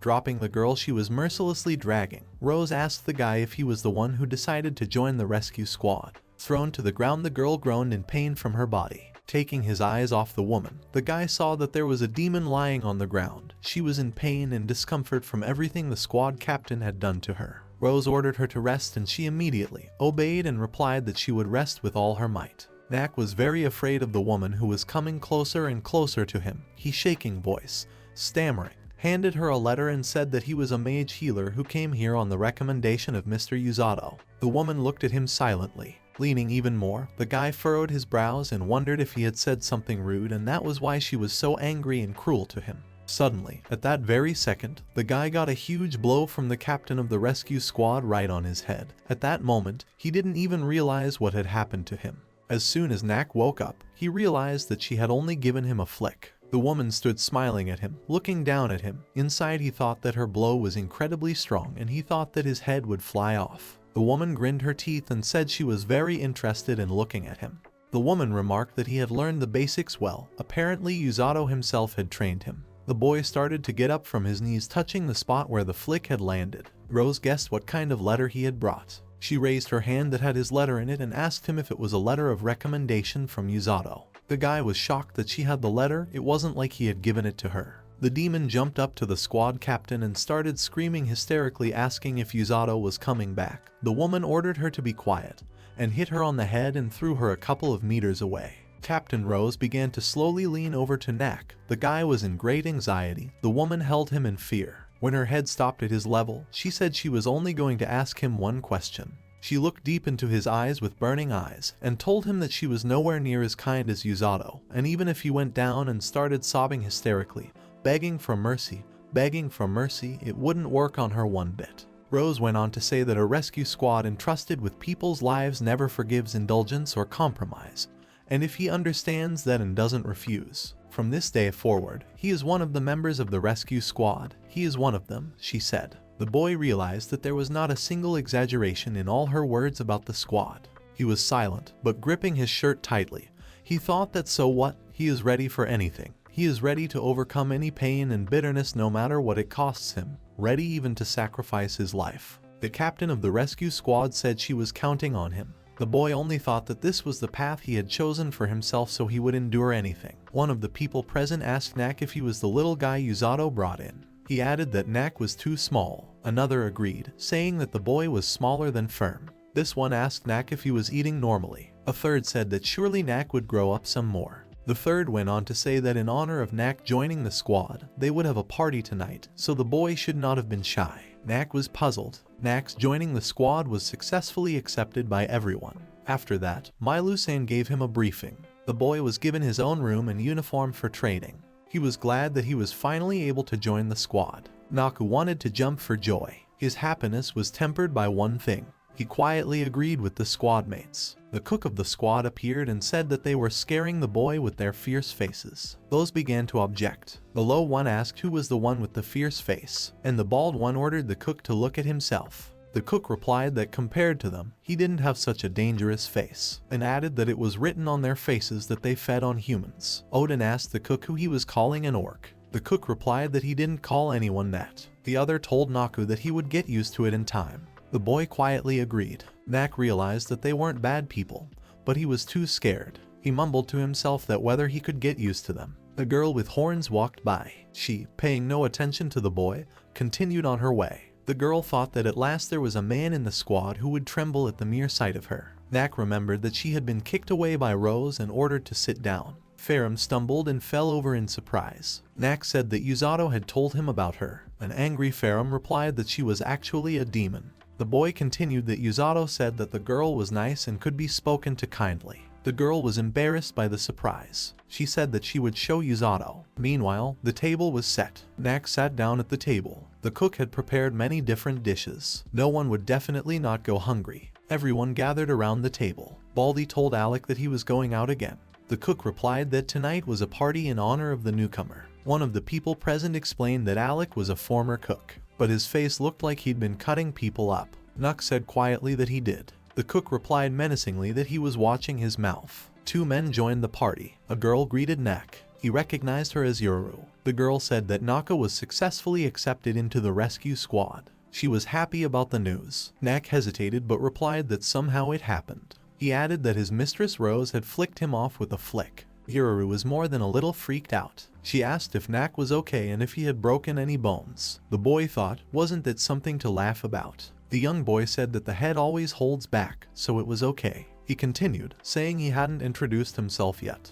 The young man's name was Orga. He was Yoru's brother. He also added that Yoru had told him a lot about Knack. Knack was surprised, but asked Orga if they were in the rescue squad. Yoru replied that Knack was right. Their role was to use healing magic at the right moment. She added that she most often ran the town's healing center. Ferrum joined them. Orga corrected his sister, saying it was a clinic. Knack remembered that Yuzato had mentioned them. Rose joined them. She said she could see that everyone had already gathered. Everyone was getting tense. Rose sat back in her seat and said that they could relax. She added that they had plenty of time to celebrate today. Rose said just so they just don't do anything stupid. Everyone was happy at the head's words and pounced on the food. Each of them tried to grab the biggest piece. Someone said the food wouldn't run out so quickly. Knack was dumbfounded. Someone called out to him. It was Yoru. She handed the plate of food to Knack and said it was his portion. The boy thanked her. The girl asked Naka if he was surprised. The boy replied that he was very much so. Someone in the crowd said that everything was very tasty. The cook replied that the spices were perfectly matched. Another addressed Alex, saying that although he had an unattractive face,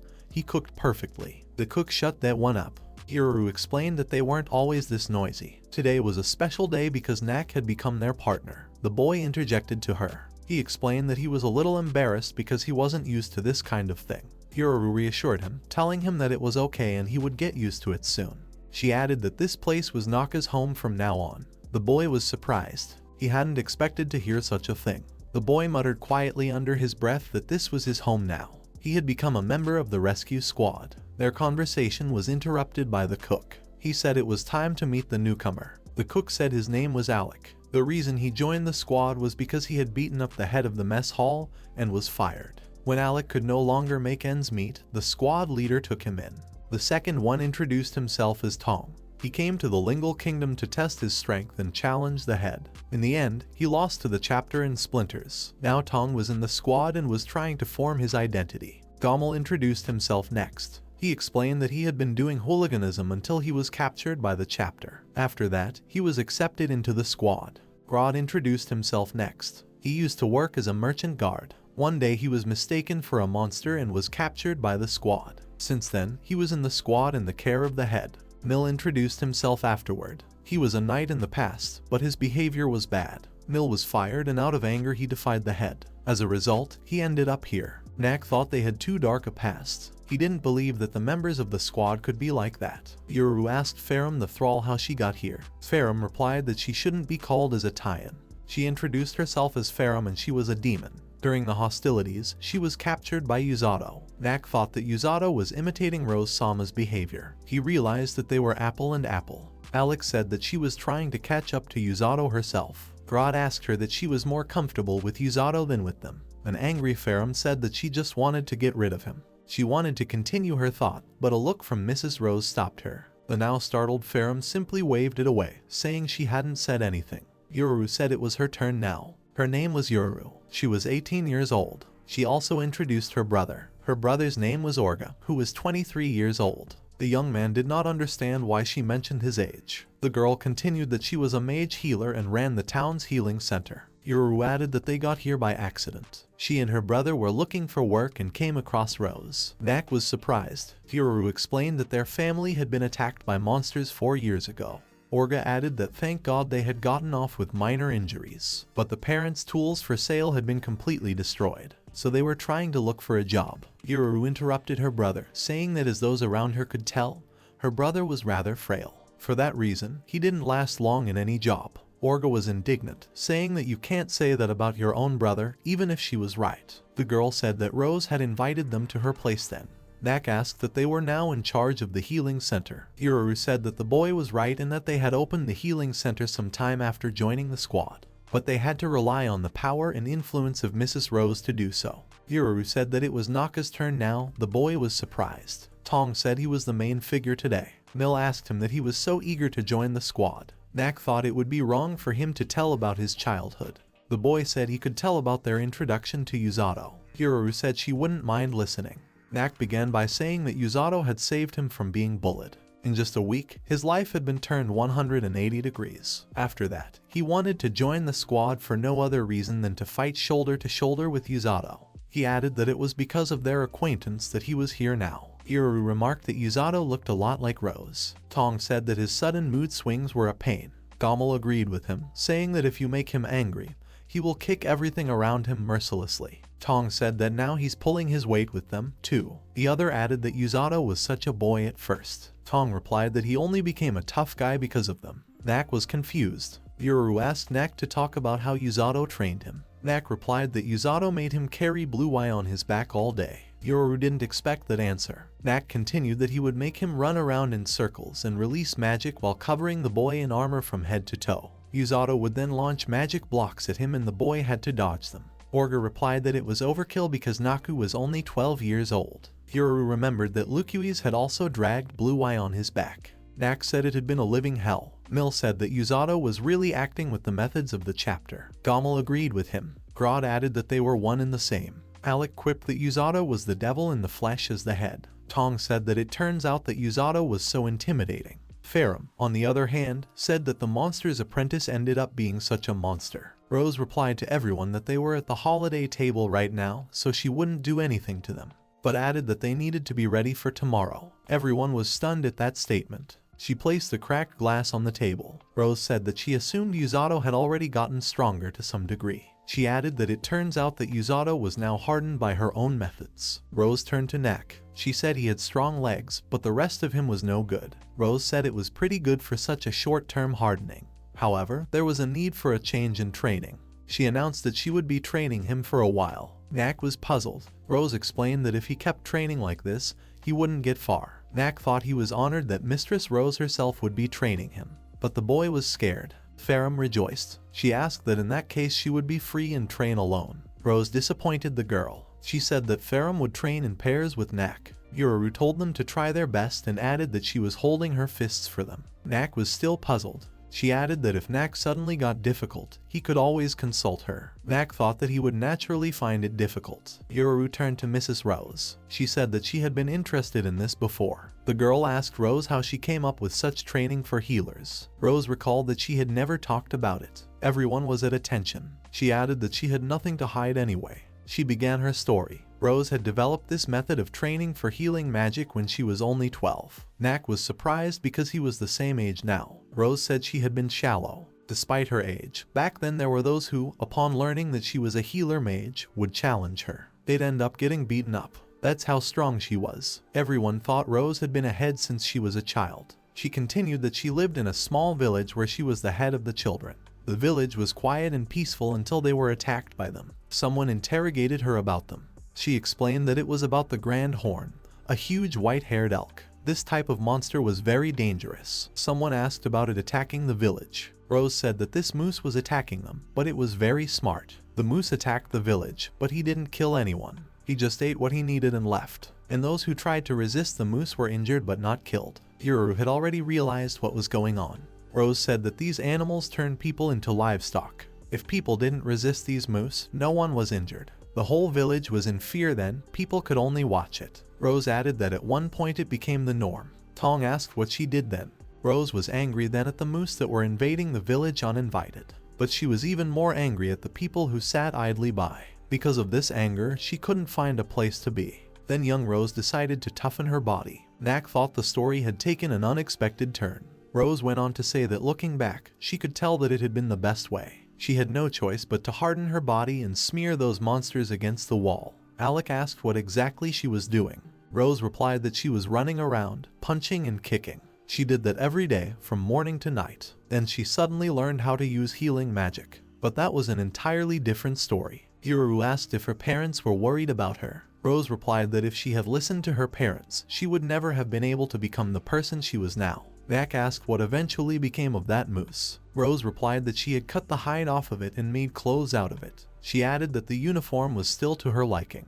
Knack thought that the white uniforms of the rescue squad represented strength. In his opinion, Yuzato must have been proud of the attire. Later, Rose was sitting in her office. She thought it had gotten noisy lately. There was a knock on her door. It was Orga. He apologized and asked if the head was free. Rose told him to come in. Head said there is always time for him. She said she thought Orga had returned to the healing center. He replied that Yuru wanted to spend the night here. He added that he was a little worried about her, so he decided to stay as well. Rose asked where Yuru was now. Orga replied that she was socializing with Knack and Ferrum. Orga said that he would observe them for a while and then leave, but decided to check on the head as well. Rose asked if Orga was her mom. He continued by saying that he thought Rose was worried about something. Rose replied that she had no reason to be worried. Orga took a chair to sit down. He sat down in front of Rose's desk. She thought that as always he had a keen eye. Orga hurriedly explained that he couldn't find any other words. Rose said that the rescue squad had been augmented today and now had 10 members. She continued by saying that first was Yuzato, who was involved in the hero summoning story, then the demon that Yuzato had picked up, now the boy he had tempered. Rose didn't know what to expect from Yuzato anymore. Orga asked what her impression of Naka was. Rose replied that he was still growing. Knack had managed to learn the basics, but there were still some problems. She held out a piece of paper. Orga was surprised, but took the sheet. Orga read that for a while Knack had been unable to use healing magic on others. Rose said that in her opinion it was about the boy's mental state, but it would all go away if he got used to the squad. Rose continued that Knack was just a child. She suggested that if they kept forcing the boy to go through squad training, they would only destroy his body. One wrong move could leave a huge mark on his life. Rose savored the fact that in her case, she was just lucky. Orga said that he didn't think Rose would be so worried. The head replied that it was natural. She wasn't fierce enough to burden a child with heavy training. Orga said that he thought it was different with Yuzato. Rose replied that he was different. Yuzato's determination was top-notch. He couldn't be broken mentally. She thought that was probably the reason. She was interrupted by Orga. He asked what Yuzato was like her. Rose only brushed it off by saying that it was a good joke. She said that Yuzato looked like her old subordinate. Orga didn't expect that. Orga asked what that subordinate was before the squad. Rose replied that he was right. Orga said that she said he looked similar. Rose added that he was not completely similar. They were similar in that they were both arrogant, manners-less people who lashed out casually. So she didn't want to make the mistake again. She would never again let a life she could have saved slip out of her hands. Rose said that since the opportunity had come up, she would tell on him. Orga asked if she was sure because it must have been a sad story. Rose replied that she wasn't weak enough to bend to it. She added that it was the one who couldn't talk about his past who was pathetic. She vowed to herself that she would continue to bear the burden of responsibility for the past in which she had made a mistake. Rose began her story. 5 years ago, they were then 3 years away from the invasion of the demon army. Orga interjected that it was true if it was 5 years ago. Rose's story was about leaving the Night Order and raising a rescue party. Rose's life changed when she was 12 years old. Consumed with rage, she defeated a grant of hornets and along with it found a reason to become much stronger. So she continued her training, and as soon as she turned 15, she traveled. Eventually, her wanderings led her to the kingdom of Lingle. There she decided to challenge the royal knights to assess her strength. But from the looks of it, Rose became much stronger than she expected. None of them could lay a finger on her. She felt a great emptiness within herself. But then an old man told her that if she had nowhere else to put her power, she could use it to benefit others. At first, Rose didn't pay much attention to these words, thinking them too naive. But she felt them louder and louder in her head day after day. She was not looking for a suitable opponent, but for a reason to have such power. Having come to this conclusion, she decided to join the knightly order of the kingdom of Lingle. As a knight, Rose did her duty and work for the good of the kingdom. Her status grew higher and eventually she had her own troop.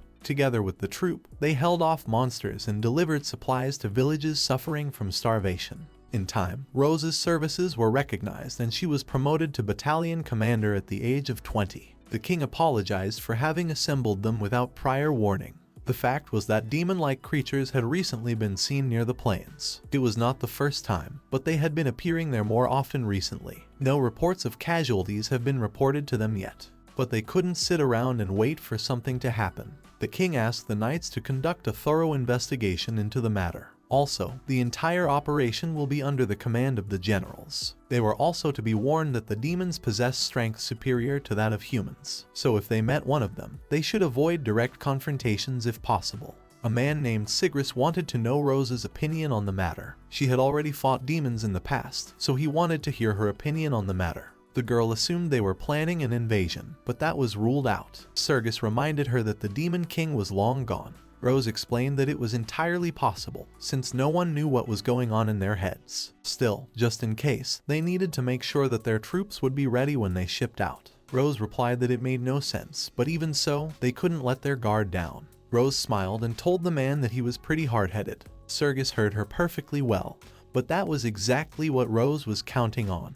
Rose thought that just in case, she should have prepared herself as well, and she needed to start by gathering information. While she was thinking about it, she was called out by a certain girl. Rose ignored all her exclamations, thinking only of the generals who might be doing reconnaissance in the fields. Eventually, a girl named Oil pissed her off, for which she received a powerful blow to the head. Oil clutched her head and asked to be more careful, for her skull was nearly fractured. Rose must have forgotten that she had inhuman strength, and the girl might well have died. But Rose thought Oil was at fault, for she shouldn't have yelled when others were thinking. Rose suggested that the girl act like a real lieutenant for once. Oil didn't understand how Rose could blame her. Besides, they were talking about demons, which were still a problem. She got hit over the head again by Rose. The captain didn't understand who gave her permission to eavesdrop on their conversation, and Oil apologized. Still, she wanted the captain's opinion on what the demons were up to. But Rose herself did not know the answer to that question. In that case, Oil thought that they just need to give them a good thrashing and send them away when the time came. Rose noticed that this was quite a strong statement, but Oil asked not to think that she was being overconfident. She spoke entirely seriously, for Rose had literally put the idea into her head that she must not be conceited. Rose offered in that case to give them a training session today at noon, but the girl refused without even thinking. Rose's squad appeared in the corridor and came to see their captain. As they realized that their meeting was already over, they were wondering what they were talking about here. Rose responded that she would be doing a workout today and everyone, including the guys, would be participating as well. The faces of the squad immediately changed, whereupon they looked at their lieutenant in horror. Oil hesitated to answer, but told the guys that they had been too relaxed lately. The squad ordered her to slam and gave her a powerful kick. The girl did not realize what they were doing and reminded them that she was their commander. But the squad believed that a good commander didn't drag his subordinates into his problems. Also, she should have not imagined things. Besides, they thought she was the only one who was relaxed here. Rose looked at the girl with a smile and remembered that all never got discouraged and always lifted the spirit of the squad. Though she didn't know when she should have closed her mouth. They were usually on missions that ordinary knights couldn't handle. Countless times, they had to fight demons that invaded the lands of humans. Rose admitted that harassing these fools was far more difficult than re-educating pirates or monsters. Her squad consisted of some pretty troubled individuals. They ignored orders, did whatever they wanted, and showed no respect for their commanders. So she gathered them together to shape them up.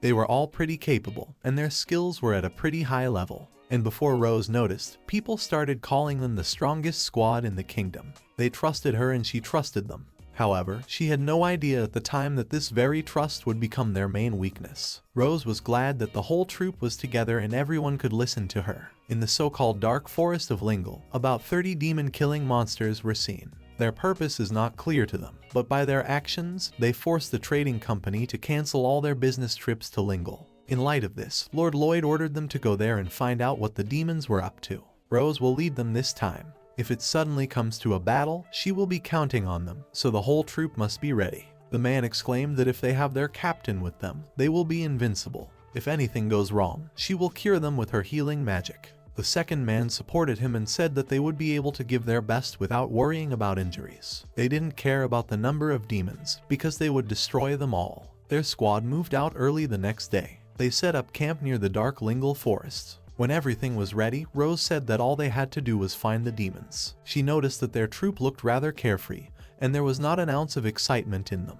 However, there were apparently some who couldn't sleep a wink. Rose decided to lend her a helping hand. No one answered her, so the girl decided that silence was a sign of agreement. Oel did not understand how the captain knew she was awake. It was as if Rose sensed it in her gut and Oel grinned awkwardly. They ended up sitting across from each other by the fire and were silent for a while. Eventually Oel felt like asking the captain why she had made her lieutenant. The girl was startled by Rose's displeased face and added that it was strange for her to hear. Oel felt that she didn't fit in very well with their squad, not to mention still being a teenager. Besides, Rose could have chosen someone who understood more about chivalry than she did. In other words, as Rose realized, Oel felt she was unworthy of the title. Oel's point was that only Rose could command the troop. She, as lieutenant, was left with only the paperwork of writing requests, reports, and the like. But somebody had to do it, and she was good at it. It was comparable to being a commander, but that wasn't the only problem. For some reason there were more documents to deal with lately. Rose knew exactly what had given her more administrative buildings in the last 6 months. Rose realized that the squad would be fine even without her supervision. OL didn't understand what the captain was saying. Rose hadn't heard any complaints about her making a mistake anywhere, so she could quite easily manage on her own. This meant that this day was not so far off when Rose would be able to hand over her position as captain to her. OL asked about it again. Rose didn't understand why OL still couldn't settle down. OL interjected about her taking the captain's seat. Rose confirmed it and said that she would now be the battalion commander. Sooner or later she would have to hand over her authority to OL, and then she would already be in charge of the squad. OL could not even imagine this. Besides, she didn't know how to deal with these people who could just kill her. Rose frowned when she realized what OL thought of her comrades. The girl reminded her that no one could command them until Rose took them in. The only reason they obeyed was because it was Rose who commanded them. Rose suggested that they stop her whining, for she was now acting like a child. But all exclaimed that Rose was wrong. She just couldn't imagine a troop without Rose as captain. But Rose replied that it wouldn't go anywhere even if she stopped being captain. OL was supposed to lead the squad, but it would still be one of Rose's controlled squads. But OL absolutely did not want that. Rose assumed that the girl didn't want to take responsibility, but that's not what OL meant. She just didn't want Rose to leave the squad. Honestly, she knew better than anyone how stubborn she could be. OL couldn't follow orders that were not to her liking, even if it would end up getting her killed. She only did what she thought was right. There was such a knight who would not take orders from anyone. At that time, Rose heard that OL was about to be kicked out of the Knights. She didn't allow herself to be controlled by anyone. OL just focused on getting results so that there would be no complaints against her. She also admitted to Rose that she remembered that day. She remembered the very first day Rose appeared before her. Her past methods did not work at all on Rose. As soon as OL was disobedient, she would beat her. If she tried to escape, she could chase her to another country and bring her back. There were times when her blows were so severe that she would partially lose her memory. Rose didn't recall hitting her that hard and thought the girl was exaggerating. OL clutched her head and admitted that Rose liked to joke. She didn't want to lose, and that was the only thing on her mind. She wanted to overcome all her tough training and show what she could do. In OL's opinion, Rose already knew that OL was a pathetic loser. Those days were special to her. Rose thought that she was just practicing her upbringing until she stopped bickering. To her, it was like being a little rough with her pet. It was the first time someone looked at her with a non-hopeless look in their eyes. Rose was the only one who didn't avoid OL, and the fact that it annoyed her at the same time made OL happy. It wasn't just her. Rose was the only one who didn't turn her back on their squad. Probably the others just didn't recognize it, but OL thought they felt the same way. The girl declared that Rose would forever be their only captain. Rose sighed heavily, which scared OL beyond belief. Rose slowly rose to her feet and gave OL a powerful flick. She asked her to finally grow up, for OL was still just as much a child. OL did not understand why she was flicked on the forehead after such an embarrassing confession. Rose asked not to decide everything for others, and not to assume that she was the only one who could be captain. She understood her squad better than anyone else, and would never recommend someone who wasn't suitable. That was the reason why she had appointed OL as lieutenant. It didn't make any difference if she was strong or skillful. Rose thought she did a good job, so she promoted her. Besides, OL thought that the guys didn't trust her, but she was wrong. OL didn't understand how this was possible since they were constantly pounding her, beating her up, and putting her down for nothing. Rose would want to know OL's actions if she had appointed someone else as lieutenant, and that person was giving her orders. OL knew she would have punched him in the face. Rose gave the girl another slap and told her that it didn't take long to get to her. Perhaps OL had been practicing for so long that she had nothing but muscle left in her head. Rose thought it almost idiotic that so bright a personality as OL shone so brightly that no darkness could cast a shadow. Those who do not know her might think her brainless and shallow. OL didn't understand why Rose started insulting her out of the blue. She said that OL was able to move forward without hesitation, and that reassured her comrades. That's why they counted on her. They understood everything, so no one objected when she became a lieutenant. The only one who didn't notice it was herself. Rose tried to tell her that she didn't have to worry about those kinds of things. She just needed to be herself and the rest would follow. OL thought about what Rose had told her. Rose couldn't believe it had taken so much dissembling for her to finally realize everything. Rose wished the girl would just look at her smirk. She wanted to prescribe her another flick, but OL quickly hid her head. Rose told the girl that nothing lasts forever and sooner or later something has to change. If she resisted, she would never be able to move on. But no matter how much things change, the fact that she was once their commander will remain. That's why there was no need to fill her head with it. Rose said it was her turn to guard, so she wanted to sleep. In parting, Rose asked the boys to make sure they got at least some rest. Oil didn't realize who she was talking to and turned her head back. Right behind her stood their entire squad, whom she hadn't even noticed. The girl was horrified that the guys were awake and blushed. The squad replied that there was no way they could hate their lieutenant. No one could have imagined that she would be so upset and turn out to be so sensitive. Oil asked them to leave, for no one had ever talked about such a thing. Hardly without laughing. She promised that she would finish them off so that the demons would get nothing. The guys asked her not to be shy, but the girl exclaimed that she wasn't shy at all. She was their commander after all and asked the guys not to kick. Until then, they were all outcasts and not recognized by anyone. They were all with their own way of thinking and the most useless gang she had ever seen. Rose wished that one day they could laugh, talk freely about their past and their ideals. Rose wasn't like herself today either. It was her duty to bring them all together. No one knew how Rose really felt that night. While Rose was thinking of her own, the squad was bantering with Oel about asking her to stop it. Finally, Oel couldn't stand it and rudely ordered everyone to shut up, and if they couldn't sleep, she was willing to help them sleep. Everyone immediately listened to their captain's order.